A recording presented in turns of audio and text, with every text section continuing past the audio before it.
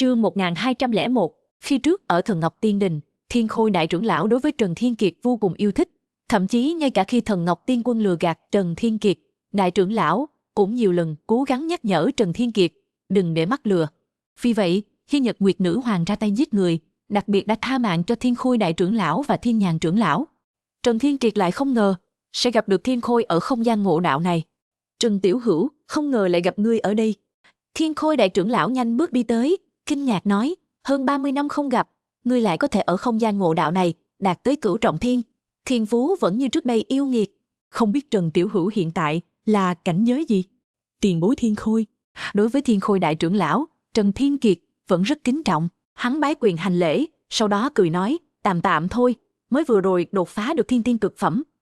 Thiên tiên cực phẩm? Thiên Khôi đại trưởng lão lộ vẻ kinh ngạc. Khi Tiên Đình đại hội diễn ra, Trần Thiên Kiệt chỉ mới là một phẩm địa tiên, mới đi qua 31 năm ngắn ngủi, Trần Thiên Kiệt đã là thiên tiên cực phẩm rồi. Hắn không nhìn lầm người, tương lai của gã tuyệt đối không phải những thiên tài bình thường có thể sánh được. Thiên phú của Trần Tiểu Hữu thật khiến người ta ganh tị. Thiên Khôi đại trưởng lão thở dài không thôi. Trần Thiên Kiệt cười nói, tiền bối Thiên Khôi dạo gần đây sống thế nào? Thiên Khôi nhếch miệng, sau khi rời khỏi Thần Ngọc Tiên Đình, lão vực chủ Lãnh Vô Phong của Băng Ngục Tiên vực đã từng mời ta trở lại Thần Ngọc Tiên Đình, nhưng cả ta và Lãnh Vô Phong đều là Thái Ất chân tiên, ta sao có thể cam lòng khuất phục dưới hắn? Vì vậy, ta liền nghĩ đến việc gia nhập những tiên đình mạnh mẽ hơn. Chỉ là Lãnh Vô Phong cái lão gia hỏa đó, làm người quá tàn nhẫn, cư nhiên với thân phận chủ tòa tiên đình, truyền tin đến 179 tòa tiên đình khác, rêu rao ta là kẻ phản bội Thần Ngọc Tiên Đình, khiến tất cả các tiên đình đều không muốn giữ ta lại. Vậy nên, sau hơn 10 năm lãng phí, ta đã làm chút chuẩn bị tiến vào không gian ngộ đạo này. Chỉ có khi đột phá cảnh giới tiên quân, ta mới có thể có một chỗ đứng vững chắc ở Bắc Cực Thiên. Nghe vậy, Trần Thiên Kiệt có chút cảm khái. Sự tàn nhẫn của Lãnh Vô Phong còn vượt xa cả Thần Ngọc Tiên Quân. Đối với Thiên Khôi vị Thái Ất chân tiên này còn không từ thủ đoạn như vậy, ông nội ta và những người khác ở Kình Thiên Tiên vực lại đang sống những ngày tháng khổ cực như thế nào? Chờ sau khi rời khỏi không gian ngộ đạo, ta dù sao cũng phải quay lại Kình Thiên Tiên vực một chuyến để cứu họ. Ai biết được nếu kéo dài thêm nữa, Băng Ngục Tiên vực và Hỏa Hải Tiên vực có thể sẽ ra tay với Kình Thiên Tiên vực. Tiền bối Thiên Khôi. Trần Thiên Kiệt nhìn xung quanh, nhướng mày hỏi, tiền bối đã đến không gian ngộ đạo này được bao lâu rồi? Ta thấy thảo nguyên rộng lớn này cũng không có nguy hiểm gì, tại sao lại có nhiều người mắc kẹt ở đây như vậy? Đến 18 năm rồi. Thiên Khôi lắc đầu thở dài, cửu trọng thiên này quả nhiên là cơn ác mộng của các Thái Ất chân tiên. Vượt qua được thì có thể đột phá, không vượt qua được thì hoặc là chiến tử, hoặc là bị mắc kẹt ở đây đến chết. Ta chỉ mất 8 năm để vượt qua bát trọng thiên phía trước, nhưng bị mắc kẹt trong cửu trọng thiên này suốt 10 năm, đến giờ vẫn chưa thể thông quan. Trần Thiên Kiệt biến sắc, thật đáng sợ như vậy. Đúng vậy. Thiên Khôi bậm môi, lòng còn sợ hãi nói, trong 10 năm này, ta đã chứng kiến quá nhiều thiên tài xuất sắc ngã xuống, nếu không chuẩn bị chút thiên tài địa bảo, trước khi vào không gian ngộ đạo, ta e rằng đã chết ở đây từ lâu rồi. Trần Tiểu Hữu, ta cần phải nhắc nhở ngươi một câu, khi thử thách, tuyệt đối không được quá tự tin, nếu tình hình không ổn, nhất định phải nhanh chóng trốn thoát, không có gì quan trọng hơn mạng sống. Vừa dứt lời, thảo nguyên đột nhiên rung chuyển, Thiên Khôi biến sắc, nguy cơ đến rồi. Trần Tiểu Hữu, lát nữa các ngươi đi theo ta sẽ dẫn các ngươi trốn.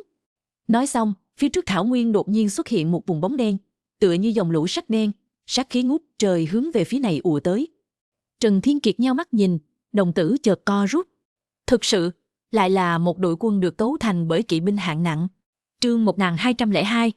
Hàng ngàn kỵ binh hạng nặng, tay cầm trường mâu, giáp bạc sáng chói. Ngay cả những con chiến mã cao lớn, dưới háng cũng được khoác lên lớp giáp dày cộm, ánh mắt mỗi người đều cực kỳ hung ác, tràn ngập một luồng sát khí bức người. Bên cạnh mỗi vị kỵ binh hạng nặng còn có 2 con tuấn mã để thay phiên cưỡi, tất cả đều khoác giáp bạc dày. Một đội kỵ binh hạng nặng như vậy, đừng nói là đối mặt với một đám người thường, dù là quân đoàn bộ binh gồm hàng vạn người, cũng có thể dễ dàng xé nát và đánh tan. Giây phút này, Trần Thiên Kiệt cuối cùng đã hiểu, tại sao Thiên Khôi và những người khác lại bị mắc kẹt ở cửu trọng thiên, làm thế nào cũng không thể vượt ải. Đây đâu phải là độ khó cấp ác mộng, đây đơn giản là độ khó cấp địa ngục. Trong tình trạng không có linh lực và cảnh giới nhục thân, bất kể kỹ năng vũ khí của họ có xuất chúng đến đâu, cũng không thể nào đối phó được với một đội quân kỵ binh hạng nặng như thế này. Kỵ binh hạng nặng ùa tới như thủy triều, mặt đất không ngừng rung chuyển. Trên mặt mỗi người đều lộ rõ vẻ ngưng trọng. Tất cả những người đang dưỡng thương đều đứng dậy, siết chặt vũ khí trong tay. Trần Thiên Kiệt quét mắt, nhìn xung quanh. Lúc này những tu tiên giả ở gần họ có tổng cộng hơn 40 người. Số lượng của đội kỵ binh hạng nặng kia vừa vặn có hơn 4.000 người. Trần Thiên Kiệt nheo mắt nói, số lượng kỵ binh hạng nặng sẽ tăng lên theo số lượng tu tiên giả sao? Thiên Khôi gật đầu nói, mỗi khi thêm một người, số lượng kỵ binh hạng nặng sẽ tăng thêm 100, cho nên chúng ta muốn dựa vào ưu thế số lượng để vượt ải là gần như không thể. May mà Cửu Trọng Thiên này đủ rộng lớn, các tu tiên giả tiến vào Cửu Trọng Thiên đều phân tán khá xa, nếu tất cả tu tiên giả tụ tập lại một chỗ, lên đến hàng vạn người, thì chẳng phải chúng ta sẽ phải đối mặt với đại quân hàng triệu kỵ binh hạng nặng sao? Vậy thì càng không thể vượt ải được nữa. Trần Thiên Kiệt chép miệng. Gia Cát Niệm Tinh ở bên cạnh vốn đã quen với cận chiến, cũng không khỏi trở nên căng thẳng. Đó chính là kỵ binh hạng nặng vô địch trong cận chiến đấy. Trong lúc nói chuyện, kỵ binh hạng nặng lại giết tới trong vòng 10 trượng. Chiến. Trần Thiên Kiệt siết chặt tương phùng côn, khẽ quát một tiếng, tung người giết ra ngoài. Thiên Khôi và Gia Cát Niệm Tinh cũng không do dự, nhanh chóng đuổi theo. Gào. Tiếng gào thét vang lên không dứt. Các tu tiên giả lần lượt lấy hết can đảm, lao về phía đội kỵ binh hạng nặng, gần như vô địch kia. Xoẹt. Trần Thiên Kiệt vừa tới gần, nã có mấy cây trường mâu sắc bén, mang theo thế xung kích đâm mạnh tới. Trần Thiên Kiệt giật mình, không dám đối đầu trực diện, dựa vào bộ pháp linh hoạt để né tránh sang bên cạnh. Chỉ là hàng ngàn kỵ binh hạng nặng đều đang lao tới, vừa né được đợt trường mâu đầu tiên, lại có thêm mấy cây trường mâu khác đâm tới. Hơn nữa thế xung kích còn đặc biệt hung mãnh. Ngay cả khi né tránh, Trần Thiên Kiệt cũng chỉ có thể vừa lùi vừa né. Nhưng dù hắn có lùi nhanh đến đâu, sao có thể nhanh hơn chiến mã? Kỹ năng côn pháp mà Trần Thiên Kiệt đã tôi luyện qua mấy ải trước, hoàn toàn không có cơ hội sử dụng. Thấy sắp bị trường mâu đâm xuyên, Trần Thiên Kiệt không còn chút do dự nào nữa, kéo Gia Cát Niệm Tinh bỏ chạy về phía xa. Đội kỵ binh hạng nặng này quá đáng sợ, Trần Thiên Kiệt thực sự không nghĩ ra cách nào có thể phá giải được họ. Sau khi chạy đến nơi xa, Trần Thiên Kiệt thở hổn hển, nhìn những tu tiên giả giàu kinh nghiệm kia chiến đấu với kỵ binh hạng nặng. Có vài người giống như Trần Thiên Kiệt, vừa giao chiến đã chọn cách bỏ chạy. Lại có những người khác tuy hiểu biết sâu sắc hơn về đạo vũ khí, kỹ năng tinh xảo hơn, nhưng cũng chỉ giết được 2-3 người rồi rơi vào cảnh đầy thương tích, sau đó phải tháo chạy trong nhục nhã. Chỉ có 2 người khiến mắt Trần Thiên Kiệt sáng lên. Chương 1203. Một người là hoàng tử của dãy núi Thú Thần. Vũ khí của Hổ Vương Tử cũng giống như của Trần Thiên Kiệt, đều là một cây côn sắt. Hắn dựa vào sức bật mạnh mẽ của tộc Hổ, trực tiếp nhảy lên lưng ngựa, một côn đánh vỡ đầu của 2 kỵ binh hạng nặng, rồi liên tục nhảy qua các lưng ngựa khác. Giao chiến với những kỵ binh hạng nặng kia, người còn lại là một nữ tử xinh đẹp mặc y phục đen, dáng vẻ dũng mãnh. Nữ tử cầm trong tay hắc kiếm, thân hình như quỷ mị, dễ dàng né tránh những ngọn thương dày đặc, thậm chí xuyên hành giữa những chiến mã, lợi dụng những chiến mã dự bị để đỡ thương, rồi hiện thân như quỷ mị, mỗi kiếm đâm thẳng vào mắt của kỵ binh hạng nặng. Kỵ binh hạng nặng mặc giáp kín toàn thân, ngay cả cổ cũng được bọc chặt, mắt là điểm yếu lớn nhất. Kiếm của nàng như rắn độc, nhanh và chuẩn, mỗi kiếm đều có thể đâm trúng mục tiêu một cách chính xác. Những tu tiên giả khác ban đầu còn có thể chống đỡ được một thời gian ngắn, nhưng rất nhanh chỉ còn lại Hổ Vương Tử và nữ tử mặc y phục đen giao chiến với kỵ binh hạng nặng. Tất cả mọi người đều đang chú ý đến trận chiến của họ, tiếng kinh thán vang lên liên tục. Thực lực của Hổ Vương Tử và nữ tử mặc y phục đen quả thật rất mạnh mẽ. Khi 2 người xoay chuyển trong đội hình kỵ binh hạng nặng, rất nhanh đã có hàng chục kỵ binh hạng nặng chết dưới tay họ. Chỉ là số lượng kỵ binh hạng nặng quá nhiều, thần pháp của 2 người tuy rất tinh diệu, nhưng càng kéo dài thời gian, 2 người dần trở nên kiệt sức, trên người bắt đầu xuất hiện vết thương. Chân phải của Hổ Vương Tử thậm chí bị một ngọn thương đâm xuyên qua. Hô! 2 người không tiếp tục chống đỡ, sau khi giết hơn 100 người, liền kéo theo thân thể đầy thương tích trốn khỏi vòng vây. Trần Thiên Kiệt thấy vậy không khỏi thở dài, nếu họ đối mặt 100 kỵ binh hạng nặng một mình, có lẽ thật sự có thể đột phá thành công. Thân pháp tinh diệu, cách sử dụng vũ khí điêu luyện, thực sự khiến người ta kinh thán. Thiên Khôi biểu môi nói, thực lực của họ đã gần như đạt đến sử chỉ cảnh rồi. Nếu đối mặt 100 kỵ binh hạng nặng một mình, có thể trực tiếp vượt ải, nhưng áp lực không lớn bằng đối mặt hàng ngàn kỵ binh hạng nặng này. Chỉ trong tình huống sinh tử cực hạn như thế này, mới có thể lĩnh ngộ những đạo vũ khí mạnh mẽ, có gan, có khí phách. Trần Thiên Kiệt đưa ngón tay cái lên, đối với 2 người này sinh ra chút khâm phục. Vấn đề lớn nhất mà 2 người họ hiện tại phải đối mặt chính là liên tục bị thương, hơn nữa lực lượng sẽ nhanh chóng suy yếu. Nếu có khả năng tác chiến liên tục, luôn ở dưới áp lực cao, chắc chắn có thể đột phá trong giới hạn sinh tử. Nói xong, Trần Thiên Kiệt đột nhiên sáng mắt. Có biện pháp rồi, hả? Gia Cát Niệm Tinh và Thiên Khôi đại trưởng lão lập tức nhìn về Trần Thiên Kiệt, nhướng mày hỏi, biện pháp gì? Trần Thiên Kiệt khẽ cười, người khác không thể có khả năng tác chiến liên tục, nhưng hắn có thể.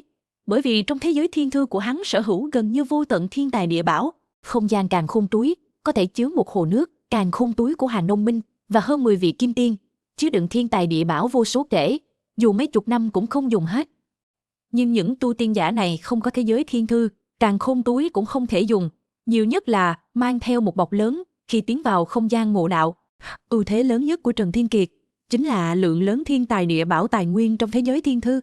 Thiên tài địa bảo có thể để hắn liên tục khôi phục thương thế, liên tục khôi phục lực khí, từ đó đạt được khi đối mặt áp lực cao, tác chiến liên tục vô hạn. Điều duy nhất họ cần làm bây giờ chính là trong Cửu Trọng Thiên trước tiên rèn luyện chiến lực, đợi thân pháp và kỹ xảo vô hạn tiếp cận Hổ Vương Tử, nữ tử mặc áo đen, liền có thể lợi dụng thiên tài địa bảo trong đội kỵ binh chiến đấu đến phút cuối cùng và đột phá trong sinh tử. Một niệm đến đây, huyết mạch của Trần Thiên Kiệt không khỏi sôi trào. Thiên tiên cực phẩm, lĩnh ngộ cảnh giới tiên quân của đạo vũ khí, vậy thì chiến lực vượt cấp của hắn phải mạnh mẽ đến mức nào? Trần Thiên Kiệt có chút phấn khích, chiến ý bắt đầu dâng trào. Chương 1204. Trong khoảng thời gian tiếp theo, Trần Thiên Kiệt, Gia Cát Niệm Tinh, Thiên Khôi đại trưởng lão mỗi ngày đều thách đấu một lần đội quân kỵ binh hạng nặng. Mấy ngày đầu, Trần Thiên Kiệt và Gia Cát Niệm Tinh ngoài việc chạy trốn thì không có khả năng phản kháng chút nào. Đến lần thách đấu thứ 30, khi bước pháp không ngừng tinh tiến, cuối cùng họ cũng có thể tránh được đợt tấn công đầu tiên của kỵ binh hạng nặng, nhảy lên lưng ngựa và giao chiến với kỵ binh hạng nặng. Trong khoảng thời gian 1 tháng này, vô số tu tiên giả chiến tử, cũng không ngừng có tu tiên giả mới gia nhập, tóm lại là không ai có thể vượt qua ải. Thậm chí ngay cả Hổ Vương Tử và nữ kiếm khách áo đen cũng chỉ tăng dần số lượng người bị giết, nhưng vẫn luôn không thể bước qua bước cuối cùng.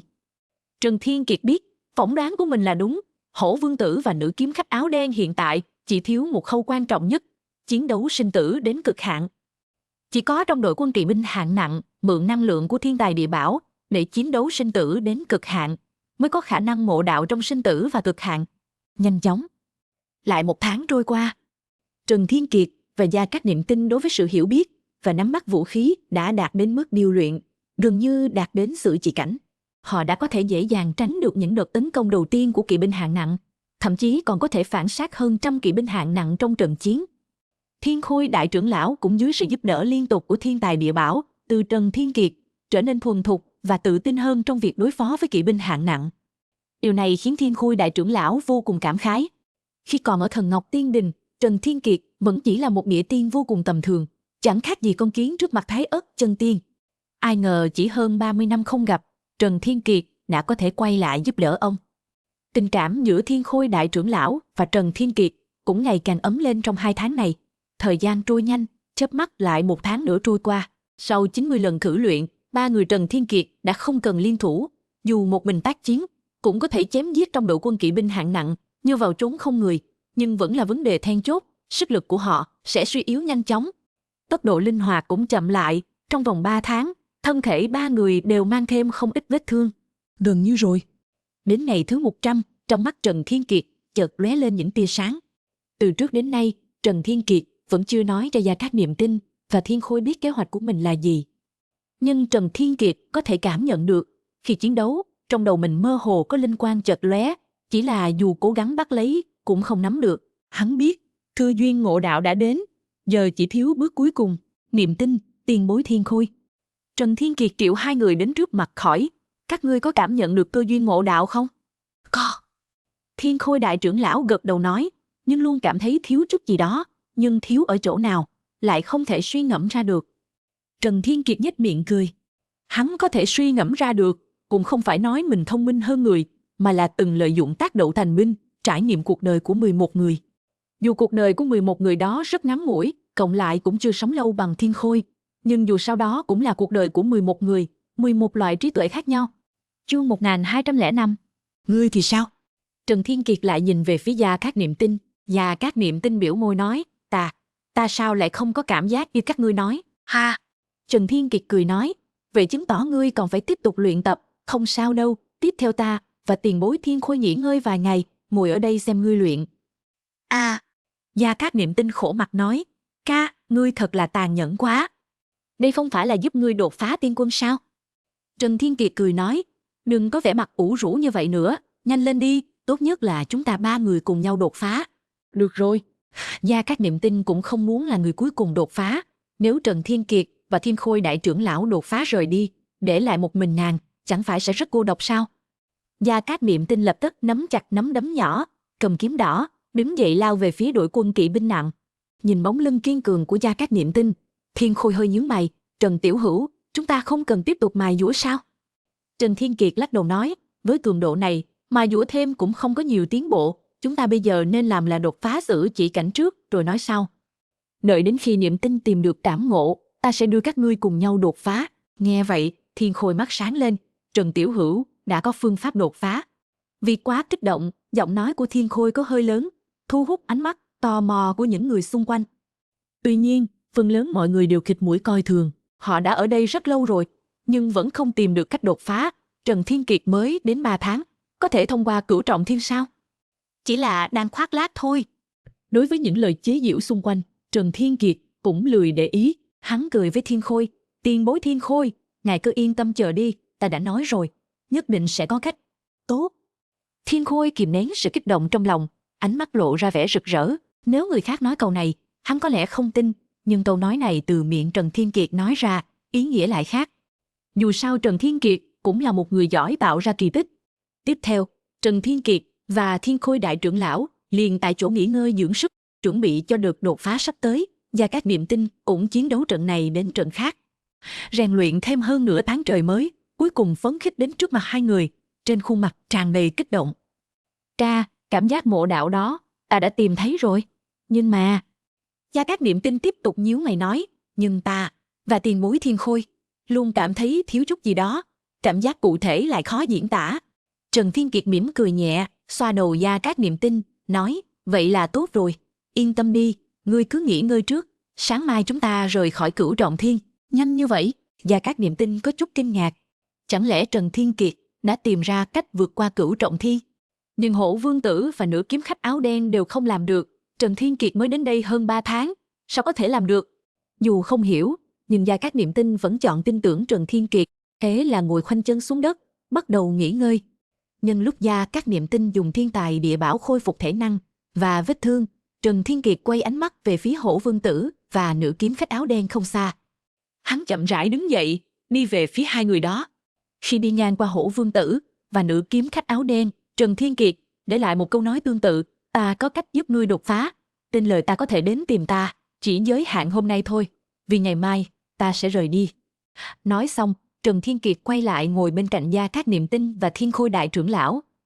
Trong Long Hổ Đường, một câu nói của Gia Cát Niệm Tinh khiến Trần Thiên Kiệt cảm thấy rất có lý. Trên thế giới này, thứ quý giá nhất không phải là bảo vật, cũng không phải tiên quả, mà là nhân tình của những kẻ mạnh. Hổ Vương Tử là hoàng tử của một trong 3 đại thế lực thú thần của Tây Bắc Thiên, Dãy núi thú thần. Nữ kiếm khách áo đen trời sinh đã có tư chất khác thường, dáng vẻ oai hùng, nghĩ cũng không phải là nhân vật đơn giản. Trần Thiên Kiệt không ngại tặng họ một chút ân huệ, vừa đặt chân đến tiên giới, đã chuốc lấy oán hận của Tham Lang Đại Đế thuộc Bắc Cực Thiên, lại thêm ở Tử Vi Thiên còn có kẻ thù không đội trời chung là Đông Chu Tiên Môn, giờ lại càng gây thù oán với Phong Ma Thư Viện. Ta phải tận dụng mọi phương pháp có thể nghĩ ra để tăng cường thực lực bản thân, dĩ nhiên bao gồm cả việc tích lũy nhân mạch. Chương 1206, khi Trần Thiên Kiệt quay trở lại bên cạnh Gia Cát Niệm Tinh, nữ kiếm khách áo đen và Hổ Vương Tử đồng thời đổ dồn ánh mắt về phía hắn. Hổ Vương Tử và nữ kiếm khách áo đen gần như không chút do dự, trực tiếp đứng dậy, đi về phía Trần Thiên Kiệt. Người xung quanh không ai tin Trần Thiên Kiệt, nhưng không bao gồm hai người bọn họ. Trong mấy tháng nay, sự tiến bộ của 3 người Trần Thiên Kiệt, hai người bọn họ đều thu hết vào tầm mắt. Rất nhiều người một tuần cũng chưa chắc đã tham chiến được một lần, thế mà 3 người Trần Thiên Kiệt lại như được tiêm máu gà, ngày nào cũng chiến, liên tục khiêu chiến suốt hơn 3 tháng trời. Hơn nữa, Trần Thiên Kiệt từ chỗ ban đầu phải chật vật bỏ chạy, đến nay đã có thể giết ra giết vào trong đội quân kỵ binh hạng nặng, đập nát đầu hàng trăm người. Sự tiến bộ như vậy quá mức thần tốc. Bởi vì họ không phải người bình thường, cho nên họ chọn cách tin tưởng Trần Thiên Kiệt. Những kẻ chỉ biết chế giễu mà không học được cách tư duy độc lập, suy cho cùng cũng chỉ là kẻ tầm thường. Mùi đi. Thấy hai người đi tới, Trần Thiên Kiệt mỉm cười. Hai người không hề khách sáo, trực tiếp khoanh chân ngồi xuống. Nữ kiếm khách áo đen lạnh lùng nói, tại sao ngươi lại giúp ta? Trần Thiên Kiệt thẳng thắn đáp, vì ta rất tán thưởng các ngươi, ta muốn các ngươi nợ ta một ân tình, lý do này đủ chưa? Đủ rồi. Nữ kiếm khách áo đen gật đầu, sau đó liền nhắm mắt dưỡng thần, không nói thêm lời nào, tĩnh lặng chờ đợi ngày thứ hai đến. Nếu Trần Thiên Kiệt nói muốn kết bạn với nàng chắc chắn sẽ đứng dậy bỏ đi ngay. Kinh nghiệm sống phong phú của nữ kiếm khách áo đen, cùng với những mảng tối mà nàng từng chứng kiến, khiến nàng hiểu rõ một đạo lý. Trên thế giới này không có sự tốt bụng nào là vô duyên vô cớ, cũng không có sự xấu xa nào là không có nguyên do. Trần Thiên Kiệt đủ thẳng thắn, mới có thể khiến nàng đủ yên tâm. Hổ Vương Tử cũng không mất đi khí phách của tộc Hổ. Sau khi nghe câu trả lời của Trần Thiên Kiệt, cũng không hỏi thêm lời thừa thãi nào, liền cùng nhắm mắt dưỡng thần. Nhìn thấy phản ứng của hai người này, Trần Thiên Kiệt tràn khẳng định bọn họ tuyệt đối không phải người tầm thường. Hai ân tình thuận tay này, tương lai chắc chắn có thể phát huy tác dụng to lớn. Khoảnh khắc này, Trần Thiên Kiệt không thể không thừa nhận bản thân có chút công lợi. Nhưng ở nơi như tiên giới này, người quá thuần túy thì không sống lâu được. Âu Dương Khịnh Công từng nói, trên thế giới này có 3 loại người có thể thành công, tuyệt đối nhân từ, tuyệt đối tàn nhẫn, và sự kết hợp giữa kiêu hùng cùng anh hùng. Âu Dương Khịnh Công còn nói, 3 loại người này đều có thể thành công, nhưng chỉ có loại người cuối cùng mới có thể cười đến cuối cùng. Trần Thiên Kiệt chính là loại người thứ 3 này, giống hệt với Trần Tư Long tiên đế của Tây Nam Thiên. Thời gian trôi qua, rất nhanh, ngày thứ 2 đã tới. Hiện tại tu tiên giả trong khu vực này có tổng cộng 39 vị. Điều này có nghĩa là kỵ binh hạng nặng xuất hiện hôm nay sẽ có gần 4.000 tên. Đây không phải là con số nhỏ. Trong tình trạng không có tu vi, muốn giết sạch 4.000 kỵ binh hạng nặng còn khó hơn cả đăng thiên. Thế nhưng, Trần Thiên Kiệt lại có cách. Đại địa bắt đầu rung chuyển. Kỵ binh hạng nặng với yên bạc chiếu trên ngựa trắng bắt đầu xông về phía đám đông, tựa như một dòng lũ thép tràn ngập sát khí. Gia Cát Niệm Tinh, Hổ Vương Tử, nữ kiếm khách áo đen lần lượt mở mắt ra. Giúp thế nào? Nữ kiếm khách áo đen vẫn trực tiếp như vậy, cũng vẫn kiệm lời như vàng. Trần Thiên Kiệt chậm rãi nói, lát nữa các ngươi sẽ biết, hôm nay coi như là trận quyết chiến rồi, mấy người các ngươi đừng rời xa ta quá, tốt nhất là trong phạm vi 10 trượng quanh ta. Nói đoạn, Trần Thiên Kiệt nhìn về phía Hổ Vương Tử và nữ kiếm khách áo đen, các ngươi tên là gì? Lát nữa tiện cho ta gọi các ngươi. Hổ Vương Tử nói, Hổ Ngao. Nữ kiếm khách áo đen nói, Quỷ Tử Mặc. Quỷ Tử Mặc. Nghe thấy cái tên này, Gia Cát Niệm Tinh kinh ngạc, ngươi là người của Huyễn Kiếm Quỷ Vực thuộc Nam Cực Thiên sao? Trần Thiên Kiệt ngẩn ra, Huyễn Kiếm Quỷ Vực. Gia Cát Niệm Tinh gật đầu nói, Huyễn Kiếm Quỷ Vực là thế lực thiên đạo của Nam Cực Thiên, hóa thân thiên đạo của Nam Cực Thiên, Huyễn Kiếm Quỷ Đế chính là chủ tể của Huyễn Kiếm Quỷ Vực. Nghe vậy, thần sắc Trần Thiên Kiệt chấn động. Hắn vốn chỉ cảm thấy nữ kiếm khách áo đen này lai lịch bất phàm, không ngờ bối cảnh còn mạnh mẽ hơn hắn tưởng tượng. Là thế lực thiên đạo, Huyễn Kiếm Quỷ Vực hoàn toàn có thể ngồi ngang hàng với gia tộc Gia Cát và Thiên Su Cung. Chỉ là không biết nữ kiếm khách áo đen tên Quỷ Tử Mặc này có quan hệ gì với Huyễn Kiếm Quỷ Đế. Chương 1207. Kỵ binh trọng trang xông tới rồi. Lúc này, trong đám người vang lên từng tiếng kinh hô. Trần Thiên Kiệt không kịp nghĩ nhiều, trực tiếp đứng dậy, cầm lấy Tương Phùng Côn, tung người lao vào đội quân kỵ binh trọng trang. Gia Cát Niệm Tinh, Thiên Khôi đại trưởng lão, Quỷ Tử Mặc, Hổ Ngao không hề do dự, đồng loạt xông ra, theo sát phía sau Trần Thiên Kiệt. Một hàng 5 người đều là những cường giả chỉ cách mộ đạo một bước, dễ dàng tránh được đợt tấn công đầu tiên của đội quân kỵ binh trọng trang, né tránh qua lại, nhảy lên lưng ngựa, giao chiến ác liệt với những kỵ binh trọng trang kia. Gần 4.000 kỵ binh trọng trang, thực lực vô cùng đáng sợ, thêm vào hơn 30 tu tiên giả khác, gần một nửa người vừa chạm mặt đã tan vỡ, hoặc là chiến tử tại chỗ, hoặc là chọn trốn thoát. Sau một nén hương, tất cả mọi người đều ngồi phờ hơi thở bên ngoài vòng chiến, nhìn 5 người Trần Thiên Kiệt đang giao chiến với đội quân kỵ binh trọng trang. Họ là những tồn tại mạnh nhất trong đám tu tiên giả này. 5 người dốc toàn bộ sức lực, thân tâm căng thẳng, không dám lơ là dù chỉ một chút. Chỉ là theo thời gian trôi qua, dù chiến lược của 5 người có mạnh mẽ đến đâu, sau khi giết hơn 100 người, sức lực bắt đầu suy yếu, sự nhanh nhẹn và tốc độ di chuyển bắt đầu chậm lại, bắt đầu thở hổn hển khi chiến đấu. Suy, 2 ngọn thương lần lượt xuyên thủng cánh tay của Gia Cát Niệm Tinh và Thiên Khôi đại trưởng lão. Trần Thiên Kiệt vội vàng lấy ra 2 đóa vạn niên tuyết liên từ thiên thư, thấp giọng nói, Niệm Tinh, tiền bối, tiếp lấy. 2 người đưa tay đón lấy tuyết liên, không hề do dự, nuốt một ngụm, vết thương lập tức cầm máu, sức lực cũng hồi phục được 5-6 phần, sau đó tiếp tục giao chiến. Một lát sau, Hổ Ngao và Quỷ Tử Mặc cũng bị thương nặng, Hổ Ngao, Quỷ Tử Mặc. Trần Thiên Kiệt thấp giọng nói, cũng ném cho họ 2 bảo vật linh tài.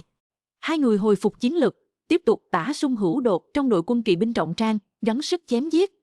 Chỉ là dù có bao nhiêu kỵ binh trọng trang ngã xuống, lập tức lại có một nhóm sinh lực mới bổ sung lên, dường như không ngừng nghỉ, làm sao mà giết hết được. 5 người rất nhanh đã đạt đến trạng thái cực hạn. Tiếp tục. Trần Thiên Kiệt gầm lên một tiếng, lại lấy ra 5 bảo vật linh tài, 1 đóa nhét vào miệng, 4 đóa còn lại ném về phía 4 người. Vậy nên, thân thể đã bị đẩy đến giới hạn của 5 người, một lần nữa khôi phục chiến lực, tiếp tục chém giết trong đội hình kỵ binh hạng nặng hùng mạnh. Trần Thiên Kiệt đứng ở vị trí trung tâm nhất, trong phạm vi 10 trượng, đảm bảo có thể ném chính xác những thiên tài địa bảo vào tay 4 người. Mỗi khi có người bị thương nặng hoặc thể lực cạn kiệt, Trần Thiên Kiệt sẽ dùng thiên tài địa bảo hỗ trợ. Trong chốc lát, 5 người tựa như 5 cỗ máy sở hữu thân thể bất tử, liên tục bị thương, liên tục hồi phục, liên tục chém giết, liên tục kiệt sức trong cuộc xung phong của kỵ binh hạng nặng. Giới hạn của họ đã chạm đến nhiều lần, nhưng mỗi lần đều có thể nhờ cậy thiên tài địa bảo để hồi phục đầy máu. Trong tình huống càn khôn túi không thể sử dụng, không ai biết Trần Thiên Kiệt lại lấy những thiên tài địa bảo này từ đâu ra. Đến tận lúc này, 4 người mới hiểu kế hoạch của Trần Thiên Kiệt là gì. Trần Thiên Kiệt muốn nhờ cậy thiên tài địa bảo, lợi dụng trạng thái giới hạn liên tục xuất hiện, cùng với việc lướt qua ranh giới sinh tử, cưỡng ép bắt lấy linh cảm đột ngột thoáng qua trong đầu. Chương 1208. Suy. Đột nhiên, một đạo kiếm khí từ hư không hiện ra, rẹt. Có đến hơn 100 vị trọng kỵ binh mặc giáp nặng bị chém rơi xuống ngựa, hiện trường ồ lên một trận. Tất cả mọi người đều nhìn về phía nữ kiếm khách mặc y phục đen. Trong tình trạng không có tu vi, vậy mà có thể chém ra kiếm khí, Rất rõ ràng. Quỷ Tử Mặc đã thành công lĩnh ngộ tầng cảnh giới thứ nhất của đạo vũ khí sử chỉ cảnh. Trần Thiên Kiệt mừng rỡ ra mặt, hắn biết suy nghĩ của mình là đúng, kế hoạch cũng đã thành công. Quỷ Tử Mặc lui ra. Trần Thiên Kiệt hô lớn một tiếng, Quỷ Tử Mặc lập tức hiểu ý. Nếu nàng tiếp tục giết chóc, số lượng trọng kỵ binh ngày càng ít đi, 4 người Trần Thiên Kiệt sẽ rất khó đột phá. Sau khi lui xuống, Quỷ Tử Mặc không nhịn được liếc nhìn Trần Thiên Kiệt đang đẫm máu, trong đôi mắt đẹp lóe lên một tia khác lạ. Nàng đã bị nhốt ở Cửu Trọng Thiên 3 năm rồi, vốn tưởng rằng mình còn phải tiếp tục bị giam cầm ở Cửu Trọng Thiên, không ngờ lại có thể đột phá thành công nhờ sự giúp đỡ của thiếu niên mặc y phục đen mới chỉ vào Cửu Trọng Thiên hơn 3 tháng này. Tên này rốt cuộc là người thế nào? Hắn lại có thể nghĩ ra rất vượt ải. Quan trọng hơn là, tại sao hắn có thể lấy ra thiên tài địa bảo gần như vô tận? Càn khôn túi chẳng phải không thể sử dụng được nữa sao? Trong chốc lát, Quỷ Tử Mặc chỉ cảm thấy trên người Trần Thiên Kiệt tràn đầy sự thần bí. Nàng bắt đầu có hứng thú với thiếu niên chỉ mới tiếp xúc được một ngày này. Keng! Lúc này, theo việc Quỷ Tử Mặc đột phá sử chỉ cảnh, sĩ khí 4 người Trần Thiên Kiệt tăng mạnh, tiếp tục chém giết với hơn 2.000 trọng kỵ binh còn lại. 4 người thường xuyên rơi vào trạng thái cực hạn, cơ thể không ngừng chịu trọng thương, nhưng mỗi lần đều có thể dựa vào thiên tài địa bảo để khôi phục chiến lực và khí huyết. Tiếng kim loại va chạm không dứt bên tai, ánh lửa và máu tươi không ngừng bắn ra. Đột nhiên, cây đuôi của Hổ Ngao vung lên, một gậy đánh xuống, côn khí bùng nổ, hơn 100 trọng kỵ binh cùng người lẫn ngựa bị hất văng ra ngoài. Trần Thiên Kiệt lộ vẻ vui mừng, Hổ Ngao cũng đã thành công đột phá sử chỉ cảnh. Tiếp theo, chỉ còn lại 3 người bọn họ, mà trọng kỵ binh vẫn còn hơn 1.400 người. Theo việc Quỷ Tử Mặc và Hổ Ngao lần lượt đột phá, những tu tiên giả xung quanh đều đỏ mắt. Họ bắt đầu hối hận. Lúc mới nghe Trần Thiên Kiệt nói muốn rời khỏi Cửu Trọng Thiên vào hôm nay, họ đều khinh thường, cho rằng Trần Thiên Kiệt khoác lác quá mức. Thế nhưng bây giờ, họ hận không thể tự tát mình một cái. Sớm biết yêu nghiệt Trần Thiên Kiệt này sở hữu thiên tài địa bảo vô tận, lại còn thấu hiểu cách vượt ải, họ đã nên tìm mọi cách lấy lòng Trần Thiên Kiệt, cầu xin Trần Thiên Kiệt dẫn họ cùng đột phá. Chỉ tiếc là mọi thứ đã quá muộn. Đợi Trần Thiên Kiệt 3 người giết sạch trọng kỵ binh còn lại, tất cả bọn họ sẽ trực tiếp vượt qua cửa ải thứ 9. Nhưng khác biệt ở chỗ, nhóm người Trần Thiên Kiệt có thể lĩnh ngộ sử chỉ cảnh, còn họ chỉ là nằm không cũng vượt qua cửa ải thứ 9. Thực lực không có bất kỳ thay đổi nào. Việc duy nhất họ có thể làm tiếp theo là rời khỏi không gian ngộ đạo, nếu không với thực lực hiện tại, tiến vào thập trọng thiên tuyệt đối là tự sát. Đến rồi. Khi trọng kỵ binh chỉ còn lại hơn 900 người, sau khi Trần Thiên Kiệt liên tiếp trải qua vài lần trạng thái cực hạn, tia linh quang kia cuối cùng cũng được nắm bắt vững chắc. Trên người Trần Thiên Kiệt tỏa ra một luồng sát phạt chi khí. Tiến không lùi, đánh đầu thắng đó. Dùng sát phạt để ngăn chặn sát phạt. Côn sát phạt. Trần Thiên Kiệt đột nhiên gầm lên một tiếng, Tương Phùng Côn trong tay mạnh mẽ đánh ra. Ầm một tiếng nổ lớn, đại địa nứt toác. Có đến hơn 300 trọng kỵ binh cùng người lẫn ngựa bị chấn nát ngũ tạng lục phủ, tại chỗ thất khiếu chảy máu, khí tuyệt bỏ mình. Nhìn thấy cảnh này, Quỷ Tử Mặc và Hổ Ngao lập tức trợn tròn mắt. Khi bọn họ thấu hiểu sự chỉ cảnh, cũng chỉ giết được hơn 100 người. Một kỵ này của Trần Thiên Kiệt lại giết chết tận hơn 300 người. Hơn nữa, sát phạt chi khí trên người Trần Thiên Kiệt vô cùng nồng đậm. Gậy này hắn lĩnh ngộ được, lại là con đường lấy sát chứng đạo. Lấy sát chứng đạo, đó chính là con đường mạnh nhất trong vô số con đường tu hành. Long Thương Bách đứng đầu Ngộ Đạo bảng, từng trong một đêm liên tục vượt qua cửu 19 trọng thiên, chính là lấy sát chứng đạo. Chương 1209. Thiên Phú, thật đáng sợ. Hổ Ngao kinh ngạc nói, người này rốt cuộc là ai? Trần Thiên Kiệt, sao ta chưa từng nghe qua cái tên này? Quỷ Tử Mặc nheo mắt nói, một kẻ hậu bối vô danh, e rằng kẻ này ẩn chứa không ít bí mật. Trần Thiên Kiệt thành công đột phá tầng thứ nhất của đạo vũ khí, sự chỉ cảnh, trong lòng dâng lên một trận vui sướng. Hắn biết rằng, chiến lực vượt cấp của mình sẽ được tăng cường đáng kể. Kế hoạch đi Kình Thiên Tiên vực cứu người, tỷ lệ thành công lại cao hơn nhiều. Sau khi đột phá, Trần Thiên Kiệt không vội rời khỏi chiến trường, bởi vì hắn còn phải cung cấp thiên tài địa bảo cho Gia Cát Niệm Tinh và Thiên Khôi đại trưởng lão. Hiện tại trong chiến trường chỉ còn lại hơn 600 kỵ binh hạng nặng. Gia Cát Niệm Tinh và Thiên Khôi đại trưởng lão toàn thân là máu, trông như vừa mới được vớt lên từ dòng máu, thậm chí khuôn mặt cũng bị nhuộm đỏ bởi máu tươi. Suy, không lâu sau, Thiên Khôi đại trưởng lão vung kiếm, phá giáp hơn 100 tên. Thiên Khôi cũng thành công lĩnh ngộ sử chỉ cảnh. Gia Cát Niệm Tinh một mình trịch chiến với hơn 400 kỵ binh hạng nặng còn lại. Trần Thiên Kiệt nhìn bóng hình yếu ớt nhưng vô cùng kiên cường kia, trong chốc lát có chút thất thần. Khoảnh khắc này, nàng trông giống tỷ Trần Thiên Tuyết hơn. Trong vài tháng tiếp xúc này, đôi khi Trần Thiên Kiệt sẽ nghĩ, nếu cô nương này thực sự là muội của mình thì tốt biết bao. Gia Cát Niệm Tinh dường như cũng thật sự xem hắn như anh trai ruột. Nhìn những vết thương trên người Gia Cát Niệm Tinh ngày càng nhiều, Trần Thiên Kiệt đau lòng vô cùng. Hắn liên tục ném thiên tài địa bảo cho Gia Cát Niệm Tinh, không hề keo kiệt, ném thứ nào có giá trị dược liệu cao hơn thì ném thứ đó. Còn Gia Cát Niệm Tinh cũng không làm Trần Thiên Kiệt thất vọng. Ngay khi kỵ binh hạng nặng chỉ còn lại 100 người cuối cùng, đôi mắt của nàng cuối cùng cũng sáng lên. Suy, vung kiếm, phá giáp hơn 100 tên. Tất cả kỵ binh hạng nặng còn lại, cả người lẫn ngựa đều bị kiếm khí này chém thành hai nửa. Oa! Gia Cát Niệm Tinh nhìn uy lực do một kiếm này tạo ra, kinh ngạc đến mức suýt nhảy cẫng lên. Nàng không ngờ mình lại thực sự có thể lĩnh ngộ sử chỉ cảnh. Hơn nữa chỉ trong vòng chưa đến nửa năm, mẫu thân và Tiểu Cửu từng cười nói, xét theo cuộc sống nhung lụa từ nhỏ đến lớn của nàng, muốn lĩnh ngộ sử chỉ cảnh, ít nhất cũng phải mất 100 năm thời gian. Nhưng bây giờ, Gia Cát Niệm Tinh cười đùa nhìn Trần Thiên Kiệt, nàng biết tất cả đều là công lao của Trần Thiên Kiệt. Ca, ngươi xem, ta đã làm được rồi. Trần Thiên Kiệt khẽ cười, bước lên phía trước, giúp Gia Cát Niệm Tinh lau đi máu trên mặt.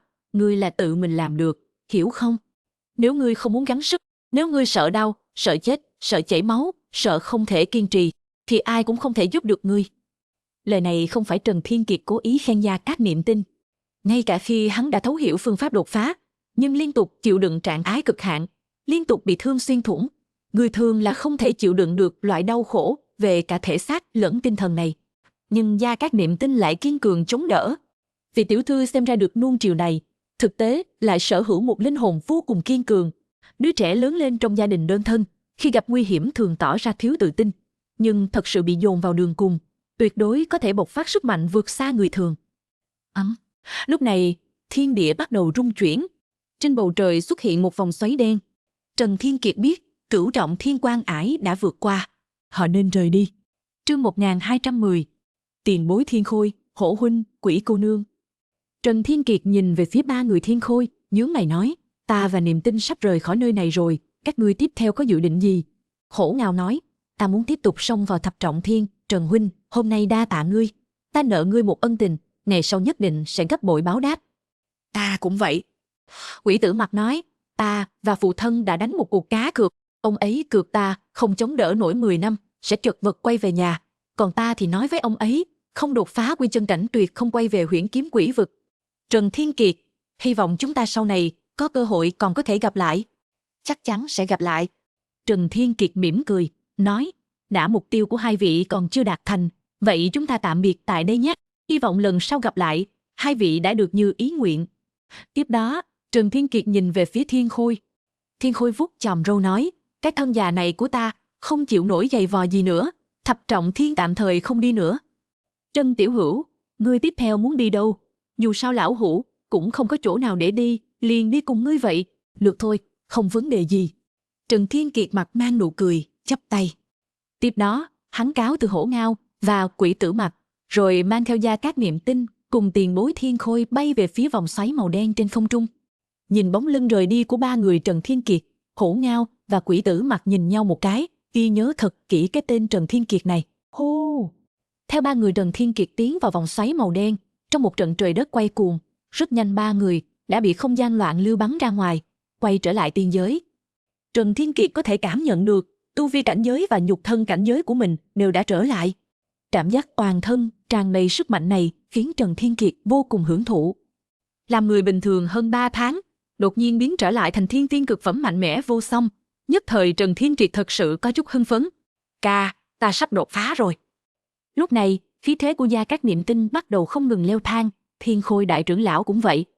Trần Thiên Kiệt lập tức nói, đi, chúng ta tìm một nơi bế quan trước, đột phá cảnh giới, rồi hãy nói. Được. Hai người đều gật đầu. Thế là ba người cưỡi mây đạp gió bay về phía mặt đất, tìm một dãy núi, tạm thời bế quan trong thâm sơn. Gia Cát Niệm Tinh và Thiên Khôi đại trưởng lão bế quan đột phá cảnh giới tiên quân. Trần Thiên Kiệt thì ý niệm vừa động, tiến vào thế giới thiên thư. Mặc dù hiện nay đã lĩnh hội sự chỉ cảnh của đạo vũ khí, nhưng Trần Thiên Kiệt dù sao cũng chỉ là thiên tiên cực phẩm, muốn cứu ông nội và mọi người ra, thực lực còn xa mới đủ. Cho nên nhân lúc Gia Cát Niệm Tinh hai người đột phá cảnh giới tiên quân, Trần Thiên Kiệt chuẩn bị lợi dụng năng lượng trong tiên tinh, xông vào kim tiên cảnh giới, Vạn Cổ Đan Kinh. Trần Thiên Kiệt ngồi xếp bằng trong thế giới thiên thư xám xịt, vận chuyển công pháp, điên cuồng hấp thu luyện hóa tiên tinh. Hiện tại Trần Thiên Kiệt sở hữu 20 triệu tiên tinh, đủ để đột phá kim tiên cảnh giới, chỉ là không biết cần tiêu tốn bao lâu. Tuế nguyệt tu hành của tiên giới luôn trôi qua cực nhanh. Trần Thiên Kiệt ngồi xếp bằng tu hành như lão tăng nhập định, dường như chỉ là trong chớp mắt, bên ngoài đã đông qua xuân tới, mặt trời mọc mặt trăng lặn, trôi qua tròn 10 năm. Trong 10 năm này, Trần Thiên Kiệt chưa từng uống một giọt nước, chưa từng mở mắt một lần. Cả người hắn đều chìm vào trạng thái tu luyện không điên ma, không thành hoạt, không bị bất kỳ vật ngoại lai và tạp niệm nào xâm nhiễu. Cuối hạ sang thu, trong nháy mắt lại trôi qua 10 năm thời gian. Đột nhiên, Trần Thiên Kiệt mở mắt ra, một đạo khí tức tiên quân mạnh mẽ từ trong dãy núi lan tỏa ra. Trần Thiên Kiệt nhận ra, Thiên Khôi đại trưởng lão đã đột phá thành công cảnh giới tiên quân.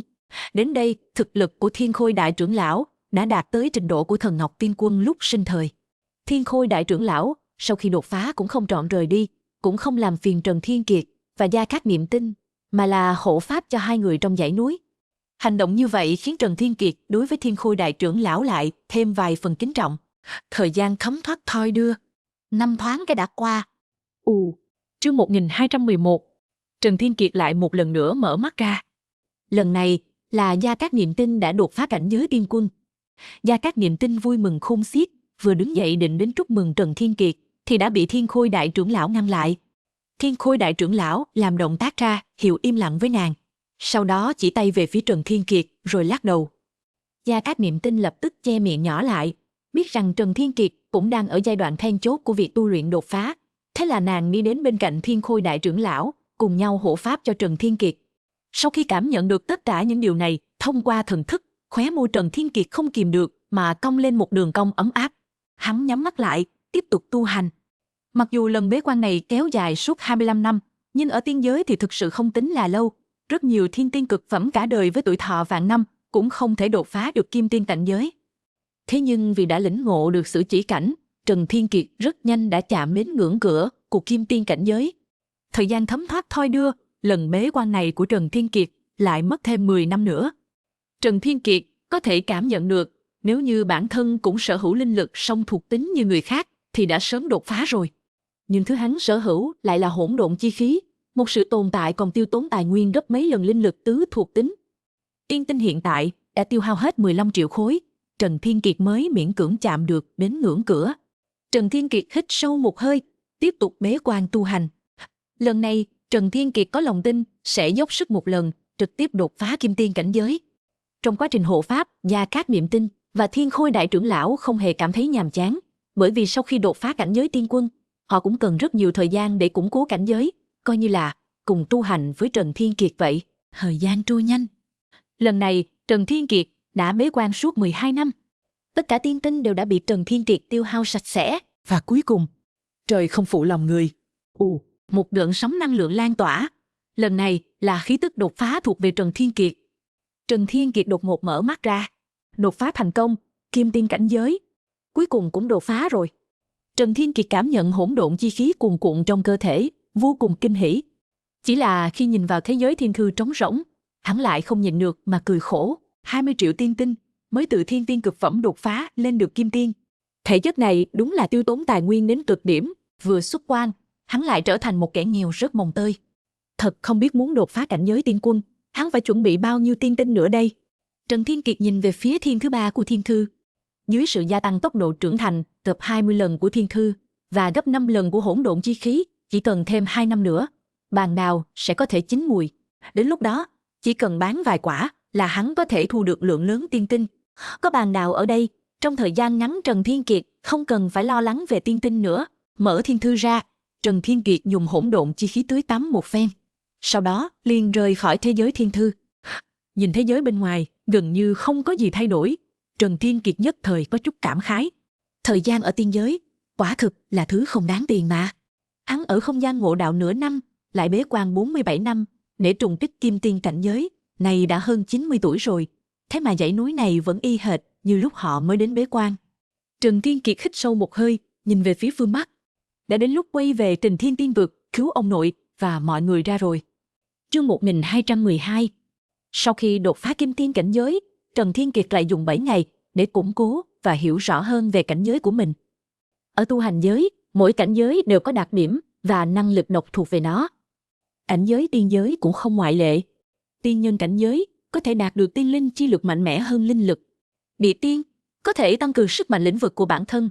Đây là điều Dịch Thần Tiên Quân đã nói với Trần Thiên Kiệt. Tiếc là Trần Thiên Kiệt mãi đến thiên tiên cảnh mới bắt đầu học cách nắm giữ lĩnh vực. Nếu không thì tại Tiên Đình Đại hội còn có thể hiện ấn tượng hơn. Tiên tiên cảnh có thể cưỡi mây bay lượn, đi hàng vạn dặm trong một ngày. Kim tiên cảnh có thể tam hoa tụ đỉnh, truyền âm hàng ngàn dặm. Niệm Tinh, tiền bối Thiên Khôi. Trần Thiên Kiệt khép miệng lại, cố gắng dùng kim tiên cảnh giới để liên lạc với cả hai. Ca.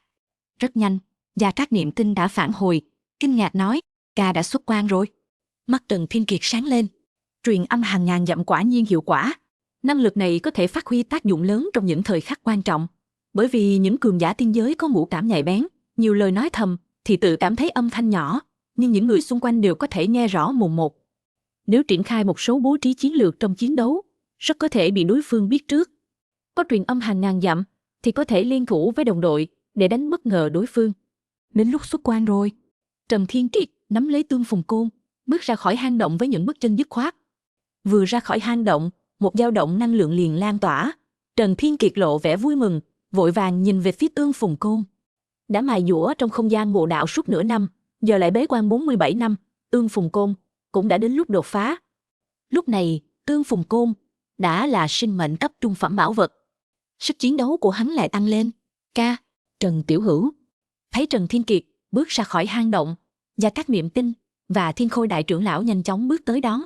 Trần Thiên Kiệt nhìn cả hai, cười nói, cảnh giới tiên quân đã ổn định chưa? Đã ổn định rồi.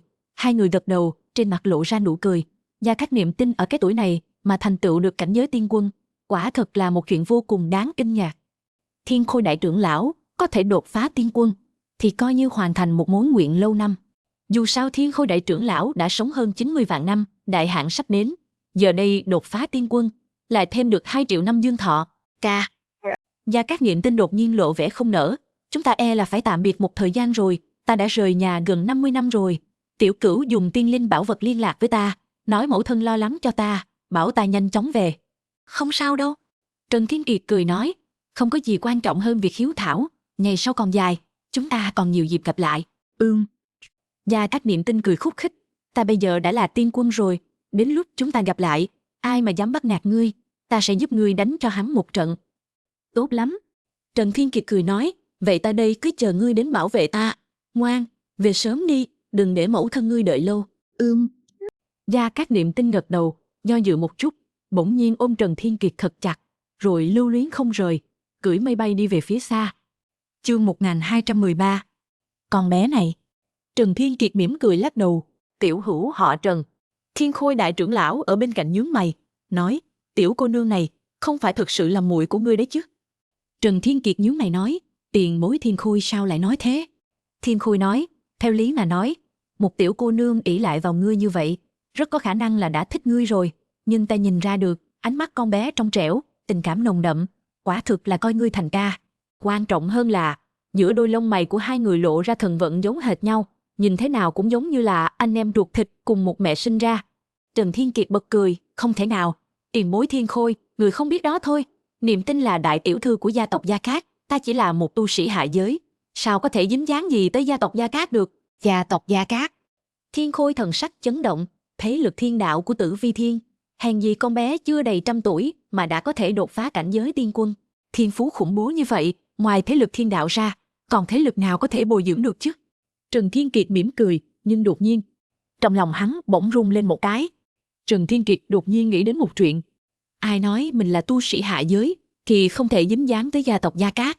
Mẫu tộc chẳng phải là thế lực cường đại ở tiên giới sao? Hơn nữa, mẫu thân lúc trước có thể dễ dàng hạ phàm, điều đó chứng tỏ mẫu tộc không chỉ cường đại mà còn có khả năng mở ra thông đạo kết nối giữa phàm gian và tiên giới.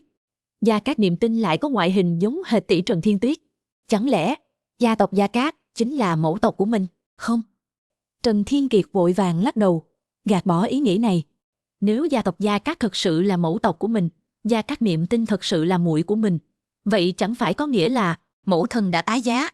Dù sao khi còn ở tu hành giới, mình chỉ có một người tỷ là Trần Thiên Tuyết, chưa từng có muội. Phụ thân một lòng muốn tới tiên giới để đoàn tụ với nương thân, nếu biết nương thân tái giá, lòng sẽ đau đớn biết bao. Hơn nữa, mẫu thân vì muốn ở bên phụ thân mà sẵn sàng rời bỏ gia tộc của mình, vĩnh viễn ở lại tu hành giới, có thể thấy tình cảm hai người thắm thiết nhường nào. Từ điểm này có thể chứng minh gia tộc Gia Cát không phải là mẫu tộc của mình. Trần Thiên Kiệt lắc đầu, không suy nghĩ thêm nữa, mà nhìn về phía Thiên Khôi đại trưởng lão, nói, tiền bối Thiên Khôi, vì cảnh giới của người đã ổn định rồi, vậy vãn bối xin cáo từ trước. Vãn bối còn có chuyện rất quan trọng cần phải làm. Ủa? Thiên Khôi đại trưởng lão hỏi, tiểu hữu họ Trần, nếu không ngại, có thể nói cho ta biết ngươi định đi làm gì không? Trần Thiên Kiệt mỉm cười, không đáp lời. Thiên Khôi thở dài, nếu ta đoán không lầm, tiểu hữu họ Trần định tới Kình Thiên Tiên Vực đúng không? Lão già này sống mấy chục vạn năm rồi, nếu đến chuyện này mà cũng không nhìn ra thì những năm qua coi như sống uổng phí. Tiểu hữu họ Trần, ngươi giúp ta đột phá cảnh giới tiên quân, ta rất cảm kích ngươi, hơn nữa ta và Lãnh Vô Phong cũng có hiềm khích không nhỏ.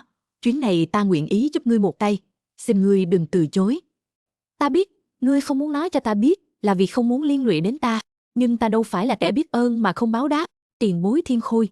Trần Thiên Kiệt nghiêm nghị nói, mặc dù ta đã có kế hoạch cứu ông nội và những người khác, nhưng chắc chắn phải đối đầu với thần Ngọc Tiên Đình.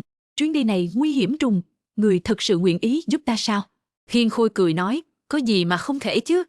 Trong lòng Trần Thiên Kiệt dâng lên một luồng ấm áp, đối với Thiên Khôi lại thêm vài phần kính trọng. Vậy vãn bối xin đa tạ tiền bối Thiên Khôi. Có cường giả tiên quân trợ giúp, tỷ lệ thành công trong việc cứu ông nội và những người khác của Trần Thiên Kiệt lại tăng thêm vài phần. Vì tiền bối Thiên Khôi nguyện ý đồng hành, vậy kế hoạch của ta phải thay đổi một chút. Tiền bối Thiên Khôi, lát nữa có thể phải ủy khuất người một chút. Ủy khuất một chút. Thiên Khôi ngẩn ra, không hiểu ý của Trần Thiên Kiệt. Trần Thiên Kiệt bắt đầu giải thích, sau đó đem kế hoạch đã điều chỉnh trong lòng nói ra hết. Rất nhanh, Thiên Khôi liền giơ ngón tay cái lên với Trần Thiên Kiệt. Tiểu hữu họ Trần, ta nguyện ý tin ngươi, kế hoạch bây giờ có thể bắt đầu rồi. Chương 1214. Tây Nam Thiên, Thiên Cơ Cát. Thiên Cơ đại trận do vô số linh kiện tinh vi tạo thành, đang vận chuyển không ngừng nghỉ ngày đêm. Mộc Tru ngồi một bên, vắt chéo chân, ngân nga tiểu khúc, vừa thưởng thức trà thơm, vừa xem cuốn sách nhỏ trong tay. Một lão đạo nhân mặt trẻ tóc bạc, phong thái đạo cốt tiên phong đứng cung kính bên cạnh, lén liếc nhìn nội dung trên cuốn sách nhỏ, có chút không đành lòng nhìn thẳng. Người thanh niên phóng túng không bị ràng buộc này, thật sự là chuyển thế của Tiềm Long lão các chủ sao? Tiềm Long lão các chủ vốn là người trầm ổn ôn hòa, liệu việc như thần, sở hữu đại trí tuệ thông thiên, trong thiên hạ dường như không có việc gì mà lão nhân gia không làm được. Thậm chí Trần Thiên Long năm đó từng đâm thủng một lỗ lớn trên tiên giới, cũng là do Tiềm Long lão các chủ một tay phò tá mà thành. Sao đời này của lão các chủ lại trông lêu lổng như vậy? Nếu không phải lão gia Tử Long Thương bách vỗ ngực đảm bảo, thiên cơ các dù thế nào cũng không thể nào tôn hắn làm chủ. Các chủ. Lão đạo nhân hắn giọng, không nhịn được nhắc nhở, ngài nên xem nhiều kinh văn có ích cho cảnh giới, chứ không phải xem mấy thứ dơ bẩn hạ lưu đó. Một Chu liếc nhìn lão đạo nhân, nhếch miệng cười, thế nào là dơ bẩn, thế nào là hạ lưu, đều là sách, hà tất phải phân ra Dương Xuân Bạch Tuyết và Hạ Lý Ba Nhân. Thánh nhân của Nho gia từng nói, ăn uống nam nữ là đại dục của con người. Cáo Tử cũng từng nói, thực sắc tính giả. Mạnh thiên sư, ta đây là đang nghiên cứu đạo lý trí cao của vũ trụ về âm dương giao cấu, thủy nhũ giao dung đấy. Trên trán lão đạo nhân nổi lên 3 vạch đen, không nói nên lời. Ông. Lúc này, trên thiên cơ đại trận bỗng nhiên tỏa ra một đạo hắc quang. Vẻ lêu lổng trên mặt Mộc Chu lập tức biến mất, sắc mặt ngưng trọng, ném cuốn sách nhỏ sang một bên, sải bước đi tới trước thiên cơ đại trận. Hắn nhíu mày, vươn tay phải ra, bấm ngón tay tính toán.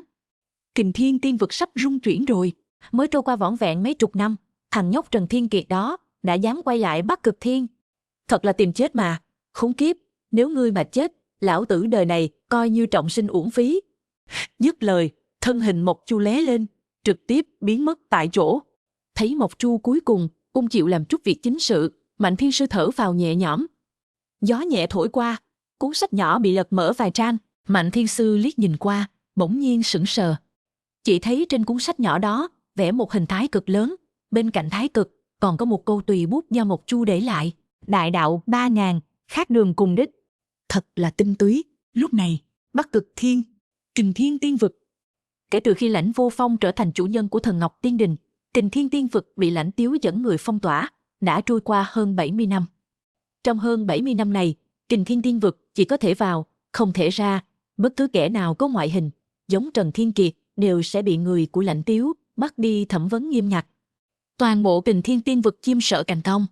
Mặc dù những bách tính bình thường chỉ ở cảnh giới thánh nhân không chịu ảnh hưởng gì, nhưng rất nhiều thương đội qua lại giữa các tiên vực lớn lại oán án khắp nơi. Không thể rời khỏi Kình Thiên Tiên Vực. Điều này đồng nghĩa với việc nguồn sống của họ bị cắt đứt. Vì thế, vực chủ Đông Phương Kình Thiên đặc biệt mở kho báu vực chủ phủ để cứu tế những thương hành đó. Sự tiêu hao của việc cứu tế hơn 70 năm, đối với vực chủ phủ mà nói, không đáng nhắc tới. Nhưng cứ kéo dài như vậy, ai biết kho báu vực chủ phủ còn có thể cầm cự được bao lâu. Hiện nay, đừng nói đến những thương hành và thế lực tu tiên trong tiên vực, ngay cả bên trong vực chủ phủ và 6 đại thế lực cũng một trận lòng người hoang mang. Chương 1215. Lúc này, đại đường phủ chủ vực Đông Phương Kình Thiên, phó vực chủ Trần Hiến Lễ, Lăng Đông, cùng với các trưởng môn của 6 đại thế lực tụ tập một chỗ. Gần đây vài ngày, Kình Thiên Tiên Vực xảy ra một chuyện lớn, bọn họ tập hợp lại là để nghiên cứu đối sách. Hiện tại tình hình có chút rắc rối.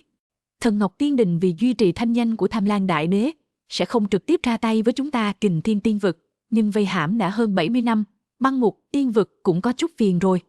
Họ lại dùng thủ đoạn bẩn thỉu để Hỏa Hải Tiên Vực tấn công Kình Thiên Tiên Vực của chúng ta. 3.600 tiên vực đều biết Hỏa Hải Tiên Vực và Kình Thiên Tiên Vực có thù hận sâu sắc, nên việc Hỏa Hải Tiên Vực tấn công Kình Thiên Tiên Vực là chuyện lẽ thường, ai cũng không dám nói lời nào về Thần Ngọc Tiên Đình và Tham Lang Đại Đế. Nhưng băng ngục tiên vực bí mật giúp đỡ Hỏa Hải Tiên Vực, giúp Hỏa Hải Tiên Vực vận chuyển cường giả. Hiện tại Hỏa Hải Tiên Vực căn bản không phải chúng ta có thể đối phó được. Đông Tuyết Thành và Cung Châu Thành bị Hỏa Hải Tiên Vực công phá, 60 triệu dân chúng thảm bị tàn sát. Hỏa Hải Tiên Vực đã thổi lên hồi kèn tiến công. Nếu chúng ta không làm gì đó, e rằng cả Kình Thiên Tiên Vực sẽ rơi vào bạo loạn.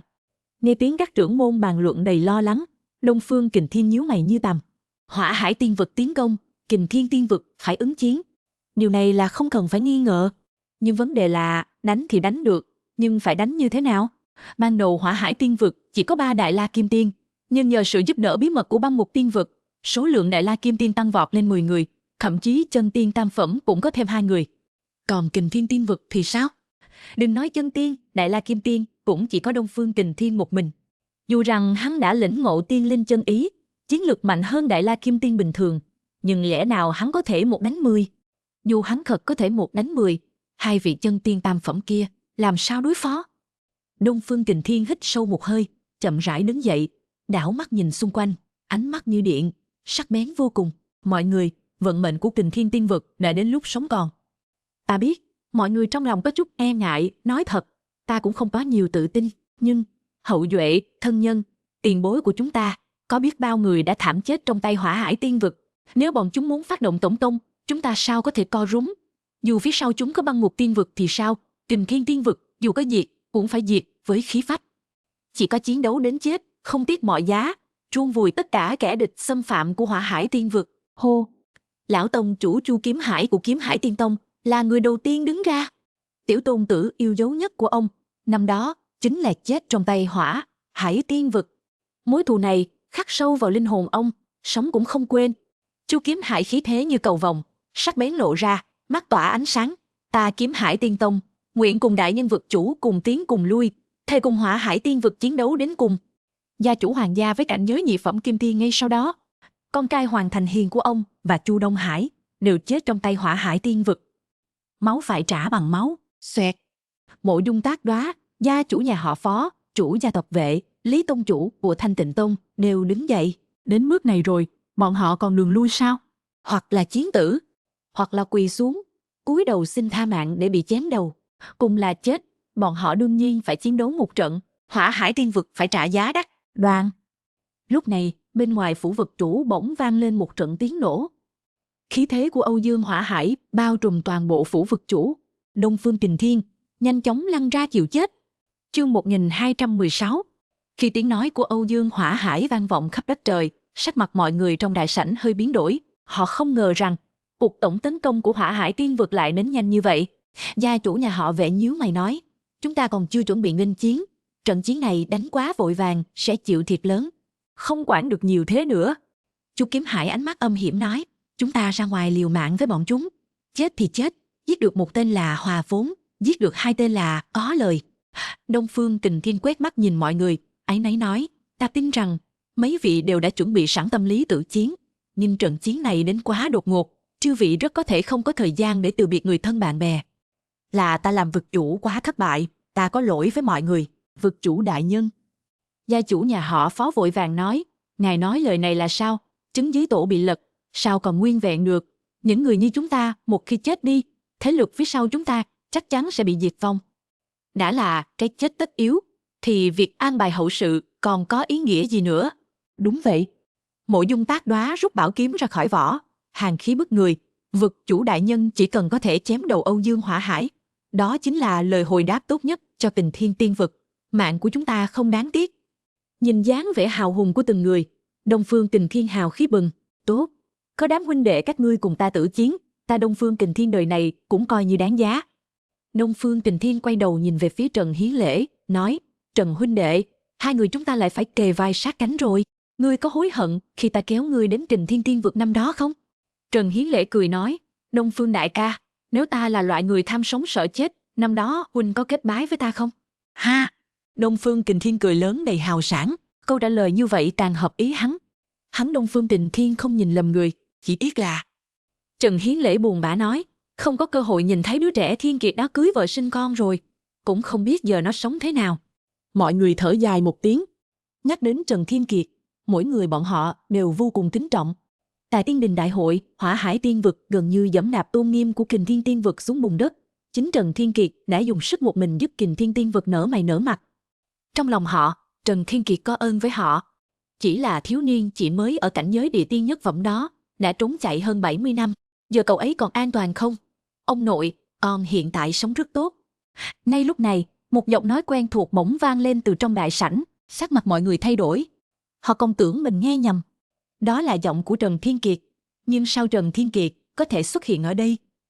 Thế nhưng khi họ dụi mắt nhìn kỹ lại, liền kinh ngạc phát hiện, họ không nghe nhầm, người phát ra tiếng nói chính là Trần Thiên Kiệt. Theo không gian trong đại sảnh vặn vẹo, một thiếu niên mặc áo đen tay cầm thiết, cuốn mỉm cười xuất hiện trước mặt mọi người. Trần Thiên Kiệt. Mọi người vừa kinh vừa hỉ. Họ không thể ngờ rằng, vào thời khắc mấu chốt này, Trần Thiên Kiệt lại đột ngột trở về. Điều khiến họ ngạc nhiên hơn là, Trần Thiên Kiệt làm sao lặng lẽ xuất hiện ở vực chủ phủ được. Theo lý mà nói, cậu vừa vào Bắc Cực Thiên, Tham Lang Đại Đế đã có thể cảm ứng được. Trên đường đi này, cường giả của 180 tiên, đình đã sớm ùa lên xé xác Trần Thiên Kiệt thành mảnh vụn rồi. Thiên Kiệt. Trần Hiến Lễ và Đông Phương Kình Thiên sắc mặt hơi chấn động, bước nhanh tới trước mặt Trần Thiên Kiệt. Trần Hiến Lễ nhìn lên nhìn xuống Trần Thiên Kiệt một lượt, thấy Trần Thiên Kiệt nguyên vẹn không tổn hại, bình an vô sự, mà bản thân cũng không phải đang nằm mơ, lập tức không kìm được hốc mắt đỏ hoe, ôm trầm lấy Trần Thiên Kiệt một cái thật chặt. Thằng nhóc thối này, ông không nhịn được trách móc, con đã trốn thoát khỏi Bắc Cực Thiên rồi, tại sao còn quay lại? Đây không phải là trung hiếu, mà là chịu chết đấy. Ông nội. Trần Thiên Kiệt dịu dàng nói, người nghĩ xem, nếu con mặc kệ mọi người, dù có sống lâu hơn, thì lương tâm con có chịu nổi không? Nếu cha và mọi người phi thăng lên đây, họ sẽ nhìn con thế nào? Con nghĩ nếu là con bị mắc kẹt, ông cũng sẽ bất chấp mọi giá để cứu con thôi, đúng không? Nghe vậy, mũi Trần Hiến Lễ cay, vỗ mạnh lên vai Trần Thiên Kiệt, trong lòng vô cùng an ủi. Có cháu như vậy còn cầu gì hơn? Chương 1217. Thiên Kiệt, ngươi là người có trách nhiệm nhất trong lớp trẻ mà ta từng gặp. Đông Phương Kình Thiên giơ ngón tay cái về phía Trần Thiên Kiệt, cười hào sảng. Đã đến đây rồi, thì ông cháu ta cứ chiến một trận long trời lỡ đất. Để đám khốn kiếp ở Hỏa Hải Tiên Vực xem thử, Kình Thiên Tiên Vực, chúng ta không phải là quả hồng mềm, chết thì chết, có gì phải sợ, ông nội. Trần Thiên Kiệt mỉm cười, chiến thì chắc chắn phải chiến, nhưng ta không phải đến để cùng mọi người chịu chết. Đông Phương Kình Thiên sững sờ. Thiếu niên Lăng Khải đứng sau lưng Lăng Đông lập tức quát lớn, Trần Thiên Kiệt, ngươi có ý gì? Chẳng lẽ ngươi là kẻ tham sống sợ chết sao? Trần Thiên Kiệt liếc nhìn Lăng Khải một cái. Tên này, hơn 70 năm không gặp, vẫn tứ chi phát triển, đầu óc đơn giản như vậy. Trần Thiên Kiệt lười để ý đến hắn, mà nhìn quanh bốn phía, nghiêm túc nói, lần này ta đến đây là để đưa chư vị tiền bối rời khỏi Bắc Cực Thiên một cách an toàn. Lời vừa nói ra, lòng mọi người chấn động. Rời khỏi Bắc Cực Thiên một cách an toàn. Trần Thiên Kiệt, chẳng lẽ có cách? Tuy họ không sợ chết, nhưng nếu có thể sống, ai lại muốn chiến tử chứ? Đừng có khoác lác. Lăng Khải cười lạnh, ngươi chỉ là một địa tiên, lấy gì để đưa mọi người rời khỏi Bắc Cực Thiên? Băng Ngục Tiên Vực đã phong tỏa Kình Thiên Tiên Vực rồi, đừng nói là rời khỏi Bắc Cực Thiên, ngay cả việc rời khỏi Kình Thiên Tiên Vực cũng là chuyện không thể. Mọi người cũng nhíu mày. Giọng điệu của Lăng Khải tuy khiến người ta khó chịu, nhưng đó là sự thật. Nếu ngay cả Kình Thiên Tiên Vực còn không thể rời đi, thì làm sao rời khỏi Bắc Cực Thiên được chứ? Trần Thiên Kiệt không nói nhiều, lấy ra một lá phù triện màu vàng, hỏi, chư vị có nhận ra vật này không? Lăng Đông phó vực chủ nheo mắt, phù triện Na Di không gian. Không sai, Lăng phó vực chủ quả nhiên tinh mắt. Trần Thiên Kiệt mỉm cười, vật này chính là phù triện Na Di không gian, có thể di chuyển tức thời 80 triệu dặm, đủ để đưa chư vị rời khỏi Bắc Cực Thiên. Vừa rồi, ta chính là dùng phù triện Na Di không gian từ Tử Vi Thiên đến đây. Nghe vậy, mắt mọi người lập tức sáng lên. Đông Phương Kình Thiên vội vàng mừng rỡ hỏi, Thiên Kiệt, không gian phù triện này, ngươi có bao nhiêu lá? Trần Thiên Kiệt đáp, 2 lá. Chỉ có 2 lá thôi sao? Hy vọng vừa nhen nhóm trong lòng mọi người lại bị một gáo nước lạnh dập tắt. 2 lá phù triện Na Di không gian đồng nghĩa với việc tối đa chỉ có 2 người có thể trốn thoát khỏi Bắc Cực Thiên. Lăng Khải lập tức cười lạnh, Trần Thiên Kiệt, ta nhìn ra rồi, ngươi quay về Kình Thiên Tiên Vực căn bản không phải để cứu mọi người, mà là để đưa ông nội ngươi rời đi. Người ngươi muốn cứu chỉ có ông nội Trần Hiến Lễ của ngươi đâu có quan tâm đến sống chết của đám người chúng ta. Mọi người thở dài. Họ tuy thất vọng, nhưng cũng không tiện nói gì. Cháu cứu ông, vốn là chuyện thiên kinh địa nghĩa. Chư vị. Thế nhưng đối mặt với sự mỉa mai của Lăng Khải, Trần Thiên Kiệt khẽ lắc đầu, nói một cách đanh thép. Ta đã nói rồi, lần này ta quay về Kình Thiên Tiên Vực là để đưa mọi người cùng rời khỏi Bắc Cực Thiên một cách an toàn. Nếu mọi người không muốn chết và tin tưởng ta nhất định có thể đưa mọi người rời đi bình an. Mọi người vẫn lắc đầu thở dài, bởi vì họ thực sự không nghĩ ra Trần Thiên Kiệt phải làm thế nào để dựa vào vỏn vẹn 2 lá phù triện mà đưa họ rời khỏi Bắc Cực Thiên. Rất có thể lời này của Trần Thiên Kiệt chỉ là để an ủi họ, cũng để lương tâm của chính Trần Thiên Kiệt không phải chịu sự lên án đạo đức. Chỉ có Đông Phương Kình Thiên nhìn về phía Trần Thiên Kiệt, biểu cảm có vẻ nghiêm túc. Thiên Kiệt, ngươi muốn làm thế nào? Từ giờ trở đi, tất cả chúng ta đều nghe theo ngươi, bất kể phải làm gì, ngươi cứ việc phân phó. Dù ta có chiến tử cũng không sao, nhưng ta không muốn để Đông Phương Bạch cùng chết ở đây, con bé còn rất trẻ. Nghe Đông Phương Kình Thiên nhắc đến Đông Phương Bạch, các vị trưởng môn cũng nghĩ đến hậu bối của mình, lòng không khỏi run lên. Họ lập tức đổ dồn ánh mắt về phía Trần Thiên Kiệt, trong mắt lộ ra một tia hy vọng. Bất kể Trần Thiên Kiệt có đang lừa dối an ủi họ hay không. Có hy vọng, vẫn tốt hơn là không có hy vọng, đúng không? Chương 1218. Thấy mọi người lần lượt đổ dồn ánh mắt về phía mình, Trần Thiên Kiệt hít sâu một hơi, sau đó bắt đầu kế hoạch đại đào vong của bản thân. Thiên Khôi đại trưởng lão không xuất hiện cùng hắn, Trần Thiên Kiệt một mình đi tới vực chủ phủ, đây là bước đầu tiên trong kế hoạch của hắn. Tiếp theo, Trần Thiên Kiệt phải bắt đầu bước thứ hai. Nghĩa Gia, Lăng Đông, phó vực chủ. Trần Thiên Kiệt nhìn về phía Đông Phương Kình Thiên và Lăng Đông, người của Hỏa Hải Tiên vực đã giết tới. Nếu bên chúng ta cứ mãi không có động tĩnh, bọn họ chắc chắn sẽ trực tiếp phát động tấn công. Bây giờ ta cần hai người ra ngoài kéo dài thời gian, kéo được bao lâu thì hay bấy lâu, cố gắng đừng khai chiến. Được. Đông Phương Kình Thiên gật đầu, sau đó sải bước đi ra ngoài cửa. Lăng Đông liếc nhìn Trần Thiên Kiệt một cái. Tuy không biết Trần Thiên Kiệt muốn làm gì, nhưng ngay cả vực chủ cũng không hỏi han gì, hắn cũng không nói thêm lời nào, rảo bước đuổi theo. Tiếp đó, Trần Thiên Kiệt nhìn về phía 6 vị trưởng môn, nói 6 vị đều là cường giả kim tiên, có thể truyền âm ngàn dặm. Bây giờ xin 6 vị tiền bối dùng phương thức truyền âm, bảo hậu nhân, bằng hữu, thân thích mà các vị muốn mang ra khỏi Bắc Cực Thiên nhanh chóng chạy tới vực chủ phủ. Đúng rồi. Trần Thiên Kiệt nhìn về phía Thanh Tịnh Tông, Lý Tông chủ, nhắc nhở, Lý Tông chủ, ta có một người bạn tên là Vương Vô Vi, hiện đang tu hành tại Quý Tông. Xin Lý Tông chủ bảo cậu ấy cũng đi cùng tới đây. Được. Mọi người gật đầu, sau đó bắt đầu làm theo phân phó của Trần Thiên Kiệt, truyền âm ngàn dặm, thông báo cho những người quan trọng trong lòng mình nhanh chóng tới vực chủ phủ hội hợp. Trần Thiên Kiệt lại nhìn về phía Trần Hiến Lễ, nói, Gia, người của vực chủ phủ, do người thông báo, bảo họ thoát khỏi trạng thái bế quan, mau chóng tới đại sảnh tập khách. Mấy người bạn kia của con, người cũng giúp con gọi luôn nhé. Trần Thiên Kiệt không hề quên, khi hắn tới Kình Thiên Tiên vực, bên cạnh còn có 3 người Trần Viên, Vương Tranh, Cung Đồng đi cùng. Được. Trần Hiến Lễ gật đầu, làm theo kế hoạch của Trần Thiên Kiệt. Trần Thiên Kiệt vừa đợi mọi người, vừa triển khai lực lượng lĩnh vực, nhìn tình hình đối đầu trên không trung. Tham Lam Đại Đế là hóa thân thiên đạo của Bắc Cực Thiên. Hắn vừa xuất hiện ở Bắc Cực Thiên, Tham Lam Đại Đế chắc chắn sẽ biết ngay lập tức. Tham Lam Đại Đế nhất định sẽ để Thần Ngọc Tiên Đình bắt giữ hắn. Tệ nhất là giết chết cũng được. Dù sao thứ Tham Lam Đại Đế muốn chỉ là trí bảo thiên đạo của Trần Thiên Kiệt. Cho nên, cường giả của băng ngục tiên vực sẽ tới trong thời gian cực ngắn. Hỏa Hải Tiên vực trong mắt Trần Thiên Kiệt hiện tại không đáng nhắc tới, nhưng Thần Ngọc Tiên Đình và băng ngục tiên vực lại không dễ đối phó như vậy. Hắn bây giờ chỉ hy vọng tốc độ của các đại thế lực có thể nhanh hơn một chút, nhanh hơn nữa. Tiểu chất tử. Lúc này, giọng nói vui mừng của Đông Phương Bạch vang lên từ ngoài cửa. Cường giả của vực chủ phủ ở gần đại sảnh nhất, cho nên Trần Hiến Lễ vừa dùng truyền âm ngàn dặm thông báo một vòng, Đông Phương Bạch và những người khác đã nhanh chóng tới đại sảnh. Trần Thiên Kiệt nhìn ra ngoài cửa, ngoài Đông Phương Bạch ra, tất nhiên cũng nhìn thấy bóng dáng của Vương Tranh, Trần Viên và đại sư luyện khí Loli tóc kép Cung Đồng. Trần huynh. Trần công tử. Có thể gặp lại Trần Thiên Kiệt, không chỉ Đông Phương Bạch, mà Vương Tranh và những người khác đều vô cùng vui mừng. Lúc trước khi họ biết tin Trần Thiên Kiệt giành được hạng nhất tại Tiên Đình Đại hội, vừa chấn động vừa phấn khích, rất tự hào về Trần Thiên Kiệt. Họ sớm đã nhìn ra Trần Thiên Kiệt không phải người bình thường, thành tựu tương lai tuyệt đối sẽ vượt xa họ rất nhiều. Nhưng điều khiến họ không ngờ tới là Trần Thiên Kiệt lại bị Tham Lam Đại Đế phái người truy sát, kéo theo cả Kình Thiên Tiên vực đều bị băng ngục tiên vực phong tỏa. Họ gần như đã nghĩ rằng đời này không còn được gặp lại Trần Thiên Kiệt nữa. Chương 1219, Tiểu cô, Vương huynh, Trần cô nương, Cung đại sư. Trần Thiên Kiệt nên đón lên, chào hỏi 4 người, mỉm cười nói, thật sự là đã lâu không gặp, từ lần từ biệt trước đến nay, vậy mà đã qua hơn 70 năm rồi.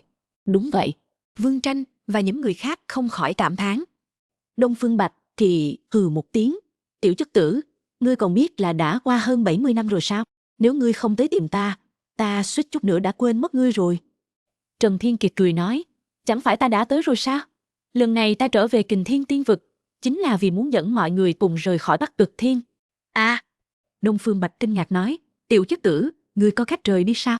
Ngươi không biết đâu, vì chuyện Kình Thiên Tiên vực bị vây khốn, phụ thân đã lo lắng đến bạc cả tóc rồi. Trần đại ca. Không đợi Trần Thiên Kiệt mở miệng, lại một giọng nói quen thuộc vang lên. Trần Thiên Kiệt nhướng mày nhìn sang, sau đó liền bật cười, Phó Tiểu Bàn. Tên nhóc này, nhiều năm không gặp, lại càng méo hơn. Trần đại ca, không ngờ huynh lại trở về, thật tốt quá. Ta biết ngay mà, huynh chắc chắn sẽ không bỏ rơi ta và Bạch tỷ. Phó Tiểu Bàn như một quả cầu thịt lăn vào trong phòng, ôm chầm lấy cánh tay Trần Thiên Kiệt, kích động nói, ta đã nói, mà, Trần đại ca không phải là người có mới nới cũ.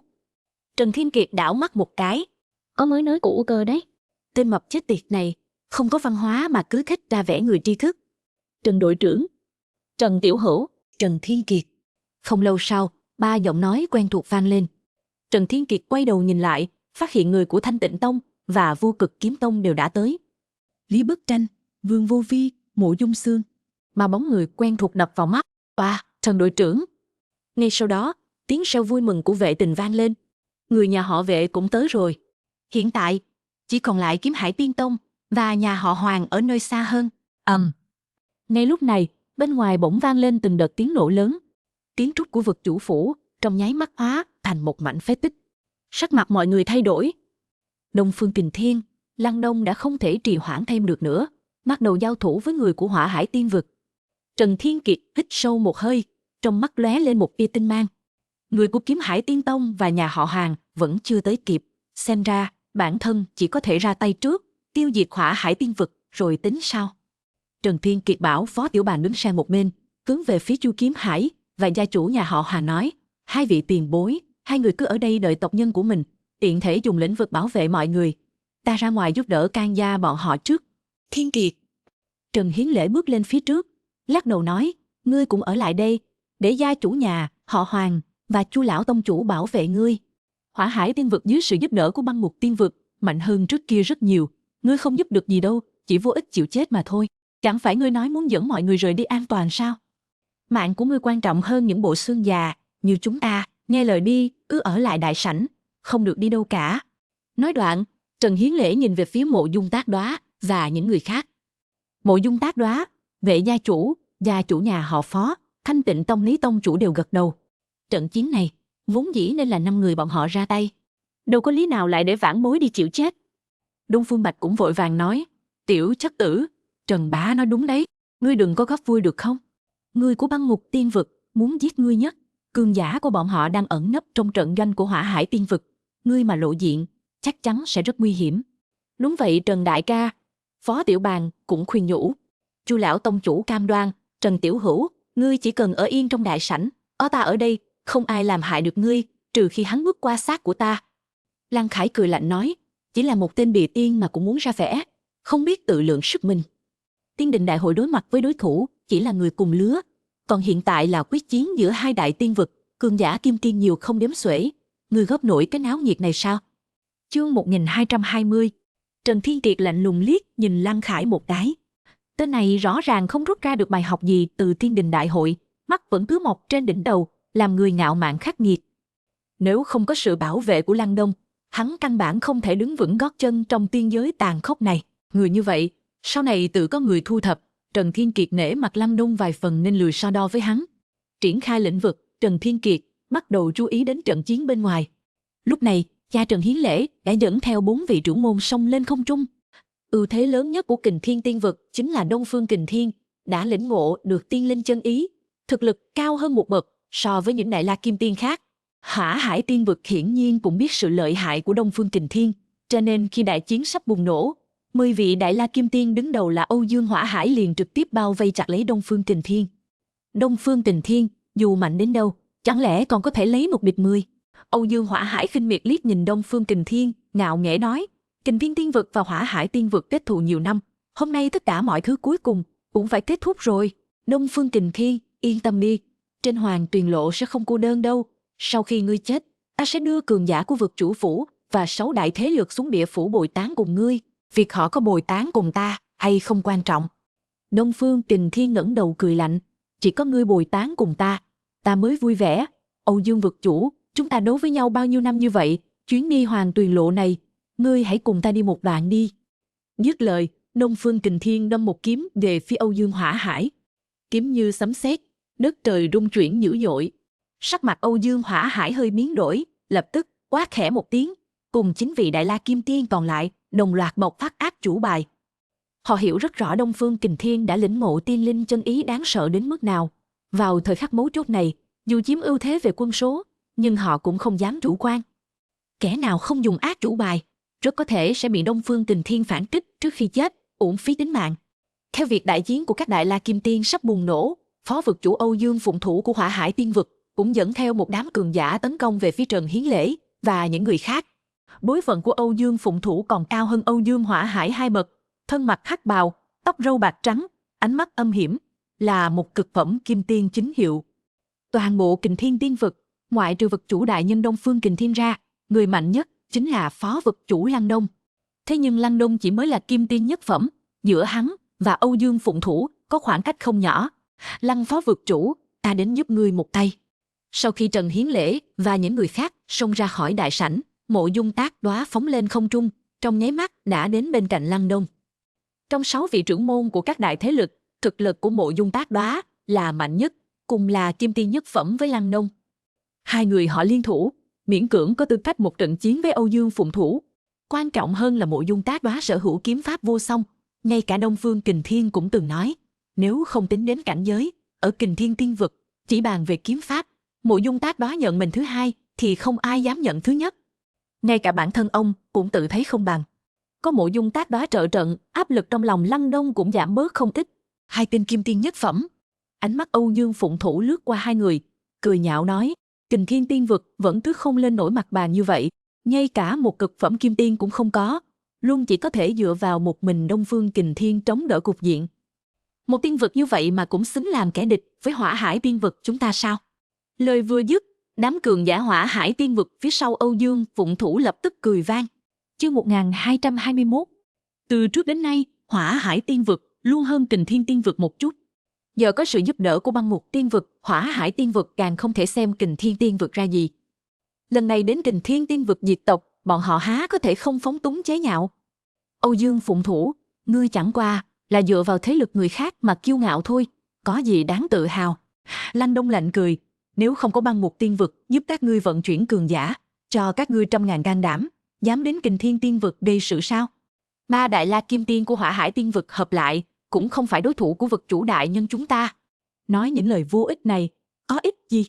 Âu Dương Phụng Thủ hai tay chắp sau lưng, chế nhạo, từ xưa đến nay, người thắng là vua, kẻ thua là giặc, đừng quan tâm chúng ta có được sự giúp đỡ của người khác hay không, chỉ cần có thể diệt được các ngươi Kình Thiên Tiên vực, chỉ cần có thể cười đến cuối cùng, thì Hỏa Hải Tiên vực chính là người chiến thắng. Sử sách cũng sẽ do chúng ta viết lại. Hô! Lời nói vừa dứt, Âu Dương Phụng Thủ bỗng nhiên ra tay. Hành động của hắn rất nhanh, trong nháy mắt đã đến trước mặt Lăng Đông và Mộ Dung Tác Đóa. Xẹt! Mắt Mộ Dung Tác Đóa lóe lên ánh lạnh, thanh kiếm dài 3 thước vốn còn trong vỏ kiếm, trong giây lát đã xuất hiện trong tay, chém thẳng về phía đầu Âu Dương Phụng Thủ. Kiếm nhanh hơn! Âu Dương Phụng Thủ hơi nheo mắt, nghĩ thầm Mộ Dung Tác Đóa không hổ danh là đệ nhất kiếm khách của Kình Thiên Tiên vực, lập tức thay đổi thế công, bước chân xoay một cái, trực tiếp né tránh kiếm của Mộ Dung Tác Đóa, rồi đánh lạc hướng. Một quyền oanh về phía đầu Lăng Đông. Chúng! Đồng tử Lăng Đông co rút, theo bản năng giơ hai tay lên, đỡ trước mặt. Một tiếng nặng nề, Lăng Đông ngã nhào ra sau, khuôn mặt già nua trở nên tái nhợt như giấy, trong cơ thể khí huyết dâng trào, đột nhiên cảm thấy cổ họng ngọt ngào, một ngụm máu tươi phun ra. Ông nội! Lăng Khải thấy vậy, sắc mặt đại biến, lo lắng kêu lên. Tuy nhiên, Âu Dương Phụng Thủ không nhân cơ hội truy sát Lăng Đông, bởi vì theo hắn, Lăng Đông chẳng đáng bận tâm, người thực sự có thể gây ra mối đe dọa cho hắn chính là Mộ Dung Tác Đóa. Kiếm của Mộ Dung Tác Đóa thật nhanh, nhanh đến mức khiến người ta không kịp phòng thủ. Suy. Sau khi Âu Dương Phụng Thủ đánh bại Lăng Đông, Mộ Dung Tác Đóa liền trong nháy mắt liên tiếp chém ra 360 kiếm. Một cường giả cực phẩm kim tiên, vậy mà lại bị kiếm pháp nhanh như tia chớp này ép lui hàng trăm trượng. Điều này khiến Âu Dương Phụng Thủ vô cùng tức giận, đáng chết. Trong mắt Âu Dương Phụng Thủ lóe lên một tia hung quang. Ta muốn xem, kiếm của ngươi nhanh hơn hay nắm đấm của ta mạnh hơn? Ngay khi lời nói vừa dứt, khí thế của Âu Dương Phụng Thủ nhanh chóng tăng vọt, trên đỉnh nắm đấm ngưng tụ một lượng lớn cương khí. Quyền pháp cấp vũ trụ, quyền khai âm dương. Ông! Làn gió quyền mạnh mẽ cưỡng ép thay đổi góc độ chém kiếm của Mộ Dung Tác Đóa, buộc Mộ Dung Tác Đóa phải đối đầu trực diện với hắn. Rầm! Một tiếng nổ lớn, cương khí trên đỉnh nắm đấm hung hăng đập vào đầu kiếm. Trong cuộc đối đầu trực diện, sự yếu thế về cảnh giới của Mộ Dung Tác Đóa lập tức bị khuếch đại, hộ khẩu ngay lập tức rỉ máu, cả người bay ngược ra như diều đứt dây. Bằng sức một mình đánh bại hai kim tiên nhất phẩm, Âu Dương Phụng Thủ hừ lạnh một tiếng, lao nhanh về phía trước, thừa thế xông lên, muốn trực tiếp giết chết cả hai. Rút lui. Thấy vậy, Trần Hiến Lễ, gia chủ nhà họ Phó, chủ gia vệ và Lý tông chủ sắc mặt thay đổi. Dù biết nguy hiểm, vẫn lao lên chặn đường Âu Dương Phụng Thủ. Chỉ dựa vào các ngươi. Trong mắt Âu Dương Phụng Thủ lóe lên một tia lạnh lẽo. Hai kim tiên tam phẩm và hai nhị phẩm kim tiên cũng dám cản đường Âu Dương Phụng Thủ. Đây chẳng phải là tự tìm chết sao? Cút ngay! Âu Dương Phụng Thủ gầm nhẹ, một đạo năng lượng dao động mạnh mẽ từ trên người hắn tỏa ra. 4 người thậm chí không có cơ hội ra tay, liền bị trực tiếp đánh bay. Người của Kình Tiên Tiên vực chứng kiến cảnh này đều kinh hãi. Đây là những cường giả kim tiên, lực lượng mạnh nhất của Kình Thiên Tiên vực. Hiện tại bọn họ đều thất bại, chẳng lẽ chỉ có Đông Phương Kình Thiên một mình gánh vác khổ cực? Ngay khi mọi người trong đại sảnh đang vô cùng lo lắng, Trần Thiên Kiệt nhẹ nhàng bước lên một bước, trong nháy mắt đã đến không trung. Định hình, một tiếng quát khẽ, lực lượng lĩnh vực triển khai. 4 người Trần Hiến Lễ đang bay ngược ra sau, lập tức ổn định dừng lại giữa không trung. Chương 1222. Hả? Trần Hiến Lễ, gia chủ nhà họ Phó, Vệ gia chủ, Lý Tôn chủ, 4 người lộ vẻ kinh ngạc, nhìn quanh bốn phía. Bọn họ bị Âu Dương Phụng Thủ đánh bay, vốn tưởng rằng sẽ rơi xuống đất, ngã đến mức choáng váng mặt mày, không ngờ thân thể bỗng nhiên chậm rãi dừng lại giữa không trung. Thậm chí ngay cả luồng sức mạnh bá đạo thuộc về Âu Dương Phụng Thủ trong cơ thể cũng biến mất không dấu vết. Là ai đã giúp bọn họ? Ai? Âu Dương Phụng Thủ cũng trừng mắt, trong mắt lộ ra sát khí nồng đậm. Cho dù là Chu Kiếm Hải và Hoàng gia chủ vẫn chưa ra tay, cũng tuyệt đối không có năng lực như vậy. Ông nội, mọi người không sao chứ? Cùng lúc đó, Trần Thiên Kiệt cưỡi mây đạp gió, đi tới bên cạnh Trần Hiến Lễ và những người khác đang ở giữa không trung, trên mặt lộ ra vẻ quan tâm. Thiên Kiệt.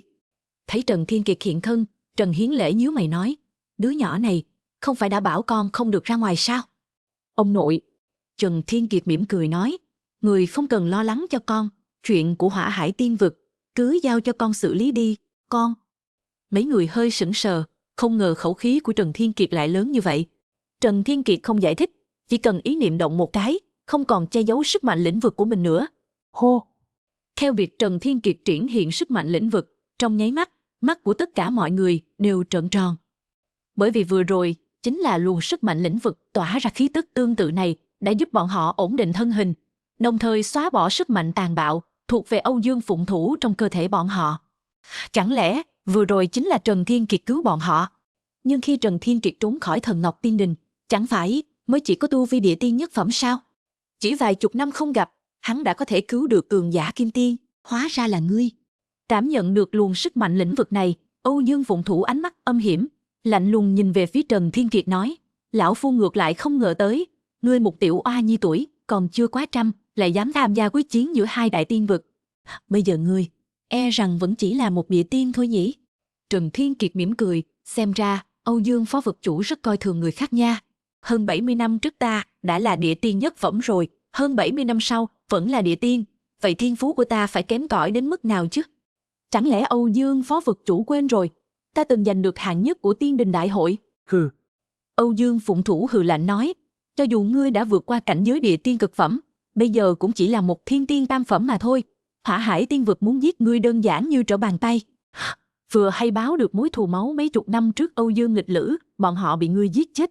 Dứt lời, Âu Dương Phụng Thủ vung tay áo lớn, xoạt. 3 bóng người tỏa ra khí tức mạnh mẽ lập tức xông ra. 3 người này đều là kim tiên tam phẩm của Hỏa Hải Tiên vực. Phiết hắn. Âu Dương Phụng Thủ lạnh lùng liếc nhìn Trần Hiến Lễ và những người khác, nói, yên tâm, ta tới chặn bọn họ. Việc các ngươi cần làm là lấy đầu Trần Thiên Kiệt, sau đó đi tìm chủ nhân mới của Thần Ngọc Tiên Đình là lão tiền bối Lãnh, Mễ Sinh Công. Rõ. 3 vị kim tiên tam phẩm kia cười tàn nhẫn, lao mình vây giết về phía Trần Thiên Kiệt. Trần Hiến Lễ và những người khác sắc mặt biến đổi dữ dội. Bọn họ muốn xông lên phía trước cứu Trần Thiên Kiệt, nhưng lại bị sức mạnh lĩnh vực của Âu Dương Phụng Thủ khống chế chặt chẽ. Cả người như rơi vào bùn lầy, không thể nhúc nhích dù chỉ một chút. Thiên Kiệt. Nhìn thấy các kim tiên của Hỏa Hải Tiên vực đã xông đến gần, Trần Hiến Lễ lo lắng đến mức mồ hôi đầy đầu, trong mắt như muốn lồi ra khỏi hốc mắt. Cháu trai, Trần đại ca, Trần công tử, Đông Phương Bạch và Trần Viên cùng những người khác trên đại sảnh cũng đều lộ vẻ gấp gáp. Chương 1223, hô! Tuy nhiên, ngay khi tất cả mọi người đều nghĩ rằng Trần Thiên Kiệt sẽ bị kim tiên giết chết, Trần Thiên Kiệt chỉ cần ý niệm vừa động, 3 cường giả kim tiên kia bỗng nhiên đứng im tại chỗ. Dù 3 người cố gắng đến đâu, cũng không thể bước thêm một bước. Trần Thiên Kiệt hai tay sau lưng, ngạo nghễ đứng đó, trên mặt đầy vẻ khinh miệt. Trần Thiên Kiệt! Âu Dương Phụng Thủ thấy vậy liền quát lớn, ngươi đã làm gì với họ? Làm gì? Trần Thiên Kiệt khẽ cong khóe môi.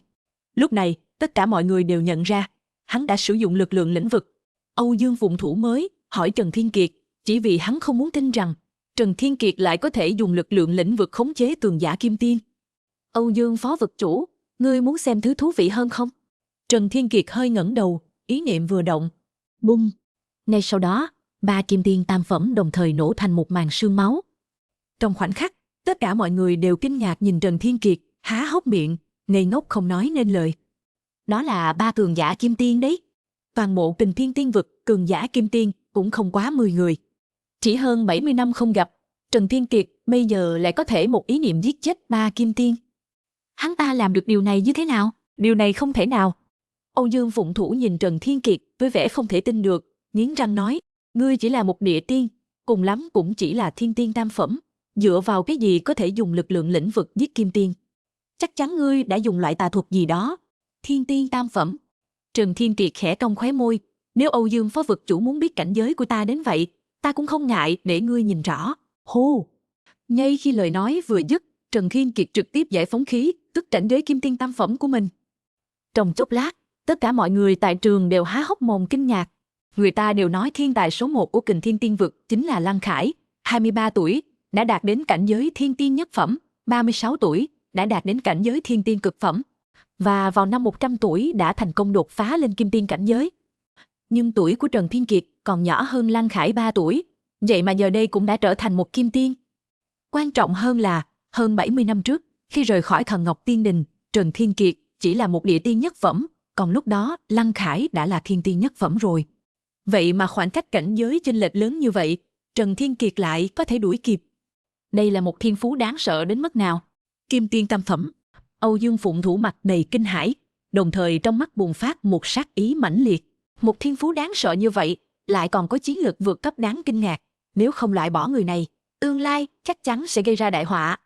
Hắn không nói hai lời, thân hình lóe lên liền lao về phía Trần Thiên Kiệt, quyết tâm phải hạ gục đối phương trong một đòn. Chỉ là khi hắn tiến vào phạm vi 10 trượng, trước mặt Trần Thiên Kiệt, thân thể hắn lại đột nhiên cứng đờ, như sa vào vũng bùn, không thể nhúc nhích. Âu Dương Phụng Thủ lập tức nhận ra mình bị lực lượng lĩnh vực của Trần Thiên Kiệt khống chế, nhưng trong mắt hắn đầy sự khó hiểu. Trần Thiên Kiệt làm được điều này bằng cách nào? Gã ta chỉ là một kim tiên tam phẩm thôi mà. Lực lượng lĩnh vực của hắn, tại sao lại có thể khống chế một cực phẩm kim tiên như hắn? Trần Thiên Kiệt! Âu Dương Phụng Thủ lại gầm lên, tà thuật, chắc chắn ngươi học tà thuật này từ đâu đó. Đây tuyệt đối không thể là lực lượng lĩnh vực, ngươi cái phế vật tam phẩm. Thấy lạ mà, than phiền.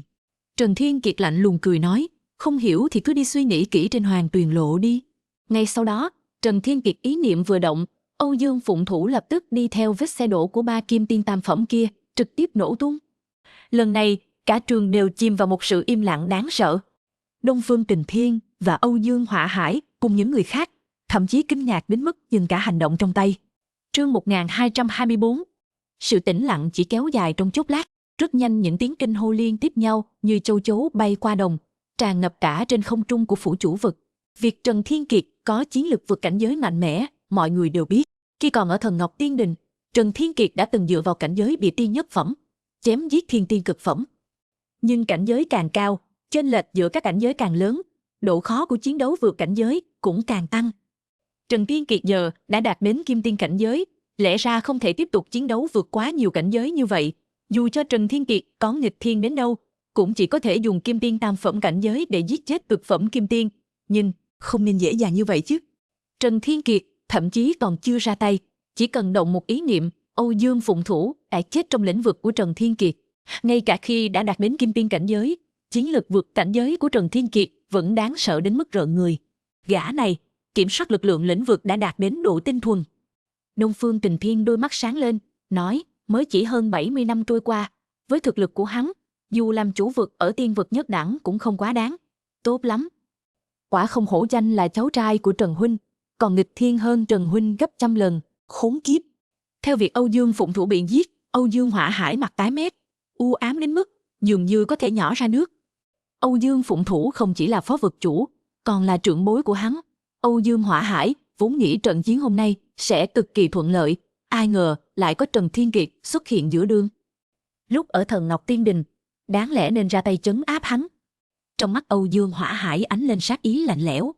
Lúc trước Thiên Bạo trưởng lão mới liên hợp với họ lừa Trần Thiên Kiệt đến tán tiên chủng, Chính là vì thiên phú của Trần Thiên Kiệt quá nghịch thiên, tương lai chắc chắn sẽ trở thành mối họa lớn.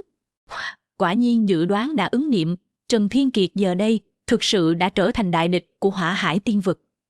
Nhưng mới đi qua hơn 70 năm mà thôi, Trần Thiên Kiệt có yêu nghiệt đến đâu, cũng không nên yêu nghiệt đến mức này chứ. Các ngươi chặn Đông Phương Kình Thiên. Âu Dương Hỏa Hải nghiến răng nhìn Trần Thiên Kiệt với ánh mắt âm u, để ta giải quyết hắn. Dù Trần Thiên Kiệt có mạnh mẽ đến đâu, cuối cùng cũng chỉ là kim tiên tam phẩm, còn Âu Dương Hỏa Hải lại là đại la kim tiên mạnh nhất trong số các kim tiên. Hắn tự nghĩ chỉ cần tự mình ra tay, giết một Trần Thiên Kiệt, vẫn là không có vấn đề gì. Thiên Kiệt cẩn thận. Thấy Âu Dương Hỏa Hải xông ra khỏi đám đông, Đông Phương Kình Thiên nhíu mày, định ra tay ngăn Âu Dương Hỏa Hải. Chỉ là số lượng đại la kim tiên của Hỏa Hải Tiên Vực quá nhiều, dù hắn có tiên linh chân ý, nhưng khi chính đại la kim tiên khác bao vây đến, đường tiến của Đông Phương Kình Thiên vẫn bị chặn đứng. Trần Hiến Lễ và Mộ Dung Tác Đoá cùng những người khác mặt mày biến sắc, lập tức đến bên cạnh Trần Thiên Kiệt, toàn thân căng cứng, chuẩn bị cùng Trần Thiên Kiệt tác chiến. Đồng thời, người nhà Hoàng đã đến. Chủ gia tộc Hoàng, với cảnh giới nhị phẩm kim tiên, nhanh chóng xông ra khỏi đại đường, đến bên cạnh Trần Thiên Kiệt. Trần Tiểu Hữu, giờ chỉ thiếu người của Kiếm Hải Tiên Tông đến thôi. Chủ gia tộc Hoàng trầm giọng nói, Âu Dương Hỏa Hải tuy mạnh, nhưng nếu 8 người chúng ta liên thủ, cũng không hoàn toàn không có khả năng chiến đấu. Trần Thiên Kiệt liếc nhìn mặt đất. Hiện tại người của gia tộc Hoàng, gia tộc Vệ, gia tộc Phù, Vô Cực Kiếm Tông, Thanh Tịnh Tông đều đã đến. Người của phủ chủ vực càng là đến đại đường từ đầu, chỉ đợi người của Kiếm Hải Tiên Tông đến. Trần Thiên Kiệt liền có thể lợi dụng phong ấn của Thiên Thư Đệ Nhị Thiên và phù triện Na Di không gian đưa bọn họ rời đi. Và trước khi đó, Trần Thiên Kiệt chuẩn bị trước tiên diệt Hỏa Hải Tiên Vực. Chương 1225. Hoàng gia chủ, các vị tiền bối. Trần Thiên Kiệt nhìn về phía mọi người bên cạnh, chậm rãi nói, ta vừa rồi đã nói rồi, chuyện của Hỏa Hải Tiên Vực, cứ giao cho ta xử lý đi. Các người trước tiên đi nói với đệ tử dưới trướng, lát nữa, khi ta đưa bọn họ rời đi, bảo bọn họ nhất định phải buông bỏ mọi sự đề phòng đối với ta. Phong ấn Đệ Nhị Thiên chỉ có thể phong ấn 2 loại người, một loại là người bị thương nặng đến mức không thể phản kháng, một loại là người chủ động buông bỏ mọi sự đề phòng. Cho nên trước khi phong ấn bọn họ, trưởng môn các đại thế lực phải làm công tác tư tưởng cho đệ tử dưới trướng, tránh việc có người không vào được thiên thư. Ngươi thật sự muốn tự mình xử lý sao? Trần Hiến Lễ lo lắng nói, Thiên Kiệt, Âu Dương Hỏa Hải, dù sao cũng là đại la kim tiên, chuyện này không phải là trò đùa đâu. Mộ Dung Tác Đoá và Lăng Đông cùng những người khác cũng hơi nhíu mày. Trần Thiên Kiệt cười nói, yên tâm đi gia, con tự có chừng mực. Hơn nữa, con ngay cả phụng thủ Âu Dương còn giết được. Cho dù thật sự có nguy hiểm gì, cũng có thể dễ dàng né tránh. Ngược lại là các người ở lại, rất dễ khiến con bị trói buộc tay chân. Trần Hiến Lễ hít sâu một hơi. Ông biết, Trần Thiên Kiệt nói không sai. Nếu Âu Dương Hỏa Hải không giết được Trần Thiên Kiệt, ngược lại chỉ mũi nhọn vào bọn họ, Trần Thiên Kiệt chắc chắn sẽ bị bó tay bó chân. Bọn họ ở lại, cũng chỉ là kéo chân Trần Thiên Kiệt mà thôi. Thiên Kiệt, con thật sự đã trưởng thành rồi. Trần Hiến Lễ vỗ vai Trần Thiên Kiệt, sau đó nghiến răng, cố nén nỗi lo lắng mãnh liệt trong lòng, tung người bay về phía mặt đất. Mọi người thấy Trần Hiến Lễ là bậc gia mà còn quyết đoán như vậy, lập tức cũng không do dự nữa, dặn dò Trần Thiên Kiệt chú ý an toàn, sau đó liền đi xuống mặt đất làm công tác tư tưởng cho đệ tử dưới trướng, mặc dù bọn họ không hiểu. Tại sao Trần Thiên Kiệt lại muốn bọn họ buông bỏ mọi sự đề phòng? Thậm chí đến tận bây giờ bọn họ vẫn không nghĩ ra, Trần Thiên Kiệt làm sao dựa vào 1-2 tấm phù triện Na Di không gian mà đưa tất cả bọn họ rời đi. Nhưng sự tình đã đến nước này, bọn họ hoặc là chết ở đây, hoặc là tin tưởng Trần Thiên Kiệt. Theo các cường giả kim tiên trở lại mặt đất, vẻ lo âu trên mặt Đông Phương Bạch, Phó Tiểu Bàn, Mộ Dung Xương, Trần Viên, Vương Tranh, Vương Vô Vi và những người khác càng thêm đậm đặc. Cha, sao mọi người lại xuống đây? Phó Tiểu Bàn chặn gia chủ nhà, hỏi rõ lại, sốt ruột nói, Trần đại ca một mình cản được Âu Dương Hỏa Hải sao? Hơn nữa sau lưng Âu Dương Hỏa Hải còn có nhiều cường giả Hỏa Hải tiên vực như vậy. Mọi người làm vậy, không được tử tế cho lắm. Gia chủ nhà họ Phó chừng mắt nhìn Phó Tiểu Bàn một cái thật mạnh. Dám nói cha ngươi làm việc không tử tế, ngươi biết cái gì? Ngươi không thấy vừa rồi Trần Thiên Kiệt một mình đã giết chết phụng thủ Âu Dương sao? Chúng ta cùng hắn kề vai chiến đấu, không những không giúp được gì, còn kéo chân hắn. Bớt nói nhảm đi, mau gọi người nhà họ Phó tới đây, ta có chuyện muốn nói. Lúc này mấy vị trưởng môn khác đã lần lượt gọi đệ tử dưới trướng đến bên cạnh, làm công tác tư tưởng cho bọn họ theo lời dặn của Trần Thiên Kiệt. Phó Tiểu Bàn và Đông Phương Bạch mấy người gần như không lọt ai chữ nào, tất cả đều nắm chặt nắm đấm, lo lắng nhìn Trần Thiên Kiệt đang đứng giữa không trung. Phụng thủ Âu Dương là phụng thủ Âu Dương. Hắn dù mạnh, cũng chỉ là phó vực chủ. Nhưng trước mắt Trần Thiên Kiệt phải đối mặt, chính là cường giả mạnh nhất của Hỏa Hải Tiên vực, Đại La Kim Tiên Âu Dương Hỏa Hải đó. Rốt cuộc Trần Thiên Kiệt đang nghĩ gì vậy? Tại sao hắn lại muốn một mình đối phó với Âu Dương Hỏa Hải? Trần đại ca, huynh nhất định không được xảy ra chuyện gì đấy. Phó Tiểu Bàn và những người khác chỉ cảm thấy tim như treo lên tận cổ họng. Trần Hiến Lễ và những người khác vừa làm công tác tư tưởng cho đệ tử dưới trướng, vừa lo lắng nhìn về phía Trần Thiên Kiệt. Chương 1226, gan ngươi thật lớn đấy. Nhìn Trần Thiên Kiệt lại, để Trần Hiến Lễ cùng những người khác về đại đường trước, còn mình một mình ở lại ứng phó. Âu Dương Hỏa Hải lộ ra một nụ cười khinh bỉ, hắn hai tay rung lên. Những cường giả hơn trăm người từ Hỏa Hải Tiên vực này lập tức đến sau lưng, đen đặt một vùng, khí thế hùng vĩ, ai nấy đều lộ vẻ dữ tợn. Trần Thiên Kiệt một mình đối diện hơn trăm cường giả của Hỏa Hải Tiên vực, hai tay khoanh sau lưng, thản nhiên tự tại, khóe môi thậm chí còn cong lên một nụ cười trêu chọc. Hơn 70 năm trước, ngươi cùng Thiên Bạo trưởng lão, Địa Nhạc hộ pháp câu kết lừa ta đến tán tiên chủng, muốn bỏ ta vào chỗ chết. Trần Thiên Kiệt nhạt giọng nói, số nợ này dù sao cũng phải tính. Thiên Bạo trưởng lão và Địa Nhạc hộ pháp đã chết rồi. Âu Dương Hỏa Hải, ngươi nên xuống dưới đó đi theo họ. Họ ở Hoàng Tuyền Lộ chắc chắn đã đợi ngươi từ lâu rồi. Ha! Nghe vậy, Âu Dương Hỏa Hải dường như nghe được một câu chuyện cười lớn. Những cường giả của Hỏa Hải Tiên vực phía sau hắn càng cười đến mức eo muốn gãy. Trần Thiên Kiệt, ngươi chỉ là một kim tiên tam phẩm, có lẽ quá tự cao tự đại rồi đấy. Âu Dương Hỏa Hải chế nhạo, ngươi đừng tưởng rằng giết được một cực phẩm kim tiên thì đã vô địch. Phía sau ta những cường giả của Hỏa Hải Tiên vực này, kim tiên nhất phẩm 19 vị, cực phẩm kim tiên 2 vị, mãn tọa còn có cảnh giới Đại La Kim Tiên, dễ như trở bàn tay. Ô! Trần Thiên Kiệt vẫn khoanh tay sau lưng, mặt lộ vẻ thản nhiên. Vậy Âu Dương vực chủ sao, còn chưa đến thử một lần. Các ngươi đang đợi cái gì? Đợi Tham Lang Đại Đế? Hừ! Âu Dương Hỏa Hải lạnh lùng cười. Giết một con kiến 3 phẩm như ngươi, cần gì Đại Đế ra tay? Nói xong, Âu Dương Hỏa Hải vung tay lên, ra lệnh, giết hắn. Rõ, rõ. Mọi người đáp lời, rồi liền xông về phía Trần Thiên Kiệt. Chỉ là đột nhiên, sắc mặt mọi người thay đổi, phát hiện hai chân như bị cố định trên không trung. Dù dùng hết sức cũng không thể bước thêm một bước. Chuyện gì đang xảy ra vậy? Âu Dương Hỏa Hải thấy mọi người không động đậy, nhíu mày, quay đầu nhìn lại, phát hiện mỗi người đều tái mét như gan lợn. Chủ vực, chúng ta không thể động đậy. Chắc chắn là tên đó dùng lực lượng lĩnh vực rồi. Chỉ là kim tiên tam phẩm, lĩnh vực sao lại mạnh như vậy? Sắc mặt Âu Dương Hỏa Hải khẽ biến đổi. Trần Thiên Kiệt vừa rồi dùng lực lượng lĩnh vực hạn chế 3 kim tiên tam phẩm, chuyện này họ đều tận mắt chứng kiến. Nhưng lúc này, phía sau Âu Dương Hỏa Hải lại có rất nhiều nhị phẩm kim tiên và kim tiên nhất phẩm. Lực lượng lĩnh vực của Trần Thiên Kiệt đã mạnh đến mức này rồi sao? Chết tiệt! Âu Dương Hỏa Hải nghiến răng, lật cổ tay, một đóa kiếm hoa hiện ra, một kiếm đâm về cổ Trần Thiên Kiệt. Chỉ là khi thanh kiếm của Âu Dương Hỏa Hải tiến vào phạm vi 3 trượng trước mặt Trần Thiên Kiệt, thân thể Âu Dương Hỏa Hải đột nhiên cứng đờ tại chỗ. Trong nháy mắt, một luồng kinh hãi trào dâng từ đáy mắt Âu Dương Hỏa Hải. Cái gì đang xảy ra? Lực lượng lĩnh vực của Trần Thiên Kiệt thậm chí có thể hạn chế cả Đại La Kim Tiên. Điều này không thể nào. Trần Thiên Kiệt chỉ là một kim tiên tam phẩm thôi mà. Cho dù hắn nắm giữ lực lượng lĩnh vực đã đạt đến cảnh giới thuần thục, cũng không thể đe dọa đến Đại La Kim Tiên. Tà thuật. Chắc chắn là tà thuật. Trong khoảnh khắc này, hắn chợt hiểu ra vì sao phụng thủ Âu Dương trước khi chết lại kêu lớn tà thuật. Sao vậy? Chủ vực Âu Dương, ngươi không muốn giết ta sao?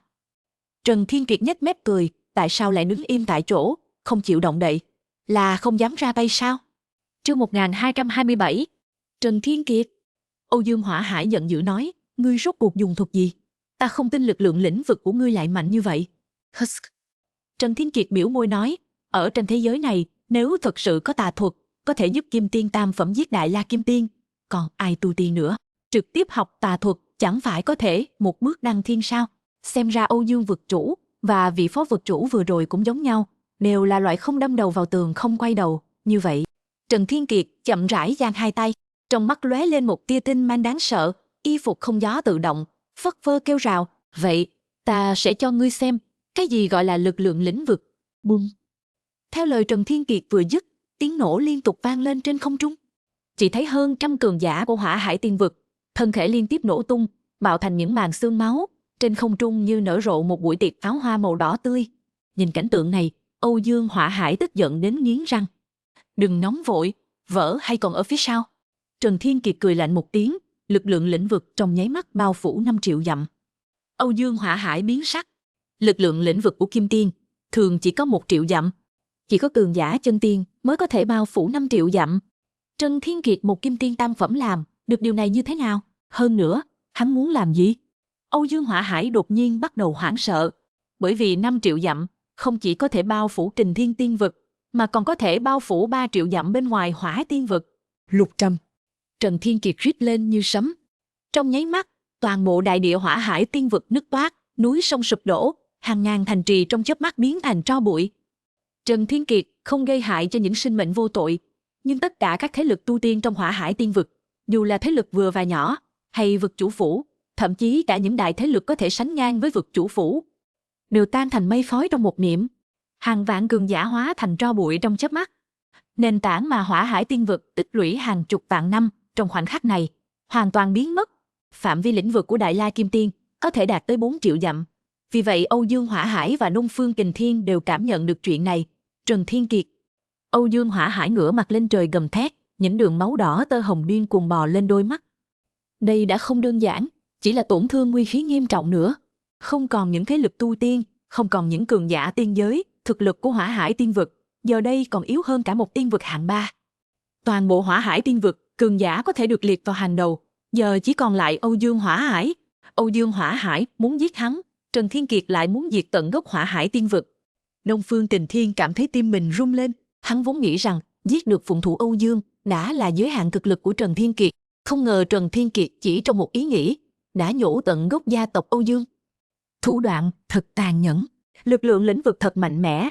Những người trong đại sảnh không biết chuyện gì đã xảy ra, nhưng từ biểu cảm dữ tợn của Âu Dương Hỏa Hải cũng có thể đoán ra được sơ bộ.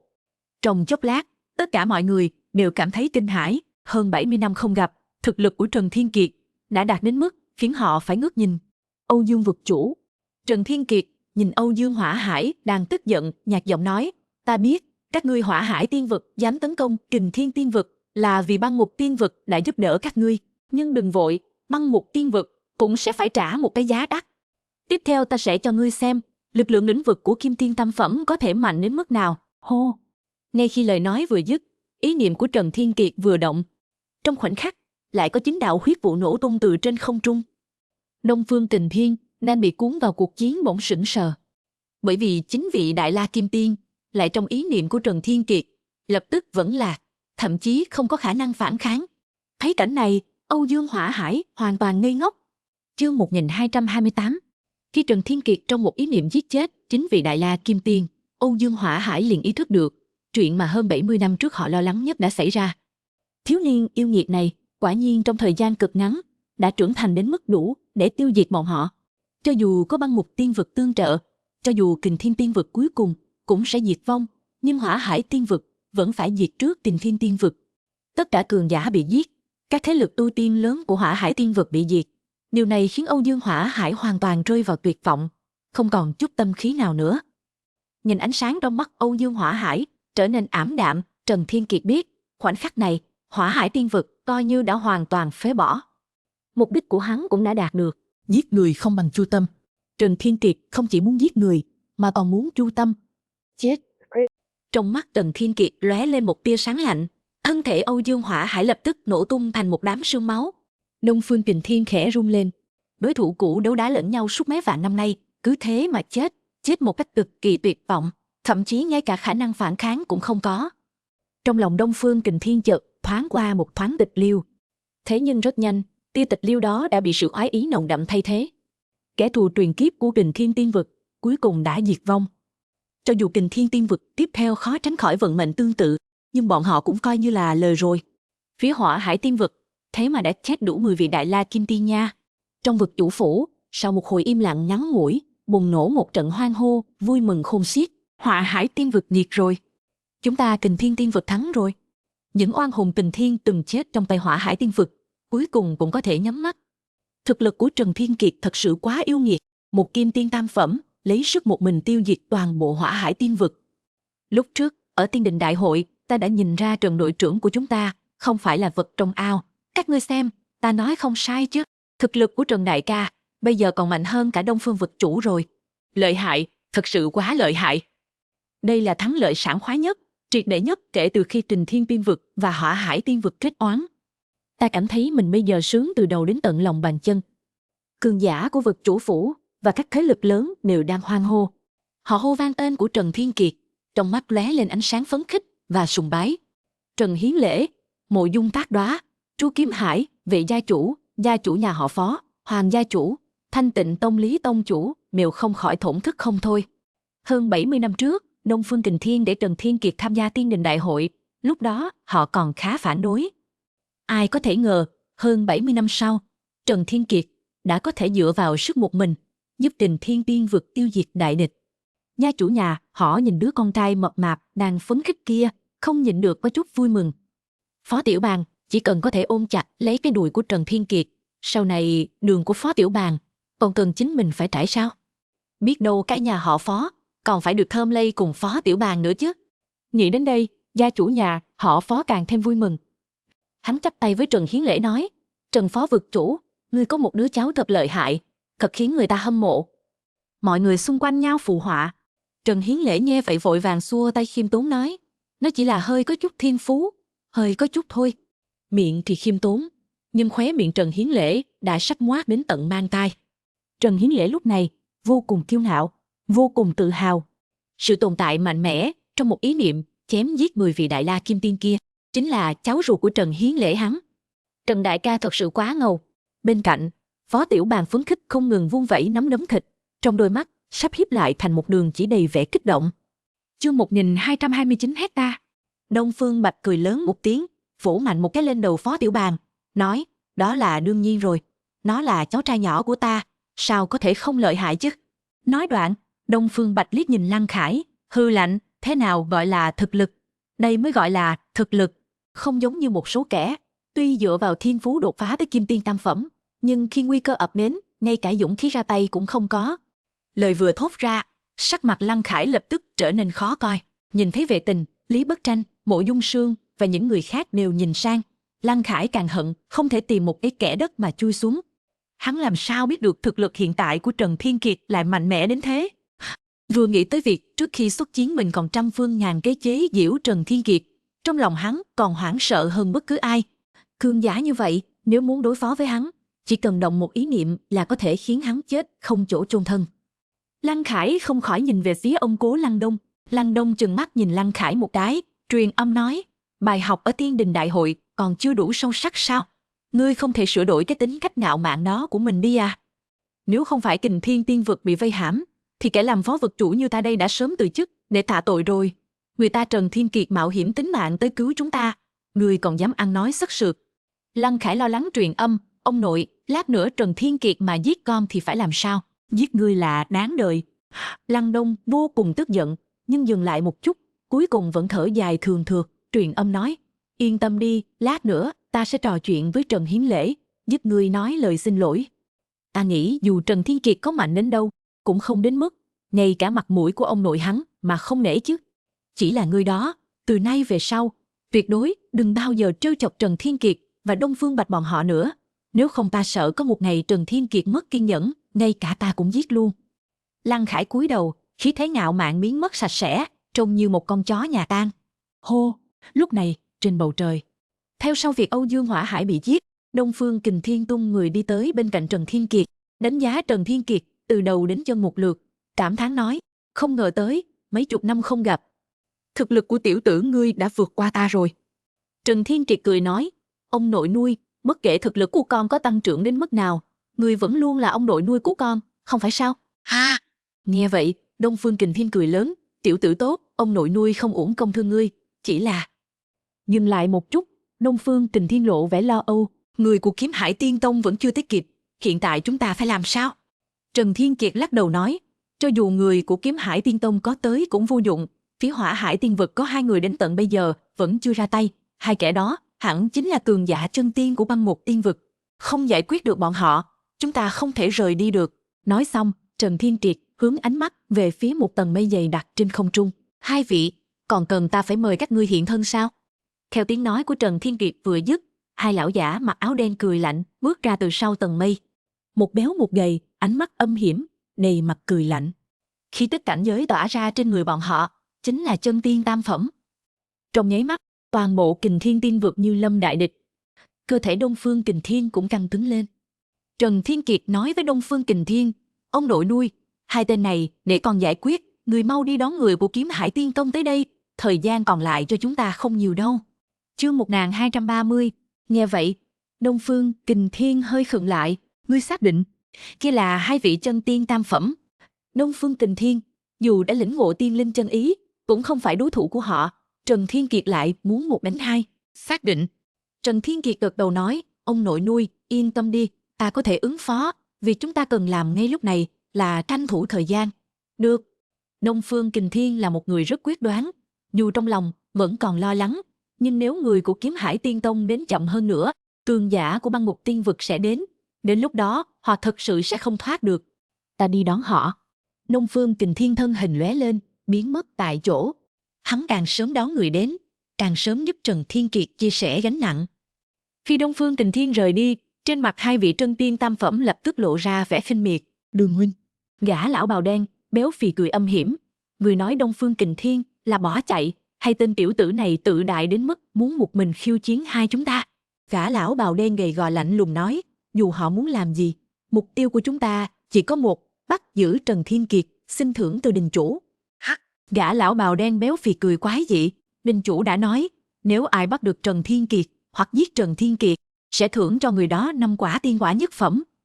Nhờ tiên quả nhất phẩm này, cảnh giới của chúng ta chắc chắn sẽ lên một tầng nữa. Đình chủ thật là hào phóng. Hừ. Gã lão bào đen gầy gò lạnh cười, đình chủ hào phóng là vì hắn có thể nhân cơ hội Trần Thiên Kiệt để xin thưởng từ Tham Lan Đại Đế. Tổ tiên họ Lãnh vừa mới trở thành đình chủ của Thần Ngọc Tiên Đình, Tham Lan Đại Đế đã dùng sức mạnh thiên đạo cưỡng ép nâng cảnh giới của hắn lên cảnh giới tiên quân. Người có muốn đoán xem, nếu đình chủ giao Trần Thiên Kiệt, Tham Lan Đại Đế sẽ thưởng cho đình chủ bao nhiêu bảo vật? Ông lão béo phì rít một tiếng rồi nói, ít nhất cũng phải là một bảo vật cấp tiên linh trung phẩm chứ. Nghe nói những ai sở hữu bảo vật cấp tiên linh trung phẩm ở tiên đình, trong tổng số 180 tiên đình của Bắc Cực Thiên, cũng không quá 100. Đúng vậy, khi đó nhờ cậy bảo vật cấp tiên linh trung phẩm này, địa vị của Thần Ngọc Tiên Đình chúng ta ở Bắc Cực Thiên sẽ được nâng cao. Ông lão gầy gò gật đầu, rồi nhìn Trần Thiên Kiệt, tiểu tử, ngươi có biết chúng ta kéo dài thời gian, vì sao không? Trần Thiên Kiệt khẽ cong khóe môi nói, các ngươi cố ý kéo dài cuộc đối thoại để chờ đợi Đông Phương vực chủ trở lại, rồi cùng nhau ra tay. Bởi vì Hỏa Hải Tiên vực đã bị diệt, các ngươi sợ chỉ giết ta thì không thể hoàn thành nhiệm vụ, nên muốn diệt cả Kình Thiên Tiên vực cùng lúc. Thật thông minh. Ông lão gầy gò rít một tiếng, nếu ngươi là người của băng ngục tiên vực, lão tổ nhất định sẽ hết lòng bồi dưỡng ngươi. Ha, ta còn phải cảm ơn sự đánh giá của các ngươi đấy chứ. Trần Thiên Kiệt mỉm cười, vậy thì thế này đi, ta cho các ngươi một lời khuyên, các ngươi giết ta trước, đợi Đông Phương vực chủ trở lại, các ngươi lại giết hắn, cũng không tốn nhiều thời gian, nếu không, ta và ông nội nuôi liên thủ, vạn nhất các ngươi không hạ được chúng ta trong thời gian ngắn, đợi cường giả của băng ngục tiên vực đến, bị cướp mất công lao thì sao? Ngay khi nói xong, hai vị chân tiên nhị phẩm lập tức nheo mắt. Trần Thiên Kiệt nói rất có lý, chỉ là họ không hiểu tại sao Trần Thiên Kiệt lại giúp họ suy nghĩ. Chẳng lẽ gã thật sự có tự tin, một mình chống lại hai người, đồng thời đối phó với hai vị chân tiên bọn họ? Điều này hiển nhiên là không thể. Trần Thiên Kiệt có thể giết Đại La Kim Tiên, chắc hẳn đã dùng hết tất cả ác chủ bài rồi. Ác chủ bài mạnh nhất của hắn chắc chắn chính là sức mạnh lĩnh vực vô cùng bá đạo kia. Chương 1231. Còn muốn dùng lĩnh vực giết chân tiên? Chớ mơ, hô. Phòng ngừa vạn nhất, hai người ý niệm vừa động, lực lượng lĩnh vực triển khai, phạm vi lĩnh vực của mỗi người đều có 5 triệu dặm. Thật đúng là cẩn trọng à. Trần Thiên Kiệt hai tay khoanh sau lưng, nhạt cười nói, có thể hỏi một câu, hai vị chuẩn bị động thủ vào lúc nào không? Thấy Trần Thiên Kiệt còn sốt ruột hơn cả họ, hai cường giả chân tiên không nhịn được mà cười khẩy. Đã từng thấy kẻ tìm chết, nhưng chưa từng thấy kẻ tự mình đòi chết. Gã béo phì ánh mắt lóe hàn quang, lạnh lùng nói, nếu ngươi đã nóng lòng muốn chết như vậy, lão phu thành toàn ngươi, miễn cho ngươi đến âm tào địa phủ, tố cáo ta không thành toàn cho ngươi. Hô, lời nói vừa dứt, gã béo phì lập tức động, không động thì thôi, động thì như sấm rền. Trên không trung vang lên từng trận tiếng nổ. Người trong vực chủ phủ đều căng thẳng mà nín thở. Còn đối mặt với gã béo phì khí thế như cầu vồng, Trần Thiên Kiệt cũng rốt cuộc ra tay. Hắn lấy ra tương phùng côn màu vàng bạc xen kẽ, đứng tại chỗ, vung một côn đánh ra. Sau khi trải qua không gian ngộ đạo, Trần Thiên Kiệt đối với sự lĩnh ngộ côn pháp đã đạt đến đỉnh cao, đạt tới sử chỉ cảnh. Côn này vung ra, pha lẫn sức mạnh côn đạo của sử chỉ cảnh. Rầm, khí côn quét ngang, trực tiếp đập vào kiếm của gã béo phì. Keng, kim loại va chạm, tia lửa bắn tung tóe. Gã béo phì còn vừa nãy ngông cuồng vô cùng, giây phút sau mặt mày biến sắc, kiếm trong tay đột nhiên đứt gãy, khí côn chưa tan, hung hăng đập vào người hắn. Một tiếng nặng nề, gã béo phì rốt cuộc đi theo vết xe nổ của Âu Dương Hỏa Hải, trực tiếp nổ tung giữa không trung. Ồ! Chứng kiến cảnh này, cả vực chủ phủ ồ lên kinh ngạc. Mắt mọi người đều trợn tròn. Ai cũng không ngờ rằng Trần Thiên Kiệt không chỉ có thể giết Đại La Kim Tiên, còn có thể giết chân tiên tam phẩm. Phải biết rằng, cường giả chân tiên đều là những tồn tại đã lĩnh ngộ tiên linh chân ý. Dù là cảnh giới hay tiên linh chân ý, đều đủ để suy yếu sức mạnh vượt cảnh của Trần Thiên Kiệt. Nhưng đối mặt với Trần Thiên Kiệt cảnh giới kim tiên tam phẩm, cả béo phì thậm chí ngay cả một côn cũng không đỡ được. Nè! Thấy huynh đệ thân vong, đồng tử của lão nhân gầy guộc chợt co rút lại. Sát khí nồng đậm nhân lên trong đôi mắt. Đồ chó chết, lão tử phải khiến ngươi trả mạng cho huynh đệ ta. Lão nhân gầy guộc gầm lên một tiếng, không còn chút kiêu ngạo nào, không chỉ vận dụng tiên linh chân ý, còn thi triển ra lá bài tẩy mạnh nhất của mình, kiếm pháp trụ cấp. Lão nhân gầy guộc đâm một kiếm, trời đất tối sầm, dị tượng sinh sôi, trên thân kiếm mơ hồ có lôi đình hiện lên. Cảm nhận được uy lực trên thanh kiếm, tất cả mọi người trong phủ vực chủ đều sinh ra cảm giác hoảng sợ, tim đập thình thịch. Còn đối mặt với một kích toàn lực của chân tiên tam phẩm, Trần Thiên Kiệt vẫn tùy ý vung một côn. Khi còn ở Bắc Dương Thành, Trần Thiên Kiệt chỉ là thiên tiên cực phẩm, đã có thể đánh bại chân tiên tam phẩm. Huống chi, giờ đây hắn đã có kim tiên cảnh giới, hơn nữa tương phùng côn cũng đột phá đến sinh mệnh cấp trung phẩm. Trần Thiên Kiệt thậm chí không cần mượn sức mạnh côn đạo sử chỉ cảnh để gia tăng, hắn muốn xem bản thân khi đạt đến kim tiên cảnh giới, rốt cuộc có chiến lược như thế nào. Rầm, côn kiếm va chạm, một tiếng nổ lớn vang vọng giữa trời đất. Trần Thiên Kiệt thân hình loạng choạng, trực tiếp lùi ngược ra xa mấy chục trượng. Ngược lại, lão nhân gầy guộc, cánh tay phải liên tục run rẩy, hổ khẩu tràn ra máu, sắc mặt càng tái nhợt như giấy, khóe miệng rỉ máu, chật vật không chịu nổi. Trần Thiên Kiệt hơi nhíu mày, có được một phán đoán sơ bộ về thực lực của mình. Trong tình huống không sử dụng sức mạnh côn đạo, chỉ mạnh hơn chân tiên tam phẩm một chút. Vì đã có được câu trả lời mình muốn, Trần Thiên Kiệt tiếp theo cũng không còn giữ tay, ấn mình lao lên, một côn đánh ra. Võ kỹ trụ cấp, thần đao bách phích. Chương 1232, không dùng võ kỹ mà Trần Thiên Kiệt vẫn có thể trọng thương kẻ sử dụng tuyệt chiêu của chân tiên tam phẩm. Vậy nếu Trần Thiên Kiệt vận dụng võ kỹ thì sao? Cảm nhận được uy năng khủng khiếp từ cây côn của Trần Thiên Kiệt, lão nhân gầy gò khẽ biến sắc, không dám đối cứng, theo bản năng liền muốn né tránh. Né! Trần Thiên Kiệt hừ lạnh một tiếng, cây côn của hắn thế như trẻ tre, sao có thể để chân tiên tam phẩm kia né được? Nhàn đình tính bộ. Theo Trần Thiên Kiệt thi triển bộ pháp võ kỹ, tốc độ đột nhiên tăng vọt, một côn đánh trúng lưng lão nhân gầy gò, phúc. Lão nhân gầy gò bị hất văng đi như một quả pháo, đập xuống đất tạo thành một hố sâu không đáy hình người. Mọi người vội vàng triển khai lực lượng lĩnh vực để cảm nhận, nhưng phát hiện lão nhân gầy gò trong hố sâu đã tắt thở. Trong chốc lát, tất cả mọi người kinh ngạc nhìn lên thiếu niên áo đen ngạo nghễ đứng trên không trung, há hốc mồm, không nói nên lời. Vừa lúc này, Đông Phương Kình Thiên đón người của Kiếm Hải Tiên Tông chạy về, chứng kiến cảnh này, mí mắt không khỏi giật. Đông Phương Kình Thiên chỉ biết Trần Thiên Kiệt đã mạnh hơn cả ông nội nuôi là ông, nhưng không ngờ Trần Thiên Kiệt lại mạnh đến mức này. Kim tiên tam phẩm, giết hai chân tiên tam phẩm, chuyện này nói ra ai tin? Thậm chí người nghe còn mắng là kẻ điên. Quá mạnh rồi. Lúc này, Đông Phương Bạch, Phó Tiểu Bàn, Mộ Dung Sương và những người khác đã không thể diễn tả sự chấn động trong lòng. Đặc biệt là Mộ Dung Sương. Khi ở trong trận pháp sa mạc, nàng vẫn có thể giúp đỡ Trần Thiên Kiệt.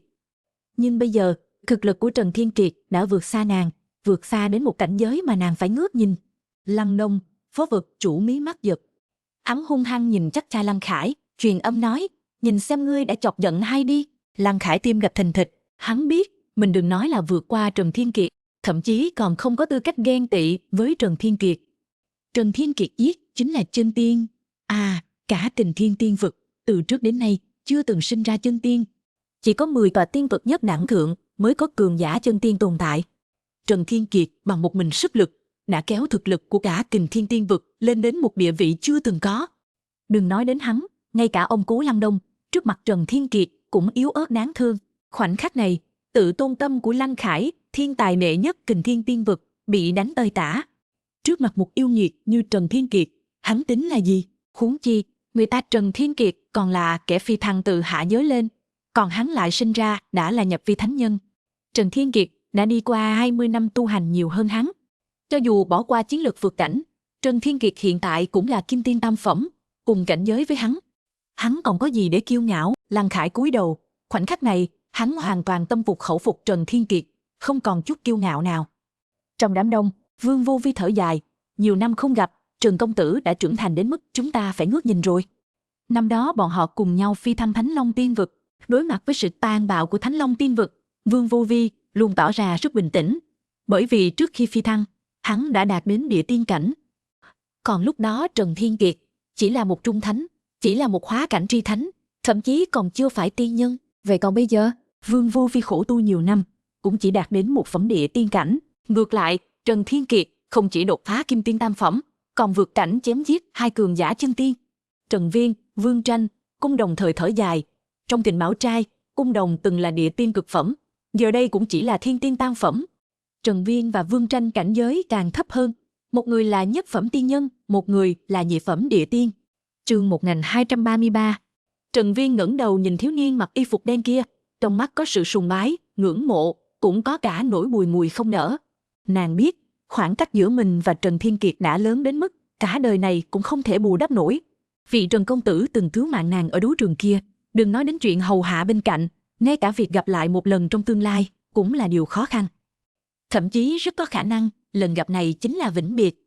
Thiên Kiệt. Đông Phương Trình Thiên thân hình lóe lên, đi tới bên cạnh Trần Thiên Kiệt, kinh ngạc nói, không ngờ tới, ngươi lại thực sự dựa vào sức mình giết chết hai tên chân tiên. Hiện tại, chiến lực của Kình Thiên Tiên Vực cũng có thể coi là tiên vực nhất đẳng thượng rồi. Trần Thiên Kiệt mỉm cười, chỉ tiếc là chúng ta sắp phải lưu lạc chân trời góc bể rồi. Ông nội nuôi, ngươi có cảm thấy tiếc nuối không? Hay, Đông Phương Kình Thiên xua tay, cười nói, Hỏa Hải Tiên Vực đều đã diệt vong rồi, còn có gì phải tiếc nuối nữa. Chỉ tiếc cho Đông Phương gia tộc đã dày công gây dựng trên mảnh đất này bao năm qua. Nhưng vấn đề không lớn, người ta nên nhìn về phía trước, không thể cứ mãi khép kín bản thân. Đợi sau khi chúng ta rời khỏi Bắc Cực Thiên, lại tạo dựng một thế lực mạnh mẽ hơn, mạnh hơn cả Kình Thiên Tiên Vực. Không sai. Trần Thiên Kiệt tán đồng, đến lúc đó tất cả chúng ta đồng tâm hiệp lực. Dù rời khỏi Bắc Cực Thiên cũng có thể sống rất tốt, thậm chí là tốt hơn. Nói xong, Trần Thiên Kiệt đưa mắt nhìn về phía những đệ tử và gia quyến của Kiếm Hải Tiên Tông trên mặt đất. Hiện tại mọi người đã tập hợp đầy đủ, đã đến lúc đưa họ rời đi. Nếu còn trì hoãn thêm thời gian, Lãnh Tiếu sẽ dẫn người giết tới nơi. Hô! Trần Thiên Kiệt thân hình lóe lên, đi tới vị trí cách mặt đất 10 trượng, ánh mắt quét qua Mộ Dung Tác Đoá và các vị trưởng môn. Chư vị tiền bối, những lời ta bảo các người truyền đạt, các người đều đã truyền đạt xong cả rồi chứ? Không thành vấn đề. Mộ Dung Tác Đoá và những người khác cao giọng đáp, ngươi là cứu tinh của Kình Thiên Tiên Vực chúng ta, bọn họ sao có thể đề phòng ngươi chứ? Trần Thiên Kiệt gật đầu, nhìn về phía lão tông chủ Chu Kiếm Hải. Chu Kiếm Hải lập tức nói, Kiếm Hải Tiên Tông chúng ta cũng đã chuẩn bị xong. Trong lúc Trần Thiên Kiệt và Đông Phương Kình Thiên trò chuyện, Chu Kiếm Hải đã dùng cách truyền âm nhập mật để nói cho mọi người trong Kiếm Hải Tiên Tông biết, lát nữa khi Trần Thiên Kiệt đưa họ rời đi, nhất định phải buông bỏ mọi sự đề phòng đối với Trần Thiên Kiệt, không được có chút dị tâm nào. Tốt. Trần Thiên Kiệt nói, đã như vậy, xin mọi người hãy tiến lại gần trung tâm sân, đứng càng sát nhau càng tốt. Mọi người liền làm theo lời dặn của Trần Thiên Kiệt, bắt đầu tụ tập về phía trung tâm sân. 6 đại thế lực và phủ vực chủ cộng lại hơn 1000 cường giả, cùng gia quyến, chen trúc chật kín cả sân phủ vực chủ, không một kẽ hở. Trần Thiên Kiệt hít sâu một hơi, sau đó vận chuyển Thiên Cư Đệ Nhị Thiên, phong ấn. Trong mắt Trần Thiên Kiệt lóe lên tinh quang, khẽ quát một tiếng, một đạo kim quang từ đan điền bắn ra, trong nháy mắt bao trùm lấy tất cả mọi người. Xoạt. Trong khoảnh khắc, 500 người lập tức biến mất. Cảnh tượng này khiến mọi người kinh ngạc, họ không biết Trần Thiên Kiệt đã dùng thủ đoạn gì, nhưng Trần Thiên Kiệt đã mạo hiểm tính mạng đến cứu họ, chắc hẳn sẽ không hại họ. Thế nhưng Trần Thiên Kiệt nhìn thấy cảnh này lại nhíu mày. Hắn vốn tưởng rằng thiên thư có thể phong ấn tất cả mọi người, bây giờ xem ra mỗi trang thiên thư phong ấn 500 người là giới hạn. Tiếp theo hắn còn phải tiếp tục phong ấn từng người còn lại vào thiên thư, tổng cộng đại khái sẽ chiếm mất 3 trang thiên thư. Ngay lúc này, trên bầu trời, Bỗng nhiên mây đen kéo đến áp sát anh. Sắc mặt Trần Thiên Kiệt thay đổi. Cường giả của băng ngục tiên vực đã tới. Chương 1234. Hiện tại trong viện vẫn còn hơn 700 người chưa tiến vào thiên thư. Trần Thiên Kiệt nghiến răng, chỉ đành tạm dừng kế hoạch, ánh mắt hướng về bầu trời. Chỉ thấy Lãnh Tiếu dẫn đầu, mấy trăm cường giả băng ngục tiên vực, như gió như điện đến trên không trung Kình Thiên tiên vực. Lãnh Tiếu hơi cảm nhận, phát hiện tất cả mọi người Hỏa Hải tiên vực, bao gồm cả hai vị Trân Tiên tam phẩm, đều đã tan biến, trong mắt lập tức lóe lên một tia sát ý. Hắn đột ngột nhìn về Đông Phương Kình Thiên, âm lãnh nói, không ngờ, các ngươi Kình Thiên tiên vực thật có chút thủ đoạn, lại có thể đánh bại Hỏa Hải tiên vực, còn giết được hai vị Trân Tiên của ta. Ta thực sự xem thường các ngươi. Đông Phương Kình Thiên ngẩng đầu nói, Lãnh Tiếu, các ngươi phong tỏa Kình Thiên tiên vực hơn 70 năm, lại còn không hiểu rõ căn cơ của Kình Thiên tiên vực. Với tư cách là vực chủ của băng ngục tiên vực, ngươi cũng không thấy xấu hổ sao? Lời nói suông. Lãnh Tiếu hừ lạnh một tiếng, ánh mắt quét qua mọi người trong phủ vực chủ, sau đó nhíu mày. Trong trường chỉ có người Kiếm Hải Tiên Tông, Phó gia, Vệ gia và Hoàng gia. Vô Cực Kiếm Tông, Thanh Tịnh Tông, cường giả của phủ vực chủ đã biến mất không thấy tung tích. Bọn họ đi đâu rồi? Trên đường tới, hắn rõ ràng dùng lực lượng lĩnh vực cảm nhận được sự tồn tại của những người đó. Tiếp theo, hắn đột ngột nhìn về Trần Thiên Kiệt, nheo mắt nói, là ngươi dùng thủ đoạn phải không? Ngươi có thể lặng lẽ đến Kình Thiên tiên vực, chắc chắn là tìm được bảo vật tương tự không gian phù triện. Cũng được, những người đó dù sao cũng không quan trọng, chỉ cần giết được ngươi và Đông Phương Kình Thiên, nhiệm vụ của ta cũng hoàn thành. Sắc mặt hơn 700 cường giả của phủ vực chủ trở nên vô cùng khó coi. Nếu Trần Thiên Kiệt và Đông Phương Kình Thiên chết, mạng sống của họ chắc chắn cũng sẽ không còn. Lúc này có người vô cùng hối hận, vừa rồi nên chen chúc thêm vào trung tâm viện, có lẽ giờ đã trốn thoát được rồi. Chỉ là họ không biết, Trần Thiên Kiệt chỉ phong ấn 500 người đó vào thiên thư, chứ không truyền tống họ ra khỏi Bắc Cực Thiên. Nếu Trần Thiên Kiệt chết, bọn họ chỉ đành vĩnh viễn mắc kẹt trong thiên thư. Hiện tại, trong phong ấn của thiên thư, Trần Hiến Lễ và Đông Phương Bạch cùng những người khác, thông qua tầm mắt của Trần Thiên Kiệt, lo lắng quan sát tất cả những gì diễn ra trên không. Khi họ có thể nhìn thấy tầm mắt của Trần Thiên Kiệt, họ đã hiểu rằng họ bị Trần Thiên Kiệt dùng một thủ đoạn đặc biệt truyền tống vào bên trong cơ thể hắn. Chỉ cần có thể truyền tất cả mọi người vào bên trong cơ thể, Trần Thiên Kiệt liền có thể dựa vào một không gian phù triện, mang tất cả bọn họ trốn thoát khỏi Bắc Cực Thiên. Chỉ tiếc là những cường giả của băng ngục tiên vượt đến quá nhanh. Trần Hiến Lễ nắm chặt quyền, âm thầm cầu nguyện cháu trai đừng gặp chuyện gì. Các cường giả của các đại thế lực trong thiên thư, tuy không có cảm giác gì với Trần Thiên Kiệt, nhưng hiện tại họ đang ở bên trong cơ thể Trần Thiên Kiệt, có thể nói là vinh quang cùng nhau, tổn thất cùng nhau. Vì vậy, dù không quen biết Trần Thiên Kiệt, mọi người cũng đang cố gắng cầu nguyện, mong Trần Thiên Kiệt sống sót qua ải này bằng mọi giá. Đông Phương Kình Thiên. Lúc này, Lãnh Tiếu đã ném ánh mắt lạnh lẽo về phía Đông Phương Kình Thiên, lạnh giọng nói, nhanh chóng lộ ra tất cả những lá bài tẩy của các ngươi Kình Thiên tiên vực đi. Ta muốn xem các ngươi Kình Thiên tiên vực có thể gây ra những sóng gió gì. Ngay khi lời nói của Lãnh Tiếu vừa dứt, hàng trăm cường giả phía sau hắn đồng loạt bộc phát ra khí thế của cảnh giới mạnh mẽ. Tất cả mọi người của Kình Thiên tiên vực đều rùng mình. Băng ngục tiên vực không hổ là tiên vực mạnh nhất trong 3.600 tiên vực. Dù họ đã mất đi 2 chân tiên, nhưng Lãnh Tiếu vẫn còn hơn 20 chân tiên. Trong đó có đến 6 nhị phẩm chân tiên. Bản tôn của Lãnh Tiếu thậm chí còn là một chân tiên nhất phẩm mạnh mẽ vô song. Phải biết rằng, ngay cả người mạnh nhất của vô song tiên vực xếp thứ 2 cũng chỉ là một chân tiên nhất phẩm mà thôi. Lần này, họ thực sự không thể tránh khỏi tai ương. Chương 1235. Nghĩa gia. Trần Thiên Kiệt hướng ánh mắt về phía Đông Phương Kình Thiên, nói, người cứ đi tới sân hội hợp với mọi người trước đi, đợi ta giải quyết xong phiền phức trước mắt, sẽ đưa mọi người rời đi. Đông Phương Kình Thiên nhíu mày nói, Thiên Kiệt, yên tâm đi Nghĩa gia. Trần Thiên Kiệt mỉm cười, vốn dĩ chỉ muốn diệt trừ Hỏa Hải tiên vực, nhưng đã đám người này cứ nhất quyết muốn dâng đầu tới cửa, vậy thì ta cũng không còn cách nào khác. Tạm thời tăng ca một chút, diệt sạch đám người này rồi đi.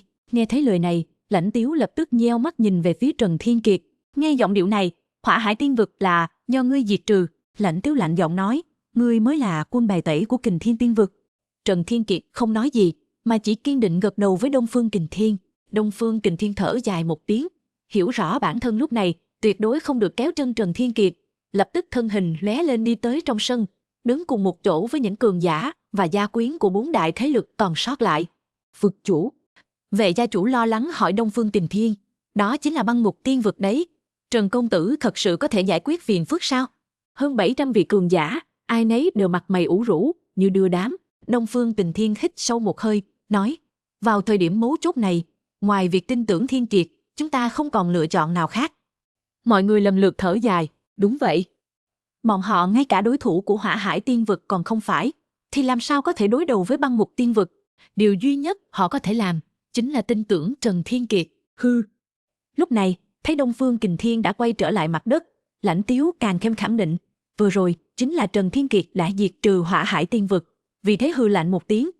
Ta muốn xem thử, một kẻ làm chó nhà, có tang hơn 70 năm như ngươi, có thể có bao nhiêu bản lĩnh.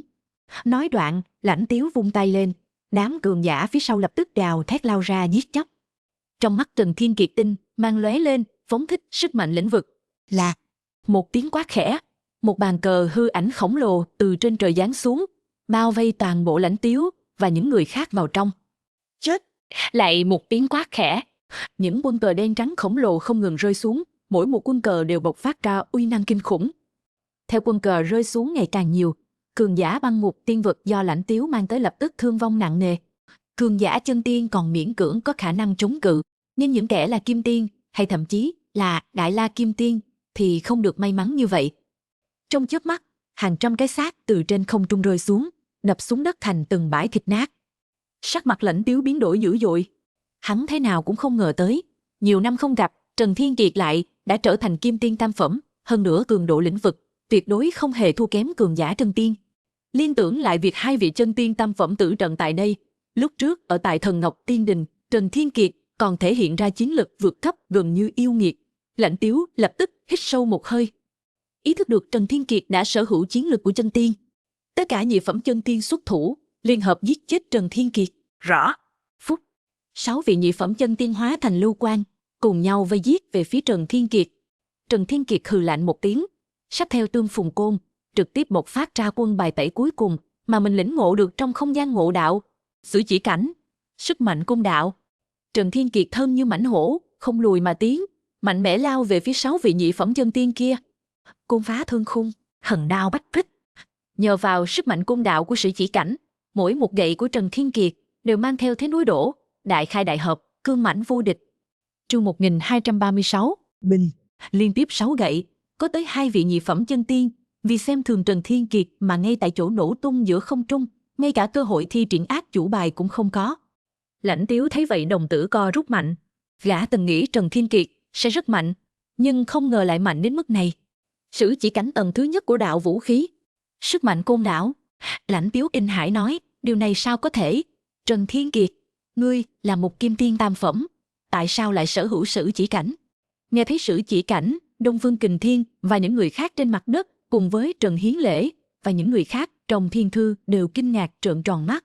Họ chỉ là kim tiên, không hiểu rõ về Sử Chỉ Cảnh, cho nên khi Trần Thiên Kiệt lần đầu tiên vận dụng Sử Chỉ Cảnh đánh chết lão già béo ú, không ai trong số họ nhìn ra điểm bất thường. Cho đến khi Lãnh Tiếu lên tiếng, họ mới bừng tỉnh nhận ra Trần Thiên Kiệt có thể đánh chết chân tiên lại là vì nắm giữ sức mạnh côn đạo, sở hữu Sử Chỉ Cảnh của đạo vũ khí. Vực chủ đại nhân.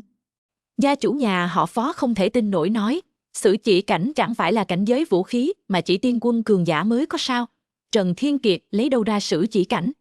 Đông Phương Kình Thiên nhíu mày nói, cũng không biết, chẳng lẽ tên nhóc này liều mạng đi xông vào không gian ngộ đạo, tiểu tử này có phải hơi yêu nghiệt quá mất rồi không? Mặc dù Đông Phương Kình Thiên đã cố gắng đánh giá cao Trần Thiên Kiệt, nhưng vẫn không ngờ tới, trong tay Trần Thiên Kiệt còn nắm giữ một lá bài tẩy như vậy. Thảo nào khi đối mặt với các cường giả của Băng Mục Tiên Vực, Trần Thiên Kiệt lại tỏ ra bình thản tự tại đến thế. Tên nhóc này.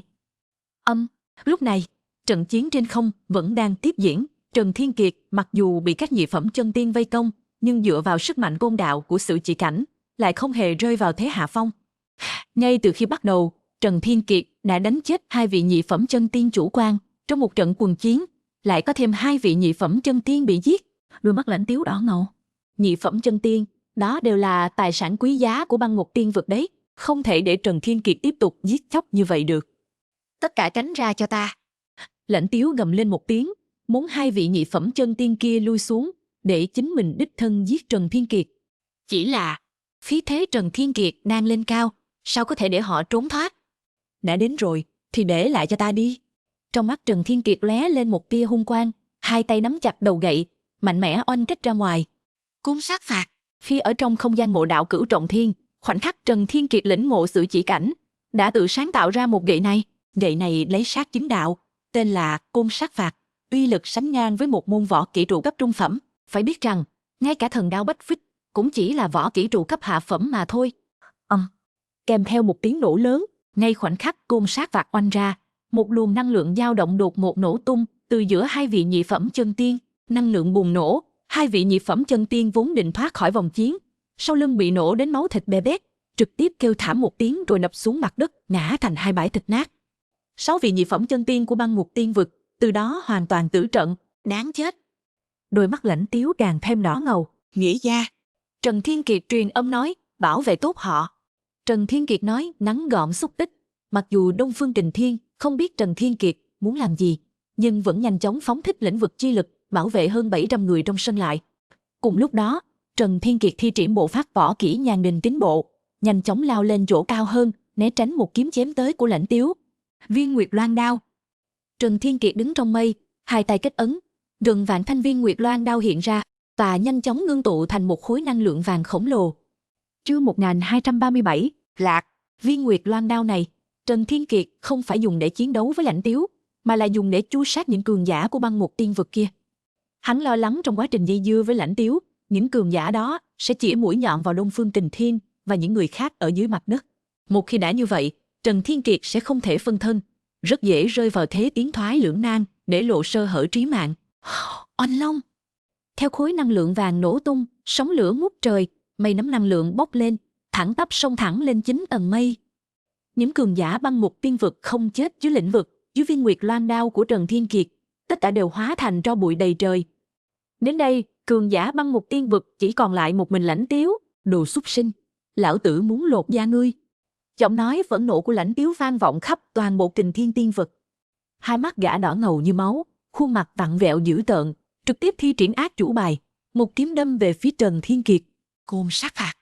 Trần Thiên Kiệt cũng không chịu thua kém, vừa mượn sức mạnh cung đạo của Sử Chỉ Cảnh, vừa thi triển ra ác chủ bài tự sáng tạo, có uy lực sánh ngang võ kỹ trụ cấp trung phẩm. Khoanh. Hai luồng năng lượng va chạm vào nhau. Một luồng sóng năng lượng có thể nhìn thấy bằng mắt, thường đột ngột lan tỏa ra. Toàn bộ Kình Thiên tiên vực trong nháy mắt hóa thành phế tích, thương vong vô số, tựa như luyện ngục nhân gian. Cùng lúc đó, toàn thân Trần Thiên Kiệt chấn động dữ dội, bay ngược ra ngoài như một quả đạn pháo, trực tiếp xuyên qua tầng mây, rơi vào trong tinh hà. Khổ. Trần Thiên Kiệt ho khan một tiếng, ho ra một bãi máu đen lớn, sắc mặt tái nhợt đến đáng sợ. Chân tiên nhất phẩm, dù sao cũng là chân tiên nhất phẩm. Cho dù Trần Thiên Kiệt có sức mạnh côn đạo của Sử Chỉ Cảnh, cũng không thể bù đắp được khoảng cách giữa bản thân và Lãnh Tiếu. Nhìn thấy Lãnh Tiếu xông thẳng lên trời, sát khí cuồn cuộn, ánh mắt Trần Thiên Kiệt ngưng tụ tinh mang. Thời khắc mấu chốt, hắn buộc phải dùng đến ác chủ bài mạnh nhất của mình. Tất cả hỗn độn chi khí trong đan điền, toàn bộ dồn vào Tương Phùng Côn. Rất nhanh, một cột sáng xám xịt liền bắn ra, đâm thẳng vào sâu trong tinh hà. Trần Thiên Kiệt lộ sát khí, hai tay nắm chặt đầu côn, mạnh mẽ đập xuống một côn. Chết đi cho ta. Cột sáng màu xám xé rách tinh hà, oanh nát hàng chục ngôi sao, dọc đường đi càn quét tất cả oanh kích về phía Lãnh Tiếu. Lãnh Tiếu sát ý ngút trời, lập tức cũng sử dụng ác chủ bài mạnh nhất của mình, bằng một hàng quan kiếm. Trong chớp mắt, hắc kiếm trong tay Lãnh Tiếu phủ lên một tầng xương giá, khiến người ta lạnh sống lưng. Bề mặt của mấy ngôi sao xung quanh bắt đầu nhanh chóng đóng băng, rất nhanh liền hóa thành mấy ngôi sao băng giá khổng lồ. Trên Tương Phùng Côn cũng bắt đầu đóng băng, thậm chí mí mắt của Trần Thiên Kiệt cũng bị đóng băng lại, trong chốc lát ngay cả chớp mắt cũng không làm được. Nhưng Trần Thiên Kiệt không cần chớp mắt, trong mắt hắn lóe lên hung quang đáng sợ. Cột sáng màu xám dưới sự vung vẩy hết sức của Trần Thiên Kiệt, như trẻ chè oanh kích lên kiếm của Lãnh Tiếu. Cột sáng màu xám nhanh chóng đóng băng, sau đó vỡ vụn ra như một que kem. Nhưng hỗn độn thần quang này dù sao cũng là ác chủ bài cuối cùng của Trần Thiên Kiệt. Trong khoảnh khắc côn kiếm va chạm, băng kiếm của Lãnh Tiếu liền đứt gãy từng tấc, rất nhanh chỉ còn lại một cái chuôi kiếm. Mà sức mạnh khổng lồ theo chuôi kiếm tràn vào trong cơ thể Lãnh Tiếu, cổ họng Lãnh Tiếu ngọt lại, trực tiếp phun ra một ngụm máu tươi. Trần Thiên Kiệt thấy cơ hội đã đến, đột ngột thi triển chiến kỹ pháp Thiên Tượng Địa. Hô! Trong chốc lát, Trần Thiên Kiệt hóa thành một người khổng lồ nguy nga như núi, thu hồi Tương Phùng Côn, hai tay hợp nhất, mạnh mẽ vỗ về phía Lãnh Tiếu. Lãnh Tiếu thấy vậy đồng tử co rút mạnh, cũng không màng đến việc lau đi vết máu, nhanh chóng lùi lại phía sau. Chỉ tiếc là Phản ứng của gã chậm mất nửa nhịp, bước. Trời đất rung chuyển. Đường đường là vực chủ băng ngục tiên vực, chân tiên nhất phẩm Lãnh Tiếu, bị người khổng lồ Trần Thiên Kiệt vỗ nát thành xương máu, như vỗ một con ruồi. Chương 1238. Khi Lãnh Tiếu ngã xuống trong tinh hà, Đông Phương Kình Thiên cùng những người khác trên mặt đất và cả Trần Hiến Lễ cùng những người khác trong thế giới thiên thư, tất cả đều chấn kinh đến mức tê dại cả da đầu. Bọn họ nhất thời không thể hoàn hồn, chỉ cảm thấy như đang nằm mơ. Từ lúc các cường giả của băng ngục tiên vực đặt chân đến Kình Thiên tiên vực, tính tới tính lui cũng chỉ mới qua một chén trà. Thế mà trong khoảng thời gian ngắn ngủi như vậy, Trần Thiên Kiệt đã liên tiếp đánh giết hàng trăm cường giả của băng ngục tiên vực. Giờ phút này, Trần Thiên Kiệt thậm chí đã dùng hết át chủ bài, chém giết cả vực chủ của băng ngục tiên vực, chân tiên nhất phẩm Lãnh Tiếu. Băng ngục tiên vực đó chính là tiên vực mạnh mẽ, có thực lực tổng hợp đứng đầu dưới trướng Thần Ngọc Tiên Đình. Trước kia Kình Thiên tiên vực ngay cả đối phó với Hỏa Hải tiên vực cũng đã rất vất vả, thế mà bây giờ biết bao nhiêu cường giả chân tiên của băng ngục tiên vực lại lần lượt ngã xuống tại Kình Thiên tiên vực. Mà thiếu niên giúp Kình Thiên tiên vực làm được tất cả những điều này mới chỉ tới tiên giới vỏn vẹn hơn 70 năm. Điều này quả thực không thể tin nổi. Giờ khắc này, Trần Thiên Kiệt hoàn toàn trở thành tín ngưỡng và trụ cột tinh thần trong lòng các cường giả Kình Thiên tiên vực. Vốn dĩ, đối với việc Trần Thiên Kiệt tuyên bố muốn dẫn họ rời khỏi Bắc Cực Thiên, trong lòng họ vẫn còn vài phần nghi hoặc, nhưng giờ đây đã không còn chút nghi ngờ nào nữa. Tên nhóc Trần Thiên Kiệt này luôn có thể làm được những việc người khác không làm nổi, tạo ra hết kỳ tích này đến kỳ tích khác. Hô! Lúc này, vì đã thi triển hỗn độn thần quang, hỗn độn chi khí trong cơ thể Trần Thiên Kiệt đã bị rút cạn, cả người rơi vào trạng thái suy yếu. Y lập tức giải tán chiến kỹ pháp thiên tượng địa, rơi xuống mặt đất. Đông Phương Kình Thiên thấy vậy nhíu mày, nhanh chóng phóng lên không trung, đỡ lấy Trần Thiên Kiệt giữa không trung.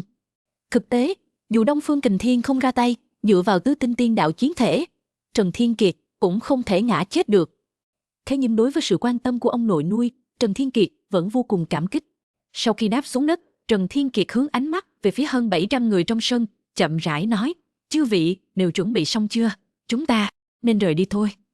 Chỉ mới nói một câu, Trần Thiên Kiệt đã ho ra mấy ngụm máu.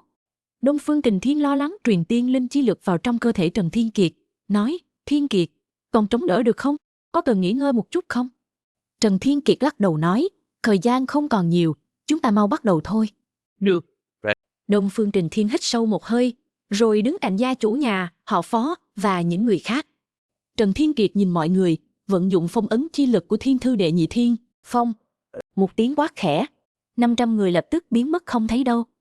Lúc này trong sân chỉ còn lại lão tông chủ Chu Kiếm Hải cùng mọi người của Kiếm Hải Tiên Tông, ngay cả Đông Phương Kình Thiên cũng đã bị phong ấn vào trong Thiên Thư Đệ Nhị Thiên. Và cho đến tận lúc này, Đông Phương Kình Thiên cùng gia chủ nhà họ Phó, Phó Tiểu Bàn, Vệ Tình và những người khác mới hiểu rõ kế hoạch của Trần Thiên Kiệt rốt cuộc là gì. Họ có thể nhìn thấy góc nhìn của Trần Thiên Kiệt, điều đó chứng tỏ họ đã bị phong ấn vào trong cơ thể Trần Thiên Kiệt. Họ thậm chí còn có thể nhìn thấy một thế giới xám xịt cùng một con lừa đen đang gặm nhấm bảo vật.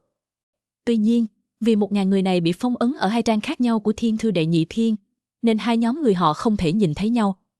Trần Thiên Kiệt tiếp tục hướng ánh mắt về phía mọi người của Kiếm Hải Tiên Tông.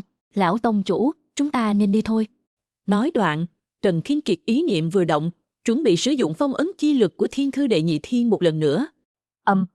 Ngay đúng lúc này, một đạo năng lượng mãnh liệt bỗng xuyên qua tinh hà, xé rách không gian, trong nháy mắt oanh kích lên phía trên vực chủ phủ.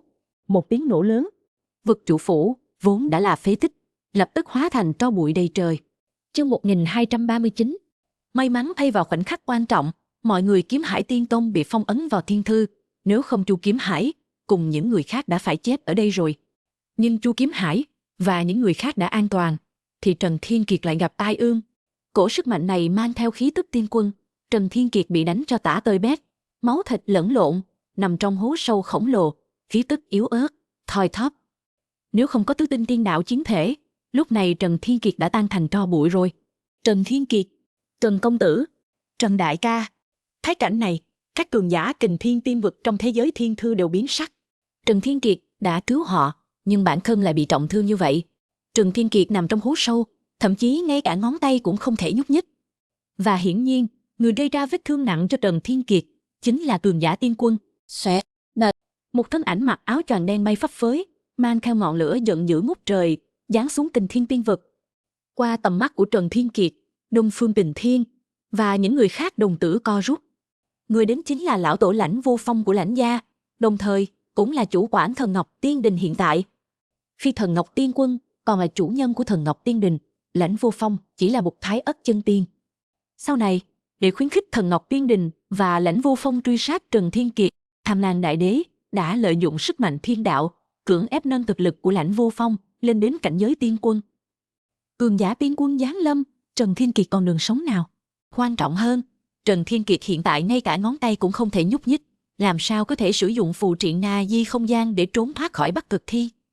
Đừng nói Lãnh Vô Phong bây giờ là cường giả tiên quân, cho dù Lãnh Vô Phong vẫn là thái ất chân tiên, giết Trần Thiên Kiệt cũng dễ như trở bàn tay. Trần Thiên Kiệt đã dốc hết tâm huyết mới giết được Lãnh Tiếu đạt đến cảnh giới chân tiên nhất phẩm, mà giữa chân tiên nhất phẩm và thái ất chân tiên vẫn còn cách xa một cảnh giới chân tiên cực phẩm đấy. Lãnh Vô Phong đến quá kịp thời. Nếu hắn đến muộn hơn vài hơi thở, Trần Thiên Kiệt đã đưa mọi người trốn thoát khỏi Bắc Cực Thiên rồi. Lúc này, những cường giả trong thế giới thiên thư, có người lo lắng cho sự an toàn của Trần Thiên Kiệt, có người lại sợ sau khi Trần Thiên Kiệt bị giết, bản thân mình cũng sẽ chết theo ở đây. Ngọn lửa hy vọng vừa mới le lói trong lòng họ, liền bị Lãnh Vô Phong dội một gáo nước lạnh. Tất cả mọi người đều chìm vào tuyệt vọng sâu sắc. Trần Thiên Kiệt. Lãnh Vô Phong lơ lửng giữa không trung, ánh mắt âm u nhìn chằm Trần Thiên Kiệt, biểu tình tràn đầy oán hận, sát ý lạnh lẽo. Việc Trần Thiên Kiệt diệt Hỏa Hải Tiên Vực, trong mắt Lãnh Vô Phong chẳng đáng kể, bởi vì hắn hiện tại đã là chủ nhân của Thần Vực Tiên Đình, dưới trướng cai quản 3.600 tiên vực, diệt một Hỏa Hải Tiên Vực. Hắn vẫn còn 3.599 tiên vực khác. Nhưng điều khiến hắn phẫn nộ là Trần Thiên Kiệt suýt nữa đã diệt tận gốc cả Băng Ngục Tiên Vực. Thậm chí, Trần Thiên Kiệt còn giết chết Lãnh Tiếu, chủ vực của Băng Ngục Tiên Vực. Lãnh Tiếu chính là cháu trai yêu quý nhất của Lãnh Vô Phong. Lãnh Vô Phong sớm đã thoái vị, nâng Lãnh Tiếu lên vị trí chủ vực, đã cho thấy hắn yêu thương Lãnh Tiếu đến mức nào. Lãnh Vô Phong thậm chí còn nghĩ đến việc trong tương lai sẽ để Lãnh Tiếu kế thừa vị trí chủ đền Thần Ngọc. Nhưng bây giờ, Lãnh Tiếu lại chết trong tay Trần Thiên Kiệt, chết ở vùng đất nhỏ bé Kình Thiên Tiên Vực này. Lửa giận của Lãnh Vô Phong bùng lên ngút trời, hắn hận không thể bẻ xương tán cho Trần Thiên Kiệt. Ngươi không muốn trốn sao? Lãnh Vô Phong nghiến răng két nói. Ta ngược lại muốn xem ngươi có thể chạy trốn đến nơi nào. Tham Lang Đại Đế đã nói, hắn chỉ cần bảo vật, còn ngươi sống chết thế nào, hắn không quan tâm. Tin ta đi, ta sẽ khiến ngươi trước khi chết đau khổ đến nỗi hối hận vì đã bước chân xuống nhân gian. Chương 1240. Trong thế giới thiên thư, nhìn gương mặt vặn vẹo của Lãnh Vô Phong, tất cả mọi người đều lộ vẻ lo âu. Với trạng thái điên cuồng hiện tại của Lãnh Vô Phong, e rằng hắn sẽ dùng tất cả những hình phạt tàn khốc vô nhân đạo nhất trên đời lên người Trần Thiên Kiệt, cuối cùng mới tra tấn y đến chết. Họ ở trong cơ thể Trần Thiên Kiệt tận mắt chứng kiến những quá trình này, phải chịu đựng bao nhiêu dày vò, bao nhiêu đau đớn chứ. Chúng ta phải nghĩ cách ra ngoài giúp đỡ Trần công tử. Đúng vậy, chẳng lẽ chúng ta cứ trơ mắt nhìn Trần công tử bị tra tấn đến chết sao? Nhưng chúng ta phải ra ngoài bằng cách nào đây? Hơn nữa, cho dù chúng ta có ra ngoài được, cũng căn bản không giúp được gì cho y, ngược lại còn làm uổng phí tâm huyết của y. Đó là cường giả tiên quân đấy, chỉ một ý niệm thôi cũng đủ khiến tất cả chúng ta tan thành tro bụi. Các ngươi nói xem, liệu Trần công tử có còn lá bài tẩy nào không? Y, dù sao cũng luôn tạo ra kỳ tích, không phải sao? Hay, lời này nói ra, ngay cả bản thân ngươi cũng không tin đúng không? Y hiện tại bị thương nặng, ngay cả sức lực để vận dụng phù triện na di không gian cũng không có, làm sao có thể còn lá bài tẩy? Huống hồ, kẻ địch mà y đang đối mặt lúc này chính là cường giả tiên quân mạnh mẽ nhất toàn bộ Thần Ngọc Tiên Đình, Lãnh Vô Phong đó. Kình Thiên Tiên Vực lần này hoàn toàn xong đời rồi. Những lời bàn tán trong thế giới thiên thư, Trần Thiên Kiệt với tư cách là chủ nhân của thiên thư đều có thể nghe thấy. Y không an ủi họ, mà nhìn về phía Lãnh Vô Phong, đột nhiên nhếch miệng cười. Trần Thiên Kiệt, nầy máu trên mặt, nên nụ cười trông vô cùng dữ tợn. Lãnh Vô Phong. Mỗi một chữ Trần Thiên Kiệt nói ra, khóe môi lại rỉ máu, lông mày nhíu chặt vì đau đớn, nhưng ý cười nơi khóe môi vẫn không hề thu lại. Ngươi có muốn đoán thử xem, tại sao ta lại dám quay về Kình Thiên Tiên Vực? Nghe vậy, đôi mắt Lãnh Vô Phong nheo lại thật chặt. Trần Thiên Kiệt đã dám quay về, đương nhiên đã cân nhắc đến việc Băng Ngục Tiên Vực sẽ bao vây Kình Thiên Tiên Vực, đương nhiên cũng đã nghĩ đến việc Lãnh gia lão tổ sẽ trở thành đình chủ của Thần Ngọc Tiên Đình. Y chắc chắn đã chuẩn bị vẹn toàn. Sự thật chứng minh, Trần Thiên Kiệt quả thực không phải là kẻ ngu xuẩn chỉ biết trậy dũng khí mãn phu. Tuy y chỉ có cảnh giới kim tiên tam phẩm, nhưng lại tiêu diệt hỏa hải tiên vực, giết chết vực chủ băng ngục tiên vực là Lãnh Tiếu, thậm chí còn lợi dụng thủ đoạn thần bí không rõ lai lịch, khiến cường giả các đại thế lực ở Kình Thiên tiên vực biến mất không dấu vết. Vậy đối với sự xuất hiện của Lãnh Vô Phong, liệu Trần Thiên Kiệt có phải cũng đã sớm chuẩn bị từ trước? Nhưng Lãnh Vô Phong thực sự không thể nghĩ ra, Trần Thiên Kiệt đã bị thương nặng đến mức này, còn có thể có thủ đoạn gì để khắc chế một cường giả tiên quân đường đường. Lãnh Vô Phong ánh mắt âm lãnh nói, Trần Thiên Kiệt, chết đến nơi rồi mà vẫn còn tâm trí hù dọa ta. Đừng tưởng ta không biết, ngươi chính là một kẻ đánh bạc triệt để, ngươi đang đánh cược rằng mình có thể cứu người đi trước khi ta đến Kình Thiên tiên vực, chỉ tiếc là lần này ngươi đã thua rồi. Ha! Khóe miệng Trần Thiên Kiệt nhếch lên càng rộng hơn. Ta có thua hay không? Ngươi thử một chút, sẽ biết ngay thôi. Thấy Trần Thiên Kiệt lúc này vẫn còn giả vờ bình thản, Lãnh Vô Phong đầy vẻ mỉa mai, đã ngươi muốn ta thử, vậy ta sẽ phế bỏ tứ tri của ngươi trước, xem ngươi còn có thể chạy đi đâu. Dứt lời, Lãnh Vô Phong lập tức biến mất tại chỗ, kiếm trong tay tỏa ra hàn quang, nhắm thẳng vào gân tay gân chân của Trần Thiên Kiệt. Mọi người trong thế giới thiên thư che miệng kêu lên đau đớn. Trần Thiên Kiệt lại vẫn luôn bình tĩnh thản nhiên, ngay khi kiếm quang sắp chém đứt gân tay gân chân của Trần Thiên Kiệt, đúng vào thời khắc ngàn cân treo sợi tóc này, một đạo kim quang đột nhiên bắn ra từ thế giới thiên thư. Chương 1241. Ken. Bốn đạo hàn quang đột nhiên tan biến. Một lão giả mặc kim bào, mặt mũi hiền từ, tiên phong đạo cốt hiện thân, như một vị tiên nhân che chở trước người Trần Thiên Kiệt. Nhìn thấy người này, Lãnh Vô Phong nhíu mày. Trong thế giới thiên thư vang lên từng đợt kinh hô. Lão giả kim bào đột nhiên xuất hiện trước mắt này, không chỉ Lãnh Vô Phong nhận ra, mà tất cả những người từng đến Thần Ngọc Tiên Đình đều biết. Người này chính là thủ lĩnh của trưởng lão Thiên Cương 36, dưới trướng Thần Ngọc Tiên Quân, năm xưa Thái Ất Chân Tiên Thiên Khôi đại trưởng lão. Kể từ sau khi Thần Ngọc Tiên Quân bị giết, Thiên Khôi đại trưởng lão và Thiên Nhàn trưởng lão liền trốn mất tăm hơi. Không ai ngờ được, Thiên Khôi đại trưởng lão lại có thể chui ra từ trong cơ thể Trần Thiên Kiệt. Lăng Đông kinh ngạc nói, xem ra Thiên Khôi đại trưởng lão cũng giống như chúng ta, vẫn luôn trốn trong không gian cơ thể thần bí này. Trần Hiến Lễ kinh ngạc nói, đứa nhỏ Thiên Kiệt này, từ khi nào lại kết giao với Thiên Khôi đại trưởng lão, hơn nữa Thiên Khôi đại trưởng lão còn nguyện ý giúp nó đối đầu với băng ngục tiên vực. Thanh nhóc này. Đông Phương Kình Thiên vui mừng khôn xiết, bởi vì ngay khi Thiên Khôi đại trưởng lão vừa hiện thân, liền bộc phát ra khí tức của cảnh giới tiên quân. Rõ ràng, hơn 70 năm không gặp, không chỉ Lãnh Vô Phong đột phá, mà thực lực của Thiên Khôi đại trưởng lão cũng tăng tiến vượt bậc. Liên tưởng đến việc Trần Thiên Kiệt cũng sở hữu sử chỉ cảnh, Đông Phương Kình Thiên lập tức vui mừng nói, Trần Thiên Kiệt và Thiên Khôi đại trưởng lão chắc chắn đã quen biết nhau trong không gian ngộ đạo. Chỉ là không ngờ, tiểu tử này lại có thể thuyết phục được tiền bối Thiên Khôi đến trợ giúp Kình Thiên tiên vực. Thằng nhóc này giữ lại một quân bài tẩy đấy. Trong thế giới thiên thư vang lên từng đợt hoan hô. Đến tận lúc này họ mới nhận ra, Trần Thiên Kiệt đã chuẩn bị kỹ lưỡng đến mức nào để đưa họ rời khỏi Bắc Cực Thiên. Trong hơn 70 năm qua, đệ tử các đại thế lực thường xuyên oán trách, mắng Trần Thiên Kiệt là kẻ vong ân bội nghĩa. Kình Thiên tiên vực vì nguyên nhân của Trần Thiên Kiệt mà bị băng ngục tiên vực giám sát phong tỏa, không biết lúc nào sẽ bị tàn sát diệt vong. Thế mà Trần Thiên Kiệt lại đi biệt tâm biệt tích mấy chục năm. E rằng đã sớm quên Kình Thiên tiên vực ra sau đầu, đi hưởng cuộc sống tiêu dao tham sống sợ chết rồi. Mà giờ đây, Trần Thiên Kiệt đã dùng sự thật để chứng minh cho họ một điều. Trần Thiên Kiệt chưa bao giờ quên Kình Thiên tiên vực. Hắn vẫn luôn nỗ lực để quay về Kình Thiên tiên vực cứu họ. Thậm chí, Trần Thiên Kiệt đã rút ngắn quá trình này xuống còn hơn 70 năm. Họ tự hỏi lòng mình, nếu đổi lại là bản thân, đừng nói là hơn 70 năm, dù là 7.000 năm, cũng chưa chắc đã có năng lực quay về cứu vãn Kình Thiên tiên vực.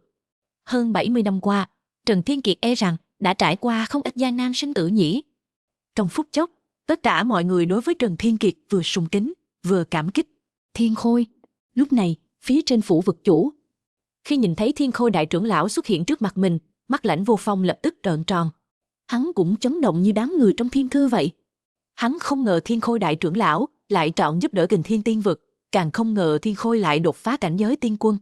Dù là kinh nghiệm chiến đấu hay ý thức chiến đấu, Thiên Khôi đều không thua kém Lãnh Vô Phong. Hắn hiểu rất rõ, muốn giết chết Thiên Khôi tuyệt đối không phải là chuyện dễ dàng. Lãnh Vô Phong trầm giọng nói, Thiên Khôi, ngươi nên biết, ngươi giúp đỡ Kình Thiên tiên vực sẽ có kết cục thế nào. Thiên Khôi đại trưởng lão cười nhạt nói, thật xin lỗi, Ta còn thực sự không biết, hay là các hạ nói cho ta nghe xem.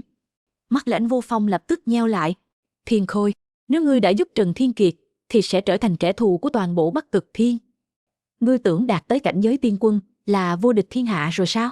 Ngươi đừng quên, Bắc Cực Thiên có 180 tòa tiên đình, mỗi một tòa tiên đình đều có năng lực khiến ngươi tan xương nát thịt. Chương 1242.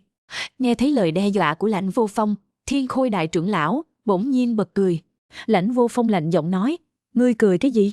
Thiên Khôi giễu cợt, Lãnh Vô Phong, ngươi lợi dụng thân phận đình chủ, ban bố lệnh khắp 180 tiên đình của Bắc Cực Thiên, vu khống ta Thiên Khôi là kẻ phản bội của thần Ngọc Tiên Đình, khiến cho không một tiên đình nào chịu thu nhận ta. Ta đã không còn chỗ đứng ở Bắc Cực Thiên, vậy thì đối đầu với Bắc Cực Thiên lại có sao đâu? Là chính tay ngươi đẩy ta vào thế đối lập với ngươi, kẻ thù của kẻ thù chính là bạn, tại sao ta lại không thể giúp Trần Tiểu Hữu? Hơn nữa, ta còn nợ Trần Tiểu Hữu một ân tình cực lớn. Nghe vậy, Lãnh Vô Phong hừ lạnh một tiếng, ngươi nợ Trần Thiên Kiệt ân tình. Ngay cả trước khi đột phá, ngươi cũng đã là Thái Ất chân tiên, không biết mạnh hơn Trần Thiên Kiệt bao nhiêu lần. Cái tên kim tiên yếu ớt đó có thể khiến ngươi nợ ân tình hắn sao? Thiên Khôi thản nhiên nói, khi ở trong không gian ngộ đạo, chính là Trần Tiểu Hữu đã giúp ta nắm giữ sự chỉ cảnh, cho nên ta mới có thể đột phá đến cảnh giới tiên quân, sở hữu 3 triệu năm thọ nguyên, nếu không đại hạn đến nơi, ta chắc chắn phải chết. Ngươi nói xem, đây có tính là ơn cứu mạng hay không? Nghe thấy lời này, Lãnh Vô Phong lộ vẻ kinh ngạc. Hắn hiển nhiên không ngờ rằng Trần Thiên Kiệt lại có bản lĩnh như vậy. Ở tiên giới, chiến lược vượt cấp của Trần Thiên Kiệt gần như là yêu nghiệt. Ở trong không gian ngộ đạo, trong tình trạng không có tiên linh tri khí, Trần Thiên Kiệt vậy mà vẫn yêu nghiệt như cũ. Tên khốn này, chẳng lẽ không có việc gì mà hắn không làm được sao? Trong phút chốc, sát tâm của Lãnh Vô Phong càng thêm nặng nề. Mới trôi qua hơn 70 năm, Trần Thiên Kiệt đã có thể giết chết chân tiên nhất phẩm Lãnh Tiếu. Nếu cho Trần Thiên Kiệt thêm vài trăm năm nữa, chẳng phải ngay cả bản thân vị tiên quân này cũng không phải là đối thủ của hắn sao? Đến lúc đó Băng Ngục Tiên Vực và Thần Ngọc Tiên Đình e rằng sẽ gặp tai họa diệt vong. Hô! Lãnh Vô Phong ý niệm vừa động, sức mạnh lĩnh vực cường đại bao phủ lấy Trần Thiên Kiệt. Chỉ là chưa đợi hắn kịp ra tay sát hại, sức mạnh lĩnh vực của Thiên Khôi đại trưởng lão đã triệt tiêu lĩnh vực của Lãnh Vô Phong. Muốn giết Trần Tiểu Hữu, hãy bước qua sát ta trước đã. Thiên Khôi đại trưởng lão hừ lạnh một tiếng, cổ tay lật một cái, một kiếm đâm thẳng về phía Lãnh Vô Phong. Thiên Khôi, đây là do ngươi ép ta. Lãnh Vô Phong gầm lên một tiếng, lập tức không còn do dự, lao mình vào giao chiến cùng Thiên Khôi đại trưởng lão. Trận chiến của tiên quân, thiên địa rung chuyển. Trong quá trình Thiên Khôi đại trưởng lão ngăn cản Lãnh Vô Phong, Trần Thiên Kiệt điên cuồng vận chuyển Vạn Cổ Đan Kinh.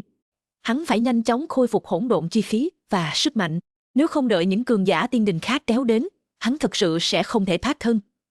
Thiên Khôi đại trưởng lão đã là lá bài tẩy cuối cùng của hắn rồi. Trước khi đến Kình Thiên Tiên Vực, Trần Thiên Kiệt nói muốn để Thiên Khôi đại trưởng lão chịu ủy khuất một chút, ý chính là trước tiên phong ấn Thiên Khôi đại trưởng lão vào trong thiên thư. Thiên Khôi dù sao cũng là cường giả tiên quân, nếu y và Trần Thiên Kiệt cùng xuất hiện ở Kình Thiên Tiên Vực, tất nhiên sẽ dẫn đến sự chú ý của Tham Lang Đại Đế. Chỉ có cách để Thiên Khôi ẩn nấp, Trần Thiên Kiệt giả heo ăn thịt hổ, mới có thể tranh thủ được thời gian cần thiết. Dù sao cho dù Tham Lang Đại Đế có phát hiện ra sự tồn tại của hắn cũng chỉ là một kim tiên tam phẩm, bất kể là Hỏa Hải Tiên Vực hay Băng Ngục Tiên Vực đều có thể dễ dàng giải quyết hắn. Trần Thiên Kiệt đang đánh cược, hắn đánh cược Tham Lang Đại Đế sẽ dành cho Lãnh Vô Phong một sự tin tưởng nhất định. Đối phó với Trần Thiên Kiệt mà thôi, Thần Ngọc Tiên Đình là đủ rồi. Sự thật chứng minh Trần Thiên Kiệt đã đặt cược đúng. Chương 1243. Chỉ là hiện tại Thiên Khôi đại trưởng lão đã hiện thân, với tư cách là hóa thân thiên đạo của Bắc Cực Thiên, những gì xảy ra ở Kình Thiên Tiên Vực, Tham Lang Đại Đế chắc chắn đã biết, hoặc là Tham Lang Đại Đế vẫn như khi ở Thần Ngọc Tiên Đình, phân ra một đạo tàn ảnh đến Kình Thiên Tiên Vực, hoặc là hạ lệnh cho những tiên quân cường giả khác của Tiên Đình đến đây. Dù là cái trước hay cái sau, thời gian còn lại cho Trần Thiên Kiệt không còn nhiều. Hô! Tiên linh chi khí giữa thiên địa bị luyện hóa, dần chuyển hóa thành hỗn độn chi khí. Trần Thiên Kiệt chỉ muốn khôi phục chút sức lực để sử dụng phù triện na di không gian, nên thậm chí không cần động đến tiên tinh, trực tiếp luyện hóa từ giữa thiên địa là được. Trong quá trình Trần Thiên Kiệt khôi phục, Lãnh Vô Phong và Thiên Khôi đại trưởng lão đã đại chiến hàng trăm hiệp. Hai người từ mặt đất đánh lên trời, từ trên trời đánh vào tinh hà, hàng trăm tinh thần vỡ vụn nổ tung. Sóng năng lượng lan tỏa, không chỉ Kình Thiên Tiên Vực, mà cả trăm tiên vực xung quanh đều gặp tai ương, núi sông sụp đổ, đất đai nứt toác, thương vong thảm trọng, một cảnh tượng địa ngục trần gian. Tại sao những cường giả biên giới lại chẳng quan tâm đến sinh mạng của tu sĩ hạ giới? Vì một thế giới chi tâm, họ không tiếc hủy diệt một thế giới sao? Bởi vì họ không chỉ sống lâu mà còn giết quá nhiều người. Trong chiến đấu giữa các tiên quân, chỉ riêng dư ba năng lượng đã khiến hàng chục triệu sinh linh thảm chết. Trần Thiên Kiệt dù lạnh lòng, nhưng cũng không còn thời gian để quan tâm đến những chuyện đó. Điều duy nhất có thể làm là điên cuồng vận chuyển vạn cổ đan kinh. Rất nhanh, Trần Thiên Kiệt đã khôi phục được chút khí huyết, gắng gượng bò dậy từ mặt đất. Hắn miễn cưỡng lấy ra 2 phù triện na di không gian còn sót lại từ trong ngực, rồi truyền âm ngàn dặm: tiền bối Thiên Khôi, đừng đánh nữa, nên đi thôi. Thiên Khôi đại trưởng lão đang xoay chuyển giao chiến trong tinh hà, nghe được truyền âm của Trần Thiên Kiệt, lập tức hiểu ý, trong mắt bùng lên một tia sáng, thi triển lá bài tẩy, một kiếm đánh bay Lãnh Vô Phong. Nhân cơ hội này, hắn vội vã lao xuống mặt đất. Sát khí của Lãnh Vô Phong nồng đậm, há có thể cứ thế để Trần Thiên Kiệt và Thiên Khôi rời đi? Ở lại cho ta! Lãnh Vô Phong gầm lên một tiếng, một kiếm chém ra, kiếm khí tung hoành như ngân đĩa, chắn ngang giữa Thiên Khôi đại trưởng lão và Trần Thiên Kiệt. Thiên Khôi hơi nhíu mày, định lại dùng ác chủ bài đánh bay Lãnh Vô Phong. Bỗng nhiên, từng luồng lực lượng lĩnh vực cường đại vô song bao phủ lên người Thiên Khôi đại trưởng lão. Khuôn mặt Thiên Khôi đột ngột biến đổi, tận 18 đạo khí tức tiên quân, thậm chí trong đó còn có 3 vị cường giả tiên quân cảnh hợp nhất. Tiên quân có tổng cộng 3 trọng cảnh giới: Sử Chỉ cảnh, Hợp Nhất cảnh, Quy Chân cảnh. 3 vị cường giả hợp nhất cảnh này, dù chỉ một người cũng có thể dễ dàng chém giết Thiên Khôi. Mà cảm nhận được 18 đạo khí tức tiên quân này, Lãnh Vô Phong vui mừng khôn xiết. Thiên Khôi, Trần Thiên Kiệt, cường giả các đại tiên đình kéo đến giúp đỡ, lần này để ta xem các ngươi còn chạy đi đâu. Trần Thiên Kiệt cau mày, sắc mặt xanh mét rồi lại trắng bệch. Dù kế hoạch của hắn đã chu toàn đến mức có thể, nhưng vẫn đánh giá thấp tốc độ di chuyển của các cường giả biên quân. Cuộc chiến giữa Thiên Khôi đại trưởng lão và Lãnh Vô Phong, ngay cả một tách trà cũng chưa uống xong, nhưng các cường giả tiên quân của tiên đình đã kịp thời đến. Trong thế giới thiên thư vang lên một tiếng ồn ào: công tử Trần, đừng ngẩn người nữa, nhanh dùng không gian phù triện trốn đi. Nếu không đi ngay thì không thoát được nữa đâu. Hy sinh một Thiên Khôi đại trưởng lão, cứu sống hàng ngàn người, món hời này quá đáng giá. Nghe thấy lời này, sắc mặt Trần Thiên Kiệt trở nên âm trầm. Hắn vừa động ý niệm, hơn 10 người trong thiên thư đang kêu gào muốn bỏ rơi Thiên Khôi đại trưởng lão, lập tức bị hắn giải phong ấn và thả ra. Hơn 10 người mặt mày ngơ ngác, nhìn xung quanh môi trường quen thuộc, kinh hãi đến nỗi toàn thân đều ngây dại. Trần Thiên Kiệt lạnh lùng nhìn họ: Thiên Khôi đại trưởng lão đến cứu các ngươi, mà các ngươi lại muốn bỏ rơi ông ấy.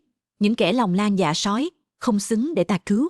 Nói xong, Trần Thiên Kiệt không để ý đến hơn 10 người ngớ ngẩn kia, nắm chặt phù triện na di không gian, thân hình phóng vút lên không trung, lao về phía Thiên Khôi đại trưởng lão. Chương 1244.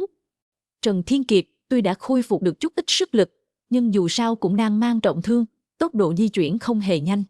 Thân hình hắn vừa bay vọt lên không trung, cả người liền rơi vào trong lĩnh vực của đám người tiên quân, không thể tiến thêm nửa bước. Thiên Khôi đại trưởng lão thấy vậy đồng tử co rút, truyền âm nói: Tiểu hữu Trần, mau đi, ta đã không chạy thoát được nữa rồi, không cần quản ta. Trên người ta không có thứ mà Tham Lang đại đế muốn, hắn không đến mức giết ta, nhưng nếu ngươi ở lại, chắc chắn phải chết. Trong mắt Trần Thiên Kiệt lóe lên một tia hung quang. Hắn không phải là kẻ ủy mị, nếu khẳng định Thiên Khôi đại trưởng lão thật sự sẽ không chết, Trần Thiên Kiệt nhất định sẽ không lãng phí thời gian, sẽ dùng tốc độ cực nhanh thi triển phù triện na di không gian để rời khỏi nơi này. Nhưng hắn hiểu rất rõ, Thiên Khôi đại trưởng lão đã có thù với Lãnh Vô Phong. Lãnh Vô Phong phát hiện Thiên Khôi đột phá cảnh giới tiên quân, chắc chắn sẽ không tha cho ông. Hiện nay đông đảo cường giả tiên quân giáng lâm, Lãnh Vô Phong sao có thể bỏ lỡ cơ hội mượn dao giết người này? Khi còn ở tu hành giới, vì bảo vệ bạn bè và người thân của mình, Trần Thiên Kiệt đã nhiều lần kiên quyết chắn trước lằn ranh sinh tử. Nếu hắn là loại người bỏ mặt bạn bè, sau khi đến Trình Thiên Tiên Vực đã trực tiếp mang theo ông nội rời đi, thì đâu còn nhiều nguy cơ như vậy. Nhưng nếu làm thế, hắn liền trở thành loại người thứ hai trong miệng Âu Dương Tịnh Công, chứ không phải loại người thứ ba. Trong thiên thư, cường giả thần bí ở trang thứ 9 chậm rãi đứng dậy từ trong vòng xoáy hố đen, trong mắt tỏa ra thần thái hưng phấn. Hắn biết Trần Thiên Kiệt đã dùng hết ác chủ bài rồi. Nếu muốn giải quyết phiền phức trước mắt, cứu thoát Thiên Khôi đại trưởng lão, việc duy nhất có thể làm chính là động đến thiên thư. Bây giờ ngay cả lão dụ đầu cũng không còn, một khi phong ấn thiên thư lỏng lẻo, còn ai có thể ngăn cản hắn rời khỏi thiên thư? Trải qua bao nhiêu năm khôi phục, thực lực của hắn đã hồi phục 8 phần, vốn định chịu đựng thêm vài trăm năm nữa, dựa vào năng lực của bản thân để cưỡng ép phá vỡ phong ấn, không ngờ lại sớm đón lấy cơ hội thoát khỏi thiên thư như vậy. Theo ý niệm muốn sử dụng thần thông thiên thư của Trần Thiên Kiệt nảy sinh, giữa đất trời lập tức vang lên từng trận mây đen cuồn cuộn, sấm chớp đùng đoàng. Một luồng khí tức kinh khủng tột độ từ trong đan điền của Trần Thiên Kiệt trào dâng. Tất cả cường giả tiên quân đều kinh hãi nhìn về phía Trần Thiên Kiệt. Sắc mặt của Lãnh Vô Phong cũng trở nên tái nhợt. Sở dĩ Tham Lang Đại Đế phái người truy sát Trần Thiên Kiệt chính là vì món trí bảo thiên đạo trên người Trần Thiên Kiệt. Nhưng chẳng phải Tham Lang Đại Đế nói rằng trí bảo thiên đạo của Trần Thiên Kiệt đã bị tổn hại nghiêm trọng, không thể tiếp tục sử dụng được nữa sao? Tại sao Trần Thiên Kiệt vẫn có thể phóng thích ra khí tức thần thông của bảo vật? Hắn hiểu rất rõ, dù bản thân là cường giả tiên quân, nhưng trước mặt chí bảo thiên đạo cũng chỉ có con đường chết. Nhìn vẻ mặt sợ hãi của mọi người, ánh mắt của Trần Thiên Kiệt càng thêm điên cuồng. Cho dù cường giả thần bí có thể phá vỡ phong ấn bất cứ lúc nào, hắn cũng không màng nhiều đến thế nữa. Đám cường giả tiên quân trước mắt này nhất định phải chết. Trần huynh đệ. Ngay khi Trần Thiên Kiệt định liều mạng với đám người này, một giọng nói quen thuộc bỗng vang lên. Trần Thiên Kiệt mạnh mẽ nhìn về phía sau bên phải, chỉ thấy một bóng người màu tím, không biết đã xuất hiện ở hiện trường từ lúc nào. Người này mặc một bộ đạo bào màu tím, trên đầu có những vết sẹo giới ba của Phật giáo, trong tay ôm một cuốn cổ tịch nho gia, trên mặt vẫn là nụ cười đê tiện có chút đáng đòn đó. Mộc Thu. Trần Thiên Kiệt hơi kinh ngạc. Sao hắn lại xuất hiện ở đây? Chương 1245. Khi bị Võ Nhật Nguyệt cứu khỏi Bắc Cực Thiên, Mộc Chu mặc dù vẫn còn ở Thần Ngọc Tiên Đình, nhưng khi Trần Thiên Kiệt trở lại Kình Thiên Tiên Vực, hắn lại phát hiện Mộc Chu không còn ở đây. Điều này có nghĩa là khi hắn đi tới Tử Vi Thiên, Mộc Chu đã rời đi rồi. Có lẽ những người khác ở Kình Thiên Tiên Vực không thể thoát khỏi sự giám quản của Băng Ngục Tiên Vực, nhưng Mộc Chu là một người vô cùng bí ẩn. Trần Thiên Kiệt luôn cảm thấy hắn có thể làm được những việc mà người khác không thể. Nhưng nếu Mộc Chu đã rời khỏi Bắc Cực Thiên, tại sao hắn lại quay lại vào lúc này? Hắn đến đây tự tìm cái chết sao? Gã ta khi còn ở Thịnh Bảo Trai, cảnh giới biểu hiện ra chỉ là một phẩm địa tiên thôi. Dù đã hơn 70 năm trôi qua, Mộc Chu cũng chỉ miễn cưỡng đột phá lên được thiên tiên cảnh, đối mặt với hơn 10 tiên quân cường giả, cũng hoàn toàn không có tác dụng gì. Ngươi là ai? Khi thấy đột nhiên xuất hiện một đạo sĩ hói đầu, Lãnh Vô Phong nhíu mày. Hơn 10 tiên quân cường giả đồng loạt ném ánh mắt về phía hắn. Mộc Chu nhếch mép cười, chỉ vào Trần Thiên Kiệt nói, ta là bạn của hắn, cũng là người dẫn đường cho hắn đến tiên giới. Vì nhiệm vụ, ta phải đưa hắn rời đi. Hừ, người dẫn đường. Lãnh Vô Phong lạnh cười, người dẫn đường từ trước đến nay chỉ dẫn các tu sĩ từ giới dưới lên tiên giới. Chưa từng nghe nói người dẫn đường có trách nhiệm bảo vệ các tu sĩ giới dưới. Ai? Mộc Chu thở dài, ai bảo ta, người dẫn đường này lại cung cấp dịch vụ chọn gói chứ. Nói xong, Mộc Chu bước lên không trung, đi đến bên cạnh Trần Thiên Kiệt, nắm lấy cổ tay Trần Thiên Kiệt, nháy mắt với một đám tiên quân, nói, mọi người, ta đưa Trần Thiên Kiệt đi, các ngươi không có ý kiến gì chứ? Ồ, đúng rồi. Trước khi mọi người kịp lên tiếng, Mộc Chu lại chỉ vào Thiên Khôi đại trưởng lão, nói, ông ấy là bạn của Trần Thiên Kiệt, vậy cũng là bạn của ta cũng muốn đưa ông ấy đi. Mọi người, nếu các ngươi không có ý kiến gì, chúng ta xin phép đi trước nhé. Thấy Mộc Chu ở đó tự lẩm bẩm, Lãnh Vô Phong cùng một đám tiên quân cường giả lộ trên mặt một chút chào phúng. Đã từng gặp kẻ ngốc, nhưng chưa từng gặp kẻ nào tự tin đến vậy. Trần Thiên Kiệt cũng nhíu mày, vẻ mặt khó hiểu. Gã này, chẳng lẽ không nhìn ra đám người trước mắt đều là cường giả tiên quân sao? Hắn rốt cuộc muốn làm gì? Hắn tưởng đây là đang chơi trò chơi sao? Nếu các vị không nói gì, vậy ta cứ coi như các ngươi đồng ý nhé. Hay là người của Bắc Cực Thiên các vị có lễ độ? Mộc Chu hướng đám người giơ ngón tay cái lên, sau đó liền cười hì kéo Trần Thiên Kiệt đi về phía xa. Xoẹt. Lãnh Vô Phong lập tức chặn đường đi của Mộc Chu, ánh mắt âm u nói, ban đầu tưởng ngươi cái tên đầu chọc này có chút thủ đoạn gì, ai ngờ chỉ là một kẻ ngốc. Ngươi tự mình là kẻ ngốc thì được, nhưng lại coi chúng ta là kẻ ngốc, vậy thì xin lỗi, ngươi phải cùng Trần Thiên Kiệt ở lại đây. Keng. Lời nói vừa dứt, Lãnh Vô Phong khẽ lay kiếm, một tiếng kiếm ngâm cao vút lập tức vang lên. Lãnh Vô Phong hiển nhiên đã động sát tâm. Ai? Mộc Chu thấy vậy thở dài, nói, Khổng Tử nói, quân tử không nghiêm thì không uy. Ngươi tốt xấu cũng là đình chủ của Thần Ngọc Tiên Đình, sao cứ động một tí là muốn đánh giết? Thật là vừa không trang trọng, vừa không uy nghiêm, làm tổn hại thể diện, làm ô uế văn chương. Nếu ngươi không muốn giữ thể diện, vậy ta đành phải giúp ngươi giữ thể diện thôi. Lời nói vừa dứt, Mộc Chu đột nhiên hai tay kết ấn, sau đó khép ngón tay trỏ lại. Một chữ nhân được hóa thành từ năng lượng màu vàng kim, chậm rãi trôi về phía Lãnh Vô Phong. Lãnh Vô Phong hừ lạnh một tiếng, một kiếm chém ra. Keng. Tuy nhiên, Theo một trận hoa lửa bắn tung tóe, kiếm khí của Lãnh Vô Phong chém vào chữ nhân lại bị bật ra ngay lập tức. Tiếp theo, chữ nhân liền in lên giữa trán của Lãnh Vô Phong. Lãnh Vô Phong lập tức thân thể cứng đờ, kiếm trong tay rơi xuống đất, thậm chí cả cảnh giới khí tức cũng bắt đầu điên cuồng giảm xuống. Chương 1246, Hái ức chân tiên. Chân tiên tam phẩm, kim tiên nhất phẩm, thiên tiên cực phẩm, nhị phẩm thiên tiên. Rất nhanh, cảnh giới của Lãnh Vô Phong đã tụt xuống ngang bằng với cảnh giới của Mộc Chu. Chứng kiến cảnh này, tất cả mọi người đều ngây dại, mắt của Trần Thiên Kiệt cũng trợn tròn. Chuyện quái quỷ gì thế này? Mộc Chu rõ ràng chỉ là một nhị phẩm thiên tiên, tại sao ngay cả Lãnh Vô Phong, đường tiên quân cường giả, cũng không giết nổi hắn? Đáng sợ hơn là, rốt cuộc Mộc Chu đã làm gì mà lại có thể cưỡng ép áp chế cảnh giới của Lãnh Vô Phong xuống ngang hàng với mình? Tên chọc chết tiệt, rốt cuộc ngươi đã làm gì? Lãnh Vô Phong giận dữ không kìm được, khuôn mặt vặn vẹo cực độ. Hắn tu luyện mấy chục vạn năm, khó khăn lắm mới đạt tới cảnh giới tiên quân. Vậy mà Mộc Chu chỉ viết một chữ nhân lên đầu hắn đã tước đoạt thành quả tu luyện bao năm qua. Sở dĩ ngươi cuồng vọng là vì cảnh giới của ngươi quá cao. Nếu yếu đi một chút, có lẽ ngươi sẽ bình tĩnh lại được. Mộc Chu nhếch miệng cười, ta đã nói rồi, ngươi không muốn thể diện, ta sẽ giúp ngươi thể diện. Chữ nhân này, ngươi tự mình ngẫm nghĩ cho kỹ đi. Nói đoạn, Mộc Chu nhìn sang 10 mấy vị tiên quân còn lại, nhướng mày nói, bây giờ ta có thể dẫn Trần Thiên Kiệt và những người khác rời đi được chưa? Đám cường giả tiên quân sắc mặt âm trầm bất định. Nếu để mặc Trần Thiên Kiệt rời đi, Tham Lang Đại Đế chắc chắn sẽ không tha cho bọn họ. Nhưng nếu cưỡng ép chặn giết Trần Thiên Kiệt, thủ đoạn của Mộc Chu lại quá mức quỷ dị, không ai muốn đi vào vết xe đổ của Lãnh Vô Phong, từ đường tiên quân cường giả biến thành một nhị phẩm thiên tiên yếu ớt. Nếu không nói gì, vậy chúng ta đi đây. Mộc Chu hơi ngẩng đầu, dẫn theo Trần Thiên Kiệt và Thiên Khôi đại trưởng lão chuẩn bị rời đi. Không được đi. Lãnh Vô Phong mặt mày dữ tợn chặn đường bọn họ, quát lớn, tên chọc chết tiệt, mau trả tu vi lại cho lão tử. Mộc Chu chép miệng, nói, tu vi của ngươi đã tiêu tán giữa đất trời rồi. Ta có cách làm tan biến cảnh giới của ngươi, nhưng không có cách nào tìm lại cảnh giới đó cho ngươi. Nếu không chẳng phải ta có thể sản xuất hàng loạt cường giả sao? Làm vậy là trái với thiên đạo đấy. Nghe đến đây, khuôn mặt Lãnh Vô Phong càng thêm vặn vẹo. Không tìm lại được, vậy ta giết chết tên chọc chó nhà ngươi. Lãnh Vô Phong gầm lên một tiếng, vung kiếm chém về phía đầu Mộc Chu. Mộc Chu bình thản tự tại, đạo bào bay phấp phới, thậm chí ngay cả động đậy cũng không. Xoẹt. Thiên Khôi bước lên một bước, một kiếm đâm xuyên trái tim của Lãnh Vô Phong.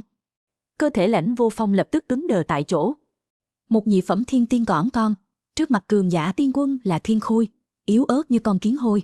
Khóe môi Lãnh Vô Phong trào máu, chỉ tay về phía ba người trước mặt, dường như muốn nói điều gì đó. Xoẹt.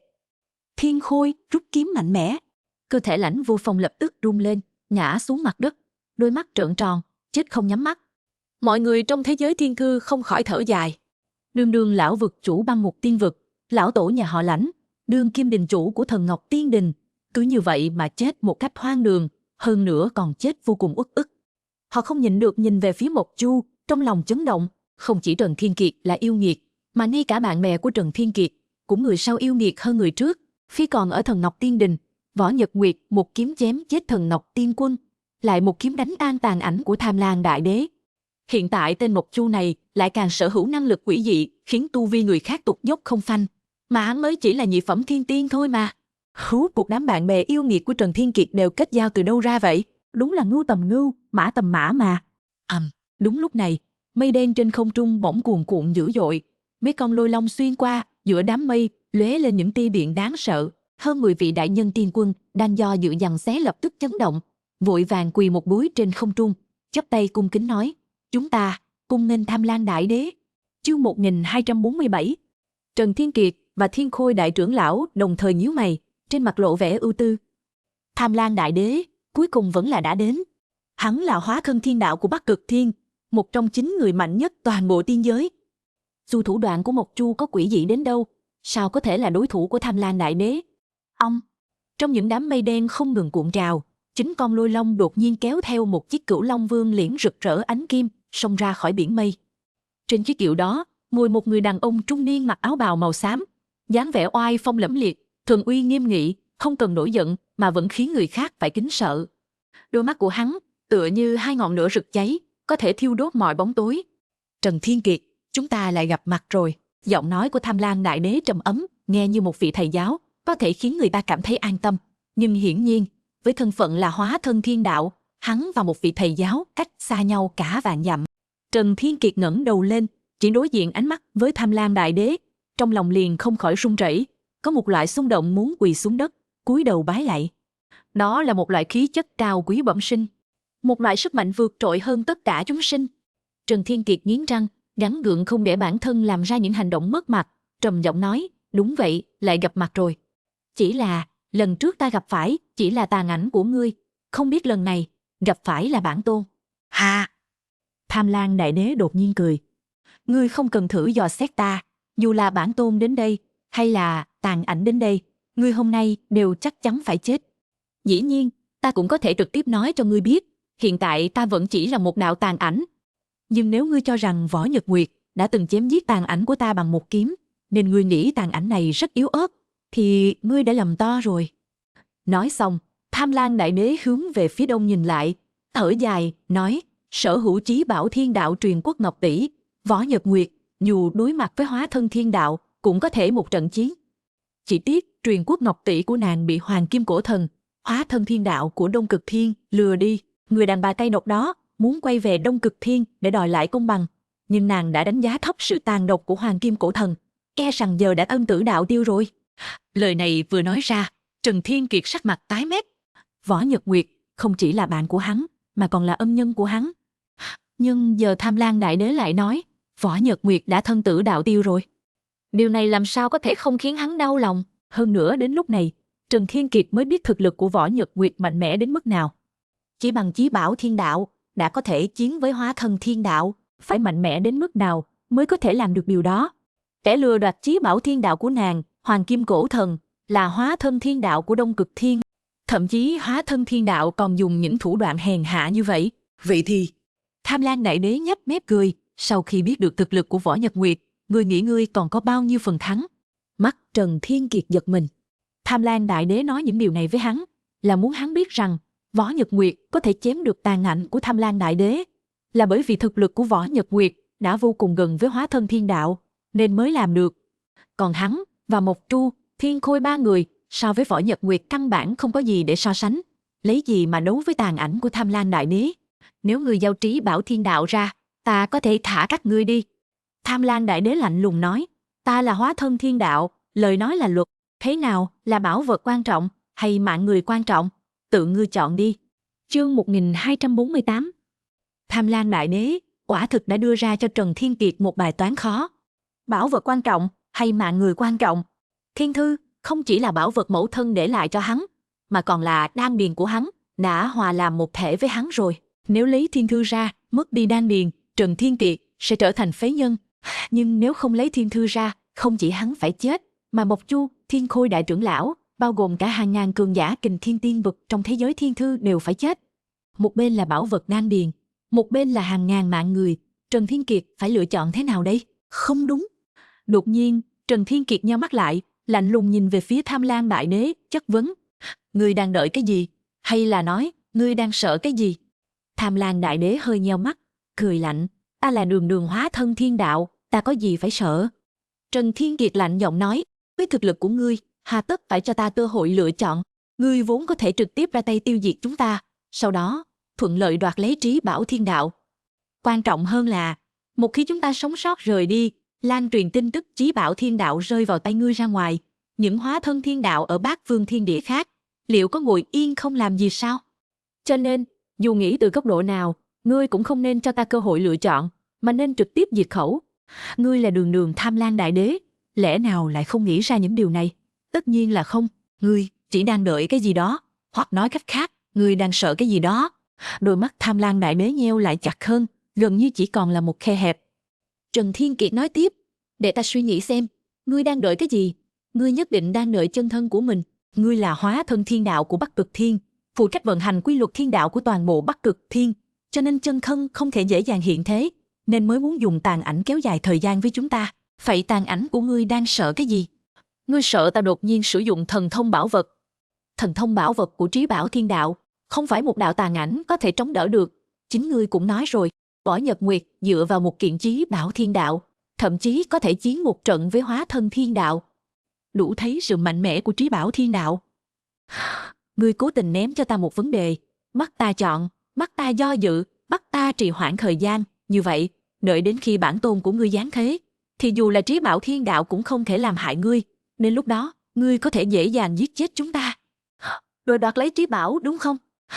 Nhìn Trần Thiên Kiệt đang thông dong nói ra suy đoán của mình, với vẻ mặt đầy tự tin, khóe môi Tham Lang Đại Đế khẽ nhếch, không khỏi vỗ tay. Thiếu niên thông tuệ yêu nghiệt như ngươi, đến ta cũng không nhịn được mà tiếc tài. Tham Lang Đại Đế mỉm cười, Trần Thiên Kiệt, nếu ngươi chịu giao trí bảo thiên đạo ra, ta có thể cho ngươi gia nhập Thiên Su Cung, bái vào môn hạ của ta đích thân dạy ngươi tu hành. Ngươi phải biết rằng, trên thế giới này, ngươi có thể bái vào môn hạ hóa thân thiên đạo chỉ đếm trên đầu ngón tay, hiếm như lá mùa thu. Trần Thiên Kiệt hít sâu một hơi, nói, điều kiện rất hấp dẫn, nhưng ta chưa có thói quen nhận giặc làm cha.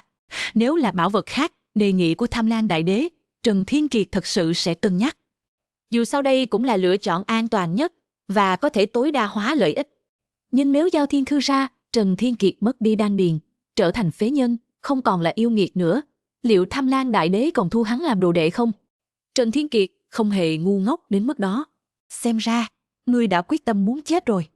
Thấy Trần Thiên Kiệt nói năng đanh thép, trong mắt Tham Lang Đại Đế lóe lên một tia sát ý. Ngươi tưởng rằng, ngươi sở hữu chí bảo thiên đạo, thì ta không làm gì được ngươi sao? Không cần bản tôn giáng lâm, ta cũng có thể khiến ngươi chết không có chỗ chôn. Chương 1249. Nói xong, Tham Lang Đại Đế ánh mắt hướng về mười mấy vị tiên quân kia. Các ngươi liên thủ, chém đầu 3 người đó. Ai có thể lấy được trí bảo thiên đạo, thưởng tiên quả cực phẩm 10 quả, bảo vật cấp tiên linh thượng phẩm 1 kiện. Lời này vừa nói ra, các tiên quân cường giả lập tức ánh mắt rực lửa.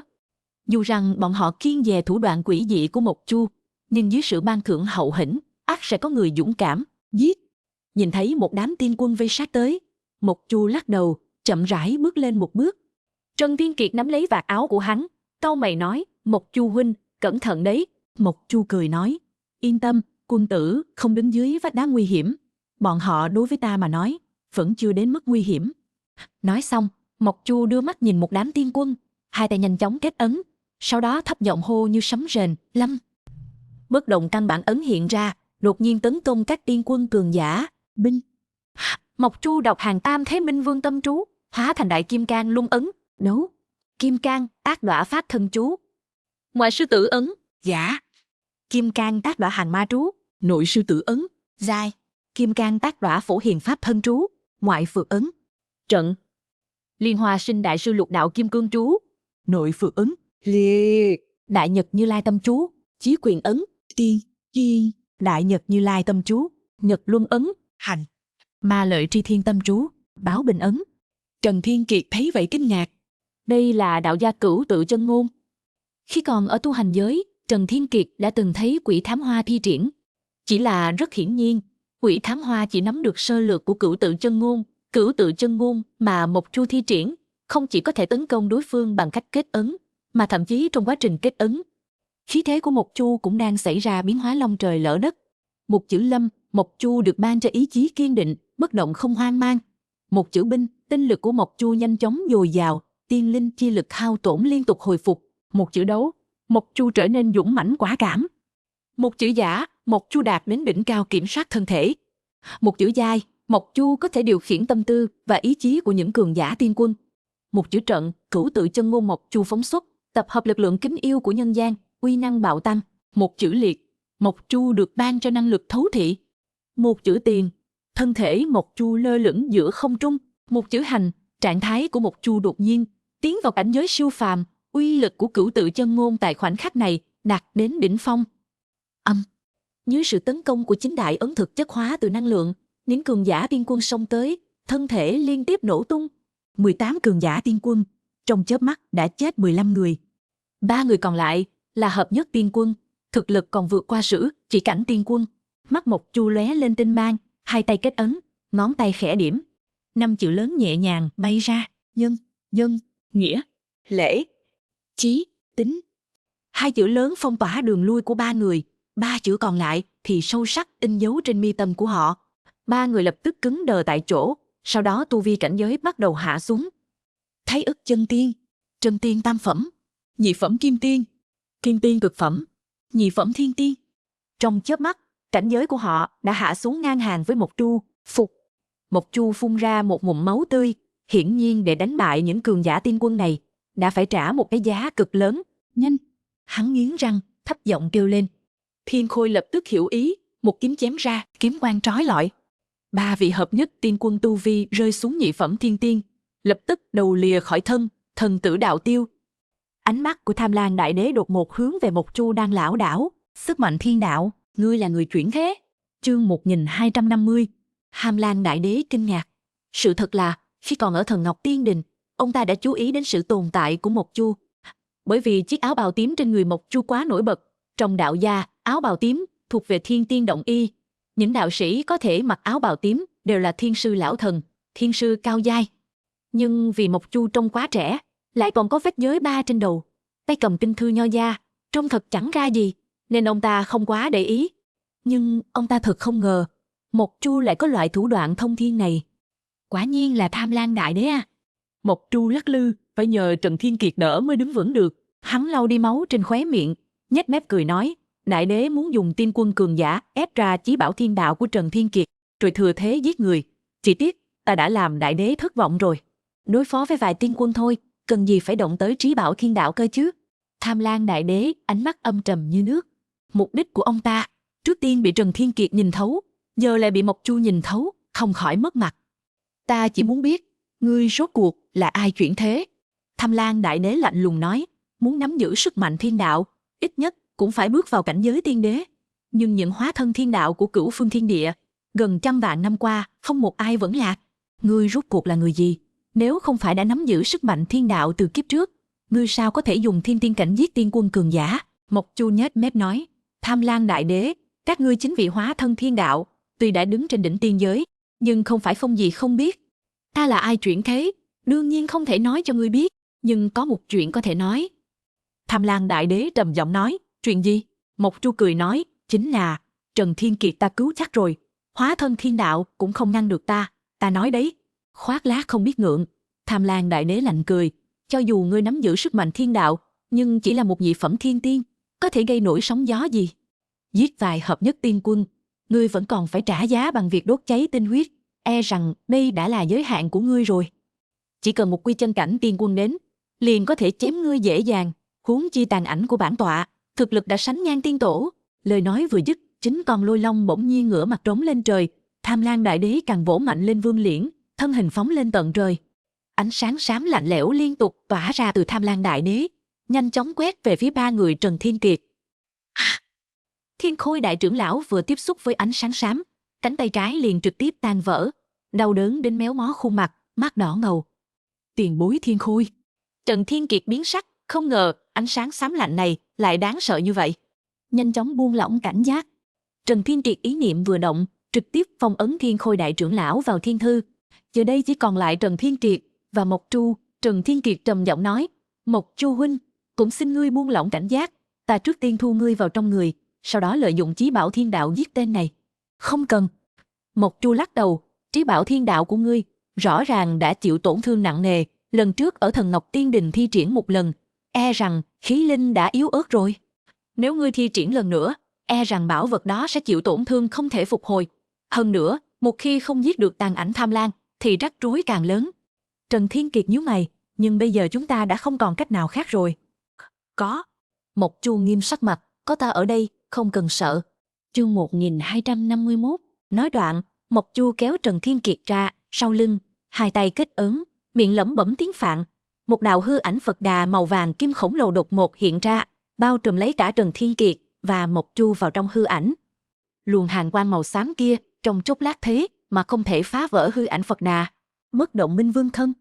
Tham Lang Đại Đế thấy vậy, cười lạnh một tiếng, ngươi là một tiểu đạo sĩ, vậy mà còn kiêm tu Phật giáo và nho gia. Chỉ tiếc, cảnh giới của ngươi quá thấp, nếu không thì tàn ảnh này của ta, thật đúng là không làm gì được ngươi. Dứt lời, Tham Lang Đại Đế bỗng nhắm mắt lại, miệng lẩm bẩm chú ngữ, tán.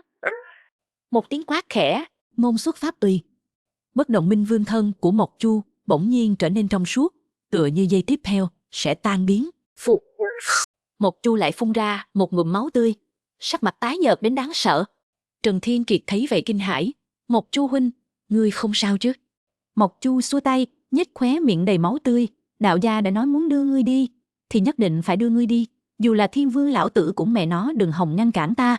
Dứt lời, Mộc Chu hai tay nhanh chóng kết ấn, từng đạo thần quang từ giữa chân mày tuôn ra, bắn thẳng về bốn phía, thiêu đốt bản nguyên sinh mệnh. Tham Lang Đại Đế thấy vậy nheo mắt nói, tiểu chọc, ta thấy ngươi điên rồi. Chỉ là kim tiên, chỉ có vạn năm thọ nguyên, một đạo thần quang có thể thiêu đốt 8 năm thọ mệnh của ngươi. Ngươi có bao nhiêu sinh mệnh để phung phí, vì bảo vệ một tu sĩ hạ giới, ngươi đáng sao? Từng đạo thần quang tiếp tục bắn ra từ giữa chân mày Mộc Chu. Trong mắt Mộc Chu tràn đầy điên cuồng, đáng hay không? Không tới lượt ngươi phán xét, lão tử chỉ làm việc mình muốn làm. Nam nhi có việc không nên làm, cũng có việc tất phải làm, dù chết, ta cũng đi. Là.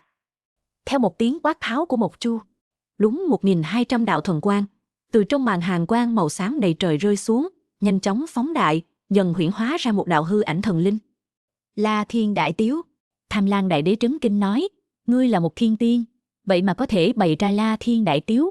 Mộc Chu cười lạnh, ngươi đừng quên, đạo gia ta là chuyển thế trùng sinh, nếu không phải thọ nguyên không đủ, thì dù là Phổ Thiên Đại Tiếu 3600 ta cũng bày được, huống chi chỉ là 1200 La Thiên Đại Tiếu. Cho ta khởi. Mộc Chu lại quát lớn một tiếng. 1200 vị hư ảnh thần linh bỗng nhiên như sống lại, lao thẳng về phía tàn ảnh của Tham Lang Đại Đế.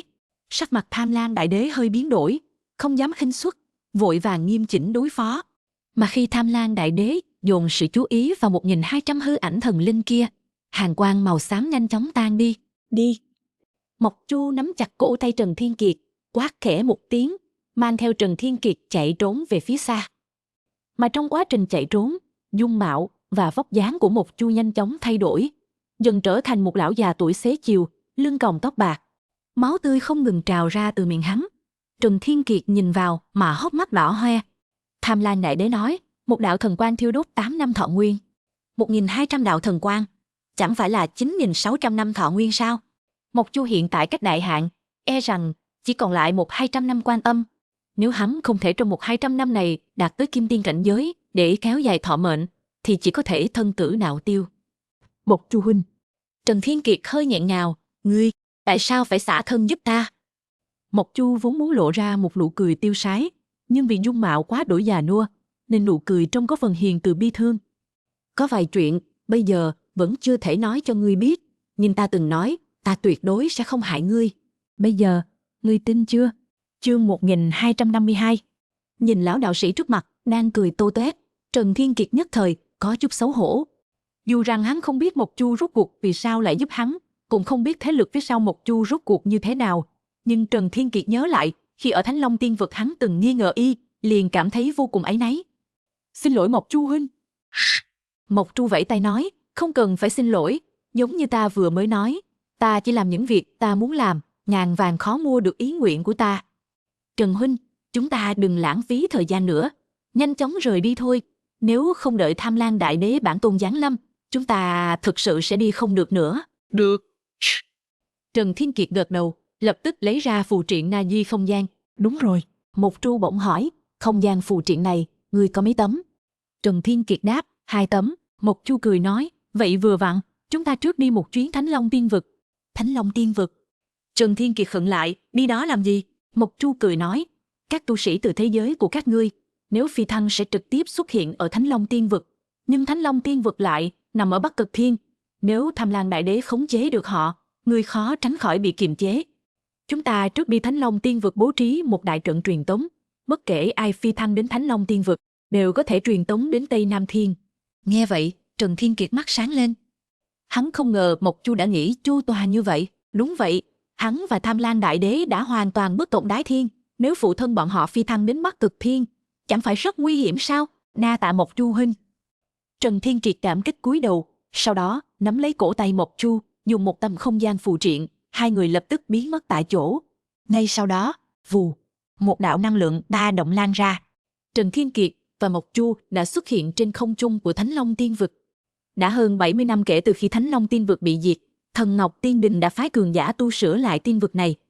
Mộc Chu đạp không mà lập, hai tay kết ấn, từng đạo trận kỳ từ trong túi càn khôn tuôn ra, nhanh chóng bay vọt đến các ngóc ngách của Thánh Long Tiên Vực. Phục, không lâu sau, Mộc Chu lại một ngụm máu tươi phun ra, thân thể yếu ớt hướng mặt đất rơi xuống, Mộc Chu huynh. Trần Thiên Kiệt thần sắc run lên, vội vã lao xuống mặt đất, vững vàng đỡ lấy Mộc Chu, nói: Mộc Chu huynh, ngươi còn khỏe không? Mộc Chu nhếch miệng đầy máu, gắng gượng ép ra một nụ cười, nói: đừng lo, còn chưa chết được. Được rồi, chúng ta đi thôi, trận pháp đã bày xong, chỉ cần có người phi thăng đến Thánh Long Tiên Vực, sẽ bị truyền tống đến Tây Nam Thiên, dù vị trí truyền tống có hơi ngẫu nhiên, có lẽ sẽ gặp nguy hiểm, nhưng vẫn tốt hơn ở lại Bắc Cực Thiên. Trần Thiên Kiệt càng thêm cảm động. Hắn nợ Mộc Chu một ân tình lớn lao. Mộc Chu huynh, ngươi yên tâm, ta nhất định sẽ tìm cách giúp ngươi đột phá kim tiên cảnh giới. Nói xong, Trần Thiên Kiệt trực tiếp cõng Mộc Chu lên lưng, dùng ra tấm cuối cùng phù triện Na Di không gian, xuất hiện ở cách 8.000 vạn dặm. Một tấm phù triện Na Di không gian đủ để Trần Thiên Kiệt trốn thoát khỏi Bắc Cực Thiên. Họ lúc này đến được chính là Tử Vi Thiên. Mộc Chu yếu ớt nói: Tử Vi Thiên cách đại thế lực phức tạp rối rắm, chúng ta đi Tây Nam Thiên đi. Được. Chương 1253. Trần Thiên Kiệt gật đầu, sau đó bay xuống mặt đất, tìm một chỗ để trước tiên khôi phục một ít hỗn độn chi khí. Tại Tử Vi Thiên, Trần Thiên Kiệt đã đắc tội Đông Chu Tiên Môn, thậm chí còn đắc tội cả Phong Ma Thư Viện, một trong những thế lực lớn nhất. Việc để Đông Phương Kình Thiên và những người khác ở lại Tử Vi Thiên hiển nhiên không an toàn. Hơn nữa, Tử Vi Thiên và Bắc Cực Thiên giáp nhau, một khi các cường giả tiên đình ập đến, mọi chuyện sẽ trở nên rắc rối. Thêm vào đó, trận pháp mà Mộc Chu bố trí ở Thánh Long Tiên Vực là để truyền tống các tu sĩ từ giới dưới lên. Vì vậy, việc an bài Đông Phương Kình Thiên và những người khác ở Tây Nam Thiên sẽ phù hợp hơn. Chỉ cần Đông Phương Kình Thiên và những người khác bén rễ ở Tây Nam Thiên, Trần Thiên Kiệt có thể để họ giúp tìm kiếm các tu sĩ từ giới dưới được truyền tống từ Thánh Long Tiên Vực đến. Hô!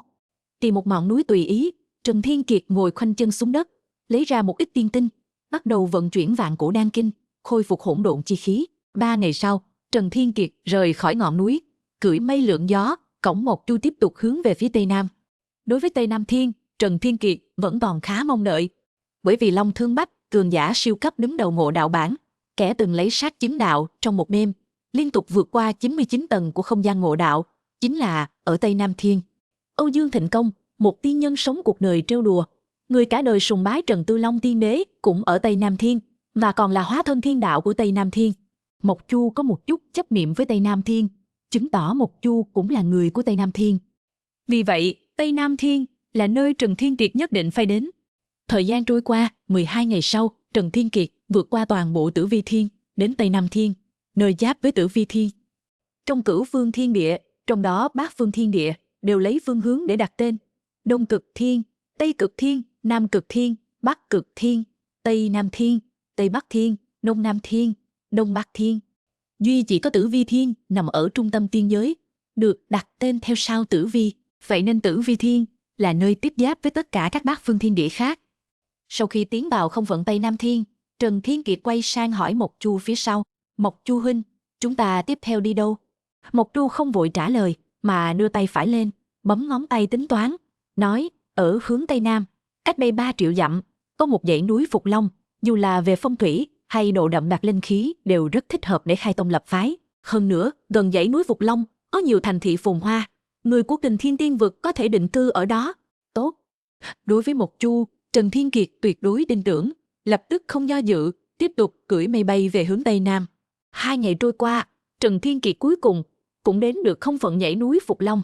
Hắn nhìn xuống từ trên cao, hướng mặt đất quan sát, chỉ thấy dãy núi đó kéo dài bất tận, tự như thân thể của thần long. Tiên linh chi khí lại càng đậm đặc đến cực điểm, thậm chí ngay cả khi ở trên không, Trần Thiên Kiệt cũng cảm thấy tâm hồn thư thái. Nơi này quả thực thích hợp để xây dựng tông môn. Trần Thiên Kiệt không nhịn được mà chép miệng, nói: một nơi tốt như vậy lại không có ai chiếm dụng, thật kỳ lạ.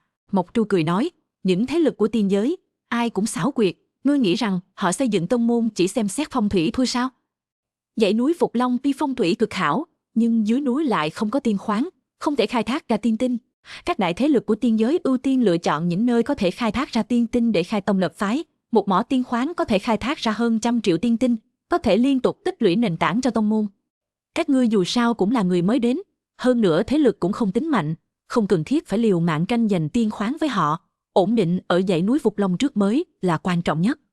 Trần Thiên Kiệt gật đầu, biểu thị đã hiểu, rồi liền tung người bay về phía Phục Long Sơn Mạch.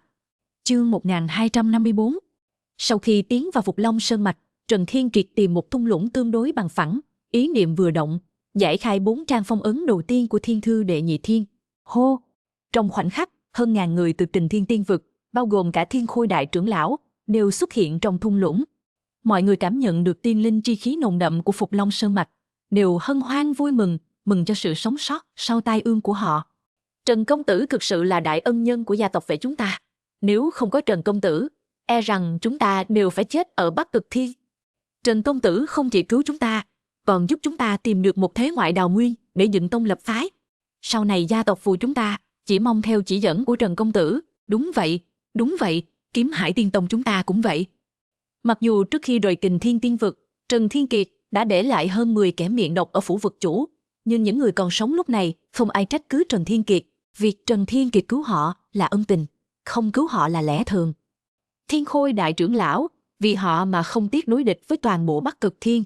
Cánh tay trái cũng bị hàng quan xám của Tham Lang đại đế hủy diệt, mà hơn 10 kẻ kia lại nghĩ đến việc để Trần Thiên Kiệt bỏ rơi Thiên Khôi trong lúc nguy nan. Chỉ có thể nói họ tự gây nghiệp cho mình. Thiên Kiệt. Trần Hiến Lễ bước nhanh đến, nhìn Trần Thiên Kiệt đầy thương tích, lo lắng nói, con không sao chứ? Vẫn còn gắng gượng được không? Đừng lo, gia. Trần Thiên Kiệt cười nói, chúng ta đã an toàn rồi. Sau này ta nghỉ ngơi vài tháng là có thể hồi phục. Vấn đề không nghiêm trọng. Nói xong, hắn nhìn về Đông Phương Kình Thiên, nói, gia nuôi, ông cứ dẫn mọi người dùng lực lượng quy tắc và lực lượng lĩnh vực xây dựng nhà cửa trước đi. Sau này mọi người có lẽ sẽ định cư ở Phục Long Sơn Mạch này. E rằng Kình Thiên Tiên Vực là không thể quay về được nữa. Hiểu. Đông Phương Kình Thiên gật đầu, cảm thán nói, Thiên Kiệt, lần này đa tạ ngươi. Nếu không thì mầm lửa của các đại thế lực ở Kình Thiên Tiên Vực đã hoàn toàn tắt ngấm rồi. Phải vậy. Trần Thiên Kiệt cười nói, việc băng ngục tiên vực vây hãm Kình Thiên Tiên Vực vốn là để ép ta hiện thân. Cháu trai nhỏ, ngươi lại khiêm tốn đấy. Đông Phương Bạch vui vẻ bước tới, vì người thân, bạn bè vẫn còn sống, nên tâm tình của Đông Phương Bạch rất tốt. Nàng ôm lấy cánh tay của Trần Thiên Kiệt, nói, ngươi có thể dùng cảnh giới kim tiên để giết chân tiên nhất phẩm, việc này ai làm được? Đừng khiêm tốn, ngươi chính là công thần lớn nhất của Kình Thiên Tiên Vực chúng ta. Trần Thiên Kiệt vội vàng lắc đầu cười nói, đừng khen ta, nếu không có tiền bối Thiên Khôi và huynh Mộc Chu, e rằng ngay cả ta cũng phải chết ở Bắc Cực Thiên. Đừng khách sáo. Thiên Khôi đại trưởng lão lập tức vẫy tay cười nói, là ngươi đã giúp ta trong không gian ngộ đạo, nên khi ở Kình Thiên Tiên Vực ta mới giúp ngươi, ta vốn là một mắt xích trong kế hoạch của ngươi. Trần Tiểu Hữu, đừng khiêm tốn nữa đi. Đúng vậy. Mộc Chu nằm trên lưng Trần Thiên Kiệt, cười ta quét nói, ta đến cứu ngươi, tự nhiên có mục đích của ta. Ta không phải vì Kình Thiên Tiên Vực. Trần huynh, theo ta, ngươi cứ dứt khoát dẫn mọi người cùng nhau phát triển. Ý kiến hay. Gia chủ nhà họ Phó mắt sáng lên, lập tức bước lên phía trước nói, đại sư Mộc Chu nói đúng, chúng ta đã rời bỏ quê hương, đến Tây Nam thiên xa lạ để sinh sống, mọi người phải đoàn kết lại. Ta thấy các đại thế lực chúng ta cũng đừng phân chia rạch ròi nữa, hãy trực tiếp thành lập một thế lực chung, rồi để Trần Tiểu Hữu dẫn dắt. Trần Tiểu Hữu có thiên phú dị bẩm, tương lai thành tựu e rằng không kém gì Thần Ngọc Tiên Quân. Gia chủ nhà họ Phó đồng ý đầu tiên là vì một lý do rất đơn giản, Phó Tiểu Bàng và Trần Thiên Kiệt có mối quan hệ rất tốt. Nếu Trần Thiên Kiệt trở thành chủ soái của các đại thế lực, Phó Tiểu Bàng sau này ôm chặt đùi to này sẽ có thể phát triển tốt hơn cả cha của hắn. Người làm cha, ai không muốn mở đường cho con cái? Con đường rộng mở đã ở ngay trước mắt, gia chủ nhà họ Phó không ủng hộ, ai sẽ ủng hộ? Chương 1255, lão phu cũng đồng ý. Lúc này, lão tông chủ Kiếm Hải Tiên Tông là Chu Kiếm Hải bước ra. Đứa cháu nhỏ mà ông yêu thương nhất đã chết trong tay kẻ địch tại Hỏa Hải Tiên Vực. Chính Trần Thiên Kiệt đã giúp họ báo mối thù máu. Hơn nữa, Trần Thiên Kiệt chưa đầy 100 tuổi đã có năng lực trảm sát chân tiên nhất phẩm. Tương lai sẽ còn trưởng thành đến mức độ nào? Nếu như lúc này không nắm bắt cơ hội, sau này nhà họ Chu của lão e rằng rất khó để tiến thêm một bước tại tiên giới.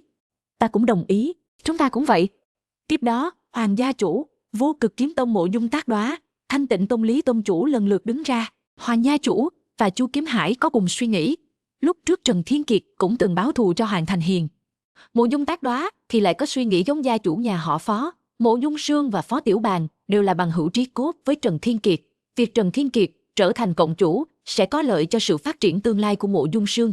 Còn về phía Thanh Tịnh Tông Lý Tông chủ, vốn dĩ tin theo học thuyết Hoàng lão, thích để sự việc tự do phát triển, chưa từng có ý định tranh giành vị trí đứng đầu. Cuối cùng, Ánh mắt mọi người đều đổ dồn về phía vệ gia chủ. Vệ gia chủ chép miệng, áy náy nói, xin lỗi mọi người, ta cũng muốn đứng cùng chiến tuyến với các vị. Nhưng lão tổ nhà họ Vệ từng để lại tổ huấn, người nhà họ Vệ cả đời không được làm phụ thuộc cho bất kỳ thế lực nào. Tổ huấn đã định, nhà họ Vệ chúng ta sẽ không nhúng tay vào việc này. Trần công tử, nói đoạn, Vệ gia chủ chắp tay cúi chào Trần Thiên Kiệt một cái thật sâu, ân cứu tộc, nhà họ Vệ không bao giờ quên, tương lai nếu có cần, nhà họ Vệ dù lên núi đao xuống biển lửa cũng không từ nan. Nhưng hôm nay, e rằng chúng ta phải chia tay tại đây rồi. Trần Thiên Kiệt vội vàng đỡ Vệ gia chủ dậy, nói, Vệ tiền bối, mỗi người một chí hướng, chúng ta sẽ không cưỡng cầu. Chỉ là Vệ gia chủ hà cất phải rời đi. Mới đến Tây Nam Thiên, người lạ đất lạ, cứ xây dựng tộc tại dãy núi Phục Long này là được. Vị gia chủ lắc đầu nói, một núi không thể chứa hai hổ, nếu dãy núi Phục Long cùng tồn tại hai thế lực, tương lai khó tránh khỏi nảy sinh ma sát. Mọi người đều từng là bạn tốt của Kình Thiên Tiên Vực, ta không muốn chuyện đó xảy ra. Hơn nữa, tại Tây Nam Thiên còn có một chi nhánh khác của nhà họ Vệ chúng ta có thể đến đó nương nhờ họ. Vậy, được thôi. Thấy Vệ gia chủ đã quyết tâm rời đi, Trần Thiên Kiệt cũng không giữ lại nữa, lập tức nói, Vệ gia chủ, cánh cửa dãy núi Phục Long luôn rộng mở chào đón các vị. Nếu khi nào các vị muốn quay lại, chúng ta giơ hai tay hoan nghênh. Đúng vậy. Mọi người xung quanh lần lượt nói, lão Vệ, sau này phải thường xuyên quay lại tìm chúng ta uống rượu nhé. Ha, chúng ta chắc chắn sẽ chuẩn bị rượu tiên quả hảo hạng để đãi các vị. Trong lòng Vệ gia chủ dâng lên luồng hơi ấm, lại cúi chào mọi người xung quanh một lần nữa, sau đó dẫn theo một đám người nhà họ Vệ, trong đó có Vệ Tình, sải bước rời khỏi dãy núi Phục Long. Sau khi người nhà họ Vệ đi khỏi, gia chủ nhà họ Phó nhìn về phía Đông Phương Kình Thiên và Trần Thiên Kiệt, nói, vực chủ đại nhân, Trần công tử, hai vị thấy thế lực do chúng ta cùng thành lập này, nên đặt tên là gì thì tốt. Trần Thiên Kiệt nói, cứ gọi là Kình Thiên Cốc đi, không ổn. Đông Phương Kình Thiên lắc đầu nói, Thiên Kiệt, chuyện quá khứ, hãy để nó qua đi. Đã đến vùng đất mới, vậy thì chúng ta phải bắt đầu cuộc sống mới. Nơi này đã gọi là dãy núi Phục Long, chi bằng thế lực của chúng ta, cứ gọi là Phục Long Cốc thì thế nào? Chương 1256, Phục Long Cốc, cái tên hay. Nghe thấy lời của Đông Phương Kình Thiên, mọi người xung quanh đều sáng mắt lên, giơ tay tán thành. Tiềm Long tại Uyên, Phục Long tại Cốc, ngụ ý cực kỳ tốt. Thế lực của chúng ta, giống như thần long, đang phục trong cốc vậy. Đợi đến ngày bay vút lên không, tất sẽ khiến tiên giới phải kinh ngạc. Đủ khí thế, cái tên này tốt. Thấy mọi người đều tán thành cái tên này, Trần Thiên Kiệt lập tức cười nói, nếu các vị tiền bối, nếu thấy cái tên này hay, vậy thế lực của chúng ta liền gọi là Phục Long Cốc. Nói đoạn, Trần Thiên Kiệt nhìn về phía Đông Phương Kình Thiên, nói, ông nội nuôi, người trước kia là vực chủ của Kình Thiên Tiên Vực, nay đến Tây Nam Thiên này, vẫn xin người tiếp tục đảm nhận chức trưởng môn của Phục Long Cốc đi. Thấy Đông Phương Kình Thiên định từ chối, Trần Thiên Kiệt vội vàng nói, ông nội nuôi, người đừng đùn đẩy nữa, con có thể treo cái danh phó cốc chủ ở Phục Long Cốc, nhưng con không thể ở lại Phục Long Cốc mãi, để dẫn dắt mọi người cùng phát triển được. Lần này con đến tiên giới còn rất nhiều việc quan trọng phải làm. Đợi dưỡng thương xong, con còn phải trở về Tử Vi Thiên.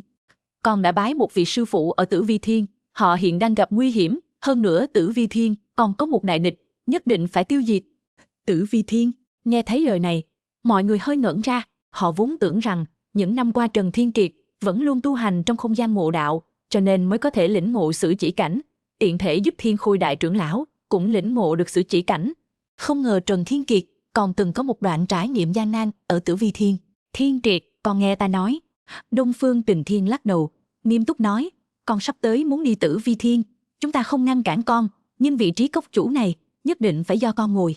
Khi ở Kình Thiên Tiên Vực, ta tuy là vực chủ, nhưng với các đại thế lực đều là bình đẳng ngang hàng.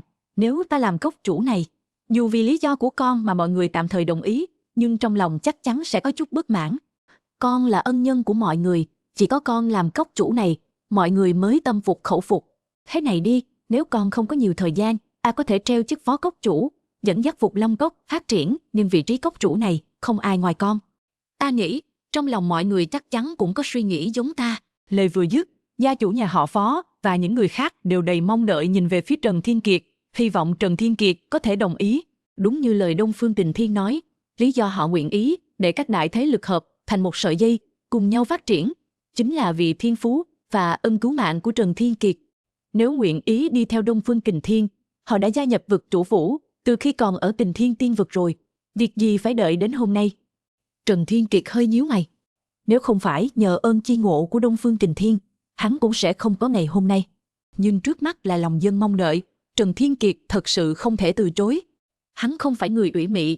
Sau khi hít sâu một hơi, liền mở miệng nói, nếu các vị tiền bối đã tin tưởng, vậy con xin tạm nhận chức cốc chủ.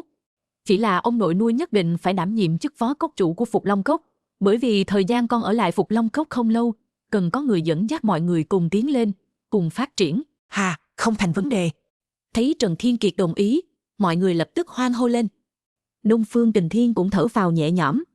Ông thực sự sợ Trần Thiên Kiệt đến thời khắc mấu chốt lại dở chứng bướng bỉnh. Nếu Trần Thiên Kiệt kiên quyết từ chối, thì cái Phục Long Cốc vừa mới thành lập này, là sẽ lòng người tan rã, phân tán mất thôi. Trần Tiểu Hữu, lúc này, Thiên Khôi đại trưởng lão bỗng nhiên cười nói, nếu ta gia nhập Phục Long Cốc của các ngươi sẽ sắp xếp cho ta chức vị gì đây? Lời này vừa thốt ra, không chỉ Trần Thiên Kiệt lộ vẻ vui mừng, mà Đông Phương Kình Thiên và những người khác cũng đều kinh hỉ vô cùng. Thiên Khôi đại trưởng lão đó là cường giả tiên quân. Chương 1257. Nếu Thiên Khôi gia nhập Phục Long Cốc, thực lực của Phục Long Cốc sẽ lập tức đạt đến trình độ có thể so sánh với Thần Ngọc Tiên Đình. Đây là chuyện bọn họ trước đây khi còn ở Kình Thiên Tiên Vực nghĩ cũng không dám nghĩ. Kình Thiên Tiên Vực thậm chí còn chưa từng có chân tiên xuất hiện, huống chi là tiên quân. Tiền bối Thiên Khôi. Trần Thiên Kiệt kinh ngạc nói, người thực sự dự định ở lại Phục Long Cốc sao? Nếu không thì sao? Thiên Khôi cười nói, ta đã không chết không thôi với Bắc Cực Thiên rồi. Dù sao cũng phải tìm một thế lực yên tĩnh, để khổ tu. Ở lại Phục Long Cốc chẳng phải càng tiện lợi hơn sao? Hơn nữa ta tin vào tầm nhìn của mình. Trần Tiểu Hữu chắc chắn sẽ không lâu nữa là có thể phát dương quang đại Phục Long Cốc, sớm gia nhập, có được một chức vị cao hơn, tuyệt đối xứng đáng. Ha, đa tạ tiền bối Thiên Khôi đã xem trọng. Trần Thiên Kiệt cười lớn, nếu tiền bối Thiên Khôi nguyện ý ở lại, có thể để tiền bối Thiên Khôi làm thái thượng trưởng lão của Phục Long Cốc, tự do tuyệt đối, không bị bất kỳ ai kiểm soát, quyền lực có thể ngang hàng với ông nội nuôi, vậy thì tốt. Thiên Khôi cười nói, nếu vậy, từ nay về sau ta chính là người của Phục Long Cốc. Tuyệt vời, hơn ngàn người xung quanh đều đồng loạt reo hò. Với sự gia nhập của một cường giả tiên quân, thực lực của Phục Long Cốc không biết vượt trội hơn Kình Thiên Tiên Vực bao nhiêu lần. Trần Thiên Kiệt cũng mỉm cười. Hắn tiếp tục hướng ánh mắt về phía xung quanh thung lũng, triển khai lĩnh vực ý niệm vừa động, một hành kiến trúc hùng vĩ cao lớn mọc lên từ mặt đất. Núi non rung chuyển, chim thú hót vang. Ông nội nuôi. Trần Thiên Kiệt nhìn về phía Đông Phương Kình Thiên, nói, những vật phẩm cần thiết cho Phục Long Cốc như y phục, bài lệnh, cùng với các chi tiết như tông quy, ngươi và các tiền bối hãy cùng nhau thảo luận. Còn ta và Mộc Chu huynh, tiền bối Thiên Khôi sẽ vào trước để chữa thương dưỡng sức. Đông Phương Kình Thiên nhìn y phục đầy máu của Trần Thiên Kiệt, vội vàng nói, Thiên Kiệt, các ngươi nhanh đi nghỉ ngơi đi, những việc lặt vặt này giao cho ta là được. Ta là phó cốc chủ, cũng phải phát huy chút tác dụng chứ. Trần Thiên Kiệt ha cười một tiếng, lập tức không nói nhiều nữa, ổng Mộc Chu bay thẳng vào kiến trúc. Thiên Khôi trưởng lão vì bị mất một cánh tay, nên cũng tiến vào kiến trúc để chữa thương. Đông Phương Kình Thiên dù sao cũng từng làm chủ vực, giao Phục Long Cốc cho hắn quản lý, Trần Thiên Kiệt 100% yên tâm. Hắn tin rằng khi mình xuất oan, Phục Long Cốc nên đã được quản lý đâu vào đấy. Sau khi tiến vào kiến trúc, Trần Thiên Kiệt tùy ý tìm một viện tử, mang Mộc Chu vào bên trong nghỉ ngơi. Sau khi ngồi ổn định trong phòng, Trần Thiên Kiệt nhìn Mộc Chu, nói, Mộc Chu huynh, ngươi ở Kình Thiên Tiên Vực đốt cháy hàng ngàn năm thọ nguyên, có thể thành thật nói cho ta biết, ngươi còn bao nhiêu năm nữa đến đại hạn? Mộc Chu nhếch miệng cười, hả? Muốn giúp ta tiếp tục kéo dài tuổi thọ sao? Trần Thiên Kiệt thần sắc nghiêm túc, không đáp lời. Được thôi. Mộc Chu cũng trở nên nghiêm túc, nói, còn khoảng 120 năm. Trần Thiên Kiệt hít sâu một hơi, hơn 100 năm, muốn từ nhị phẩm thiên tiên đột phá đến kim tiên cảnh giới, cũng không phải là chuyện dễ dàng. Hắn tiếp tục hỏi, nếu ta có thể cung cấp tiên quả nhất phẩm cho ngươi mất bao lâu để đột phá kim tiên? Tiên quả nhất phẩm? Mộc Chu có chút kinh ngạc nhìn Trần Thiên Kiệt, nói, vì ta là người chuyển thế, nắm giữ sức mạnh thiên đạo, nên yêu cầu tiên linh tri khí để đột phá, vượt xa so với thiên tiên cùng cảnh giới. Ta ước chừng, ít nhất cũng cần 10 quả tiên quả nhất phẩm. Đó là vật có giá trị liên thành, đủ 10 quả. Ngươi lấy đâu ra? 10 quả. Trần Thiên Kiệt thở phào nhẹ nhõm, cười nói, cho ta 2 năm thời gian, ta sẽ lấy cho ngươi 10 quả tiên quả nhất phẩm. Tự tin như vậy? Mộc Chu càng kinh ngạc hơn. Hắn thật sự không nghĩ ra Trần Thiên Kiệt sẽ biến ra 10 quả tiên quả nhất phẩm từ đâu. Chương 1258. Trong khoảng thời gian tiếp theo, Đông Phương Kình Thiên dẫn dắt mọi người, bắt đầu phát triển Phục Long Cốc. Những kiến trúc mọc lên từ mặt đất nhờ sức mạnh lĩnh vực của Trần Thiên Kiệt, chỉ là không xây dựng, bên trong còn thiếu nhiều chi tiết trang trí khác. Mọi người trong Phục Long Cốc đã dùng nửa tháng để biến hàng kiến trúc, chỉ có khung này thành trụ sở chính thức của Phục Long Cốc. Đông Phương Kình Thiên lại triệu tập Trần Hiến Lễ, Lăng Đông, Mộ Dung Tác Đoá cùng những cường giả kim tiên khác, bàn bạc về chi tiết tông quy, y phục môn phái, bài lệnh đệ tử cùng những việc vụn vặt khác. Phải mất 3 tháng Phục Long Cốc mới chính thức thành hình, trở thành một môn phái có hình dáng đàng hoàng. Hiện tại Phục Long Cốc có cường giả tiên quân trấn thủ, mọi chi tiết tất nhiên không thể cẩu thả, nếu không sẽ trở thành trò cười cho các thế lực lớn ở Tây Nam Thiên. Vết thương của Thiên Khôi đại trưởng lão và Trần Thiên Kiệt sau 3 tháng điều dưỡng cũng đã hồi phục gần như hoàn toàn. Dù mất đi một cánh tay, nhưng với tư cách là cường giả tiên quân, chiến lực của Thiên Khôi đại trưởng lão vẫn là mạnh nhất của Phục Long Cốc. Còn Mộc Tru, hắn không bị thương gì, chỉ là đốt quá nhiều tinh huyết nên cả người rất yếu ớt. 3 tháng này, Mộc Tru gần như luôn ở trong trạng thái ngủ sâu. Đến khi vết thương hồi phục gần như hoàn toàn, Trần Thiên Kiệt tạm thời xuất quan và trò chuyện với Đông Phương Kình Thiên về tình hình hiện tại của Phục Long Cốc. Nhìn những y phục đệ tử thống nhất, bài lệnh đệ tử cùng việc thành lập các phân đường và quy tông chi tiết, Trần Thiên Kiệt cảm thấy khá xúc động. Những việc vụn vặt này, hắn thực sự không làm được. Giao Phục Long Cốc cho Đông Phương Kình Thiên quản lý, quả thực là việc thích hợp nhất. Sau khi hiểu rõ những chuyện này, Trần Thiên Kiệt lại bảo Đông Phương Kình Thiên phái người đến Tử Vi Thiên một chuyến, thăm dò tình hình của nhà họ Dịch. Vì hắn đã giết Hàng Đông Minh rồi trốn thoát, chắc chắn Quý tiên sinh sẽ tính sổ nhà họ Dịch. Dù cho Gia Trác niệm tin đã bảo hắn không cần lo lắng về nhà họ Dịch, thực lực của nhà họ Dịch vượt xa tưởng tượng của hắn, nhưng Trần Thiên Kiệt vẫn có chút không yên tâm. Sắp xếp ổn thỏa mọi thứ, Trần Thiên Kiệt lại một lần nữa bước vào trạng thái bế quan. Hắn vừa tranh thủ tu luyện nhờ tiên tinh, vừa dùng hỗn độn chi khí tưới tẩm bàn đào. Vì có tăng tốc độ gấp trăm lần, nên bàn đào đã sớm nảy mầm và ra hoa, quả cũng sắp thu hoạch. Thời gian trôi nhanh, chẳng bao lâu Trần Thiên Kiệt đã bế quan trọn 2 năm. Muốn dùng 2 năm này để đột phá nhị phẩm kim tiên hiển nhiên là không thể. Nhưng hôm nay Trần Thiên Kiệt mở mắt, ánh mắt hướng về thiên thứ 3 của thiên thư, trên mặt tràn đầy mong đợi. Gieo xuống hạt giống bàn đào đã được 50 năm, hôm nay là ngày bàn đào kết trái. Trần Thiên Kiệt kích động xoa tay, ý niệm vừa động, mở ra thiên thứ 3 của thiên thư. Nội dung thứ 3 vừa hiện ra, một luồng hương ngọt ngào thấm vào lòng người liền ùa tới, trong nháy mắt tràn ngập cả thế giới thiên thư. Gà, lừa đen đôi mắt sáng lên ngửi, rồi lon ton chạy đến trước mặt Trần Thiên Kiệt, nhìn về thiên thứ 3 của thiên thư, nước miếng rỉ ra. Trần Thiên Kiệt thấy vậy xoa đầu lừa đen, cười nói, sao thế? Bình thường không phải chỉ ăn bảo vật, không ăn lương thực sao? Gà, lừa đen kêu gào loạn xạ.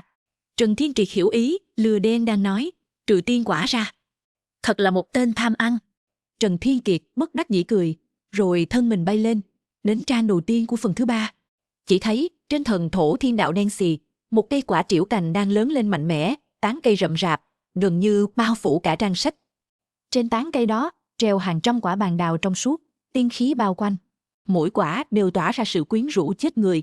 Trần Thiên Kiệt thèm muốn đến mức muốn cắn ngay lập tức. Hắn kiên nhẫn nếm, kinh ngạc phát hiện cả cây bàn đào đã kết tới 108 quả. Đây chính là bàn đào A, hàng thượng phẩm trong tiên quả nhất phẩm. Chương 1259, tiền bối. Trần Thiên Kiệt nhếch mép cười, nhìn trang thứ 9 của bài thứ 2, xoa tay nói, ta dám đảm bảo, ngươi chắc chắn không biết những quả tiên quả này hái xuống phải bảo quản như thế nào. Lại chọc ta. Vị cường giả bí ẩn hừ lạnh một tiếng, trực tiếp nhắm mắt dưỡng thần, hoàn toàn không để ý đến Trần Thiên Kiệt. Trần Thiên Kiệt bất đắc dĩ cười, thấy không lừa được cách bảo quản, liền không nói thêm gì nữa. Mộc Chu vốn là người chuyển thế, chắc chắn biết cách bảo quản tiên quả, hắn hái xuống 10 quả tiên quả, tạm thời đặt trong thế giới thiên thư, rồi vỗ đầu lừa đen, bảo nó đừng vội ăn, lát nữa tự nhiên sẽ để nó thỏa mãn bụng. Sau đó ý niệm vừa động, hắn rời khỏi thế giới thiên thư. Rời khỏi thiên thư, Trần Thiên Kiệt chạy nhỏ đến bên giường, lay Mộc Chu tỉnh giấc. Mộc Chu dụi đôi mắt lờ đờ, bất đắc dĩ nói, đại ca, ta đâu có phải là gánh hàng sớm tối, sao lại đánh thức ta ngủ nướng sớm như vậy, chẳng hợp lý chút nào. Trần Thiên Kiệt mặc kệ 3721, trực tiếp lôi Mộc Chu từ trên giường dậy. Mộc Chu huynh, trước khi ta bế quan có nói với ngươi, sẽ giúp ngươi đột phá kim tiên không? Mộc Chu nhướng mày nói, sao vậy? Trần Thiên Kiệt đôi mắt sáng rực nói, 10 quả tiên quả nhất phẩm, ta tìm thấy rồi. Xạo! Mộc Chu lật mắt nói, 2 năm nay, ngươi không rời khỏi Phục Long Cốc, đi đâu mà tìm tiên quả nhất phẩm? Hơn nữa, 10 quả tiên quả nhất phẩm, ngươi biết đó là khái niệm gì không? Nhanh đi thả một hơi rồi đuổi theo chơi đi. Đạo trưởng ta muốn tiếp tục ngủ, hao tổn tinh huyết quá nhiều, mệt mỏi. Trần Thiên Kiệt nhếch mép cười, ý niệm vừa động, trực tiếp từ thế giới thiên thư lấy ra 10 quả bàn đào. Khi một làn khí ngọt ngào tràn ngập phòng nghỉ, Mộc Chu vừa nhắm mắt đã bật dậy khỏi giường. Hắn kinh ngạc nhìn tiên quả nhất phẩm lơ lửng trước mặt Trần Thiên Kiệt, không thể tin được mà nói, bàn đào, đây lại là một bảo phẩm hiếm thấy ngay cả trong tiên quả nhất phẩm. Ngươi lấy từ đâu ra? Hơn nữa, còn có tới 10 quả. Ngươi đừng nói là đi cướp phù hải thương hội của Tây Nam Thiên đấy chứ. Trần Thiên Kiệt cười nói, ngươi đừng quan tâm ta lấy từ đâu. Những tiên quả này có thể giúp ngươi đột phá kim tiên không? Quá tuyệt vời rồi. Mộc Chu kinh hỉ nói, có 10 quả bàn đào nhất phẩm này, trong vòng 100 năm, chắc chắn có thể đột phá kim tiên cảnh giới. 100 năm. Trần Thiên Kiệt ngẩn ra nói, sao lại cần lâu như vậy? Mộc Chu trợn mắt nói, tiên quả nhất phẩm chứa đựng một lượng lớn năng lượng hùng vĩ. Ta đột phá một lần, ít nhất phải tu dưỡng 10 năm. 20 năm mới, có thể tiếp tục lợi dụng tiên quả nhất phẩm để đột phá. Nếu không thân thể này sẽ bị năng lượng làm căng nổ. Trần Thiên Kiệt lúc này mới chợt hiểu. Trước đây, Đông Phương Kình Thiên đã cho hắn một quả tiên quả nhất phẩm của Thánh Tuyết Liên. Trần Thiên Kiệt đã nuốt xuống. Nếu không phải lúc đó, hắn đột phá ma thần tri thể 10 sao, sớm đã bỏ mạng rồi. Xem ra, dù mình có tiên quả nhất phẩm, cũng không thể quá phụ thuộc vào bàn đào. Mộc Chu huynh. Trần Thiên Kiệt hỏi, ta muốn hỏi ngươi một câu, tiên quả nhất phẩm, sau khi hái xuống khỏi cây, nên bảo quản như thế nào? Mộc Chu nói, dùng tiên tinh khắc thành hộp, mượn nhờ tiên linh chi khí trong tiên tinh để bảo quản. Dừng lại một chút, Mộc Chu đột nhiên ngớ người ra, hái xuống khỏi cây. Ngươi, chẳng lẽ là có cả một cây bàn đào sao? Chương 1260, nghe vậy, Trần Thiên Kiệt gãi đầu, rồi cười toe toét. Ôi trời ơi! Mộc Chu không nhịn được thốt ra một câu chửi thề. Bộ dạng của Trần Thiên Kiệt này chứng tỏ gã thực sự có một cây bàn đào. Mộc Chu đã ngây người. Gã này đến tiên giới mới chỉ hơn 70 năm, rốt cuộc đã gặp phải vận may kiểu gì mà có thể có được một cây bàn đào đã chín. Bàn đào là một loại quý hiếm nằm giữa tiên quả nhất phẩm và tiên quả cực phẩm. Quan trọng hơn, bàn đào 3.000 năm mới nở hoa một lần, 5.000 năm mới kết trái một lần, tuổi thọ của Trần Thiên Kiệt hàng chục lần. Quả nhiên là người ứng quái. Quá biến thái rồi. Cái gì? Nghe lời lẩm bẩm của Mộc Chu, Trần Thiên Kiệt sững sờ. Người ứng quái? Ý là gì? À, không có gì đâu. Mộc Chu vội vàng làm bộ lơ đi, bỏ qua chuyện này. Ngươi nhanh đi tìm vài hộp tiên tinh, đựng những quả bàn đào đó lại. Bàn đào này rất khó bảo quản, vừa hái xuống khỏi cây. Không có tiên linh chi khí bảo vệ, chỉ sau 3 canh giờ sẽ thối rữa. Khoa trương vậy sao? Trần Thiên Kiệt trợn mắt, rồi vội vàng gật đầu nghiêm túc, đi đến một chiếc bồ đoàn bên cạnh ngồi xuống. Ý niệm vừa động, liền tiến vào thế giới thiên thư. Hắn trước tiên lấy ra một số tiên tinh, dùng lực lượng lĩnh vực tổng hợp thành những hộp ngọc trong suốt. Sau đó từng quả hái bàn đào xuống, cất vào hộp ngọc. Ngoài 10 quả bàn đào trong Mộc Chu, Trần Thiên Kiệt còn lại 98 quả. Ga! Lừa đen không hài lòng kêu ga về phía Trần Thiên Kiệt. Trần Thiên Kiệt mới chợt nhớ đến lừa đen, lập tức hào phóng lấy ra 10 hộp ngọc, nói, đồ này rất quý giá, lừa đen, ngươi phải ăn tiết kiệm. Nếu ăn hết một lần, lần sau muốn ăn lại phải đợi sau 50 năm đấy. Ga! Lừa đen thỏa mãn cọ sát bàn tay của Trần Thiên Kiệt, sau đó trợn tròn đôi mắt háo hức, bắt đầu gặm nhấm hộp ngọc tiên tinh bên ngoài bàn đào, ngay cả hộp cũng ăn, đúng là một kẻ ăn hàng chính gốc. Trần Thiên Kiệt bất lực cười khi thấy vậy, rồi đi sang một bên, ngồi khoanh chân xuống, bắt đầu tu luyện. Bởi vì bàn đào đã chín, Trần Thiên Kiệt cũng đã đến lúc đột phá lần nữa. Vì khi còn ở Kình Thiên Tiên Vực, Trần Thiên Kiệt đã nuốt một viên Thánh Tuyết Liên, suýt nữa khiến thân thể căng phồng. Có kinh nghiệm trước đó, lần này Trần Thiên Kiệt nuốt bàn đào, không còn vội vàng nữa, mà trước tiên cắn một miếng nhỏ. Ngay lập tức, một luồng năng lượng tinh thuần đến cực điểm tràn vào tứ chi trong xương của Trần Thiên Kiệt. Trần Thiên Kiệt đôi mắt sáng lên, chỉ cảm thấy toàn thân lỗ chân lông đều thoải mái giãn ra. Chỉ là khi Trần Thiên Kiệt cảm nhận cảnh giới trong đan điền, y hơi nhíu mày, bởi vì mức độ tăng tiến của cảnh giới không lớn lắm. Ta hiện tại đã là kim tiên cảnh giới, ăn một quả tiên quả nhất phẩm, không cần phải cẩn thận như vậy. Hơn nữa hỗn độn chi khí còn lãng phí hơn linh khí tứ thuộc tính. Trần Thiên Kiệt liếm môi, không còn lãng phí thời gian nữa, trực tiếp nuốt hết phần bàn đào còn lại vào bụng. Trong nháy mắt, Trần Thiên Kiệt chỉ cảm thấy toàn thân nóng bừng, khí tức cảnh giới tăng vọt, nhưng vẫn còn một khoảng cách không nhỏ để đột phá nhị phẩm kim tiên. Trần Thiên Kiệt không do dự, lại mở hộp ngọc tiên tinh, nuốt viên bàn đào thứ hai.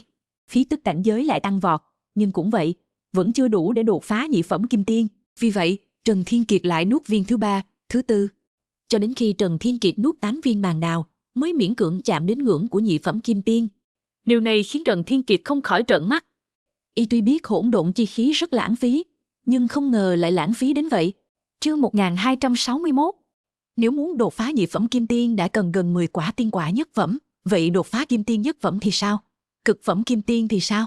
Đại la kim tiên thì sao? Hơn nữa, như một Chu huynh vừa nói, mượn tiên quả để đột phá thì tốt nhất, nên tu dưỡng 10 năm, 8 năm, nếu không thân thể sẽ không chịu nổi. Tiên quả có ưu thế là năng lượng hùng vĩ, có thể rút ngắn thời gian tu luyện rất nhiều, nhưng độ ổn định lại không bằng tiên tinh. Chỉ có nắm giữ đủ tiên tinh mới có thể liên tục bế quan tu luyện. Không khỏi, Trần Thiên Kiệt nảy sinh ý định bán bàn đào để đổi lấy tiên tinh. Phục Long Cốc muốn phát triển cũng cần lượng lớn tiên tinh làm nền tảng, nếu không căn bản không thể lớn mạnh. Dù sao, cũng không quan tâm nhiều, trước cứ đột phá rồi nói sau. Trần Thiên Kiệt liếm môi, sau đó liên tiếp nuốt 2 quả bàn đào. Năng lượng tinh thuần tràn vào cơ thể, bị Trần Thiên Kiệt vận dụng vạn cổ đan kinh điên cuồng luyện hóa, sau đó hóa thành hỗn độn chi khí nhập vào đan điền thiên thư. Khi nuốt quả bàn đào thứ 8, Trần Thiên Kiệt đã có dấu hiệu đột phá. Khi năng lượng từ 2 quả bàn đào cuối cùng bị luyện hóa, cảnh giới của Trần Thiên Kiệt như bức tường thành bị phá vỡ, âm sụp đổ, đại quân hỗn độn xông vào thành, chiếm lĩnh cao địa, một đạo năng lượng gợn sóng đột nhiên lan tỏa. Đột phá, nhị phẩm kim tiên. Trần Thiên Kiệt chậm rãi thở ra một hơi đục. Tuy nhiên, hắn vẫn không dừng luyện tập. Mộc Chu là thân thể phàm tục, không chịu được sự đột phá liên tục do tiên quả nhất phẩm mang lại. Nhưng Trần Thiên Kiệt sở hữu tứ tinh tiên đạo chiến thể, hắn có thể cảm nhận được, bản thân vẫn có thể mượn bàn đào để đột phá thêm một lần nữa. Sau đó mới đạt đến giới hạn chịu đựng của thân thể. Vì vậy, Trần Thiên Kiệt tiếp tục ngồi khoanh chân trên đất, vừa vận chuyển vạn cổ đan kinh, vừa nuốt bàn đào. Nói về mức độ hoang phí của hỗn độn chi khí, nó vượt xa trí tưởng tượng của Trần Thiên Kiệt. Từ kim tiên tam phẩm đột phá đến kim tiên nhị phẩm, tốn hết 10 quả bàn đào. Còn từ kim tiên nhị phẩm đột phá đến kim tiên nhất phẩm, Trần Thiên Kiệt tốn tới 20 quả bàn đào, mới chạm tới ngưỡng của cảnh giới kim tiên nhất phẩm. Chỉ thấy hắn sắp đột phá thành công, nhưng thân thể Trần Thiên Kiệt bỗng nhiên nứt toác, trâu máu tràn ra từ các lỗ chân lông. Trần Thiên Kiệt nghiến răng, mặt mày trở nên dữ tợn. Tổng cộng 30 quả tiên quả nhất phẩm, ăn trong thời gian ngắn, dù là người có tứ tinh tiên đạo chiến thể, cũng khó có thể chịu đựng được. Nắm chặt nắm đấm, Trần Thiên Kiệt đột nhiên quyết định đi con đường khác, trực tiếp vận chuyển pháp môn bắt đầu thất tinh. Hắn lại muốn vừa đột phá kim tiên nhất phẩm, vừa xung kích ngũ tinh tiên đạo chiến thể. Hô! Năng lượng gần như muốn làm thân thể căng nổ bắt đầu rèn luyện nhục thân Trần Thiên Kiệt. Đau đớn dữ dội, khiến gân xanh trên trán Trần Thiên Kiệt nổi lên, suýt nữa ngất đi. Hắn cắm móng tay vào thịt, gắng gượng không ngã xuống, rồi liên tiếp nuốt 4 quả bàn đào nhất phẩm. Năng lượng khủng khiếp, tựa như dấy lên một cơn sóng dữ trong cơ thể Trần Thiên Kiệt. Thế giới thiên thư cũng bắt đầu rung chuyển. Người tường giả bí ẩn trong trang thứ 9 trợn mắt, mắng, tiểu tử, ngươi điên rồi sao? Nếu đan điền bị nổ tung, trí bảo thiên thư sẽ bị hủy diệt đấy. Trần Thiên Kiệt cũng không ngờ thiên thư lại có phản ứng lớn như vậy, trong lòng có chút hối hận. Nhưng lúc này, hắn đã không còn đường lui, liền cắn răng, lại nuốt một quả bàn đào. Oanh! Đột ngột, một luồng năng lượng từ các lỗ chân lông trên người Trần Thiên Kiệt bùng phát. Mắt Trần Thiên Kiệt đỏ ngầu, ngửa mặt lên trời gầm thét. Thân thể, hắn lại đạt được đột phá trong trạng thái cực hạn này, thành công ngũ tinh tiên đạo chiến thể. Đồng thời, một gợn sóng năng lượng chậm rãi lan ra.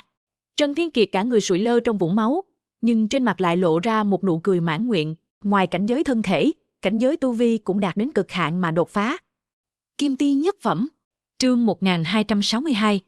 Bởi vì nhục thân bị tổn hại, cho nên Trần Thiên Kiệt đã ở trong thế giới thiên thư tĩnh dưỡng trọn vẹn 3 tháng thời gian mới một lần nữa xuất quan. Khi hắn xuất quan, Mộc Chu đã tiến vào trạng thái bế quan. Hắn không quấy rầy Mộc Chu, mà là rời khỏi phòng, tìm đến ông nội nuôi Đông Phương Kình Thiên, bảo ông nội nuôi gọi tất cả cường giả kim tiên đến đại đường họp.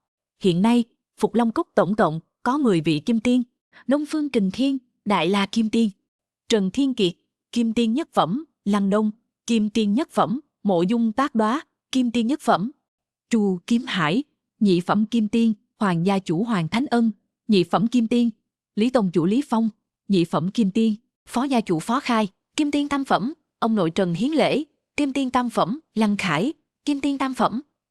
Đợi mọi người ngồi xuống, Trần Thiên Kiệt đưa mắt nhìn qua mọi người, cuối cùng dừng lại trên người Lăng Khải. Kể từ sau khi trận chiến tại Kình Thiên Tiên Vực kết thúc, Thái độ của Lăng Khải đối với Trần Thiên Kiệt đã xảy ra biến hóa long trời lỡ đất. Biểu hiện của Trần Thiên Kiệt đã hoàn toàn đập tan sự ngạo mạn cùng thói cậy tài khinh người của Lăng Khải. 2 năm trước khi xuất quan, Trần Thiên Kiệt đã từng hỏi Đông Phương Kình Thiên về biểu hiện của Lăng Khải. Điều khiến Trần Thiên Kiệt bất ngờ là Đông Phương Kình Thiên lại nói Lăng Khải biểu hiện vô cùng tích cực trong việc xây dựng Phục Long Cốc. Có thể thấy, Lăng Khải thật sự đã thay đổi. Chư vị, Trần Thiên Kiệt nhìn quanh bốn phía, chậm rãi nói, trước tiên, rất cảm ơn mọi người trong khoảng thời gian này đã có thể chân thành hợp tác, xây dựng Phục Long Cốc ra dáng ra hình, có chút phong vị của một thế lực mới thành lập rồi. Thứ hai, một thế lực tại tiên giới muốn phát triển lớn mạnh, không thể thiếu một bộ cơ chế thưởng phạt hoàn chỉnh, cũng không thể thiếu nội tình đủ mạnh mẽ. Vấn đề nội tình tông môn, dù là võ kỹ, công pháp hay là tiên tinh, ta đều sẽ bắt tay vào giải quyết. Nói đoạn, Trần Thiên Kiệt lấy ra một cái càn khôn túi, đồng thời giao càn khôn túi cho ông nội nuôi Đông Phương Kình Thiên. Trong này đều là công pháp, võ kỹ mà Trần Thiên Kiệt có được từ đối thủ trong những năm qua. Bởi vì Trần Thiên Kiệt tu luyện công pháp, cho nên rất nhiều võ kỹ đều không dùng đến. Những kẻ chết trong tay Trần Thiên Kiệt ngoài Kim Tiên ra, còn có một số chân tiên. Võ kỹ công pháp trong càn khôn túi của Hàng Nông Minh càng là cực kỳ cao thâm. Cho nên những thứ trong càn khôn túi này đủ để chống đỡ cho Phục Long Cốc sử dụng rất nhiều năm. Đông Phương Kình Thiên tiếp nhận càn khôn túi nhìn qua, thần sắc lập tức chấn động. Những công pháp võ kỹ này đặt vào trong thương hội có thể nói là giá trị liên thành. Ông lập tức truyền càn khôn túi xuống dưới, mọi người lần lượt tiếp nhận xem xét, trên mặt đều lộ ra thần sắc kinh ngạc. Tốc chủ thật là thủ bút lớn. Trần Thiên Kiệt nói tiếp, vấn đề về tiên tinh, ta rất nhanh sẽ giải quyết, sẽ không để Phục Long Cốc trở thành một nơi nghèo túng. Nếu như không khai thác được tiên tinh, vậy chúng ta liền đi kiếm tiên tinh. Ngoài ra, còn có một chuyện, chư vị từ bỏ thân phận gia chủ vốn có, nguyện ý cùng ta chung tay sáng lập Phục Long Cốc, ta đương nhiên phải lấy ra chút tâm ý để biểu thị. Nghe thấy lời này, mọi người vội vàng xua tay, cốc chủ, ngài nói vậy là khách sáo rồi, nếu không phải có ngài, chúng ta đã chết ở Kình Thiên Tiên vực rồi. Đúng vậy, hơn nữa mà nói, chúng ta liên thủ sáng lập Phục Long Cốc, cũng là muốn dựa vào cây đại thụ để được mát mẻ thôi. Nếu ngài còn ban thưởng cho chúng ta cái gì, vậy chúng ta thật sự hổ thẹn, không dám nhận. Trần Thiên Kiệt thấy vậy cười nói, các vị tiên bối đừng từ chối nữa. Món quà này của ta có thể giúp các vị nâng cao thực lực, mà thực lực của các vị nâng cao rồi, Phục Long Cốc mới có thể ngày càng tốt hơn, ngày càng mạnh hơn, không phải sao? Chương 1263. Nói xong, Trần Thiên Kiệt ý niệm vừa động, từ thế giới thiên thư lấy ra 9 chiếc hộp ngọc tiên tinh. Hắn nhẹ nhàng vung tay phải, 9 chiếc hộp ngọc tiên tinh này liền lơ lửng trước mặt 9 vị kim tiên. Mọi người chậm rãi tiếp nhận hộp ngọc tiên tinh. Trần Hiến Lệ nóng lòng mở ra, muốn xem cháu trai đã chuẩn bị cho họ món quà gì. Nhưng khi nhìn thấy những quả tiên đào tinh khiết trong hộp ngọc tiên tinh, sắc mặt Trần Hiến Lệ lập tức biến đổi. Tiên quả nhất phẩm, tiên quả nhất phẩm, mọi người sững sờ, vội vàng mở hộp ngọc, sau đó khuôn mặt đều lộ vẻ kinh ngạc. Là bàn đào nở một lần mỗi 3.000 năm, kết quả một lần mỗi 5.000 năm. Bàn đào là phẩm chất thượng hạng trong tiên quả nhất phẩm, hiệu quả thậm chí gần như tiên quả cực phẩm. Món quà của cốc chủ, quá chân quý rồi. Cốc chủ có được bảo vật này từ đâu? Hơn nữa ra tay liền là 9 quả, thật là rộng lượng. Đông Phương Kình Thiên là người đầu tiên đứng dậy, lắc đầu nói, Thiên Kiệt, chúng ta không thể nhận món quà này, quá chân quý rồi. Đúng vậy, mọi người đồng loạt phụ họa. Trần Thiên Kiệt lắc đầu cười nói, ông nội nuôi, ta đã nói rồi, chỉ khi thực lực của các ngươi mạnh lên, Phục Long Cốc mới ngày càng tốt đẹp. Hơn nữa, ta còn có một số bàn đào trong tay, các ngươi không cần phải từ chối nữa, cứ yên tâm nhận đi. Thấy Trần Thiên Kiệt đã nói như vậy, và nhìn thấy những quả bàn đào tinh khiết trước mắt, mọi người cũng thực sự thèm thuồng, lập tức cẩn thận nhận lấy. Không ngờ ngay cả ta cũng có. Lăng Khải nhỏ giọng lẩm bẩm, tâm đầu hơi run rẩy. Nếu hắn là Trần Thiên Kiệt, tuyệt đối sẽ không tặng những bảo vật tốt như vậy cho một kẻ đã nhiều lần khiêu khích mình, thậm chí còn liên thủ với người ngoài muốn giết mình. Sự khoan dung của Trần Thiên Kiệt khiến Lăng Khải kinh ngạc. Trong khoảnh khắc ấy, Lăng Khải đối với Trần Thiên Kiệt không còn chút tâm tư nào khác, hoàn toàn quy phục. Trần Thiên Kiệt quét mắt nhìn Lăng Khải, thu hết biểu cảm của hắn vào mắt. Trần Thiên Kiệt chọn lựa kéo Lăng Khải lại thay vì loại bỏ hắn. Thứ nhất là bởi vì thái gia của Lăng Khải đích thực là một người đáng kính. Thứ hai là bởi vì Đông Phương Kình Thiên và Lăng Đông từng cộng sự nhiều năm. Nếu Lăng Đông vì chuyện của Lăng Khải mà bất hòa với Phục Long Cốc, e rằng Đông Phương Kình Thiên sẽ khó xử. Thứ ba là bởi vì thiên phú của Lăng Khải quả thật rất tốt. Tên này chỉ cần 100 năm đã có thể đột phá kim tiên. thành tựu trong tương lai không thể đo lường. Ví dụ như nhà họ Dịch chẳng hạn. Hai nữ nhi của Dịch Thần Tiên Quân đã sống hơn 3.000 tuổi, nhưng vẫn chỉ ở cảnh giới thiên tiên. Chẳng lẽ tài nguyên tu luyện của nhà họ Dịch không đủ phong phú sao? Ngay cả bản thân Trần Thiên Kiệt cũng phải tu luyện trăm năm mới đạt đến cảnh giới kim tiên tam phẩm, và đây còn là trong hoàn cảnh có vô số cơ duyên. Nếu hắn cũng như Lăng Khải, không có cơ duyên, chỉ cúi đầu tu luyện, tuyệt đối không có cảnh giới như Lăng Khải ngày hôm nay. Thực lực của Lăng Khải sau này e rằng sẽ vượt qua cả Đông Phương Kình Thiên và Thiên Khôi đại trưởng lão. Ông nội nuôi. Trần Thiên Kiệt tiếp tục chuyển ánh mắt về phía Đông Phương Kình Thiên, hỏi, Phục Long Cốc đã thành lập được hơn 2 năm rưỡi, ông hẳn đã phái người đi thăm dò tin tức về Tây Nam Thiên rồi chứ? Ông có biết sự phân bố thế lực của Tây Nam Thiên là như thế nào không? Ở những thành thị phồn hoa xung quanh Phục Long Cốc, có thế lực nào có thể đe dọa chúng ta không? Thông tin cơ bản đều đã nắm rõ. Khi nhắc đến chuyện chính, Đông Phương Kình Thiên lập tức nghiêm sắc mặt nói, ở Tây Nam Thiên này, hóa thân thiên đạo chính là Trần Tư Long tiên đế, và thế lực thiên đạo nơi Trần Tư Long tiên đế tọa trấn có tên là Lam Tinh Liên Minh. Lam Tinh Liên Minh? Trần Thiên Kiệt khẽ nhướng mày. Cái tên này sao nghe có chút kỳ lạ nhỉ? Lam Tinh đang ở đâu? Liên Minh? Chẳng lẽ thế lực thiên đạo này là do nhiều thế lực cấu thành? Chương 1264. Trần Thiên Kiệt lắc đầu, tạm thời không muốn suy nghĩ nhiều về chuyện đó. Lam Tinh Liên Minh là thế lực ngang hàng với các gia tộc Thiên Su Cung thuộc cấp bậc thế lực thiên đạo. Tạm thời hắn vẫn chưa đủ tư cách tiếp xúc. Trần Thiên Kiệt tiếp tục hỏi, ngoài Lam Tinh Liên Minh thì sao? Còn thế lực nào khác không? Còn có 4 đại thế lực. Đông Phương Kình Thiên nói, trong cửu phương thiên địa, ngoài thế lực thiên đạo, sẽ có một số thế lực đỉnh phong. Ví dụ như ở Bắc Cực Thiên, thế lực đỉnh phong là 180 tiên đình. Ở Tử Vi Thiên, có Phong Ba Thư Viện cùng 13 đại thế lực đỉnh phong khác. Còn ở Tây Nam Thiên này, có 4 đại thế lực. Trần Thiên Kiệt hỏi, 4 đại thế lực nào? Đông Phương Kình Thiên nói, một trong số đó là Thiên Cơ Các. Thiên Cơ Các? Trước khi Đông Phương Kình Thiên nói hết câu, lông mày Trần Thiên Kiệt đã nhíu lại. Sao tiên giới lại có Thiên Cơ Các? Trong tu hành giới, Thiên Cơ Các là một trong 6 đại thế lực của Trung Châu. Hắn còn kết giao với Thanh Nhất và Vấn Thiên Lão Thiên Sư. Hơn nữa, lão tổ của Thiên Cơ Các tên là Tiềm Long, từng là cánh tay phải của lão tổ Trần gia, Trần Thiên Long. Thiên Cơ Các ở Tây Nam Thiên này chẳng lẽ có liên quan đến Thiên Cơ Các ở tu hành giới? Dù sao Cự Đồng Ma Tổ đã từng nói, lão tổ Trần gia Trần Thiên Long là người có thiên phú hơn người, khi đạt đến thần hoàng tam trọng cảnh đã có thể chém giết ma hoàng, bình định ma họa. Nếu lão tổ đến tiên giới, sao có thể không có thành tựu hiển hách? Người có thiên phú như vậy, tuyệt đối không thể vô danh tiểu tốt. Rất có khả năng Thiên Cơ Các ở Tây Nam Thiên này chính là do Tiềm Long sáng lập.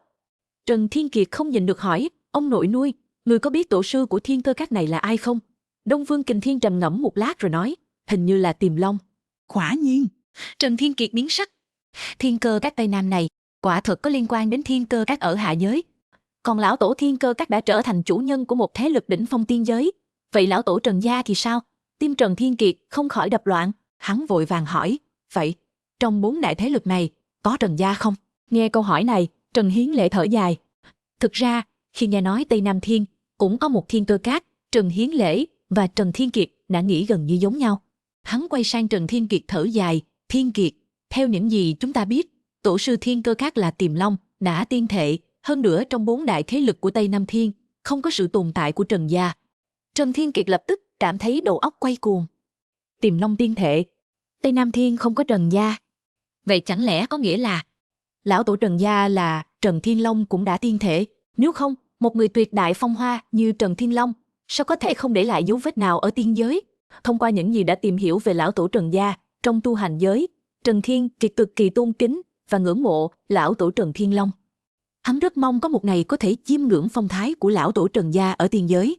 Ai ngờ tiên giới đã đến, nhưng mong muốn được gặp lão tổ lại trở thành một giấc mộng hão huyền. Đúng vậy, trong 4 đại thế lực của Tây Nam Thiên, không có Trần gia, chỉ có một gia tộc, đó là Vệ gia. Đông Phương Kình Thiên nói, chủ gia tộc Vệ đã từng nói trước khi rời đi, rằng ở Tây Nam Thiên còn có một nhánh Vệ gia khác, họ sẽ đi nương tựa. Ta đoán rằng rất có thể Vệ huynh nương tựa vào một trong 4 đại thế lực này là Vệ gia. Nếu quả thật như vậy, cả gia đình Vệ huynh thật là may mắn. Mọi người đều thở dài. Toàn bộ Tây Nam Thiên chỉ có 4 đại thế lực, thực lực tổng hợp của Vệ gia chắc chắn vượt xa Thần Ngọc Tiên Đình. Nếu Vệ gia chủ và Vệ Tình có thể thành công nương tựa vào Vệ gia Tây Nam, tuyệt đối coi như là một cơ duyên lớn. Trần Thiên Kiệt cũng chỉnh đốn lại tâm tình, hỏi, vậy hai đại thế lực còn lại là gì? Chương 1265. Đông Phương Kình Thiên nói, một trong số đó là Phù Hải Thương Hội. 2 ngày trước Phù Hải Thương Hội còn phái người tới đây. Ô, Trần Thiên Kiệt nhướng mày hỏi, phái người tới làm gì? Đông Phương Kình Thiên lấy từ trong ngực ra một tấm thiệp mời vàng óng, nói, bởi vì tổng bộ của Phù Hải Thương Hội nằm ở Phù Hải thành không xa dãy núi Phục Long, họ sắp tổ chức một buổi tiên quả thịnh hội. Không chỉ mời 3 thế lực lớn khác cùng thế lực Thiên Đạo, Lam Tinh Liên Minh, mà còn mời một số thế lực gần Phù Hải thành tới góp vui.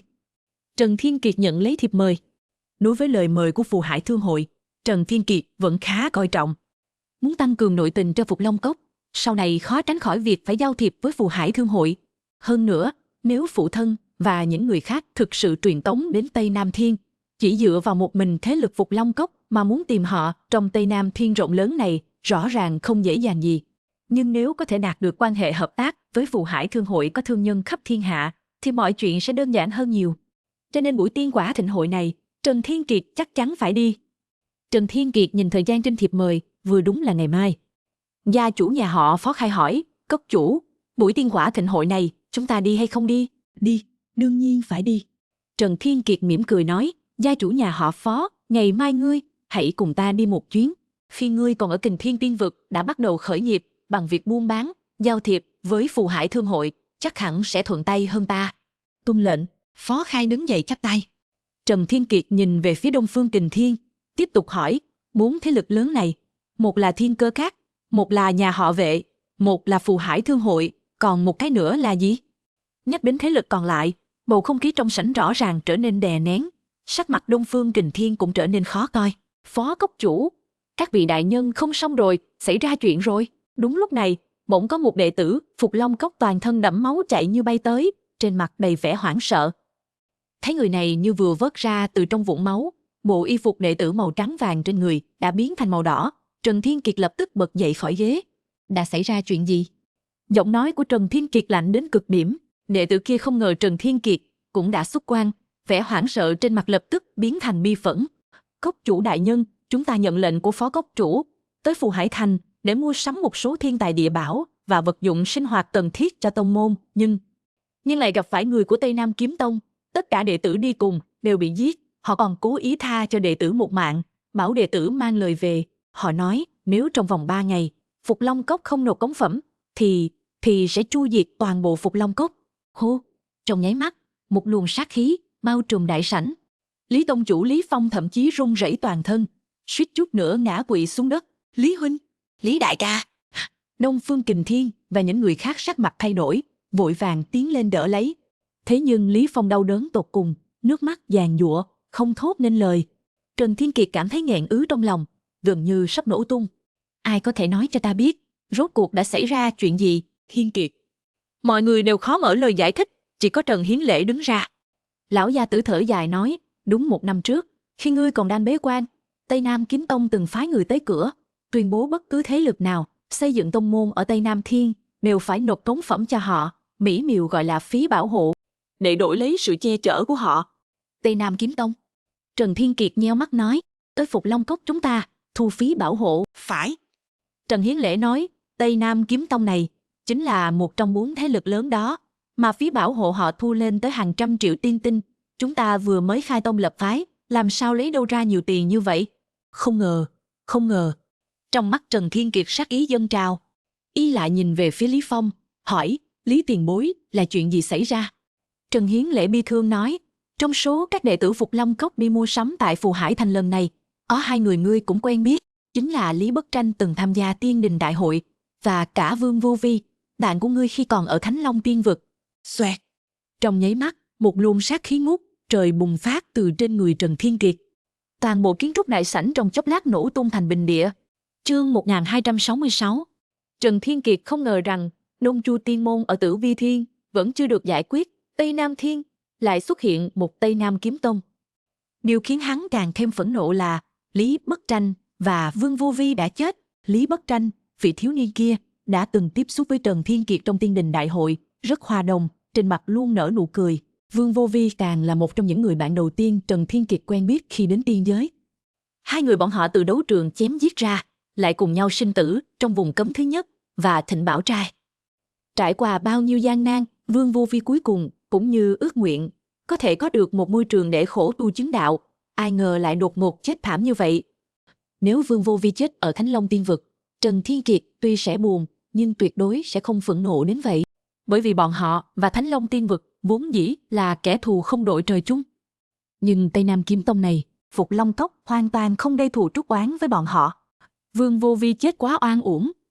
Trần Thiên Kiệt nắm chặt quyền, trong mắt dường như có những vì sao đang bùng nổ. Tây Nam Kiếm Tông. Trần Thiên Kiệt từng chữ một, tựa như muốn nghiến nát răng. Cốc chủ. Thấy Trần Thiên Kiệt sát khí đằng đùng, gia chủ Hoàng gia là Hoàng Thánh Ân lo lắng nói, thực lực của Tây Nam Kiếm Tông, dù ở Bắc Cực Thiên, cũng tuyệt đối có thể sánh ngang với những tiên đình xếp hạng 10 đầu. Việc này, chúng ta e rằng phải suy tính kỹ lưỡng. Quân tử báo thù, 10 năm không muộn. Lăng Đông càng trầm giọng nói, nếu chúng ta hành động vội vàng đi báo thù, e rằng cả Phục Long Cốc sẽ bị san bằng. Trần Thiên Kiệt lạnh lùng quét mắt nhìn hai người. Hắn không nói gì, mà nhìn về phía Đông Phương Kình Thiên. Đông Phương Kình Thiên hiểu ý Trần Thiên Kiệt, hít sâu một hơi, nói, Thiên Kiệt, ta biết ngươi lúc này rất phẫn nộ. Tất cả chúng ta đều rất phẫn nộ. Nhưng với thực lực của Phục Long Cốc, muốn báo thù, chẳng khác nào đập trứng vào đá. Chúng ta phải nghĩ một kế sách vẹn toàn mới được. Thù không thể không báo, nhưng không thể hành động lỗ mãn. Trần Thiên Kiệt vẫn không nói gì. Hắn biết mình bây giờ đã không còn đơn độc nữa. Trên vai gánh vác không chỉ một cái đầu, mà còn cả hàng ngàn mạng người của Phục Long Cốc. Nếu vừa cứu họ ra, lại dẫn họ đi chết, thì ý nghĩa của trận chiến ở Kình Thiên Tiên Vực là gì? Nhưng mà, người quân tử trả thù, 10 năm không muộn. Trần Thiên Kiệt chờ không được lâu như vậy. Hơn nữa, đừng nói Vương Vô Vi và Lý Bất Tranh còn chưa kịp chôn cất, riêng Tây Nam Kiếm Tông sẽ cho họ cơ hội phát triển mạnh mẽ sao? Vừa nãy, môn đệ kia không phải đã nói rồi sao? Nếu không nộp phí bảo kê trong vòng 3 ngày, Tây Nam Kiếm Tông sẽ diệt toàn bộ Phục Long Cốc. Trần Thiên Kiệt im lặng bước đến trước mặt Lý Phong, nắm lấy bàn tay run rẩy của Lý Tông Chủ, trầm giọng nói, Lý tiền bối, người nói cho ta biết, chuyện này nên làm thế nào? Lý Tông Chủ mặt mày đau khổ, nhưng vẫn cắn chặt môi, run rẩy nói, Phục Long Cốc vừa mới thành lập, mọi người vất vả lắm mới có được một nơi để nghỉ ngơi và hồi phục. Phó Cốc Chủ nói đúng, người quân tử trả thù, 10 năm không muộn. Trần Thiên Kiệt nói, đây là ý nghĩ thật của ngươi sao?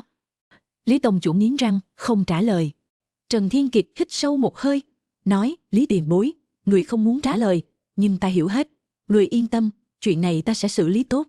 Nói xong, Trần Thiên Kiệt chậm rãi đứng dậy, nhìn về phía Phó Khai, gia chủ nhà họ Phó. Chúng ta đi thôi, đến Phù Hải Thành. Phó Khai và Đông Phương Kình Thiên nhìn nhau. Trần Thiên Kiệt đi gấp như vậy, với tính cách của hắn, thật sự sẽ không xung đột với Tây Nam Kiếm Tông sao? Biểu hiện của Trần Thiên Kiệt vẫn rất bình tĩnh. Tuy nhiên, trên không trung của cả Phục Long Cốc, mây đen vần vũ, áp bức đến mức khiến người ta khó thở.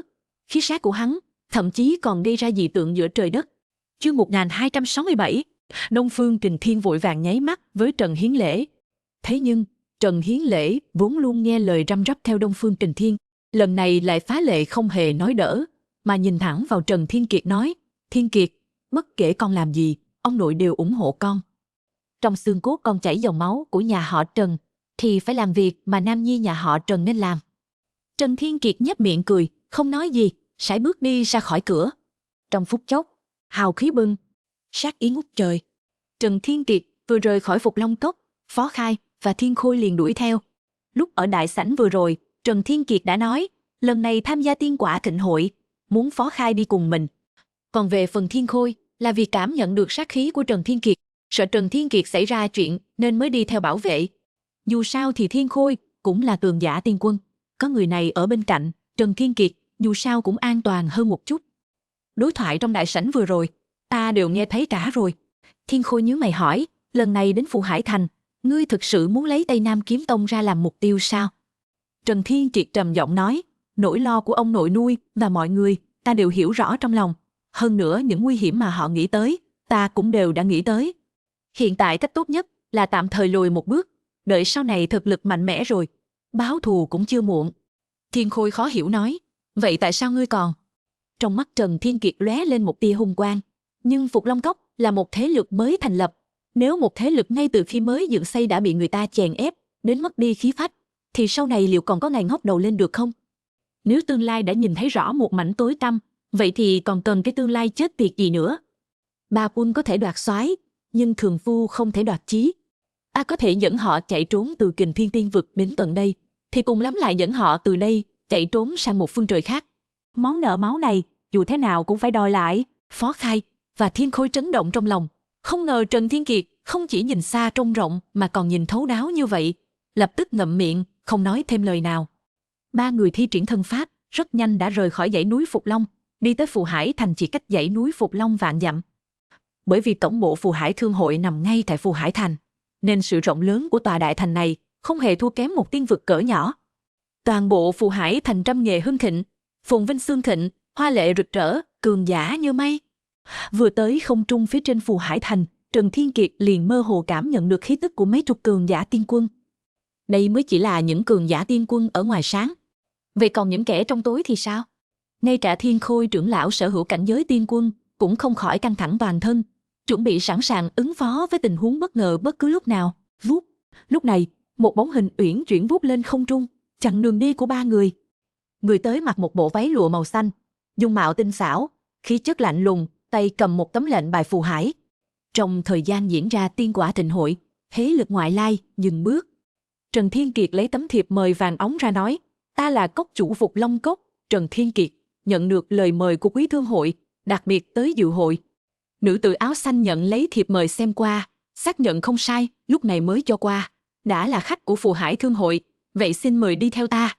Sau khi trả lại thiệp mời, nữ tử áo xanh đi phía trước dẫn đường, Trần Thiên Kiệt cùng hai người lập tức theo sau. Không lâu sau, dưới sự dẫn dắt của nữ tử áo xanh, mấy người đi tới trước một tòa phủ đệ hùng vĩ tráng lệ, khí thế bàn bạc.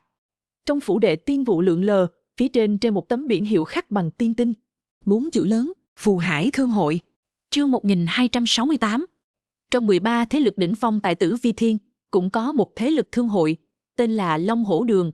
Trần Thiên Kiệt chính là vì đắc tội với Phong Ma Thư Viện tại Long Hổ Đường, nên mới kết giao với nghĩa muội gia Các Niệm Tinh.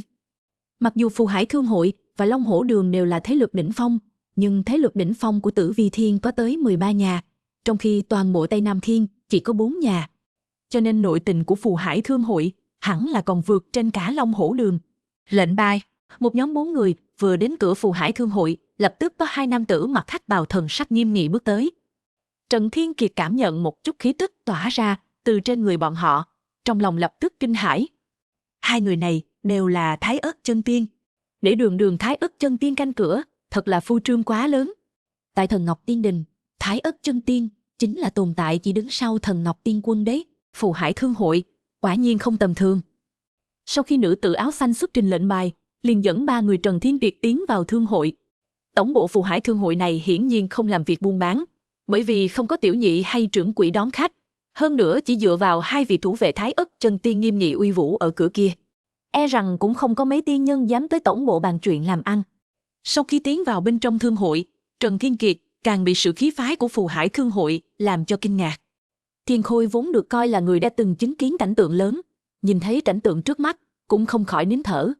Tổng bộ Phù Hải Thương hội rộng lớn hơn nhiều so với tưởng tượng của bọn họ, diện tích sánh ngang với một tòa thành trì của các tiên vực khác. Phía trên tiên vụ lượn lờ, linh lực sung túc. Thấp thoáng có thể thấy một con côn bằng khổng lồ đang xuyên qua trong tiên vụ, che trời lấp đất, khiến người ta kính sợ. Sau khi vào viện có một tòa chính điện, cửa điện cao rộng, sừng sững tận mây xanh. Trước cửa dựng 2 pho tượng người khổng lồ được luyện chế bằng thuật khôi lỗi. Khôi lỗi cầm ngân kích, nguy nga như núi, tuy không có khí tức cảnh giới, nhưng áp lực mang lại cho Trần Thiên Kiệt không hề thua kém cường giả tiên quân. Trần Thiên Kiệt thầm tặc lưỡi, nhắc mới nhớ, trong thế giới thiên thư của hắn vẫn còn một viên hồn đậu chưa sử dụng, vì chỉ còn lại viên cuối cùng, cho nên phải dùng thép tốt vào lưỡi dao. Trần Thiên Kiệt chuẩn bị đợi đến khi bắt được tàn hồn của một vị siêu cường giả rồi mới sử dụng. Với hiểu biết hiện tại của Trần Thiên Kiệt về cảnh giới tiên giới, viên hồn đậu này ít nhất cũng phải dùng trên người quy chân cảnh tiên quân. Bởi vì ngoại trừ hóa thân thiên đạo ra, quy chân cảnh tiên quân chính là cường giả mạnh nhất mà Trần Thiên Kiệt tạm thời có thể tiếp xúc được. Ngoài chính điện hùng vĩ tráng lệ ra, ở phía sau chính điện còn có một dãy núi nhấp nhô kéo dài. Trong núi thỉnh thoảng vang lên tiếng chim thú, tiếng chim không lên êm tai, khiến người ta không nhịn được muốn đốn ngộ. Còn tiếng thú gầm thì bá đạo uy nghiêm, khiến người ta sinh lòng kiêng dè. Dưới chân dãy núi nhấp nhô kia, có một dãy kiến trúc phong cách khác nhau. mỗi một tòa kiến trúc đều cực kỳ xa hoa. Nữ tử áo xanh nói, tòa chính điện trước mắt này là để dùng cho tiên quả thịnh hội ngày mai, cũng là nơi các vị đại nhân thương hội nghị sự thường này. Còn về dãy kiến trúc dưới chân núi kia, một phần là nơi nghỉ ngơi bế quan của các vị đại nhân thương hội, một phần là để dành cho khách quý tạm trú. Mấy vị xin mời đi theo ta. Nói đoạn, nữ tử áo xanh liền dẫn 3 người Trần Thiên Kiệt đi về phía chân núi. Khi đến trước một tòa kiến trúc mang tên Án Hữu Trai, nữ tử áo xanh dừng bước nói, 3 vị tối nay xin hãy nghỉ ngơi tại đây, vì 3 thế lực đỉnh phong còn lại và Lam Tinh Liên minh đều đã phái người tới, cho nên để tránh xảy ra xung đột, gây ra những chuyện không vui, xin 3 vị tối nay đừng tùy tiện đi lại. Phó Khai lấy ra một chiếc càn khôn túi, đưa cho nữ tử áo xanh, cười nói, làm phiền cô nương rồi. Nữ tử áo xanh liếc nhìn Phó Khai một cái, khuôn mặt nhỏ nhắn, thanh lãnh trở nên nửa cười nửa không. Phó Khai thấy vậy, hơi sững sờ, có chút khó hiểu. Chương 1269. Trần Thiên Kiệt ở bên cạnh cười nói, gia chủ nhà họ Phó, ngươi làm việc này là do đã quen thói làm ăn ở Kình Thiên Tiên Vực rồi. Vị cô nương này là người của Phù Hải Thương Hội. Thứ mà Phù Hải Thương Hội không thiếu nhất là gì? Chẳng phải chính là tiền sao? Ở Phù Hải Thương Hội, cái lối cũ kỹ kia của ngươi là không thông đâu. Ách! Phó Khai lập tức đỏ mặt, lúng túng gãi đầu. Ngày thường hắn làm ăn, bất kể gặp phải nhân vật nào, chỉ cần đưa qua một cái càn khôn túi chứa đầy tiên tinh là sẽ nhận được chút tiện lợi. Thế nhưng việc làm ăn của Phù Hải Thương Hội này có thể nói là lớn nhất tiên giới. Chút tiền lẻ của hắn, nữ tử áo xanh kia thật sự không coi vào đâu. Trần Thiên Kiệt lấy ra một cái càn khôn túi, đưa vào tay nữ tử áo xanh, cười hỏi, làm phiền cô nương dẫn đường lâu như vậy, vẫn chưa biết phương danh của cô nương là gì. Nữ tử áo xanh liếc nhìn Trần Thiên Kiệt, có chút châm trọc. Người này đã biết người của Phù Hải Thương Hội không thiếu tiền, còn dùng chiêu này sao? Thật là thừa thải, chán ngắt. Trần Thiên Kiệt thấy vậy mỉm cười, cố ý nhét càn khôn túi vào tay nữ tử. Ta có một việc muốn làm phiền cô nương, không biết cô nương có tiện không? Thấy Trần Thiên Kiệt vẫn cố chấp, nữ tử vốn đã hơi tức giận, nhưng khi nàng chạm vào càn khôn túi, theo bản năng dùng thần thức quét qua một cái, thần sắc lập tức chấn động. Nàng là người của Phù Hải Thương Hội, kiến thức rộng rãi biết bao. Lập tức nhìn ra lễ vật trong càn khôn túi này chính là một quả bàn đào. Bàn đào không phải là tiên quả bình thường, mà là sự tồn tại trân quý, nằm giữa tiên quả nhất phẩm và tiên quả cực phẩm. Cái Phục Long cốc nhỏ bé này, danh không thấy truyền, nghe cũng chưa từng nghe qua, thậm chí cốc chủ cũng chỉ là một kim tiên mà thôi, không ngờ bọn họ lại hào phóng đến thế. Thật là một món quà lớn. Nữ tử áo xanh không giấu vết thu càn khôn túi, vào trong túi. Trên gương mặt thanh lãnh cuối cùng cũng lộ ra một nụ cười, nói, tốt chủ có thể gọi ta là Khiết Lan. Khiết Lan, tên hay lắm. Trần Thiên Kiệt tán thưởng, đeo ngọc minh để so với sự thanh khiết, sánh cùng Lan U để tranh hương thơm.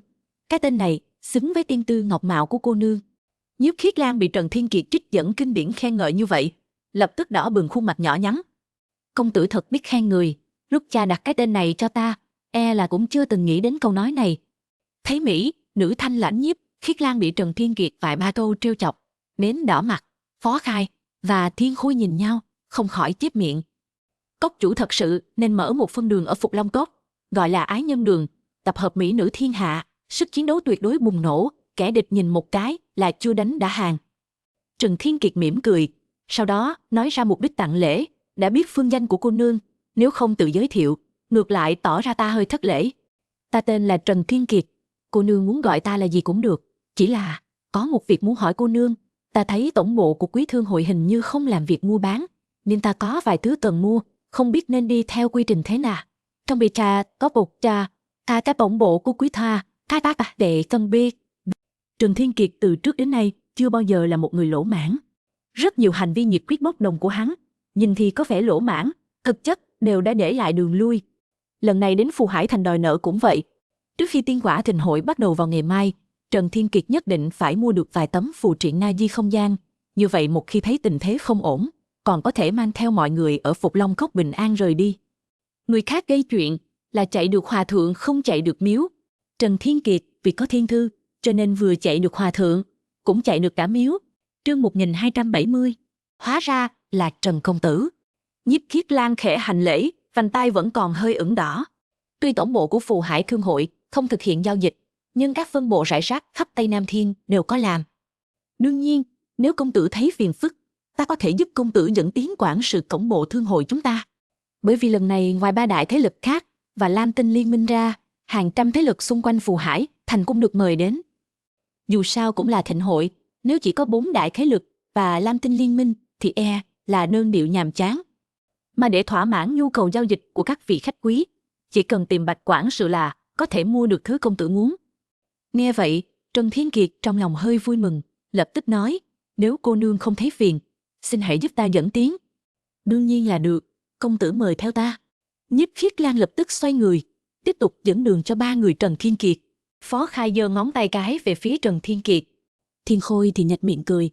Trần Thiên Kiệt bất lực liếc nhìn hai người họ một cái, rồi theo sát phía sau Nhiếp Khiết Lan. Không bao lâu sau, hai người đi tới một vũng suối trong cách dãy núi không xa. Bên cạnh suối trong dựng một hồng đình, trong hồng đình đứng một lão nhân từ bi. Lão nhân mặc một bộ bạch bào, trên mặt luôn treo nụ cười khiến người ta như được tắm trong gió xuân. Vì kia chính là Bạch quản sự của tổng bộ thương hội chúng ta.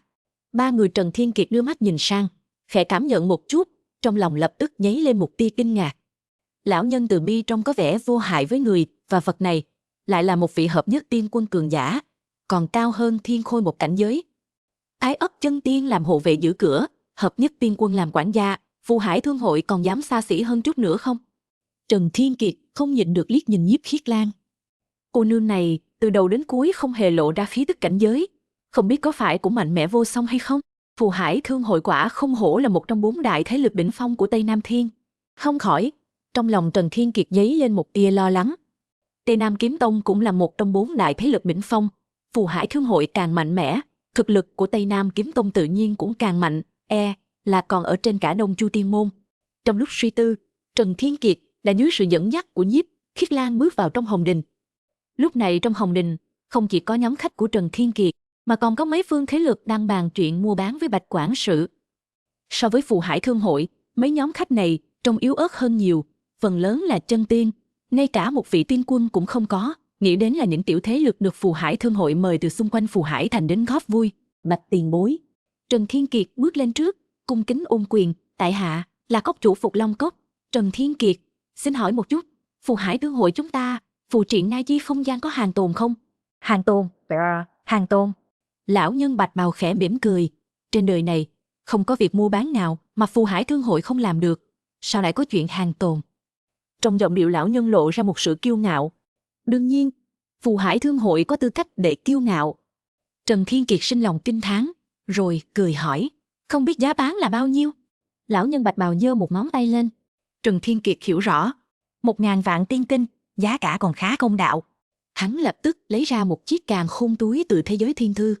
Mặc dù 2000 vạn tiên tinh lấy được từ hàng Đông Minh và những người khác đã tiêu hao sạch sẽ khi đột phá kim tiên và cảnh giới, nhưng trong trận chiến Kình Thiên Tiên Vực, càn khôn túi của các cường giả Hỏa Hải Tiên Vực, Băng Ngục Tiên Vực đều nằm trong tay hắn. Chỉ tiếc là sau khi 18 vị tiên quân kia bị giết, vì có Tham Lan Đại Đế ở bên cạnh, Trần Thiên Kiệt chạy còn không kịp, nên không thể thu càn khôn túi của những tiên quân đó vào túi. Coi như đã bỏ lỡ một khoản thu nhập lớn. Chương 1271. Trong càn khôn túi của 2 đại tiên vực bao gồm cả Lãnh Vô Phong, ngoài những công pháp, võ kỹ để lại cho Phục Long Cốc, còn có 90 triệu tiên tinh. Trước khi bế quan, Trần Thiên Kiệt đã đưa cho Đông Phương Kình Thiên 30 triệu tiên tinh để xây dựng Phục Long Cốc, cho nên số tiên tinh trong càn khôn túi này vẫn đủ mua 6 tấm không gian phù triện. Phiền Bạch tiền bối, giúp ta đổi toàn bộ số tiên tinh này thành không gian phù triện. Trần Thiên Kiệt lịch sự đưa càn khôn túi lên, Bạch quản sự nhận lấy, liếc nhìn một cái rồi gật đầu, chậm rãi thu hồi càn khôn túi. Trần công tử. Đúng lúc này, một giọng nói quen thuộc vang lên. Trần Thiên Kiệt quay đầu nhìn lại, đôi mắt lập tức sáng lên. Vệ gia chủ. Vệ Tình cũng đang đứng phía sau vệ gia chủ. Trần Thiên Kiệt không ngờ rằng lại gặp họ ở nơi này. Hai cha con họ vậy mà được mời đến tham dự tiên quả thịnh hội. Chẳng lẽ họ đã xây dựng tông môn ở vùng lân cận Phù Hải Thành rồi sao? Tuy nhiên, Trần Thiên Kiệt nhanh chóng gạt bỏ suy đoán này. Bởi vì đường đường là vệ gia chủ và đại tiểu thư vệ gia, lúc này lại đang đứng ở cuối một hàng ngũ. Những nam nữ đứng phía trước họ, ai nấy đều thần sắc kiêu ngạo, ưỡn ngực ngẩng đầu, mắt gần như mọc trên đỉnh đầu. Người đứng đầu có lông mày rậm râu dày, lưng hùm vai gấu, mắt báo tay vượng, khí thế hùng hồn, trên người tỏa ra hơi thở của Quy Chân Cảnh tiên quân. Quy Chân Cảnh, cảnh giới mạnh nhất trong hàng ngũ tiên quân. Sư phụ của Trần Thiên Kiệt là Dịch Thần tiên quân chính là một Quy Chân Cảnh. Nhiếp Khiết Lan ở bên cạnh thấp giọng nói, Trần cốc chủ, Đây đều là người của Vệ gia, một trong 4 thế lực lớn. Người đứng đầu tên là Vệ Đông Lai, là em ruột của tộc trưởng Vệ gia. Nghe vậy, lòng Trần Thiên Kiệt chấn động. Họ từng suy đoán rằng chi nhánh mà Vệ gia muốn tìm khi đến Tây Nam Thiên chính là Vệ gia thuộc 4 thế lực lớn, nhưng đó cũng chỉ là suy đoán mà thôi, không ngờ lại là thật. Thảo nào Vệ gia không muốn gia nhập Phục Long Cốc. Có thế lực đỉnh cao là Vệ gia chống lưng, địa vị của Vệ gia chủ và Vệ Tình cao hơn nhiều so với khi còn ở Kình Thiên Tiên Vực. Đường Chất, hán tử thô kệch đứng đầu nhìn về phía Vệ gia chủ, nhướng mày hỏi, các ngươi quen biết sao? Bẩm Đường thúc. Vệ gia chủ lập tức bước ra, nói, trước kia khi ở Kình Thiên Tiên Vực, chính vị Trần công tử này đã cứu chúng ta. Ồ, hán tử thô kệch ảng nhiên gật đầu, liếc nhìn Trần Thiên Kiệt một cái, rõ ràng không có hứng thú với một tên kim tiên. Tuy nhiên, vì đã đi ngang qua Hồng Đình, hán tử thô kệch vẫn tiến lên chào hỏi lão giả áo trắng. Bạch quản sự, đã lâu không gặp, vẫn khỏe chứ? Lão giả áo trắng chắp tay đáp lễ, ôn hòa cười nói, Vệ huynh vẫn như 50 vạn năm trước khi chúng ta gặp nhau, hùng phong vẫn còn, uy vũ bất phàm. Ha, người ta nói Bạch quản sự là trẻ tin đời, quả nhiên nói chuyện rất lọt tai, ta rất thích. Hán tử thô kệch cười lớn, sau đó nói, không biết vị Trần công tử này vừa mua những gì? Chi nhánh của Đường Chất ta 10 vạn năm trước vì một sai lầm mà bị trục xuất khỏi Vệ gia, bị phạt rời khỏi Tây Nam Thiên. Vì Trần công tử đã cứu mạng Đường Chất ta, Vệ gia chúng ta không nợ ân tình, khoản này ta giúp hắn thanh toán. Vệ huynh thật hào phóng. Lão giả áo trắng mỉm cười, vị Trần công tử này mua 6 tấm phù triện na di không gian. Vì Vệ huynh là người quen cũ, ta làm chủ, chỉ thu 55 triệu tiên tinh là được. Bạch quản sự thật biết điều, hán tử thô kệch tùy tay lấy ra một chiếc tràng khôn túi, ném vào lòng lão giả áo trắng. Sau đó liếc nhìn Trần Thiên Kiệt, nói, từ nay về sau, các ngươi và Vệ gia không còn bất kỳ liên quan nào nữa. Hơn 50 triệu tiên tinh này, coi như mua đức ân tình mà chi nhánh của Đường Chất ta nợ các ngươi. Trần Thiên Kiệt mỉm cười. Hán tử thô kệch nhìn có vẻ đầu óc đơn giản, vung tiền như rác, giống như một tên chọc phú, nhưng thực chất lại là kẻ thô trong có tinh, tâm tư tỉ mỉ. Ở tiên giới, thứ khó trả nhất chính là nợ ân tình. Giờ đây Vệ gia chủ và Vệ Tình cùng những người khác đã quay trở lại Vệ gia, thì nhân quả này đương nhiên cũng rơi lên đầu cả Vệ gia. Hơn 50 triệu tiên tinh có lẽ là toàn bộ tích lũy của Phục Long Cốc, nhưng đối với Vệ gia thì chẳng đáng là bao. Dùng chút tiền lẻ này để mua đứt mọi rắc rối mà Phục Long Cốc có thể mang lại cho Vệ gia trong tương lai, quả là quá hời. Hơn nữa, Trần Thiên Kiệt luôn cảm thấy vị quy chân cảnh tiên quân trước mắt này hẳn đã biết rõ mâu thuẫn giữa Phục Long Cốc và Tây Nam Kiếm Tông.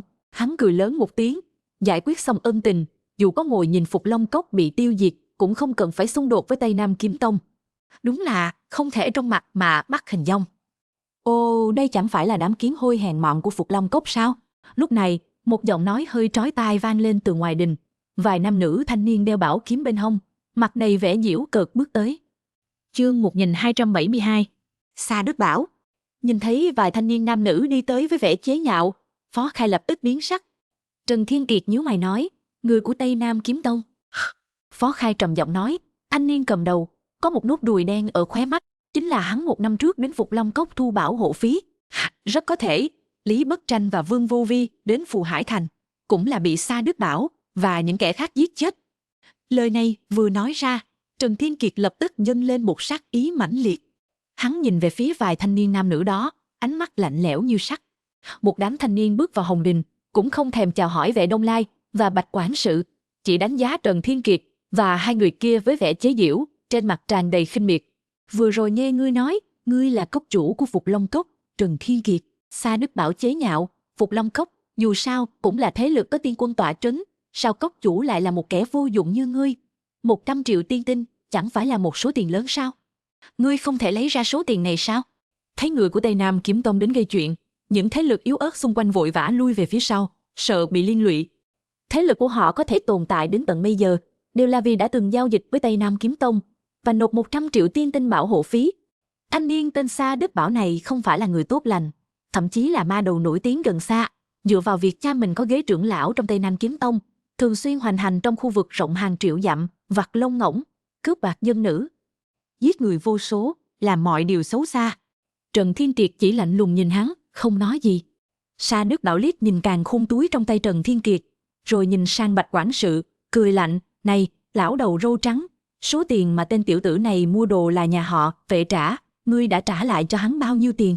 Đối với thái độ của Sa Đức Bảo, Bạch quản sự trong lòng không mấy vui vẻ, nhưng trên mặt vẫn giữ nụ cười hòa nhã thường thấy. 60 triệu tiên tinh. 60 triệu. Sa Đức Bảo trợn mắt, hung hăng nhìn Trần Thiên Kiệt, còn nói Phục Long Cốc các ngươi không có tiền. Không có tiền mà có thể lấy 60 triệu tiên tinh ra mua đồ. Dù các ngươi mua cái gì, nhanh chóng giao cho lão tử. 60 triệu tiên tinh cộng thêm 60 triệu hàng hóa. Lão tử miễn cưỡng mới tính các ngươi Phục Long Cốc đã nộp bảo hộ kim. Nói xong, Sa Đức Bảo vô liêm sỉ duỗi ra bàn tay phải, còn hất tầm với Trần Thiên Kiệt, thái độ vô cùng kiêu ngạo. Với tư cách là người của Tây Nam Kiếm Tông, hắn hoàn toàn không để Trần Thiên Kiệt vào mắt.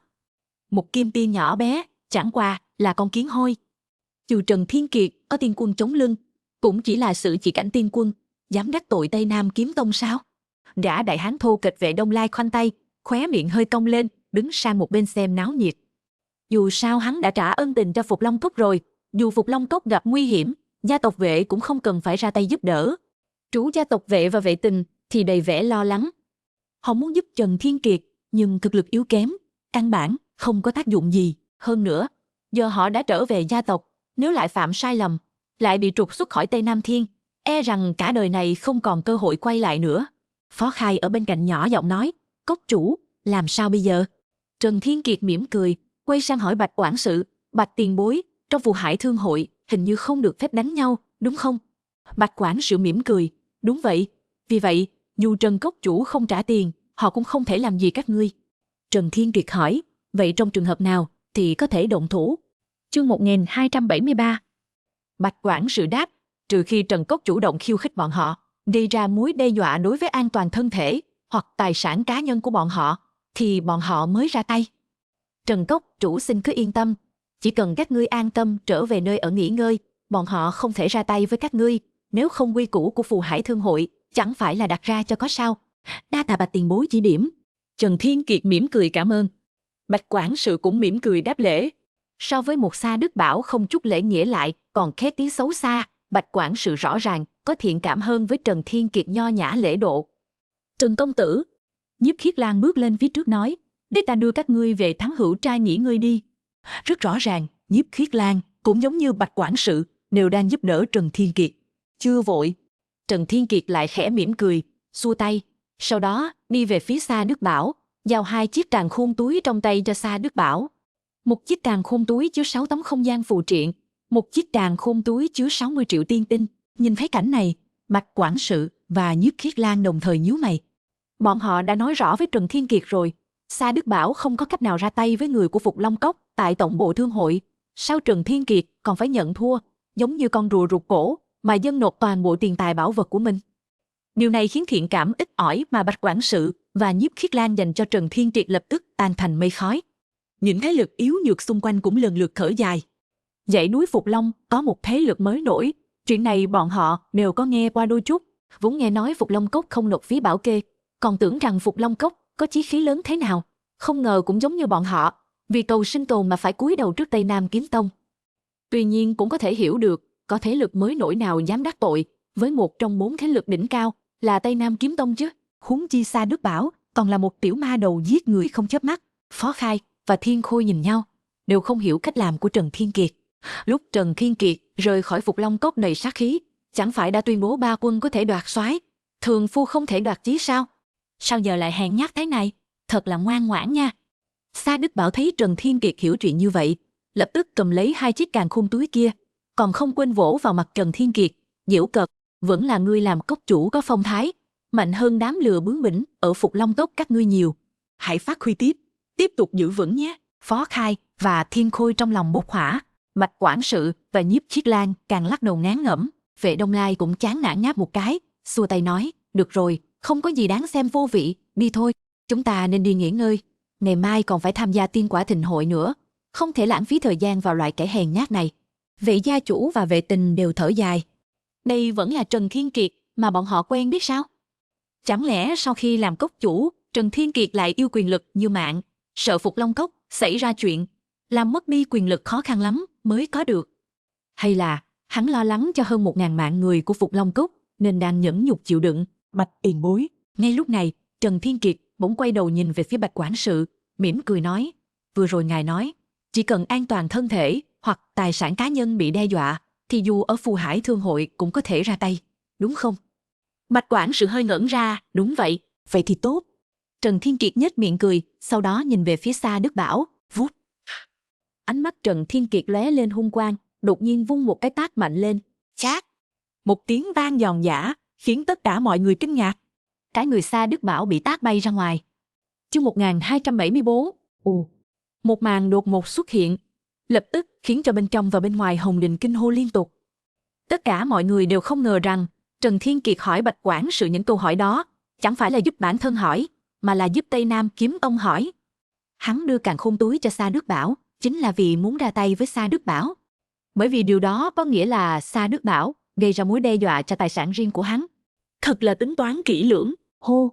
Khi Sa Đức Bảo bị đánh bay, hai càn khôn túi trong tay hắn không giữ được, bị Trần Thiên Kiệt bắt lấy một cách chính xác, rồi thu vào thế giới thiên thư. Họ Trần, ngươi tự tìm chết.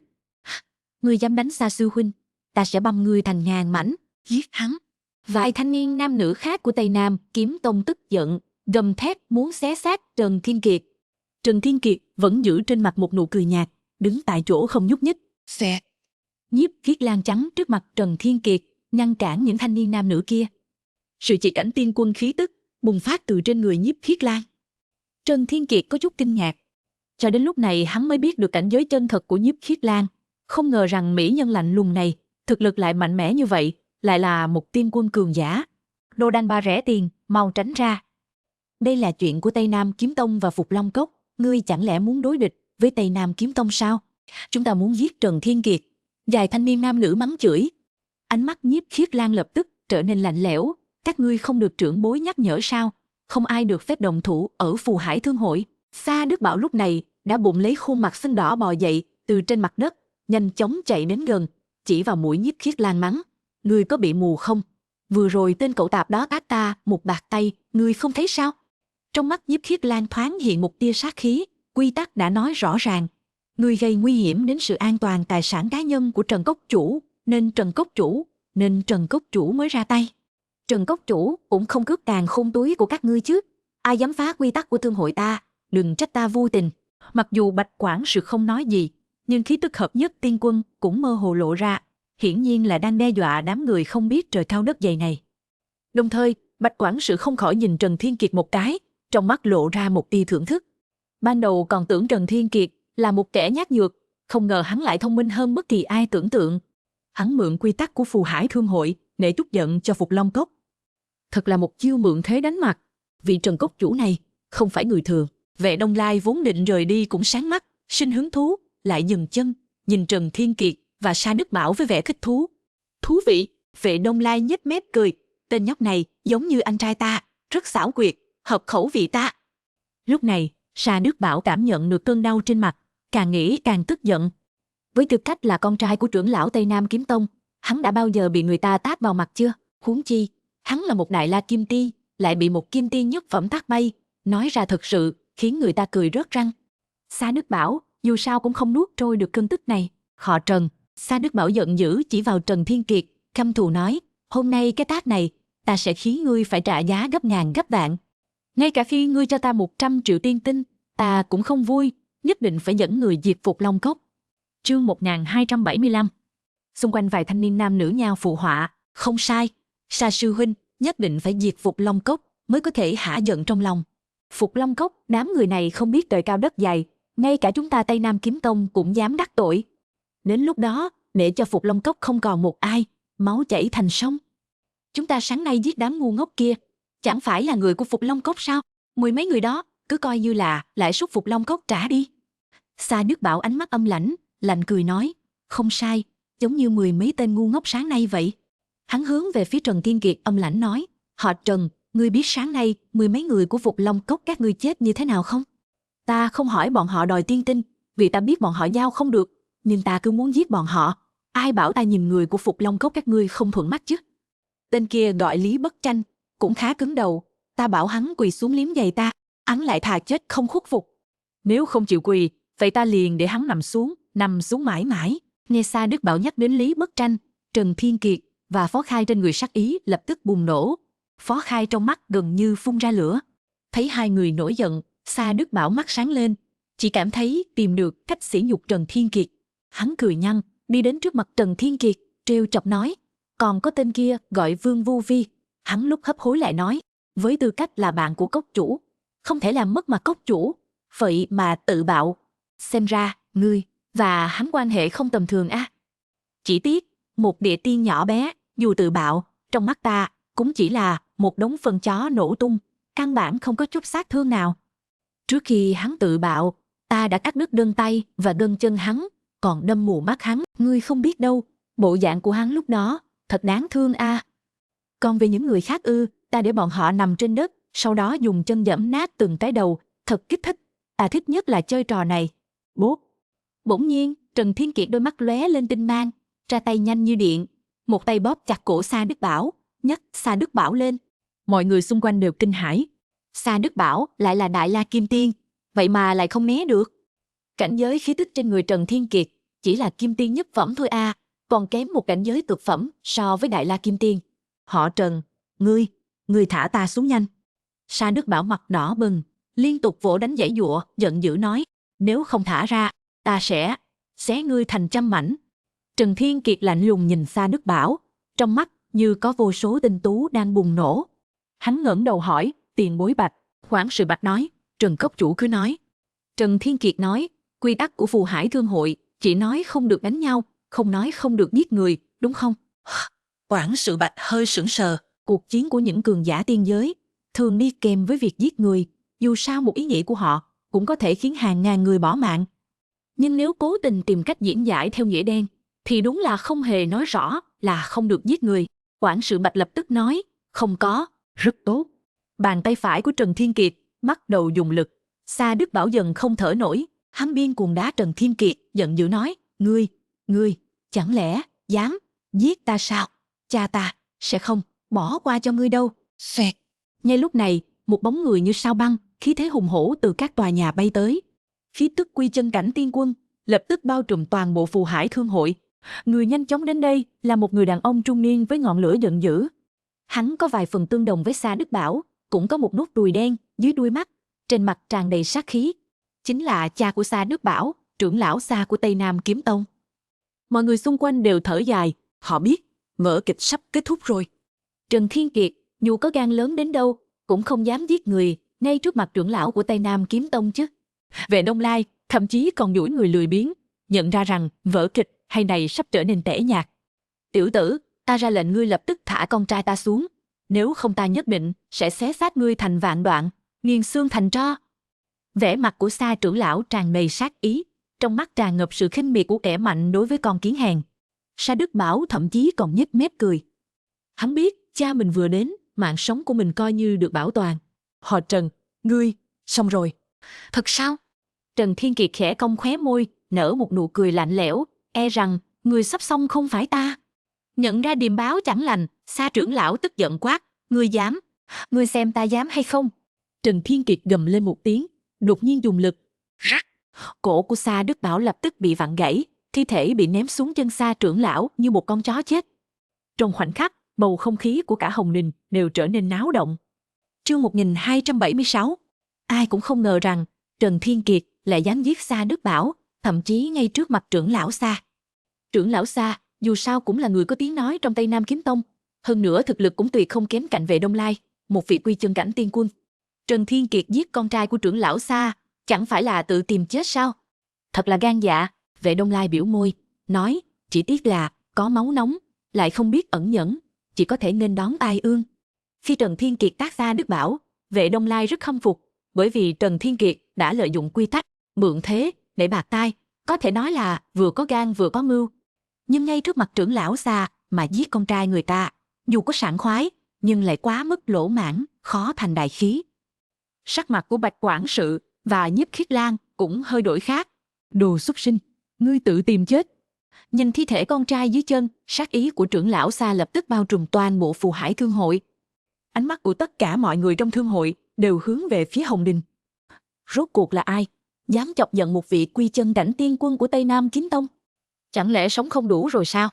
Tận dụng lúc trưởng lão Sa đang thu dọn thi thể cho Sa Đức Bảo, Trần Thiên Kiệt đột nhiên dốc hết sức lực, gào lên một tiếng lớn. trưởng lão Tây Nam Kiếm Tông đang tàn sát người vô tội của Phục Long Cốc tại Phù Hải Thương Hội. Đây là đang tát vào mặt Phù Hải Thương Hội đấy. Cứu mạng, có ai ra ngoài làm chủ công đạo cứu mạng không? Khi Trần Thiên Kiệt kêu cứu, tất cả mọi người đều ngớ người. Ai cũng không ngờ rằng Trần Cốc chủ vừa nãy còn ai phong lẫm liệt, đột nhiên lại trở nên vô liêm sỉ như vậy. Trần Thiên Kiệt liếc mắt ra hiệu với Phó Khai và Thiên Khôi. Hai người lập tức hiểu ý, sau đó cũng đồng loạt gào lên những tiếng kêu thảm thiết. Cứu mạng, trưởng lão Tây Nam Kiếm Tông giết người rồi, giết người ngay tại tổng bộ Phù Hải Thương Hội. Cứu mạng, cứu mạng. Thấy hành động vô sĩ của ba người này, đến cả vệ Đông Lai cũng sững sờ. Đây là đường lối gì? Chưa từng thấy bao giờ. Cứu mạng. Hôm nay ngay cả Thiên Vương lão tử đến cũng cứu không được các ngươi. Thu dọn thi thể con trai, ánh mắt của trưởng lão Sa tràn ngập sát ý, mặt mũi vặn vẹo, thấp giọng quát một tiếng, rồi lao về phía ba người. Trần Thiên Kiệt nắm chặt nắm tay, lĩnh vực khống chế không gian phù triện, tùy thời chuẩn bị dịch chuyển rời đi, lòng bàn tay đầy mồ hôi. Hắn đang đánh cược. Hắn đánh cược rằng Phù Hải Thương Hội là một trong tứ đại thế lực. Lúc này hắn gào lên bằng giọng khàn đặc. Toàn bộ khách hàng của Phù Hải Thương Hội đều biết trưởng lão của Tây Nam Kiếm Tông muốn giết người. Phù Hải Thương Hội dù không muốn làm thù với Tây Nam Kiếm Tông, cũng phải phái người ra xử lý công bằng. Nơi đây dù sao cũng là tổng bộ của Phù Hải Thương Hội. Phù Hải Thương Hội phải bảo vệ mặt mũi. Nhưng Trần Thiên Kiệt cũng không thể hoàn toàn đặt hy vọng vào canh bạc này. Chỉ cần bản thân bị thương, lập tức sẽ động dụng không gian phù triện mang hai người trốn đi. Hắn sở hữu tiên đạo chiến thể 5 sao, tuyệt đối sẽ không bị giết trong một đòn. Hả? Ngay lúc này, một tiếng thở dài vang vọng giữa thiên địa. Một luồng khí tức còn mạnh mẽ hơn Tả Quy Chân Cảnh Tiên Quân đột nhiên giáng lâm Hồng Đình, và chắn giữa Trần Thiên Kiệt, hai người kia và trưởng lão Sa. Trưởng lão Sa, nuôi đến nhẹ nhàng vung một trưởng, lập tức đánh bay trưởng lão Sa ra ngoài. Thấy cảnh này, Trần Thiên Kiệt lập tức thở phào nhẹ nhõm, lưng đã ướt đẫm mồ hôi. Hắn biết mình đã đánh cược đúng. Nếu sự việc chỉ xảy ra ở Hồng Đình, Phù Hải Thương Hội tuyệt đối sẽ nhắm một mắt mở một mắt. Nhưng Trần Thiên Kiệt cùng hai người kia đã dùng hỗn độn chi khí và tiên linh chi lực mà hô lên. Không chỉ khách hàng của Phù Hải Thương Hội nghe thấy, mà toàn bộ Phù Hải Thành đều nghe thấy. Nếu trong tình huống này Phù Hải Thương Hội vẫn không ra tay, thì mặt mũi sẽ hoàn toàn mất hết. Chương 1277, Phó Khai và Thiên Khôi cũng đều kinh hãi đến mức tim đập nhanh, cho đến khi Sa trưởng lão bị đánh văng ra ngoài, tảng đá đè nặng trong lòng mới coi như hạ xuống, sau đó bắt đầu đánh giá lão nhân trước mặt. Lúc này, lão nhân đang chắn trước mặt ba người Trần Thiên Kiệt, thân hình gầy gò như khô cốt, hốc mắt lõm sâu, trong mắt phảng phất như đang lóe lên quỷ hỏa, nhìn qua thực sự chẳng có chút khí chất của cường giả nào. Thế nhưng khí tức tỏa ra trên người lại khiến người ta kinh tâm động phách. Một người có thể dùng một trưởng đánh lui Quy Chân Cảnh Tiên Quân, thì sao có thể là kẻ tầm thường? Tập Phong đạo tổ. Sau khi Sa trưởng lão đứng vững thân hình, phẫn nộ nhìn về phía lão nhân khô gầy, tại sao ngươi lại ngăn cản ta? Lão nhân khô gầy thản nhiên nói, nơi này là tổng bộ Phù Hải Thương Hội, ngày mai chính là Tiên Quả Thịnh Hội, các lộ quý khách đều ở đây, Sa trưởng lão giết người ở chỗ này, e là có chút không thỏa đáng nhỉ? Chẳng lẽ là không để Phù Hải Thương Hội ta vào mắt? Trong mắt Sa trưởng lão lập tức phun ra lửa. Rõ ràng là tên chó tạp chủng kia giết con trai ta trước, chẳng lẽ Phù Hải Thương Hội các ngươi chọn lọc mà mù sao? Lão nhân khô gầy hơi nheo mắt, xin Sa trưởng lão chú ý lời lẽ. Sa trưởng lão hừ lạnh một tiếng, cưỡng ép đè nén lửa giận, đưa tay chỉ vào Trần Thiên Kiệt. Tật Phong đạo tổ, đã ngươi nói Phù Hải Thương Hội các ngươi trọng quy củ, vậy ta muốn hỏi một chút, hắn cũng giết người ở Phù Hải Thương Hội, các ngươi định xử trí thế nào? Bạch quản sự. Tật Phong đạo tổ thản nhiên nói, ngươi nói xem chuyện đã xảy ra thế nào. Vâng. Bạch quản sự cung kính đứng ra, sau đó chậm rãi nói, vừa rồi đệ tử Tây Nam Kiếm Tông là Sa Đất Bảo cưỡng đoạt Càn Khôn Túi của Trần Cốc chủ Trần Thiên Kiệt, bị dồn vào đường cùng, Trần Cốc chủ chỉ có thể ra tay phản kích. Tật Phong đạo tổ nói, hợp tình hợp lý, tiếp tục đi. Bạch quản sự nói tiếp, Sa Đức Bảo thực lực không bằng, bại dưới tay Trần Cốc chủ may mắn đoạt lại được Càn Khôn Túi bị cướp. Thế nhưng Sa Đức Bảo cậy mình là đệ tử Tây Nam Kiếm Tông, không ngừng buông lời khiêu khích Trần Cốc chủ, làm nhục hết mức, thậm chí còn muốn ra tay giết chết Trần Cốc chủ, tính mạng bị đe dọa, chỉ có thể bị ép phản sát. Ngươi nói dối. Sa trưởng lão trợn mắt, giận dữ hét, lão già, họ Bạch ngươi ăn nói sằng bậy, con ta khi nào muốn giết Trần Thiên Kiệt? Ta dùng lĩnh vực nhìn thấy rõ ràng, Đức Bảo chỉ nói vài câu thô tục, rõ ràng là Trần Thiên Kiệt ra tay trước, còn ác ý giết người. Tật Phong đạo tổ thản nhiên nói, Sa trưởng lão, Bạch quản sự vừa rồi ở ngay hiện trường, lời hắn nói nếu không tính, vậy lời ai mới tính? Sa trưởng lão bị tức đến mức mặt đỏ bừng. Trần Thiên Kiệt càng ngạc nhiên nhìn về phía Bạch quản sự, không ngờ Bạch quản sự lại giúp hắn như vậy. Vừa rồi Sa Đức Bảo quả thực không ra tay. Được. Dù sao đây cũng là địa bàn của Phù Hải Thương hội, Sa trưởng lão tuy trong lòng có lửa giận, nhưng cũng không thể phát tác. Gã tức tối, giận dữ hét, cho dù công ta ra tay trước, nhưng chuyện Trần Thiên Kiệt giết người thì tính sao? Tật Phong đạo tổ, Phù Hải Thương hội các ngươi không phải không được giết người sao? Chuyện này, ngươi nhất định phải cho ta một công đạo. Tật Phong đạo tổ. Bạch quản sự tiến lên một bước, cúi người hành lễ với Tật Phong đạo tổ, cung kính nói, quy củ của Phù Hải Thương hội chúng ta có một vài khiếm khuyết nhỏ. Ồ. Tật Phong đạo tổ hỏi, khiếm khuyết gì? Bạch quản sự nói, ngày thường tổng bộ Phù Hải Thương hội, chúng ta chỉ nói là không được đánh nhau, lại không được đánh nhau, lại không được giết người. Ở tiên giới, đánh nhau và giết người thường đi đôi với nhau. Cho nên là cách dùng từ trong quy củ của chúng ta không đủ nghiêm ngặt để Trần Cốc chủ lợi dụng sơ hở. Hắn tuy giết người, nhưng nói ra thì cũng không vi phạm quy củ. Quả thực không đủ nghiêm ngặt.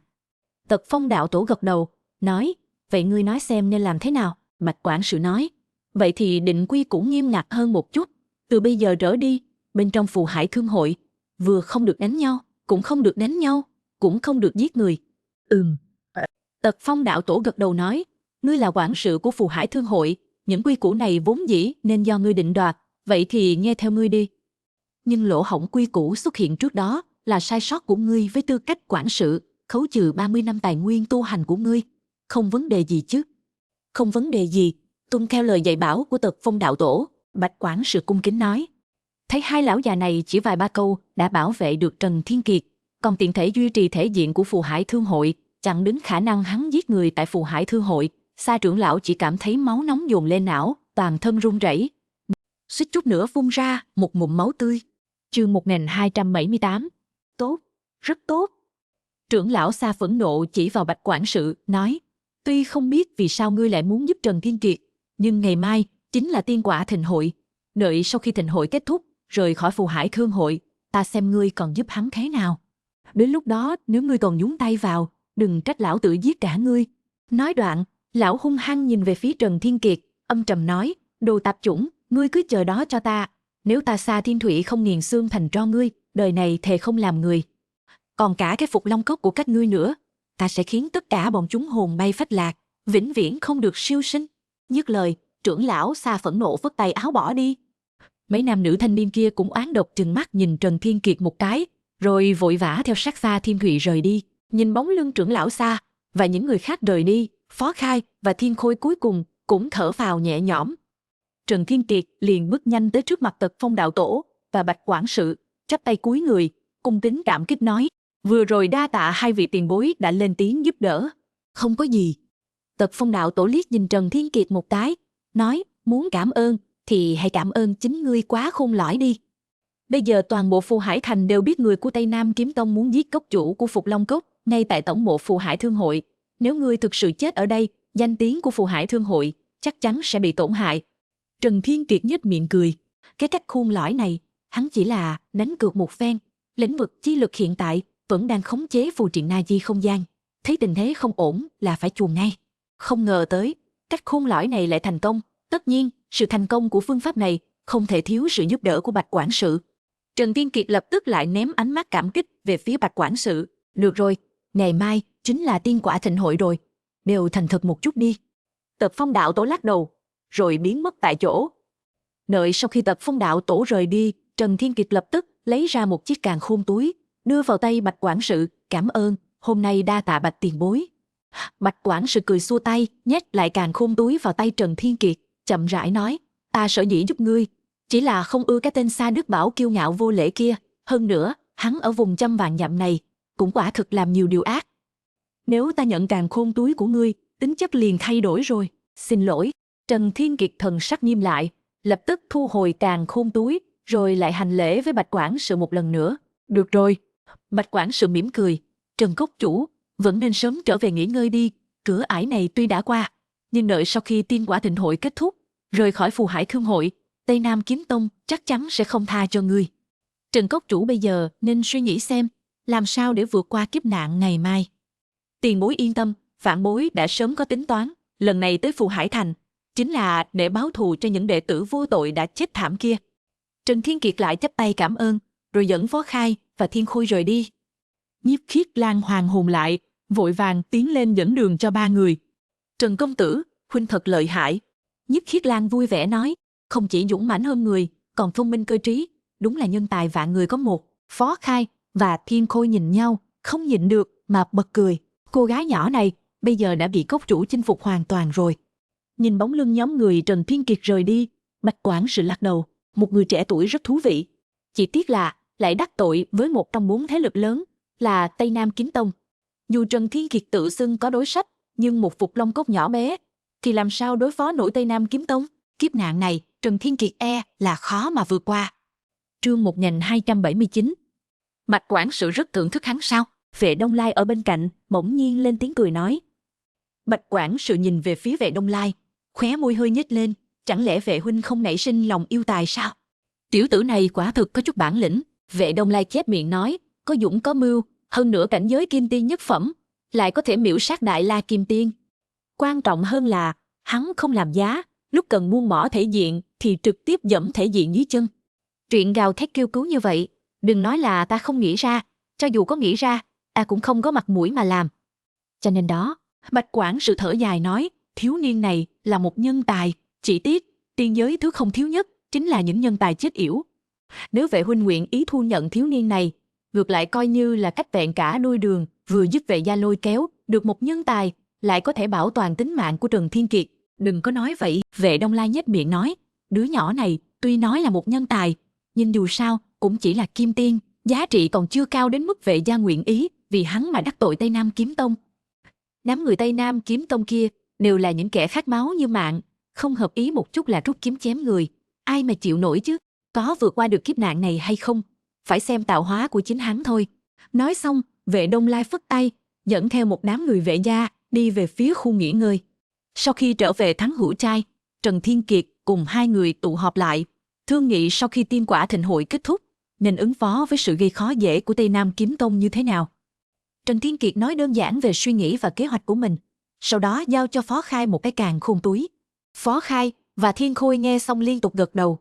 Trần Thiên Kiệt xưa nay không phải kẻ lỗ mãn, trước khi làm bất cứ việc gì nhìn qua có vẻ nóng đầu, hắn đều đã suy nghĩ kỹ đường lui trong lòng.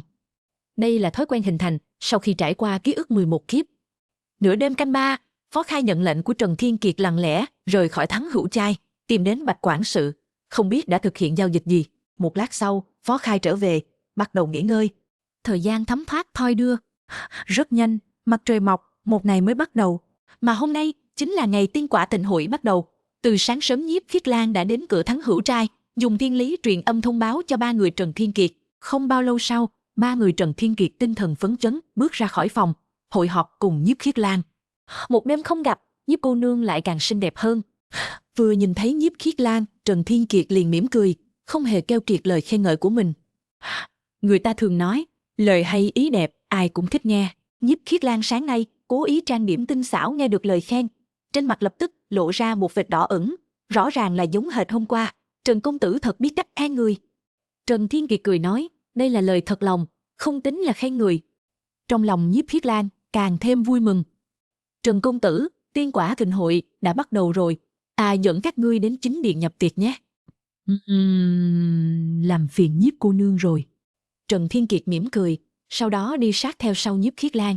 Dưới sự dẫn dắt của Nhiếp Khiết Lan, cả nhóm tiến vào chính điện. Cửa chính điện cao rộng, bên ngoài cửa có hai pho tượng khổng lồ bằng bạc uy phong lẫm liệt. Khách khứa lần lượt đi qua dưới chân hai pho tượng khổng lồ kia, ai nấy đều cảm thán sự giàu có và mạnh mẽ của Phù Hải Thương hội. Sau khi vào chính điện, ếch bài trí trong điện càng thêm hùng vĩ uy nghiêm. Tại đại sảnh chính điện, có hơn 100 chiếc bàn được điêu khắc từ tiên tinh, là chỗ ngồi cho những thế lực xung quanh Phù Hải, thành đến góp vui. Sau khi ba người Trần Thiên Kiệt ngồi xuống, Nhiếp Khiết Lan liền rời đi. Ánh mắt Trần Thiên Kiệt hướng về phía thượng thủ đại điện. Nơi đó có 5 khu vực được bày trí nhã nhặn, không gian rộng rãi, hiển nhiên là chuẩn bị cho tứ đại thế lực và thế lực Thiên Đạo Lam Tinh Liên Minh. Chương 1280. Trong chính điện lúc này, ở 5 khu vực trang nhã nhất, đã có một thế lực ngồi xuống, chính là em trai của gia chủ Vệ gia, gã đại hán thô kịch Vệ Đông Lai. Toàn bộ hậu duệ Vệ gia bao gồm gia chủ Vệ gia và Vệ Tình, đều ngồi phía sau Vệ Đông Lai. Khi nhìn thấy Trần Thiên Kiệt trong đám người, gia chủ Vệ gia còn dùng truyền âm cách xa ngàn dặm chào hỏi Trần Thiên Kiệt. Vệ Tình rất nhanh cũng nhìn thấy Trần Thiên Kiệt ba người, lập tức vui mừng vẫy tay chào họ. Trần Thiên Kiệt mỉm cười nhẹ, dùng truyền âm hàn huyên với họ. Không lâu sau, một người đàn ông trung niên tràn đầy sát khí bước vào đại điện với vẻ mặt đầy hận thù. Ánh mắt của hắn khóa chặt vào Trần Thiên Kiệt, chính là phụ thân của Sa Đức Bảo, Quy Chân cảnh tiên quân Sa Thiên Thụy. Cảm nhận được sát khí từ Sa Thiên Thụy, trong đại điện lập tức vang lên những tiếng xì xào bàn tán. Nghe nói, hôm qua có một tên Trần Thiên Kiệt giết con trai của trưởng lão Sa Đức Bảo. Ta cũng nghe nói, thôn chủ Phục Long Cốc quả thực là trừ hại cho dân. Những năm này, chúng ta những thế lực trong phạm vi hàng triệu dặm đã không ít lần bị Sa Đức Bảo gây họa. Xuyệt, nói nhỏ thôi, để trưởng lão Sa nghe thấy, ngay cả các ngươi cũng phải mất đầu đấy. Trần Thiên Kiệt dũng mãnh là dũng mãnh, nhưng quá liều lĩnh rồi. Hôm qua có Tật Phong đạo tổ ra mặt cứu giúp, nhưng hôm nay thì sao? Đúng vậy, đợi đến khi tiên quả thịnh hội kết thúc, chỉ cần rời khỏi Phù Hải Thương hội, Tây Nam Kiếm Tông sẽ lập tức tấn công Trần Thiên Kiệt. Nghe nói Trần Thiên Kiệt chỉ là một kim tiên yếu ớt, giờ lại đắc tội với Tây Nam Kiếm Tông, sợ rằng mạng nhỏ không giữ được. Trong một trận xì xào bàn tán, người của Tây Nam Kiếm Tông ngồi xuống vị trí đầu đại điện, ánh mắt của Sa Thiên Thụy vẫn luôn không rời khỏi Trần Thiên Kiệt. Trần Thiên Kiệt ngẩng cao đầu, không hề sợ hãi, đối diện với ánh mắt của Sa Thiên Thụy, trong không khí dường như có những tia lửa lóe lên. Sát khí nồng nặc quá. Lúc này, một giọng nói quen thuộc vang lên. Ba người từ phía sau đại điện bước ra, trong đó có hai người, chính là Tật Phong đạo tổ và Bạch quản sự. Người đứng đầu khoác một bộ hoa phục màu vàng tươi, khí tức kéo dài, mặt mang nụ cười, trong mắt tràn ngập tinh mang đáng sợ, hiển nhiên là một con hổ mỉm cười. Công Tôn huynh, lâu rồi không gặp. Nhìn thấy người đàn ông mặc áo vàng đứng đầu, Vệ Đông Lai và Sa Thiên Thụy đồng loạt đứng dậy chào hỏi. Trần Thiên Kiệt không nhìn được hỏi những thế lực ở bàn bên cạnh, vị huynh đài này, xin hỏi, người này là ai vậy? Công Tôn Kính Đình ngươi cũng không nhận ra sao? Ngồi ở bàn bên cạnh là một cặp cha con. Người đàn ông trung niên ngồi ngay ngắn kinh ngạc nói, vị Công Tôn tiên sinh này chính là phó hội trưởng của Phù Hải Thương hội, địa vị chỉ đứng dưới một người mà trên vạn người. Các ngươi đến từ thế lực nào vậy? Sao lại không có kiến thức như vậy? Phó hội trưởng Phù Hải Thương hội. Trần Thiên Kiệt hơi kinh ngạc, địa vị không nhỏ a, khó trách Vệ Đông Lai và Sa Thiên Thụy đều khách khí như vậy. Tạ ơn huynh đài. Trần Thiên Kiệt chắp tay cười nói, chúng ta Phục Long Cốc vừa mới xây dựng tông môn ở Tây Nam Thiên, nên không quá quen thuộc với những cường giả của các đại thế lực ở Tây Nam Thiên. Phục Long Cốc. Cặp cha con ở bàn bên cạnh lập tức lộ vẻ kinh ngạc. Ngươi chính là cốc chủ Phục Long Cốc Trần Thiên Kiệt, kẻ đã giết Sa Đức Bảo. Khụ. Trần Thiên Kiệt nói, chính là ta. Ra là Trần huynh thất kính. Người đàn ông trung niên vốn không muốn để ý đến Trần Thiên Kiệt, nghe vậy lập tức kính trọng nói, chúng ta nhà họ từ những năm này không biết bao nhiêu thiếu nữ bị Sa Đức Bảo làm hại. Trần huynh là đại anh hùng trừ hại cho dân. Những người khác đều tránh xa Phục Long Cốc, sợ đắc tội với Tây Nam Kiếm Tông. Nhưng cặp cha con này nghe nói Trần Thiên Kiệt là cốc chủ Phục Long Cốc, thì lại đầy vẻ kính trọng, hận không thể lập tức kết nghĩa huynh đệ với Trần Thiên Kiệt. Chương 1281. Đại anh hùng gì chứ? Trần Thiên Kiệt cười bất đắc dĩ, liên tục xua tay. Trần công tử quá khiêm tốn rồi. Thiếu nữ Kiều Diễm ngồi bên cạnh người đàn ông trung niên kích động nói, tỷ của ta mấy năm trước chính là chết trong tay Sa Đức Bảo. Trần công tử không chỉ là đại anh hùng, mà còn là đại ân nhân của Từ gia chúng ta. Tiểu nữ tử Từ Oánh ở đây xin tạ ơn Trần công tử. Từ cô nương thực sự nói quá lời rồi. Trần Thiên Kiệt không ngờ hai cha con này lại là người trọng tình trọng nghĩa như vậy, vội vàng dùng lĩnh vực chi lực nâng thiếu nữ Kiều Diễm đang cúi người hành lễ lên. Người đàn ông trung niên lo lắng nói, Trần cốc chủ, các ngươi đắc tội với Tây Nam Kiếm Tông, đợi sau khi tiên quả thịnh hội kết thúc, e rằng sẽ gặp phải tai họa diệt môn mất. Không biết Trần cốc chủ còn tâm nguyện gì chưa hoàn thành không? Ta Từ Khang Hoa, tuy năng lực có hạn, nhưng vẫn có thể giúp ngươi hoàn thành một chút. Trần Thiên Kiệt càng dở khóc dở cười hơn. Xem ra tất cả mọi người đều cho rằng đắc tội với Tây Nam Kiếm Tông thì chỉ có con đường chết mà thôi. Lúc này, trong đám đông vang lên từng đợt xôn xao. Một vị đạo trưởng mặc tử bào và một vị sư thái mặc tử bào cùng nhau đi tới. Là người của Thiên Cơ Các đến rồi. Đến hai vị cao giai thiên sư. Đó là Thiên Càn đạo trưởng và Địa Khung sư thái. Rút. Hai người Thiên Cơ Các sau khi tiến vào đại điện, bước một bước liền trực tiếp xuất hiện ở vị trí thượng thủ, ngồi xuống khu vực thuộc về Thiên Cơ Các. Trần Thiên Kiệt ngước mắt nhìn sang, chỉ thấy Thiên Càn đạo trưởng kia tóc râu bạc trắng, Mặt mày hồng hào, trên người toát ra một vẻ đạm bạc xa rời hồng trần. Còn Địa Khung Sư Thái thì tay cầm phất trần, dung mạo lạnh lùng, đôi mắt sắc bén, khí thế như cầu vồng. Nhìn tử bào trên người họ, Trần Thiên Kiệt khẽ nhướng mày, luôn cảm thấy có chút quen thuộc. Ý niệm xoay chuyển, Trần Thiên Kiệt bỗng nhiên thần sắc chấn động. Tử bào trên người Mộc Chu chẳng phải giống hệt với tử bào của hai vị cao giai thiên sư này sao? Tên Mộc Chu kia chẳng lẽ là người của Thiên Cơ Các, nhưng Mộc Chu chỉ là nhị phẩm thiên tiên, lẽ nào còn có thể ngồi ngang hàng với hai vị cao giai thiên sư này sao? Tuy nhiên, nhớ đến biểu hiện mạnh mẽ của Mộc Chu khi ở Kình Thiên Tiên Vực, cộng thêm việc Tham Lam Đại Đế nói Mộc Chu là người chuyển thế. Mộc Chu cực kỳ có khả năng chính là cao giai thiên sư của Thiên Cơ Các. Hơn nữa, Mộc Chu đối với Tây Nam Thiên có chấp niệm, đủ loại chi tiết đều đủ để chứng minh suy đoán này. Thiên Càn đạo trưởng, Địa Khung Sư Thái, đã lâu không gặp. Nhìn thấy hai vị cao giai thiên sư của Thiên Cơ Các đến, những cường giả của Phù Hải Thương Hội, Tây Nam Kiếm Tông cùng Vệ gia đều lật cười chào hỏi. Địa Khung Sư Thái vẫn giữ vẻ mặt lạnh lùng, kiệm lời như vàng, chỉ khẽ gật đầu. Thiên Càn đạo trưởng tương đối hòa nhã hơn, mỉm cười chào hỏi mấy người. Sau khi hàng huyên xong, Công Tôn Kính Đình cười hỏi, nghe nói 200 năm trước, vị tri các chủ bỏ trống nhiều năm của Thiên Cơ Các bỗng nhiên có người đảm nhận, hơn nữa lại là một người trẻ tuổi vô danh tiểu tốt. Hôm nay là đại hội như thế này, sao các chủ quý các lại không đến để làm quen mặt mũi? Thiên Càn đạo trưởng mỉm cười nói, các chủ của chúng ta ứng đạo mà sinh, tự có sứ mệnh phải hoàn thành, hiện tại không ở trong các, cho nên ta và Địa Khung Sư Thái đại diện các chủ đến tham gia tiên quả thịnh hội vạn năm một lần này. Thì ra là vậy. Thấy Thiên Càn đạo trưởng không muốn nói chi tiết, Công Tôn Kính Đình khẽ mỉm cười, cũng không hỏi thêm nữa. Hiện tại, 4 thế lực lớn của Tây Nam Thiên đã đến đông đủ. 5 khu vực nhã nhặn ở thượng thủ, chỉ còn trống một chỗ. Đến rồi. Bỗng nhiên, Công Tôn Kính Đình tâm có cảm ứng, nhìn ra bên ngoài đại điện. Mọi người cũng lần lượt đổ dồn ánh mắt về phía đó. Vút. Một làn hương thơm thoảng qua trên đầu hàng trăm thế lực trong đại sảnh. Một nữ tử khí chất siêu phàm xuất hiện tại khu vực chỗ ngồi thuộc về Lam Tinh Liên Minh. Công Tôn phó hội trưởng, tiểu nữ tử không đến muộn chứ. Chương 1282. Khi người của Lam Tinh Liên Minh đến, ánh mắt của tất cả mọi người đều lập tức đổ dồn về phía nàng. Trần Thiên Kiệt cũng ngước mắt nhìn sang, sau đó liền nhướng mày. Trần Thiên Kiệt từ tu hành giới đến biên giới, không biết đã gặp qua bao nhiêu nữ tử kinh diễm, nhưng nữ tử trước mắt này lại cực kỳ đặc biệt.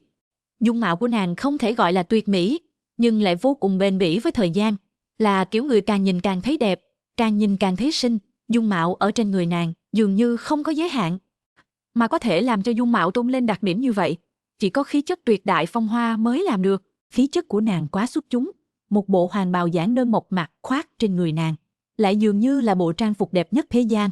Nàng chắp hai tay sau lưng, hơi ngẩng đầu, chỉ lặng lẽ đến đó, đã khiến người ta không nhịn được mà nảy sinh ý muốn quỳ rạp dưới chân nàng. Quá ngự tỷ, mỹ nữ, thì Trần Thiên Kiệt đã gặp nhiều, nhưng người sở hữu khí chất ngự tỷ đỉnh cao như thế này, nữ tử trước mắt này vẫn là người đầu tiên. Không ngờ, Long cô nương lại đích thân giá lâm. Theo sự xuất hiện của nữ tử, bầu không khí ở thượng thủ đại điện lập tức trở nên náo nhiệt. Lam Tinh Liên Minh, đó chính là thế lực thiên đạo đứng trên cả 4 thế lực lớn. Thật là khiến hàng xá bồng tất sinh huy. Công Tôn Kính Đình bước ra khỏi chỗ ngồi, đích thân đi đến trước mặt nữ tử chào hỏi, nhiệt tình nói, Long cô nương dọc đường vất vả rồi, mau ngồi xuống nghỉ ngơi đi, lát nữa chúng ta sẽ dùng rượu tiên quả thượng hạng để chiêu đãi người. Công Tôn phó hội trưởng không cần khách khí, nữ tử mỉm cười nói, vốn dĩ ông nội ta muốn đích thân tới, nhưng vì tạm thời bế quan, cho nên chỉ có thể ủy thác ta tới. Công Tôn phó hội trưởng sẽ không trách chứ? Sao có thể chứ? Công Tôn Kính Đình vội vàng nói, Phù Hải Thương Hội chúng ta chào đón còn không kịp, sao có thể trách được? Long cô nương mau mời ngồi. Thấy mọi người khách khí với nữ tử như vậy, Trần Thiên Kiệt không nhịn được nhìn về phía hai cha con bên cạnh. Từ huynh, vị Long cô nương này là người phương nào? Trần Cốc chủ, ngươi đối với Tây Nam Thiên thật sự là không đủ hiểu rõ rồi. Từ Khang Hoa lập tức giới thiệu, nữ tử trước mắt này đến từ Lam Tinh Liên Minh, ngươi biết chứ? Trần Thiên Kiệt gật đầu. Từ Khang Hoa tiếp tục nói, Lam Tinh Liên Minh ngoài hóa thân thiên đạo Trần Tư Long, tiên đế ra, tồn tại mạnh mẽ nhất chính là lão gia tử Long Thương Bách. Long Thương Bách. Trần Thiên Kiệt lại nghe thấy cái tên này, khi ở trong không gian ngộ đạo, chỉ cần nhìn thấy 3 chữ này trên ngộ đạo bảng, Trần Thiên Kiệt đã có thể cảm nhận được một luồng sát khí, khiến người ta kinh tâm động phách. Người này lấy sát chính đạo, trong một đêm liên tục xông qua không gian ngộ đạo cửu 19 trọng thiên, thành tựu đệ nhất cường giả trên ngộ đạo bảng.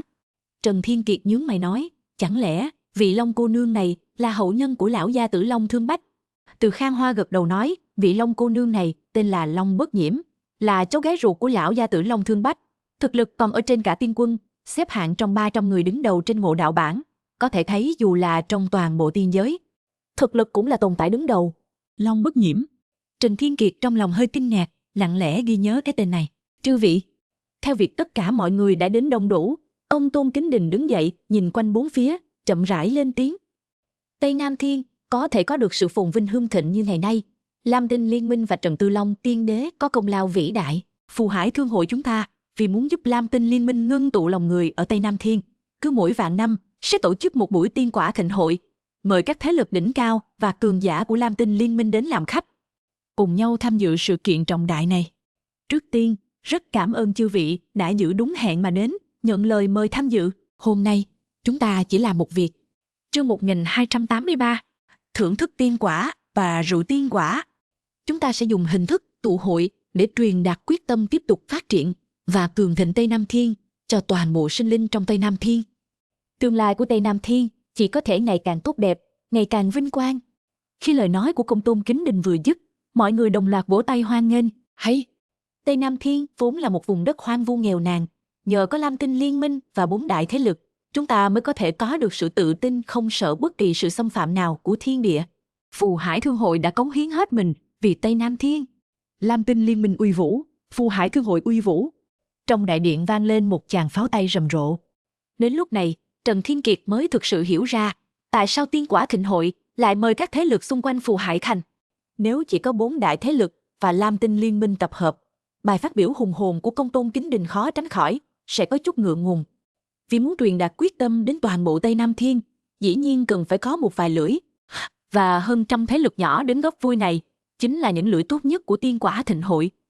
Sau khi tiên quả thịnh hội kết thúc, những gì đã xảy ra trong đại điện của Phù Hải Thương hội hôm nay sẽ thông qua hơn trăm thế lực nhỏ này lan truyền với tốc độ cực nhanh ra khắp Tây Nam Thiên. Hay! Công Tôn Kính Đình rất hài lòng với bầu không khí dưới sân, khẽ mỉm cười nói, bởi vì tiên quả thịnh hội đã bắt đầu, vậy chúng ta không nên lãng phí thời gian nữa, tiếp theo bắt đầu thưởng thức tiên quả và rượu tiên quả. Mọi người có thể thoải mái thưởng thức, thậm chí là uống đến say khướt, vỗ tay rầm. Nói xong, Công Tôn Kính Đình vỗ tay. Mạch Quản sự lập tức bước ra từ phía sau Công Tôn Kính Đình và Tật Phong đạo tổ, hô. Chỉ thấy Bạch quản gia kết ấn bằng tay, hàng trăm quả tiên quả nhất phẩm nhân xăm quả từ càn khôn túi trôi nổi ra, theo sau đó là hơn trăm vò rượu tiên quả nhất phẩm. Trần Thiên Kiệt kinh ngạc khi thấy cảnh tượng này. Hắn dù có được thiên thư và hạt giống bàn đào, hiện tại trong tay cũng chỉ có vài chục tiên quả nhất phẩm. Nhưng cái tiên quả thịnh hội này, Phù Hải Thương hội lại một hơi lấy ra hàng trăm tiên quả nhất phẩm cùng hơn trăm vò rượu tiên quả nhất phẩm. Thật là thủ bút lớn, hơn nữa nhân xăm quả và bàn đào cũng đều là những thứ cực kỳ hiếm có trong tiên quả nhất phẩm. Nghe tiếng kinh hô vang lên trong hội trường, Công Tôn Kính Đình lộ vẻ đắc ý. Hắn nhìn về phía 3 đại thế lực đỉnh phong còn lại, mỉm cười nói, các vị, đến lượt các ngươi rồi. Nghe vậy, Trần Thiên Kiệt hơi nhướng mày. Không chỉ Phù Hải Thương hội phải lấy ra tiên quả, mà 3 đại thế lực đỉnh phong còn lại cũng cần phải có sao? Đây là ý gì? Thấy Trần Thiên Kiệt vẻ mặt nghi hoặc, Từ Khang Hoa ở bên cạnh giải thích, Trần Cốc chủ, tuy rằng vừa rồi Công Tôn phó hội trưởng tỏ vẻ hào phóng, nhưng tiên quả thịnh hội đã tổ chức hàng trăm ngàn năm, bản chất đã thay đổi từ lâu. Ban đầu mọi người đích thực là muốn đoàn kết lòng người, nhưng dần, 4 đại thế lực đỉnh phong bắt đầu so tài thực lực.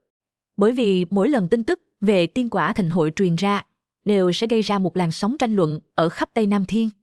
Mọi người sẽ dựa vào chất lượng và số lượng tiên quả mà mỗi gia tộc lấy ra tại tiên quả thịnh hội để đánh giá tiềm lực của 4 đại thế lực đỉnh phong, từ đó xếp hạng. Với Lam Tinh Liên Minh trấn giữ Tây Nam Thiên, 4 đại thế lực chắc chắn không thể giao chiến. Vì vậy muốn so tài thứ hạng, tiên quả thịnh hội là cơ hội duy nhất. Là những thế lực đỉnh phong, họ chẳng tiếc những tiên quả này, chỉ biết ai mà xếp cuối cùng trong lòng dân chúng Tây Nam Thiên, kẻ đó sẽ mất mặt. Thế lực đỉnh phong, điều quan trọng nhất là thể diện. Vì vậy tiên quả thịnh hội luôn tràn đầy thuốc súng. Hơn nữa, mỗi khi tiên quả thịnh hội kết thúc, thế lực xếp hạng nhất sẽ thu hút vô số thiên tài cường giả gia nhập. Vì danh tiếng đó, giá trị của những thiên tài và cường giả gia nhập còn vượt xa những tiên quả và tiên tửu mà họ đã dâng tặng. Lam Tinh Liên Minh càng thích xem náo nhiệt, không hề ghét việc gây chuyện. Mỗi lần tiên quả thịnh hội kết thúc, nếu thế lực nào đó đứng đầu trong dân gian, Lam Tinh Liên Minh trong 10.000 năm tiếp theo sẽ thường xuyên hợp tác với thế lực đó, cùng nhau tạo ra nhiều giá trị và lợi ích hơn. Nghe vậy, Trần Thiên Triệt cười khẩy. Những chuyện tranh đấu xảo quyệt này quả nhiên có ở khắp mọi nơi.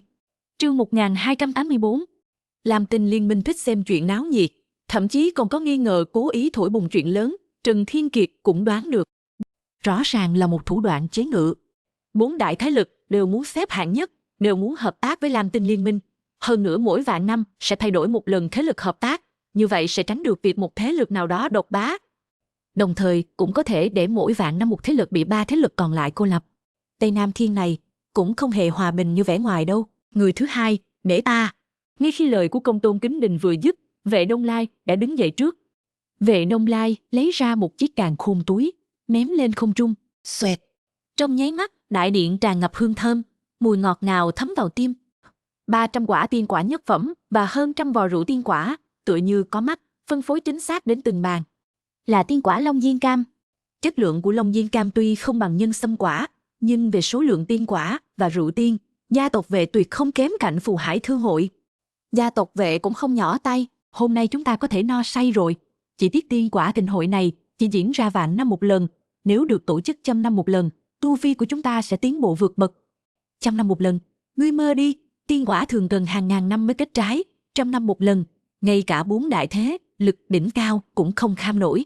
Không biết Thiên Cơ Các và Tây Nam Kiếm Tông chuẩn bị đến đâu rồi. Dưới ánh mắt mong đợi của mọi người, Vệ Đông Lai chậm rãi ngồi xuống, Sa Thiên Thụy đứng dậy. Thấy Phù Hải Thương hội và gia tộc Vệ lấy ra tiên quả và rượu tiên, sắc mặt của Sa Thiên Thụy rõ ràng có chút khó coi. Bởi vì số lượng tiên quả mà hắn mang đến lần này kém xa hai gia tộc kia. Nhưng nghĩ đến phía sau còn có Thiên Cơ Các, Tây Nam Kiếm Tông, có lẽ sẽ không xếp cuối cùng. Tâm tình của Sa Thiên Thụy lại dịu đi phần nào. Hô, Sa Thiên Thụy lật cổ tay, một chiếc càn khôn túi bay lên không trung, 150 quả tiên quả nhất phẩm từ trong càn khôn túi bay ra. Tây Nam Kiếm Tông không chỉ số lượng tiên quả ít, thậm chí cả rượu tiên quả cũng chỉ có 50 vò. Trong hội trường lập tức vang lên những tiếng thở dài. Sa Thiên Thụy lạnh lùng quét mắt nhìn mọi người, các thế lực lập tức im lặng. Sa Thiên Thụy tiếp tục nhìn về phía Thiên Cơ Các, trầm giọng nói, Thiên Càn đạo trưởng, Địa Khôn sư thái, đến lượt các ngươi Thiên Cơ Các rồi. Nghe vậy, Thiên Càn đạo trưởng khẽ cười. Ai cũng đều biết, Thiên Cơ Các chúng ta sống bằng việc tính toán mệnh số, ngày thường cũng không có nhiều thu nhập. Những năm trước, càng thường xuyên xếp cuối. Từ khi Tiềm Long lão các chủ tiên đi cách đây vài trăm năm, tình hình của Thiên Cơ Các càng ngày càng tệ. Cho nên năm nay trong hội tiên quả thịnh hội này, chúng ta Thiên Cơ Các quyết định bỏ cuộc. Dù sao cũng đã nhiều lần xếp cuối, không thiếu một lần này. Nghe những lời này, Sa Thiên Thụy hừ lạnh một tiếng, rồi thôi. Có Thiên Cơ Các xếp cuối, Tây Nam Kiếm Tông cũng không đến nỗi mất mặt. Mọi người trong đại điện đều thở dài. Thiên Cơ Các bỏ cuộc. Năm nay, họ chỉ có thể ăn ít hơn vài miếng tiên quả, uống ít hơn vài ngụm rượu tiên. Thiên Càn đạo trưởng, vào lúc này, Long Bất Nhiễm đang ngồi ở vị trí cao nhất, bỗng nhiên mở miệng cười nói. Ông nội ta nói, ông ấy và Tiềm Long lão các chủ là cố giao. Cho nên trước khi ta đến Phù Hải Thương hội lần này, ông nội ta đặc biệt dặn dò, phải giúp đỡ Thiên Cơ Các. Năm nay trong hội tiên quả thịnh hội này, tiên quả của Thiên Cơ Các, để hai ông cháu ta thay mặt đưa ra. Nói xong, Long Bất Nhiễm lấy ra một chiếc càn khôn túi, ý niệm vừa động, hơn 100 quả tiên quả cực phẩm tỏa ra khí tức tiên linh nồng đậm hiện ra trước mắt mọi người. Trong khoảnh khắc, hơi thở của tất cả mọi người trong hội trường đều trở nên gấp gáp. Chương 1285. Đó là tiên quả cực phẩm, Hoang Du Thánh Kim Quả. Rất nhiều người, bao gồm cả Trần Thiên Triệt, đây đều là lần đầu tiên nhìn thấy tiên quả cực phẩm. Lam Tinh Liên Minh quả không hổ danh là thế lực thiên đạo của Tây Nam Thiên. Thế nào gọi là nội tình? Đây chính là nội tình. Sa Thiên Thụy giữa mày tích tụ sát khí. Vốn dĩ có Thiên Cơ Các làm kẻ lót đường, Tây Nam Kiếm Tông dù sao cũng có thể giữ được chút thể diện. Thế nhưng Long Bất Nhiễm lại giúp Thiên Cơ Các lấy ra hơn 100 quả tiên quả cực phẩm, thế này thì còn chơi bời gì nữa. Ngay cả nhân sâm quả của Phù Hải Thương hội, đứng trước hơn 100 quả tiên quả cực phẩm này, cũng chỉ có thể ảm đạm thất sắc. Thiên Cơ Các trở thành hạng nhất của tiên quả thịnh hội lần này, Tây Nam Kiếm Tông đương nhiên trở thành thế lực lót đường. Trong 1 vạn năm tới, Tây Nam Kiếm Tông đều sẽ phải gánh lấy cái danh hiệu đứng cuối trong 4 thế lực đỉnh phong. Cái mặt mũi này, bọn họ làm sao gánh nổi? Long cô nương, Sa Thiên Thụy trầm giọng nói, cô làm như vậy, e là không hợp quy củ nhỉ? Long Bất Nhiễm mỉm cười, Sa trưởng lão cho rằng, chỗ nào không hợp quy củ? Chúng ta cũng không lấy danh nghĩa Lam Tinh Liên Minh để tặng tiên quả, mà là lấy danh nghĩa cá nhân của ông nội ta, và ta để tặng, Chẳng lẽ Sa trưởng lão còn không cho phép Thiên Cơ các kết giao bạn bè sao? Người quen biết ông nội ta đều biết, ông ấy và Tiềm Long lão các chủ giao tình thâm hậu, như anh em ruột thịt. Nay Tiềm Long lão các chủ đã qua đời, tân các chủ của Thiên Cơ các lại là một người trẻ tuổi chưa kịp trưởng thành, bạn bè giúp đỡ lẫn nhau, có vấn đề gì sao? Cô Sa Thiên Thụy bị một phen nói của Long Bất Nhiễm chặn họng đến á khẩu. Thế nhưng cứ nghĩ đến việc Tây Nam Kiếm Tông phải đứng cuối, tâm trạng Sa Thiên Thụy lại phiền não không thôi. Nếu còn tranh chấp với Long Bất Nhiễm, ông ta lại không có đủ tự tin. Nếu thực sự đắc tội với Long Bất Nhiễm, chưa nói đến Lam Tinh Liên Minh và ông nội Long Thương Bách đứng sau lưng nàng, ngay cả bản thân Long Bất Nhiễm cũng là cường giả xếp hạng trong 300 người đứng đầu ngộ đạo bảng. Giết ông ta dễ như lấy đồ trong túi. Sa Thiên Thụy chỉ đành phiền muộn ngồi trở lại chỗ ngồi của mình. Long Bất Nhiễm lười cả nhìn ông ta một cái, phân phát hơn 100 quả Hoang Du Thánh Kim quả kia ra, đảm bảo mỗi bàn một quả.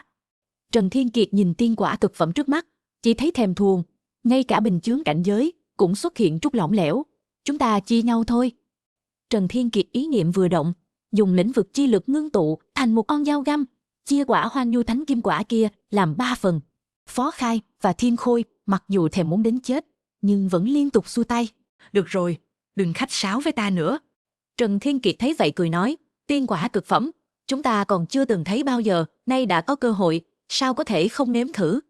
Nói đoạn, Trần Thiên Kiệt cưỡng ép nhét 2 phần còn lại vào tay hai người, sau đó nuốt chửng phần của mình vào miệng. Trong nháy mắt, một luồng năng lượng tinh thuần như lũ quét xông vào tứ chi bách hài.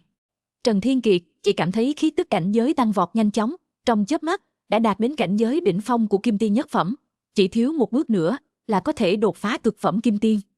Nếu không phải chia tiên quả cực phẩm làm 3, Trần Thiên Kiệt dám đảm bảo mình lập tức có thể đột phá cảnh giới cực phẩm Kim Tiên, thậm chí còn có thể đạt đến trạng thái đỉnh phong của cực phẩm Kim Tiên. Quả không hổ là tiên quả cực phẩm, năng lượng thật đáng sợ.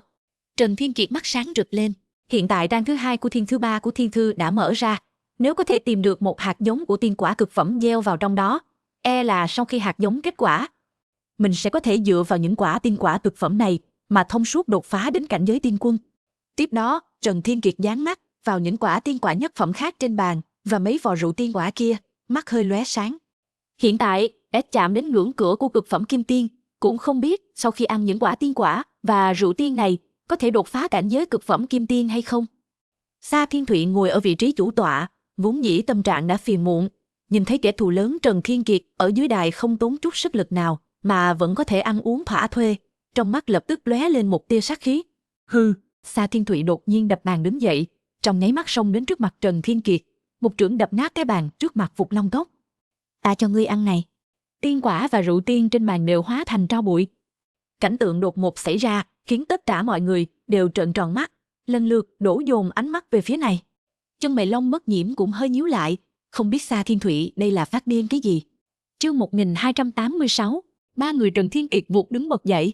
Trần Thiên Kiệt nheo mắt, lạnh lùng cười nói, Sa trưởng lão thật là lớn lối, nơi đây là tổng bộ của Phù Hải Thương hội, ngươi gây sự ở đây là muốn bạc ai tiền bối công tôn sao? Đừng cố tình bịa đặt. Sa Thiên Thụy gắt gao nhìn chằm Trần Thiên Kiệt, đôi mắt đỏ ngầu, vẻ mặt tràn đầy oán hận. Con trai ta chết dưới tay ngươi còn ăn tiên quả ta lấy ra, ngươi xứng đáng sao? Hừ. Trần Thiên Kiệt lạnh lùng cười nói, tiên quả của Tây Nam Kiếm Tông ta còn chẳng thèm ăn, nhưng tiên quả của Phù Hải Thương hội và Vệ gia có liên quan gì đến ngươi chứ? Chẳng lẽ ngươi đối với Phù Hải Thương hội và Vệ gia bất mãn, cho rằng số lượng tiên quả của họ nhiều hơn các ngươi Tây Nam Kiếm Tông, nên đến đây phát tiết với ta? Thấy Trần Thiên Kiệt mỗi câu nói đều đội mũ cho Sa Thiên Thụy, Vệ Đông Lai và Bạch Quản sự trực tiếp bật cười. Gã này giống như hôm qua ở Hồng Đình, vẫn xảo quyệt như vậy. Khổ. Tật Phong lão tổ ngồi bên cạnh Công Tôn Kính Đình, kích động nói, Sa trưởng lão à, hành vi của ngươi như vậy thật sự không nên. Các ngươi Tây Nam Kiếm Tông và Phục Long Cốc có thù, điều này ta có thể hiểu được, nhưng ngươi phá hủy tâm ý của Phù Hải Thương hội và Vệ gia, e rằng có chút không ổn đấy. Sa Thiên Thụy hít sâu một hơi, tức giận đến mức mặt méo mó. Ngọn lửa giận của hắn chỉ nhằm vào Trần Thiên Kiệt. Sau Trần Thiên Kiệt và Tật Phong lão tổ vài câu nói, lại giống như Tây Nam Kiếm Tông muốn đối địch với các đại thế lực. Hắn vội vàng thu thập lại suy nghĩ, rồi trầm giọng nói, ta không có ý định nhắm vào Phù Hải Thương hội và Vệ gia, chỉ là hôm nay trong tiên quả thịnh hội, Phục Long Cốc vốn không xứng tham gia. Tiên quả này, bọn họ càng không xứng ăn. Ô, thấy Sa Thiên Thụy một câu không xứng, Long Bất Nhiễm sinh hứng thú. Sa trưởng lão, ngươi tại sao lại nói họ không xứng? Long cô nương. Sa Thiên Thụy quay người, chắp tay thi lễ với Long Bất Nhiễm, nói: dù những thế lực này đều được mời từ xung quanh Phù Hải thành đến để góp vui, nhưng đa số đã tồn tại ở Tây Nam Thiên hàng vạn năm, thậm chí hàng chục vạn năm, cũng coi như là một phần không thể tách rời của Tây Nam Thiên chúng ta. Cho họ ăn tiên quả, ta không có ý kiến gì.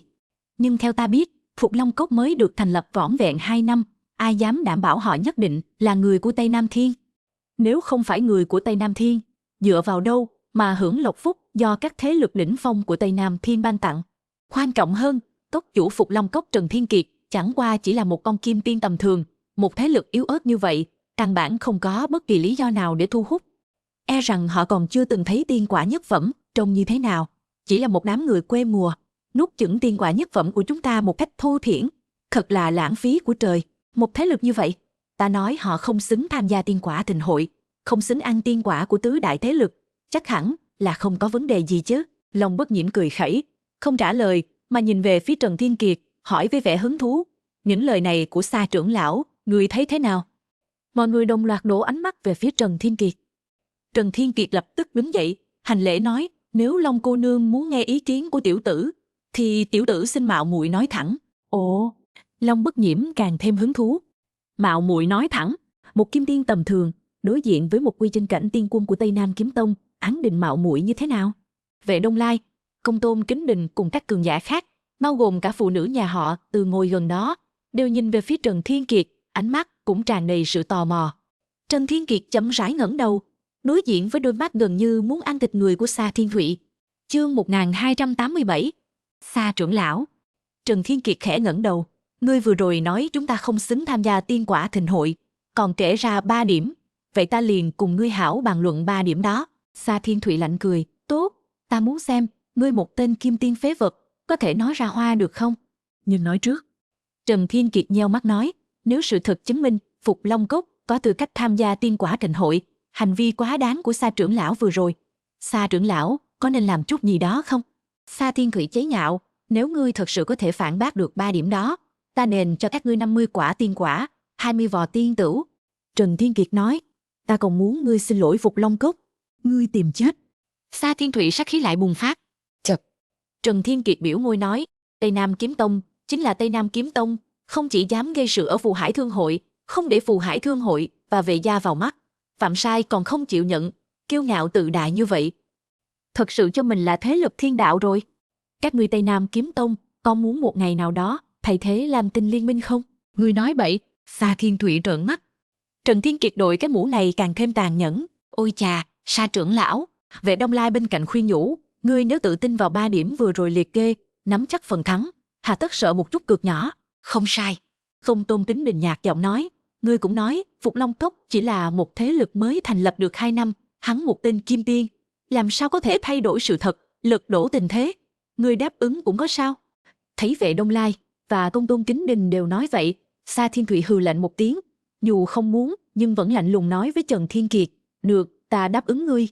Chỉ là tên chó tạp chủng nhà ngươi nhớ kỹ, ta nhất định phải đòi lại máu của con ta.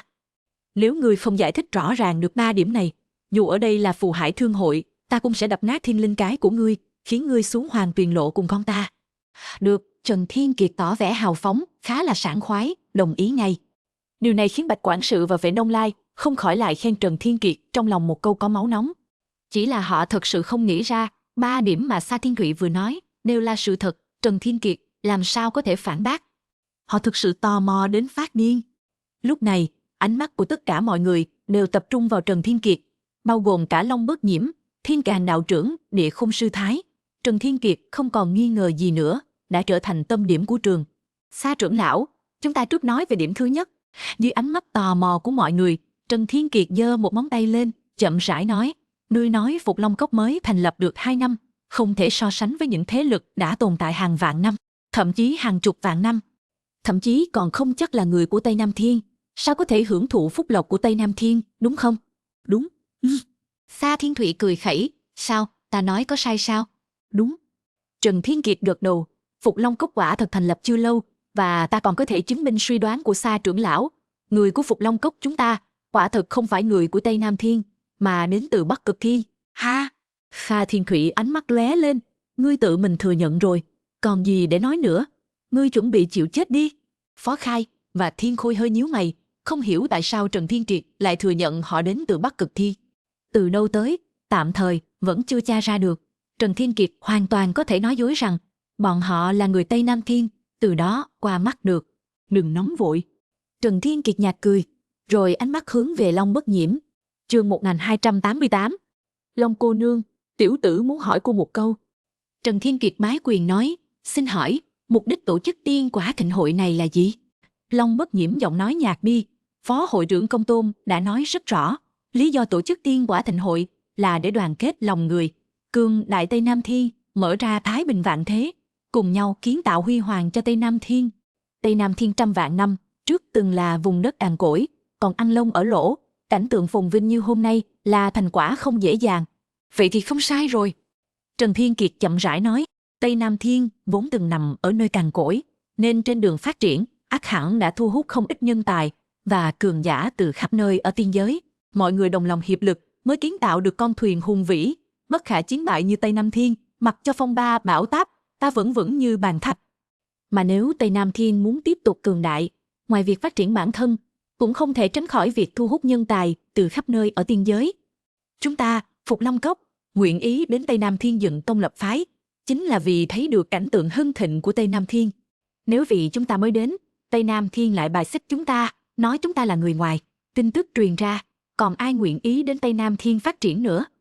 Theo ta thấy, tiên quả thịnh hội đặc biệt mời các tiểu thế lực đến, ngoài việc góp vui và đoàn kết lòng người, còn muốn để các thiên tài và cường giả từ khắp nơi nhìn thấy triển vọng phát triển của Tây Nam Thiên vô cùng tốt đẹp. Dù là tiểu thế lực cũng có vô hạn khả năng và không gian sinh tồn.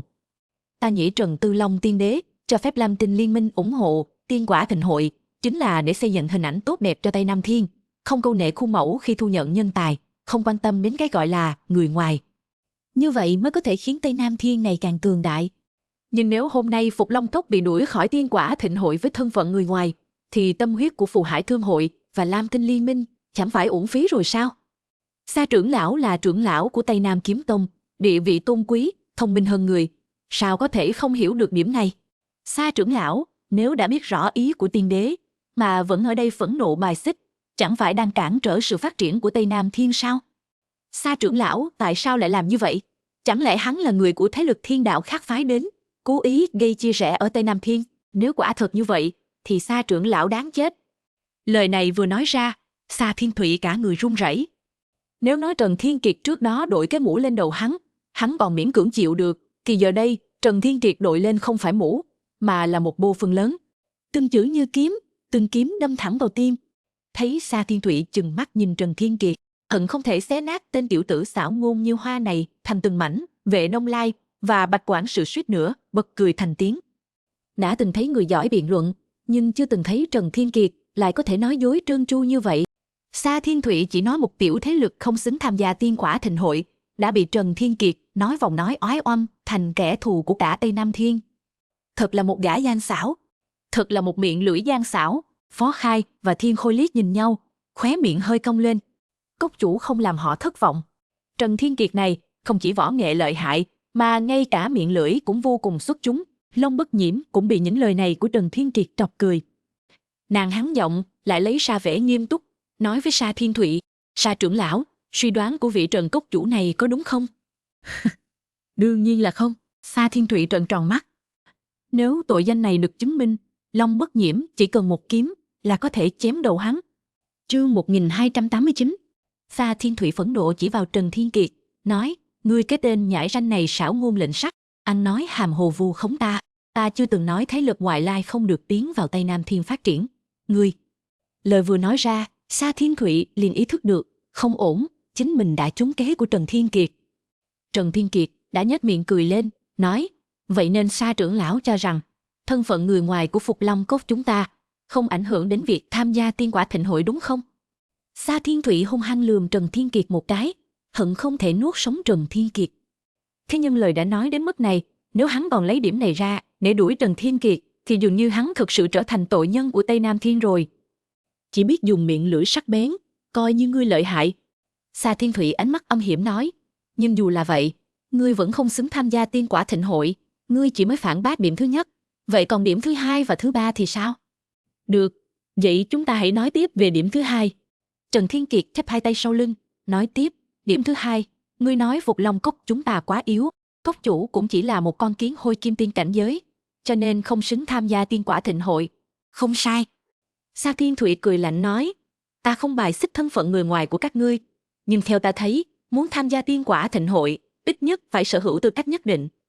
Một kiểu môn nhân chỉ có kim tiên cảnh giới, thế lực như vậy xung quanh Phù Hải Thành nhiều vô kể, không có 1 vạn cũng có 8.000, chẳng lẽ đều phải mời tới sao?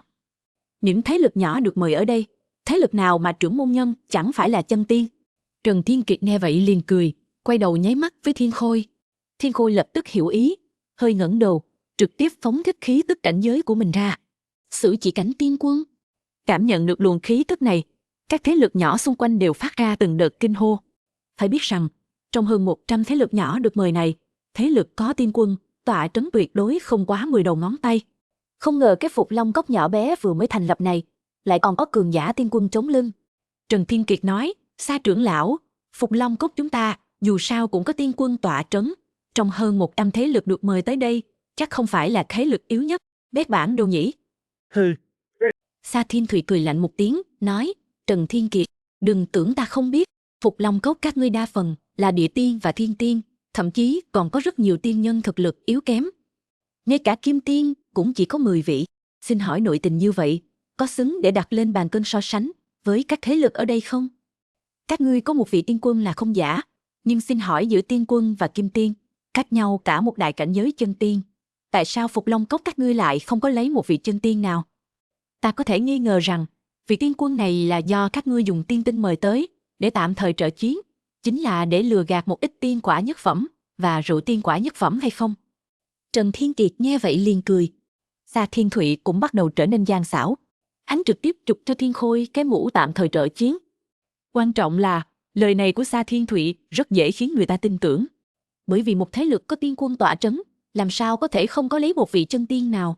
Toàn bộ đều là kim tiên, thiên tiên và địa tiên, thậm chí ngay cả kim tiên cũng chỉ vỏn vẹn 10 vị. Điều này rõ ràng không hợp lẽ thường. Được rồi, ta cũng không tranh cãi với Sa trưởng lão nữa. Trần Thiên Kiệt phất tay, để Thiên Khôi ngồi xuống trước. Sa Thiên Thụy nắm chắc phần thắng, lộ vẻ trâm trọc. Sao, chuẩn bị nhận thua rồi à? Không. Trần Thiên Kiệt lắc đầu, xòe tay phải ra, ngẩng đầu nói, nếu Sa trưởng lão cho rằng thực lực ta không đủ, vậy thì xin mời các cường giả chân tiên của Tây Nam Kiếm Tông không tiếc chỉ giáo, xem thử vị cốc chủ Phục Long Cốc là ta ai trai. Ngân chỉ cốc cho tông tốt cho ta tác bậc cha, chàng tử, giả tác tay, sai tàn kệ, gái ta, trà ta xá ta, đầu ta ca. Có sở hữu chiến lược chân tiên hay không? Ta nghĩ, chắc không có cách nào chứng minh nội tình tốt hơn là chiến đấu đâu nhỉ. Chương 1290. Khi lời của Trần Thiên Kiệt vừa dứt, toàn trường đều sững sờ. Họ nghi ngờ liếc nhìn Trần Thiên Kiệt, xoa tai, còn tưởng mình nghe lầm. Trần Thiên Kiệt lại muốn khiêu chiến cường giả chân tiên của Tây Nam Kiếm Tông.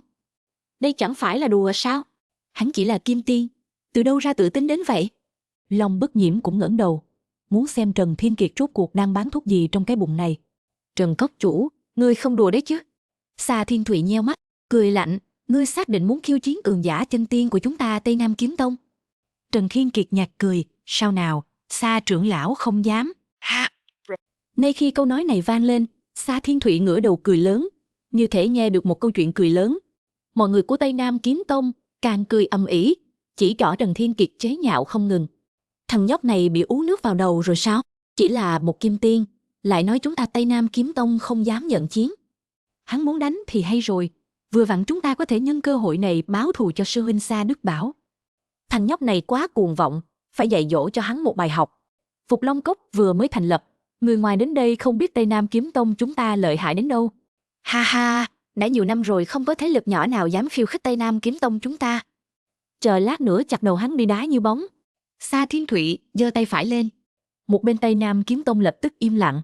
Sa Thiên Thụy nhìn Trần Thiên Kiệt với ánh mắt lạnh lẽo, chế nhạo. Ta hỏi ngươi lần cuối cùng, ngươi xác định muốn dùng cách khiêu chiến Tây Nam Kiếm Tông để phản bác điểm thứ hai? Trần Thiên Kiệt cười khẩy, Sa trưởng lão xác nhận đi xác nhận lại, chẳng lẽ thực sự sợ rồi? Thật nực cười. Sa Thiên Thụy cười lạnh một tiếng, rồi quay đầu nhìn Công Tôn Kính Đình, nói, Công Tôn huynh, Nơi này dù sao cũng là chính điện của tổng bộ phù hải thương hội. Trước khi so tài phải xin Công Tôn huynh gật đầu. Công Tôn Kính Đình không vội mở miệng mà nhìn về Long Bất Nhiễm. Long cô nương nghĩ sao? Long Bất Nhiễm khẽ cười, tỏ vẻ hứng thú nói, nếu Trần Cốc chủ tự tin đến vậy, ta cũng muốn xem, một kim tiên nhất phẩm, có bản lĩnh đến đâu, tự tin này đến từ đâu. Công Tôn phó hội trưởng, dù sao tiên quả kình hội này chỉ ăn trái cây, uống rượu tiên cũng nhàm chán, chi bằng cứ để Phục Long Cốc và Tây Nam Kiếm Tông giúp chúng ta vui vẻ một chút. Tốt. Vệ Đông Lai cười lớn, Long cô nương nói đúng, đấu võ trợ hứng, không còn gì thích hợp hơn, ta cũng rất mong đợi a. Vậy được thôi, nếu Long cô nương đã nói vậy, thì cứ để họ làm vậy. Công Tôn Kính Đình lập tức nhìn về Trần Thiên Kiệt và Sa Thiên Thụy, nói, Trần Cốc chủ, Sa trưởng lão, hôm nay phù hải thương hội đặt ách cho các ngươi một lần, các ngươi muốn thử thách như thế nào, tùy các ngươi quyết định đi. Đa tạ Công Tôn huynh. Sa Thiên Thụy chắp tay, sau đó ánh mắt lạnh lẽo nhìn về Trần Thiên Kiệt, nói, ta còn tưởng phải rời khỏi phù hải thương hội mới có thể giết ngươi, ai ngờ ngươi tự mình đưa đến cửa, thì đừng trách ta bất khách khí. Ta sẽ dùng đầu của ngươi tế cho linh hồn của con trai ta.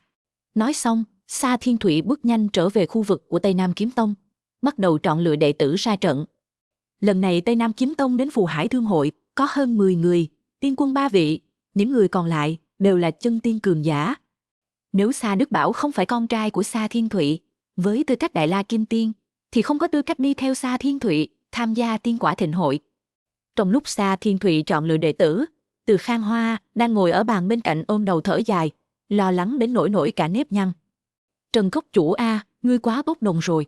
Từ Khang Hoa khuyên nhủ, ngươi chỉ cần mua một chiếc phù triện na di không gian, dù rời khỏi phù hải thương hội, cũng có cơ hội thoát chết. Dù có lẽ Phục Long Cốc sẽ bị diệt, nhưng còn núi xanh thì không lo thiếu củi đốt, sao lại cứ phải thách thức Tây Nam Kiếm Tông tìm chết chứ? Chương 1291. Tiểu cô nương Từ Oánh cũng lo lắng nói, Trần Anh Hùng, ngươi bây giờ hối hận vẫn còn kịp đấy. Thấy hai cha con này quan tâm mình như vậy, Trần Thiên Kiệt mỉm cười ấm áp. Đừng lo, ta có kế hoạch riêng. Cha con hai người thở dài, có kế hoạch riêng. Trước thực lực tuyệt đối, bất kỳ mưu kế và kỹ xảo nào đều là vô ích. Một kim tiên, đối mặt với chân tiên, lẽ nào còn có thể lật ngược tình thế? Lúc này, tất cả mọi người trong trường đều cho rằng Trần Thiên Kiệt đang tìm chết, duy chỉ có Thiên Khôi và Phó Khai ánh mắt lóe lên một tia tinh mang. Họ biết Trần Thiên Kiệt muốn nhân cơ hội thách đấu này để mở ra kế hoạch báo thù. Hơn 10 đệ tử Phục Long Cốc đã chết thảm. Lý Bất Tranh và Vương Vô Vi càng là bạn của Trần Thiên Kiệt. Với tính cách của Trần Thiên Kiệt, giết một Sa Đức Bảo làm sao đủ. Hắn muốn trước mặt tất cả mọi người giết người Tây Nam Kiếm Tông, còn muốn khiến trưởng lão Sa Thiên Thụy không thể làm gì được. Trần Thiên Kiệt. Lúc này, Sa Thiên Thụy đã quay ánh mắt trở lại. Hắn kéo một thanh niên đầy vẻ kiêu ngạo ra, nói, hắn là Lý Không, là đệ tử của ta, cũng là sư huynh của con trai ta Sa Đức Bảo. Chúng ta Tây Nam Kiếm Tông lần này đến đây 10 vị chân tiên, để phòng người khác nói chúng ta bắt nạt, nên Lý Không là yếu nhất trong 10 vị chân tiên này, chỉ có cảnh giới chân tiên tam phẩm, người cứ đấu với hắn đi. Xung quanh vang lên những tiếng thở dài. Sa Thiên Thụy miệng nói không bắt nạt người, nhưng dù là chân tiên yếu nhất, cảnh giới chân tiên tam phẩm, cũng có thể dễ dàng giết bất kỳ kim tiên nào. Hơn nữa, Lý Không là đệ tử của Sa Thiên Thụy, thì tuyệt đối sẽ không nương tay, chắc chắn sẽ lấy việc giết Trần Thiên Kiệt làm mục tiêu, chứ không chỉ đơn thuần là đánh bại Trần Thiên Kiệt thôi. Mạng nhỏ của Trần Thiên Kiệt e rằng phải giao ở đây rồi. Được thôi, không vấn đề. Trần Thiên Kiệt chậm rãi bước lên, chắp tay thi lễ với Công Tôn Kính Đình. Công Tôn tiền bối, đao kiếm vô nhãn, biên cước cũng vô nhãn. Nếu ngài đã đồng ý chiến đấu ở chính điện với chúng ta, vậy ai lỡ tay giết người, e rằng không có vấn đề gì phải không?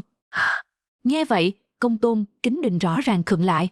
Hắn vốn nghĩ Trần Thiên Kiệt sẽ nói rằng chính điện không được đổ máu, đánh nhau tốt nhất, nên dừng lại ở mất điểm, không nên tổn hại tính mạng. Ai ngờ, kim tiên nhỏ bé này lại cuồng vọng như vậy. Long Bất Nhiễm càng nở một nụ cười đầy thú vị, nhớ lại câu nói đầu tiên Trần Thiên Kiệt đã nói, nếu Long cô nương hỏi ý kiến của tiểu tử, thì tiểu tử đây xin mạo muội cuồng vọng một lần. Hắn quả thật đã mạo muội, hắn quả thật cuồng vọng. Tuy nhiên, Trần Thiên Kiệt càng cuồng vọng, màn kịch hay này càng đáng xem. Chỉ mong Trần Thiên Kiệt đừng phải là một chiếc cối thêu, toàn thân chỉ có miệng lưỡi sắc bén, bị Lý Không một chiêu hạ gục. Như vậy thì thật tẻ nhạt. Không vấn đề. Công Tôn Kính Đình vẫy tay, nói, đao kiếm vô nhãn, quyền cước cũng vô nhãn, ai lỡ tay giết người, phù hải thương hội ta tuyệt không truy cứu trách nhiệm. Vậy là tốt. Trần Thiên Kiệt gật đầu, rồi nhìn về phía Lý Không, trong mắt lóe lên một tia sát ý nồng đậm. Hôm qua ta đã gặp ngươi ở Hồng Đình, khi giết đệ tử Phục Long Cốc của ta, ngươi cũng tham gia phải không? Là vậy thì sao? Lý Không lạnh cười, yên tâm đi, ta sẽ sớm đưa ngươi xuống âm tào địa phủ để đoàn tụ với bọn họ. Chương 1292, đối mặt với Lý Không, Trần Thiên Kiệt hoàn toàn có thể dùng lĩnh vực chi lực để giết hắn. Dù sao sau trận chiến tại Kình Thiên Tiên Vực, Trần Thiên Kiệt lại nhờ vào bàn đào mà đột phá đến cảnh giới kim tiên nhất phẩm, lĩnh vực tri lực cũng theo đó mà tăng cường. Thế nhưng Trần Thiên Kiệt không định làm như vậy. Người hắn muốn giết không chỉ có một mình Lý Không. Đúng như sự thấu hiểu của Phó Khai và Thiên Khôi đối với hắn, Phục Long Cốc đã chết hơn 10 vị đệ tử, chỉ giết 1-2 kẻ thì không phải tính cách của Trần Thiên Kiệt. Nếu hắn biểu hiện ra quá mức mạnh mẽ, e rằng Sa Thiên Thụy sẽ không phái người tiếp tục xuất chiến nữa. Trần Thiên Kiệt muốn mượn trận tỷ thí này, giết được bao nhiêu hay bấy nhiêu. Anh linh của Lý Bất Tranh và Vương Vô Vi đều đang nhìn đấy. Hô! Trần Thiên Kiệt lật cổ tay, tương phùng côn đã hiện ra trong lòng bàn tay. Sinh mệnh cấp trung phẩm. Lý Không cười lạnh một tiếng, đường đường là cốc chủ, phẩm giai vũ khí lại thấp kém như vậy, không thấy mất mặt sao? Vừa nói, Lý Không xoảng một tiếng rút thanh kiếm đeo bên hông ra, thanh kiếm kia toàn thân tỏa hắc quang, tản ra khí tức sinh mệnh cấp bảo vật thượng phẩm. Cảnh giới không bằng ta, vũ khí cũng không bằng ta, ngươi lấy gì đấu với ta? Lý Không châm chọc nói, ngươi nói xem, ta nên một kiếm chém bay đầu ngươi, hay là giống như trước khi Vương Vô Vi chết, trước tiên cắt đứt gân tay gân chân ngươi, rồi lại đâm mù mắt ngươi. Lời này vừa thốt ra, trong mắt Trần Thiên Kiệt lập tức bùng nổ một luồng sát khí nồng đậm. Hắn đột nhiên lao tới một bước, tương phùng côn trong tay mạnh mẽ nện xuống, lực lớn gậy nặng, hế như núi đổ, tìm chết. Thấy Trần Thiên Kiệt không lùi mà tiến, Lý Không cười lạnh một tiếng, vẻ mặt đầy khinh miệt, tùy tay vung ra một kiếm. Trong mắt hắn, bản thân đường đường là cường giả chân tiên. Một kiếm này tuy chỉ dùng 6-7 phần lực đạo, nhưng muốn đánh bay Trần Thiên Kiệt vẫn là chuyện dễ như trở bàn tay. Choang! Chỉ là theo tiếng kim loại va chạm vang lên, sắc mặt Lý Không đột ngột thay đổi. Hắn phát hiện, lực đạo ẩn chứa trên cây gậy của Trần Thiên Kiệt, vậy mà vượt xa hắn.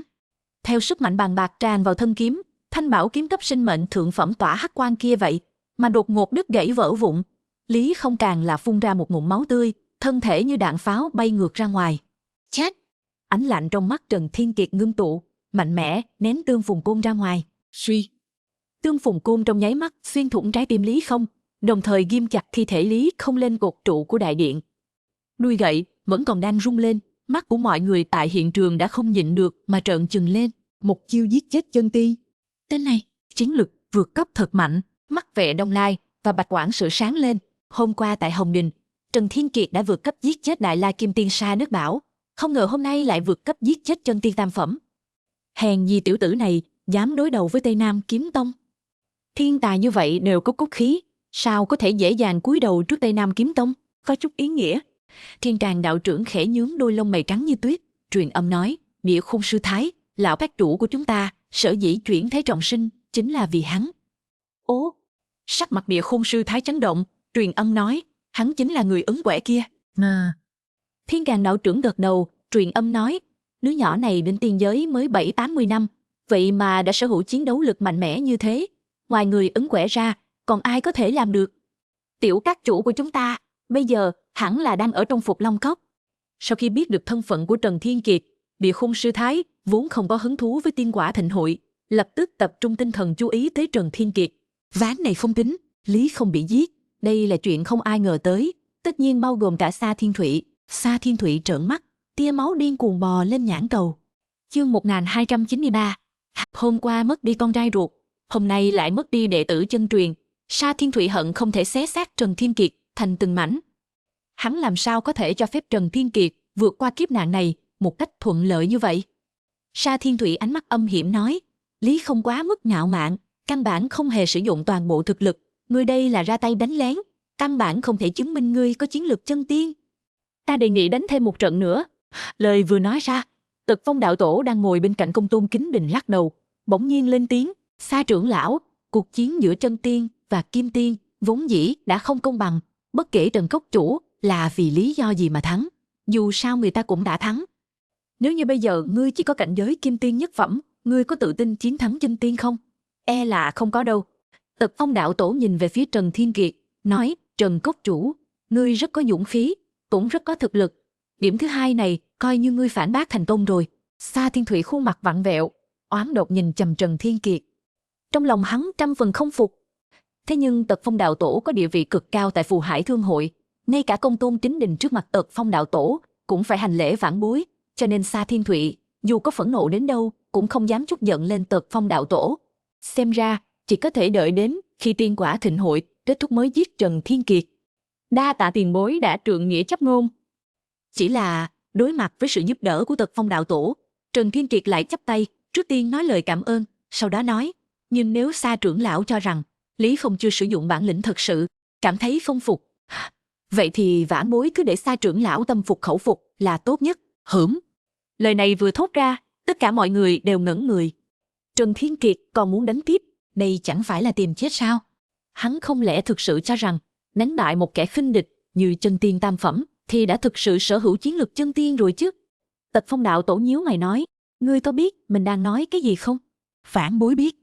Trần Thiên Kiệt lại chắp tay tạ lỗi, sau đó ánh mắt hướng về phía Sa Thiên Thụy, trong mắt như thể có tinh tú đang nổ tung. Chỉ là Tây Nam Kiếm Tông cậy thế hiếp người, giết hơn 10 đệ tử Phục Long Cốc của ta. Món nợ máu này, 2 mạng người là không đủ trả. Sa trưởng lão cho rằng, cuộc tỷ thí này là để báo thù cho con trai hắn. Nào biết đâu rằng, ta cũng là vì báo thù mà đến. Nếu chuyện này không truy cứu đến cùng, thì ta không xứng làm cốc chủ Phục Long Cốc nữa. Những lời này của Trần Thiên Kiệt đanh thép mạnh mẽ, vang dội như chuông, ẩn chứa tiếng kim loại va chạm. Tật Phong đạo tổ và Vệ Đông Lai đồng thời chấn động trong lòng, nhìn Trần Thiên Kiệt với ánh mắt tán thưởng. Tiểu tử tốt, có khí phách. Đám người các thế lực nhỏ xung quanh càng bàn tán xôn xao, cảm thán không thôi. Trần Thiên Kiệt tìm Tây Nam Kiếm Tông báo thù, không khác nào lấy chính chọi đá. Nhưng một trưởng môn nhân bao che khuyết điểm, liều mạng cũng phải đứng ra đòi lại công bằng cho đệ tử môn hạ như vậy, thì ai mà không ngưỡng mộ chứ? Từ Khang Hoa cảm thán nói, Trần Cốc chủ đại nghĩa a. Trong mắt Từ ánh lóe lên những vì sao sùng kính. Long Bất Diễm khẽ nhướng mày, cũng đánh giá lại Trần Thiên Kiệt đang khí thế ngút trời. Thiếu niên này có chút thú vị, ngươi đến báo thù. Sa Thiên Thụy oán độc nhìn chằm Trần Thiên Kiệt, nói, ngươi tính là cái thứ gì mà cũng xứng tìm Tây Nam Kiếm Tông ta báo thù? Đừng nói là giết hơn 10 đệ tử của các ngươi, dù có diệt sạch toàn bộ Phục Long Cốc của các ngươi thì làm được gì Tây Nam Kiếm Tông? Ngươi không phải muốn tiếp tục khiêu chiến sao? Được, lão tử cho ngươi cơ hội này. Ta cũng đang muốn dùng máu của ngươi để tế vong hồn con trai và đồ đệ của ta. Nói đoạn, Sa Thiên Thụy vung tay lên. 9 vị chân tiên còn lại đồng thời bước ra. Trần Thiên Kiệt, ngươi còn muốn khiêu chiến ai? Tùy ngươi chọn. Trần Thiên Kiệt khẽ nheo mắt, ánh mắt quét qua đám người chân tiên, sát ý trên người càng thêm nồng đậm. Chọn. Quá phiền phức. Để bọn chúng cùng lên đi. Chương 1294. Ô, lời này vừa thốt ra, cả hội trường ồ lên kinh ngạc. Đã từng thấy người cuồng vọng, nhưng chưa từng thấy kẻ nào cuồng vọng đến mức này. Lúc trước mọi người còn cho rằng Trần Thiên Kiệt báo thù cho đệ tử trong môn, cực kỳ trọng nghĩa khí, là một hảo hán. Nhưng Trần Thiên Kiệt bỗng nhiên như bị lừa đá vào đầu, hành xử vô lý như vậy. Gã này, chẳng lẽ vì vừa rồi Vệ gia và Phù Hải Thương hội khen hắn vài câu nên đã ngạo mạn rồi sao? Rất có thể. Một kim tiên đồng thời khiêu chiến 9 chân tiên, chẳng phải là tự tìm chết sao? Ngạo mạn rồi, tuyệt đối là ngạo mạn rồi. Ban đầu còn khá khâm phục hắn, ai ngờ lại không chịu được lời khen. Cuối cùng vẫn là người trẻ tuổi, quá sốc nổi. Nghe những lời này, Long Bất Nhiễm, Công Tôn Chính Đình, Tật Phong đạo tổ, Mạch quản sự, Vệ Đông Lai, Thiên Càn đạo trưởng, Địa Khôn sư Thái đồng thời nhíu mày. Ngay cả Phó Khai và Thiên Khôi, những người có hiểu biết nhiều về thực lực của Trần Thiên Kiệt, cũng lộ vẻ ưu tư trong mắt. Chiến lực của Trần Thiên Kiệt, họ đã được chứng kiến tại Kình Thiên Tiên vực rồi. Dốc hết sức lực, dù đối mặt với Lãnh Tiếu chân tiên nhất phẩm, cũng có thể một trận chiến. Nhưng giờ đây 9 vị chân tiên này, huống hồ đều là cường giả của Tây Nam Kiếm Tông, mỗi người đều có ác chủ bài cực mạnh.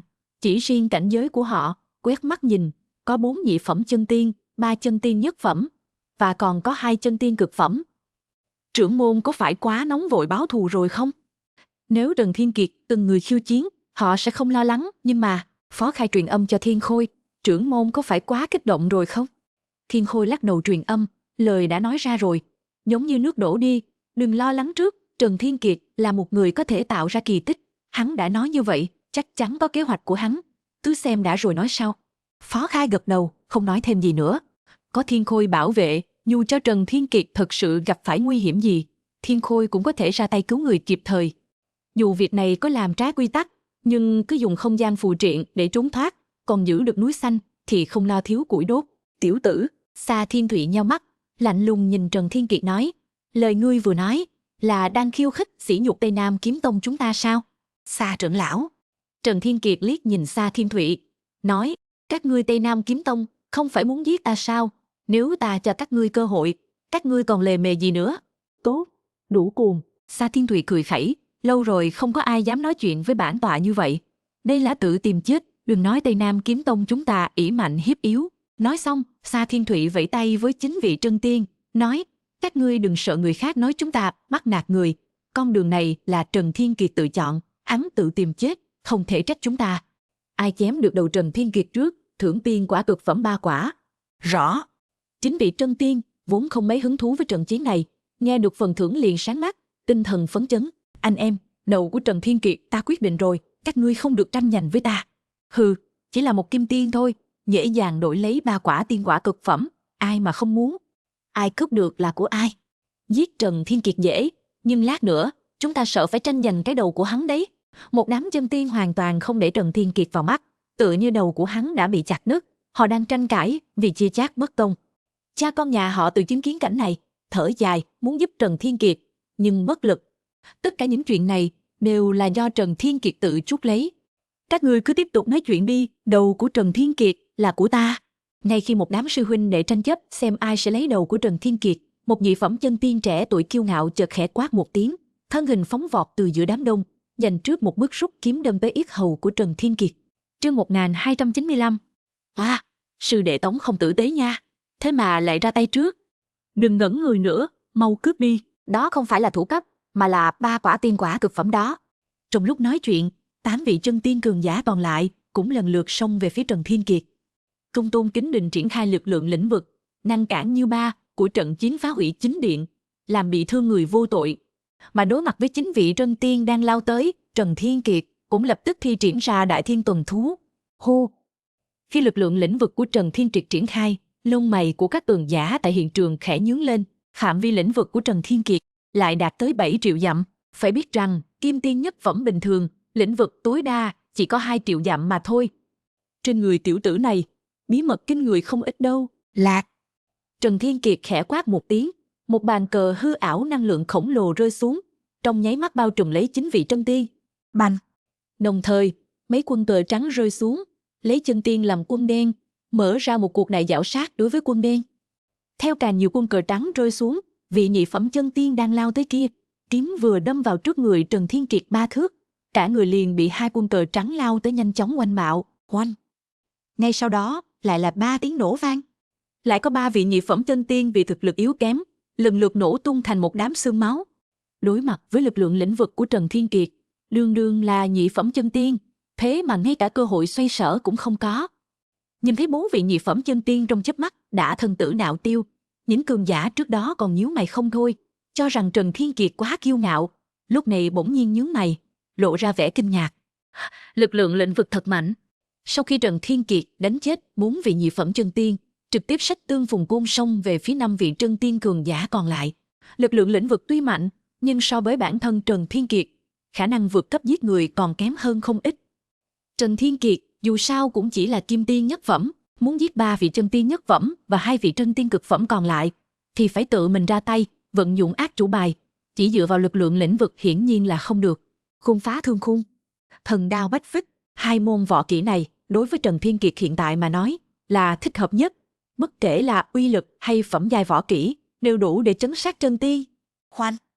Theo 2 gậy liên tiếp của Trần Thiên Kiệt oanh ra, 2 vị chân tiên nhất phẩm đứng ở phía trước nhất, thậm chí ngay cả khả năng phản kháng cũng không có, đầu giống như dưa hấu bị oanh nát. Thần đao bách phích. Lại là một gậy, vị chân tiên nhất phẩm thứ 3, tuy đã phản ứng lại, nhưng sự chống cự theo bản năng, ngay cả ác chủ bài cũng không kịp thi triển ra, thì làm sao chặn được tương phùng côn của Trần Thiên Kiệt. Theo một tiếng nổ vang, vị chân tiên nhất phẩm thứ 3 bị oanh sát tại chỗ. Trong chớp mắt 9 vị chân tiên đã chết 7, chỉ còn lại 2 vị chân tiên cực phẩm cuối cùng. Mà tất cả những điều này, từ lúc bắt đầu chiến đấu mới chỉ trôi qua vài nhịp thở ngắn ngủi. Hơn 100 thế lực nhỏ kia thậm chí còn chưa kịp hoàn hồn. Cha con Từ gia càng trợn to mắt, Sững sờ, chấn động không thôi. Phó Khai và Thiên Khôi nhìn nhau một cái, hít sâu một hơi. Cốc chủ lại mạnh lên rồi. Khi ở Kình Thiên Tiên Vực, Trần Thiên Kiệt phải dốc hết toàn lực mới có thể đánh chết Lãnh Tiếu. Thế mà mới trôi qua 2 năm rưỡi, Trần Thiên Kiệt giết chân tiên nhất phẩm đã như giết gà vậy. Chương 1296, thật mạnh. Trận chiến vừa mới bắt đầu, đã có 7 vị chân tiên mất mạng. Trần Thiên Kiệt quá nhanh, cũng quá mạnh. 2 vị chân tiên cực phẩm còn lại, trên mặt lộ rõ vẻ kinh hãi. Vừa rồi, bọn họ còn đang bàn luận ai lấy đầu Trần Thiên Kiệt để đổi tiên quả cực phẩm. Lời của các sư đệ dường như vẫn còn văng vẳng bên tai. Thế nhưng chỉ trong chớp mắt, các sư đệ đã chết hết. Trần Thiên Kiệt sát khí ngút trời, toàn thân tắm máu, tựa như một tôn sát thần. Hô! Đột nhiên, Trần Thiên Kiệt lại xông tới bọn họ. 2 vị chân tiên cực phẩm lập tức hoàn hồn, không dám lơ là, toàn thân căng cứng, nắm chặt kiếm bính, chuẩn bị ứng chiến. Dù rằng bọn họ không biết chiến lược vượt cấp của Trần Thiên Kiệt lại mạnh mẽ như vậy, nhưng lúc này không phải lúc nghĩ những chuyện đó. Việc đầu tiên phải làm là bảo toàn tính mạng, sau đó giết Trần Thiên Kiệt, báo thù cho các sư huynh đệ. Tiền hậu hiệp kích. 2 người nhìn nhau, một người trong nháy mắt biến mất khỏi chỗ đứng. Khoảnh khắc tiếp theo, vù, chính điện vang lên tiếng kiếm sắc bén. Ánh kiếm trong nháy mắt làm chói mắt tất cả mọi người. 2 vị chân tiên cực phẩm, một trước một sau hiệp kích Trần Thiên Kiệt, hơn nữa đều thi triển bài tẩy. Lần này, Trần Thiên Kiệt chắc chắn phải chết. Phó Khai và Thiên Khôi đồng thời thắt chặt trái tim. Còn đối mặt với sự hiệp trích của 2 vị chân tiên cực phẩm trước sau, trong mắt Trần Thiên Kiệt lóe lên một tia hung quang. Một luồng sát phạt chi khí trong nháy mắt bùng phát từ người Trần Thiên Kiệt. Lấy sát chứng đạo, côn sát phạt, xử chỉ cảnh. Những đại nhân vật ngồi ở vị trí thượng thủ đồng thời kinh hô. Một kim tiên, lại lĩnh ngộ được đạo vũ khí, để ta đánh rơi nó. Sát khí màu máu từ tương phùng cung bùng phát, trong nháy mắt đánh bay bảo kiếm trong tay vị chân tiên cực phẩm phía trước. Sau đó ánh mắt đỏ rực, một cung đánh vỡ đầu đối phương. Chân tiên cực phẩm nào có gì đáng sợ. Trần Thiên Kiệt nhờ bàn đào liên tiếp đột phá 2 trọng cảnh giới, thậm chí thân thể cũng đột phá đến ngũ tinh tiên đạo chiến thể. Sao có thể sợ chân tiên cực phẩm? Chỉ có thái ức chân tiên mới khiến Trần Thiên Kiệt cảm nhận được áp lực. Giết một chân tiên cực phẩm, Trần Thiên Kiệt lập tức thi triển chiến kỹ pháp thiên tượng địa. Trong khoảnh khắc, Trần Thiên Kiệt hóa thành một gã khổng lồ uy nghi. May mắn thay chính điện đủ cao rộng, dù Trần Thiên Kiệt cao lớn như núi, đầu hắn cũng chỉ vừa chạm tới mái nhà, không làm sập chính điện. Thân thể phòng ngự của tiên đạo chiến thể 5 sao vốn đã đáng sợ, thêm vào sự gia tăng phòng ngự từ chiến kỹ, phòng ngự thân thể càng thêm kinh người. Suy, kẻ chân tiên cực phẩm tấn công lén từ phía sau, đâm một kiếm vào mắt cá chân của Trần Thiên Kiệt.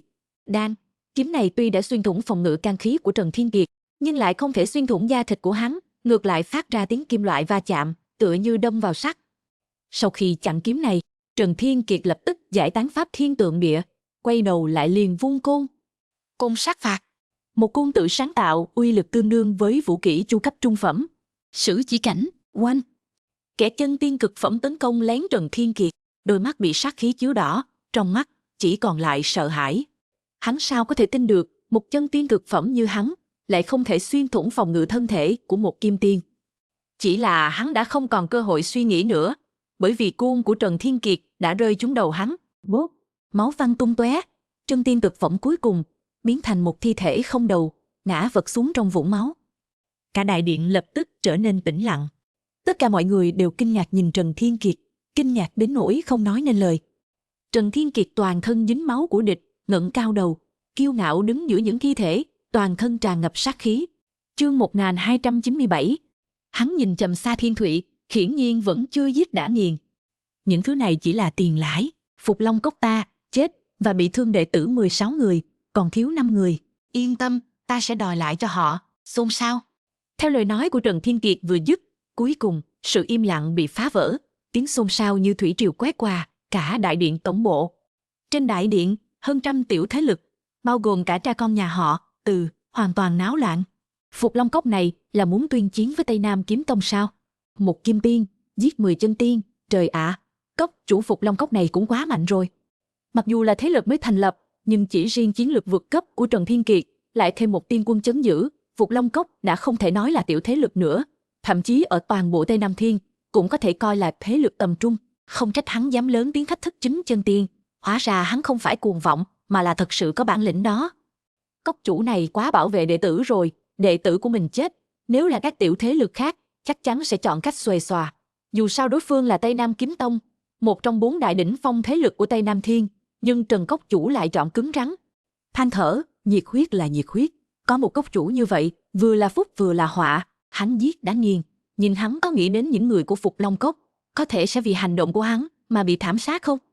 Trần Thiên Kiệt khiêu khích Tây Nam Kiếm Tông như vậy, Tây Nam Kiếm Tông sẽ bỏ qua cho hắn sao? Sẽ bỏ qua cho Phục Long Cốc sao? Không thể nói như vậy. Chẳng lẽ Sa Đức Bảo giết 10 mấy đệ tử của Phục Long Cốc, chuyện này cứ thế kết thúc sao? Người quân tử báo thù 10 năm chưa muộn, nhưng một thế lực trung bình muốn phát triển đến sánh ngang với Tây Nam Kiếm Tông, cần bao lâu? Vạn năm? Hay là vài chục vạn năm? E rằng vài triệu năm cũng chưa đủ. Chính là vậy. Hơn nữa nghe nói Sa Đức Bảo đã đưa ra tối hậu thư cho Phục Long Cốc. Nếu trong vòng 3 ngày không gom đủ 1 ức tiên tinh, thì sẽ diệt Phục Long Cốc. Vừa giết người của họ, lại còn đòi tiên tinh của họ. Ai nuốt nổi cục tức này? Thật sự phải làm con rùa rụt cổ, e rằng sẽ ảnh hưởng đến đạo tâm đấy. Hơn nữa, Trần Cốc Chủ, sau khi giết Sa Đức Bảo hôm qua, ân oán này đã không thể hóa giải, giết thêm 10 người, hay bớt 10 người, cũng không còn ý nghĩa gì nữa. Vậy nên, chi bằng cứ giết sạch sẽ cho sướng tay. Trần Cốc Chủ thật là người hào kiệt. Nghe những lời bàn tán xung quanh, Phó Khai và Thiên Khôi cũng cảm thấy hào khí trào dâng. Đúng vậy, sự việc đã xảy ra rồi, còn sợ hãi gì nữa? Chi bằng cứ giết sạch sẽ cho hả giận. Lúc này, khi 10 vị chân tiên lần lượt chiến tử, hơn nữa lại bị một kim tiên giết chết, Sa Thiên Thụy đã hoàn toàn biến sắc. 3 vị tiên quân của Tây Nam Kiếm Tông phía sau y, càng siết chặt kiếm, sát khí ngút trời. Chỉ cần Sa Thiên Thụy ra lệnh, lập tức chém Trần Thiên Kiệt ngay tại chỗ. Phá quy tắc của Phù Hải Thương Hội thì sao? Cùng là 4 đại thế lực đỉnh phong, Tây Nam Kiếm Tông sẽ sợ Phù Hải Thương Hội sao? Hơn nữa, Phù Hải Thương Hội lẽ nào sẽ vì một Phục Long Cốc nhỏ bé mà liều mạng với Tây Nam Kiếm Tông? Rõ ràng là không thể. Còn kẻ đã bạc tay Tây Nam Kiếm Tông là Trần Thiên Kiệt, nhất định phải chết. Phục Long Cốc nhất định phải diệt. Lâu lắm rồi, không ai dám khiêu khích Tây Nam Kiếm Tông. Sa Thiên Thụy nhìn chằm Trần Thiên Kiệt, lạnh lùng nói, 10 vạn năm qua, ngươi là người đầu tiên. Ngươi có nghĩ rằng việc đứng ra cho đệ tử của ngươi là rất anh hùng không? Yên tâm đi, sau khi rời khỏi Phù Hải Thương Hội, ta sẽ bắt ngươi, rồi cho ngươi tận mắt chứng kiến ta tra tấn người của Phục Long Cốc như thế nào. Ta sẽ khiến toàn bộ người của Phục Long Cốc các ngươi hối hận vì đã đến Tây Nam Thiên. Chương 1298. Sa Thiên Thụy rốt cuộc vẫn không ra tay. Dù rằng hắn cũng biết ý nghĩ của 3 vị tiên quân phía sau, nhưng nếu Phù Hải Thương Hội nhất quyết phải nhúng tay thì sao? Đừng nói đến Tật Phong đạo tổ, chỉ riêng Công Tôn Kính Đình ra tay thôi, cũng đủ để chặn hắn lại. Quan trọng nhất là, Trần Thiên Kiệt đã gán cho Phục Long Cốc cái mác ngoại nhân đến Tây Nam Thiên phát triển. Nếu Sa Thiên Thụy giết Trần Thiên Kiệt ngay tại Tiên Quả Thịnh Hội, Tây Nam Kiếm Tông không chỉ đắc tội Phù Hải Thương Hội, Tây Nam Kiếm Tông không chỉ đắc tội Phù Hải Thương Hội, mà còn mang tiếng làm ảnh hưởng đến đại kế phát triển của Tây Nam Thiên. Dù sao Tiên Quả Thịnh Hội cũng sắp kết thúc, hắn đã chờ một đêm rồi, cũng không quan tâm chờ thêm vài khắc nữa. Hừ. Sa Thiên Thụy ngồi trở lại vị trí của mình, lạnh lùng nói với 3 vị tiên quân phía sau, các ngươi cứ giám sát chặt chẽ Trần Thiên Kiệt cho ta, chỉ cần hắn rời khỏi Phù Hải Thương Hội, lập tức bắt giữ hắn. Nếu hắn chạy thoát, ta sẽ hỏi tội các ngươi. Rõ. 3 vị tiên quân ngồi xuống, dán mắt vào Trần Thiên Kiệt, im lặng không nói, trên người tỏa ra khí thế sát phạt. Hàng trăm thế lực nhỏ dưới đài thở dài không ngớt. Một thế lực mới thành lập mà lại có thể gây náo loạn lớn đến vậy tại Tiên Quả Thịnh Hội, tương lai chắc chắn sẽ vô hạn, nhưng lại đi đắc tội Tây Nam Kiếm Tông. Tây Nam Kiếm Tông luyện kiếm bằng giết người, giết vô số, miệng máu như mạng. Đắc tội với Tây Nam Kiếm Tông thì chuyện này tuyệt đối không thể hòa giải. Nếu không diệt Phục Long Cốc, Tây Nam Kiếm Tông chắc chắn sẽ không buông tha. Thật đáng tiếc, thật đáng tiếc. Bạch quản sự. Vào lúc này, khi Trần Thiên Kiệt trở lại chỗ ngồi, cùng Phó Khai và Thiên Khôi ngồi xuống, Công Tôn Kính Đình vẫy tay. Dọn dẹp sạch sẽ những thi thể và máu me kia đi, rồi đổi một chiếc bàn mới cho Trần Cốc Chủ. Vừa nãy tiên quả của họ bị trưởng lão Sa vô ý đập vỡ, ngươi lại lấy cho họ 6 quả tiên quả nhất phẩm và 2 vò rượu tiên quả, tính vào sổ của Phù Hải Thương Hội chúng ta. Rõ ràng, Công Tôn Kính Đình đã nảy sinh lòng yêu mến tài năng của Trần Thiên Kiệt. Phù Hải Thương Hội là những người làm buôn bán, Công Tôn Kính Đình càng hiểu rõ tầm quan trọng của việc đầu tư vào tình cảm. Trần Thiên Kiệt chỉ là một kim tiên nhất phẩm, đã dễ dàng chém giết 10 vị chân tiên, trong đó thậm chí còn có 2 vị chân tiên cực phẩm. Một thiên tài như vậy, nếu may mắn vượt qua được kiếp nạn này, thành tựu trong tương lai không thể đo lường được. Tiểu gia hỏa này, không phải là người thường. Công Tôn Kính Đình chép miệng, hỏi Tật Phong đạo tổ bên cạnh, tiền bối Tật Phong thấy sao? Tật Phong đạo tổ hít sâu một hơi, nói, trong những người trẻ của Phù Hải Thương hội, gần như không ai có thể sánh được với hắn. Một thiên tài như vậy, e rằng chỉ có Lam Tinh Liên minh mới có được. Tật Phong đạo tổ thật sự quá coi trọng Lam Tinh Liên minh chúng ta rồi. Long Bất Nhiễm bên cạnh nghe vậy cười nói, Lam Tinh Liên minh tuy là thế lực thiên đạo, có nền tảng không tệ, thiên tài cũng không thiếu, nhưng lại không có một kim tiên nào có thể giết được 10 vị chân tiên, huống hồ là kim tiên nhất phẩm. Chỉ là hắn khiến ta nhớ đến một cố nhân. Ô, Tật Phong đạo tổ sinh hứng thú, nói, cố nhân nào? Long Bất Nhiễm mỉm cười, không trả lời, chỉ có một tia tiếc nuối hiện lên trong mắt. Năm đó, người đó cũng giống như Trần Thiên Kiệt, vừa đến tiên giới đã gây ra một lỗ hổng lớn, có vô số người muốn giết hắn. Họ đã trải qua quá nhiều chuyện cùng nhau, chỉ tiếc rằng người đó có gia đình, họ định mệnh không thể ở bên nhau. Trần Thiên Kiệt và người đó vô cùng giống nhau, đặc biệt là đôi mắt, lại toát ra một vài phần tương đồng. Thậm chí, họ đều họ Trần. Trong một lúc, Long Bất Nhiễm chợt cảm thấy mơ hồ. Chương 1299. Lúc này, Bạch quản sự đã triển khai lĩnh vực, dọn dẹp đại điện xong xuôi và đặt một bàn rượu mới trước mặt ba người Trần Thiên Kiệt. Bạch quản sự lại lấy ra 6 quả tiên quả nhất phẩm và 2 vò rượu tiên quả, mỉm cười nói, Trần cốc chủ, ngươi lợi hại hơn ta tưởng tượng nhiều, lão phu rất khâm phục. Đây là tiên quả và rượu tiên quả mà Công Tôn phó hội trưởng gửi cho các ngươi, ba vị cứ chậm rãi dùng. Đa tạ Bạch tiền bối, đa tạ Công Tôn tiền bối. Ba người Trần Thiên Kiệt chắp tay hành lễ cảm tạ. Vệ Đông Lai, kẻ vẫn chưa đủ nhìn náo nhiệt, bỗng nhìn về phía Sa Thiên Thụy, cười thô toét, Sa trưởng lão, chuyện này hình như chưa kết thúc đâu nhỉ? Sa Thiên Thụy liếc nhìn Vệ Đông Lai, chưa kết thúc cái gì? Vệ Đông Lai cười nói, các ngươi Tây Nam Kiếm Tông không cho Phục Long Cốc tham gia tiên quả thịnh hội, không phải muốn đuổi Trần cốc chủ và những người khác ra khỏi Phù Hải Thương hội sao? Ngươi nêu ra 3 điểm, Trần Thiên Kiệt chỉ phản bác 2 điểm, sao không tiếp tục? Ta thấy vẫn còn vui lắm, sao lại đột ngột dừng lại thế này? Ta ngứa ngáy quá. Mặc dù Vệ Đông Lai rõ ràng đang khiêu khích, nhưng lời này lại nhắc nhở Sa Thiên Thụy. Sa Thiên Thụy thực sự rất muốn giết Trần Thiên Kiệt, hắn đã không thể chờ đợi thêm được nữa. Nếu có thể đuổi Trần Thiên Kiệt và những người khác ra khỏi tiên quả thịnh hội ngay bây giờ, thì chẳng còn gì tốt hơn. Lúc này, để Trần Thiên Kiệt được hưởng chút an nhàn, thì Sa Thiên Thụy lại càng thêm bực bội. Vệ huynh nói đúng. Một làn sóng vừa lắng xuống, lại nổi lên. Sa Thiên Thụy đột nhiên đứng dậy, lạnh lùng nói với Trần Thiên Kiệt, tiểu tạp chủng, ngươi không phải nói muốn phản bác 3 điểm ta nêu ra sao? Ngươi mới phản bác 2 điểm, còn điểm thứ 3 đâu?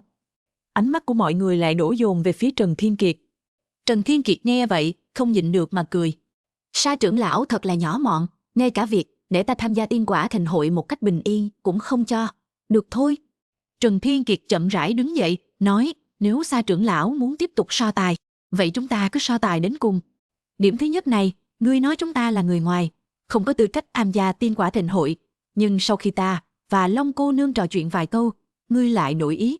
Điểm thứ hai này, ngươi nói Phục Long cốc của chúng ta quá yếu, ta cũng đã dùng đầu người của các ngươi, Tây Nam Kiếm Tông, để chứng minh Phục Long cốc tuyệt đối có thể coi là một thế lực trung bình, đã không còn đơn giản chỉ là một tiểu thế lực nữa. Còn về điểm thứ 3 này, nói ra thật nực cười. Trần Thiên Kiệt khẽ cong khóe môi, nói, Sa trưởng lão nói Phục Long cốc chúng ta 3 người, chính là 3 kẻ quê mùa, ngay cả tiên quả nhất phẩm trông như thế nào cũng chưa từng thấy, thỉnh thoảng mới được bước chân vào đại sảnh, nuốt chửng như hổ. Ăn uống thật khó coi, làm mất mặt tiên quả thịnh hội, nên muốn đuổi chúng ta đi. So với 2 điểm trước, điểm thứ 3 này chẳng qua là Sa trưởng lão muốn sỉ nhục chúng ta mà thôi, thật sự không cần thiết phải phản bác, vì nó quá nực cười. Phục Long cốc dù sao cũng là một thế lực có tiên quân trấn giữ, làm sao có thể chưa từng thấy tiên quả nhất phẩm. Ban đầu ta còn xấu hổ, không muốn phản bác một điểm nực cười như vậy, nhưng lại đúng lúc Sa trưởng lão bị sát ý che mờ tâm trí, cứ khăng đòi phải tranh cãi đến cùng. Vậy được thôi, nếu Sa trưởng lão tự mình đưa mặt đến để chúng ta đánh, nếu không đánh, chẳng phải là không cho Sa trưởng lão mặt sao? Hô, nói xong, Trần Thiên Kiệt trực tiếp lấy ra một hộp ngọc tiên tinh từ thiên thư. Sa trưởng lão nói chúng ta, thậm chí còn chưa từng thấy tiên quả nhất phẩm, vậy xin hỏi đây là cái gì? Chương 1300. Khi Trần Thiên Kiệt mở hộp ngọc tiên tinh ra, một tiên khí mơ hồ cùng hương thơm trái cây lập tức tràn ngập đại điện, thơm ngát đến nỗi có thể lưu hương 3 ngày không dứt. Đợi cho mọi người nhìn rõ hình dáng của tiên quả, tất cả đều lộ vẻ kinh ngạc. Là bàn đào 3.000 năm mới nở hoa một lần, 5.000 năm mới kết trái một lần, không chỉ có thể tăng tiến tu vi, còn có thể kéo dài tuổi thọ, chữa khỏi trăm bệnh. Phẩm cấp của bàn đào lại nằm giữa tiên quả nhất phẩm và tiên quả cực phẩm, là một tồn tại chân quý hiếm có. So với tiên quả nhất phẩm, bàn đào là tốt nhất. So với tiên quả cực phẩm, bàn đào là kém nhất. Không ngờ, Trần cốc chủ một kim tiên, trong tay lại có thứ chân quý như vậy. Chất lượng của bàn đào này cũng tương đương với nhân sâm quả, thậm chí còn hơn cả những tiên quả nhất phẩm mà gia tộc Vệ và Tây Nam Kiếm Tông mang đến. Nghe tiếng kinh hô của những người xung quanh, sắc mặt của Sa Thiên Thụy lập tức trở nên khó coi. Thật là bạc tai. Nếu Trần Thiên Kiệt chỉ lấy ra tiên quả nhất phẩm bình thường, cũng chỉ có thể coi là gượng ép qua chuyện. Nhưng Trần Thiên Kiệt lại lấy ra bàn đào chất lượng cực hảo. Sa trưởng lão. Trần Thiên Kiệt mỉm cười. Trước khi đến đây, ta đặc biệt chia cho những kim tiên của Phục Long Cốc chúng ta, mỗi người một quả bàn đào. Vì vậy chúng ta không chỉ nhìn thấy, mà còn đã ăn. Ngay cả các ngươi, Tây Nam Kiếm Tông, e rằng cũng không thể làm được việc chia tiên quả nhất phẩm cho mỗi vị kim tiên dưới môn phái chứ. Nghe những lời này, mọi người càng kinh ngạc hơn.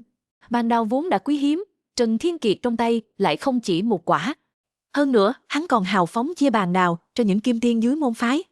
Tìm đâu ra một trưởng môn nhân hào phóng như vậy? Hơn nữa, như lời Trần Thiên Kiệt nói, dù là Tây Nam Kiếm Tông như vậy, một thế lực đỉnh phong cũng không thể chia tiên quả nhất phẩm cho mỗi vị kim tiên dưới môn phái. Dù sao Tây Nam Kiếm Tông đại môn đại viện, kim tiên nhiều không kể xiết. Lời của Trần Thiên Kiệt có hơi đánh tráo khái niệm, nhưng nếu hắn không nói dối, thì hành vi hào phóng, rộng rãi như vậy, các trưởng môn cùng cấp tuyệt đối không làm được. Ngươi bớt nói nhảm đi. Sa Thiên Thụy nổi gân xanh trên trán, chế nhạo, ai cũng biết nói chuyện khoác lác. Ngươi chỉ cần mở miệng nói năng lung tung, ai có thể chứng minh ngươi không đang khoe khoang. Ngươi may mắn có được một quả bàn đào đã là quá tốt rồi. Còn muốn phát cho các kim tiên mỗi người một quả.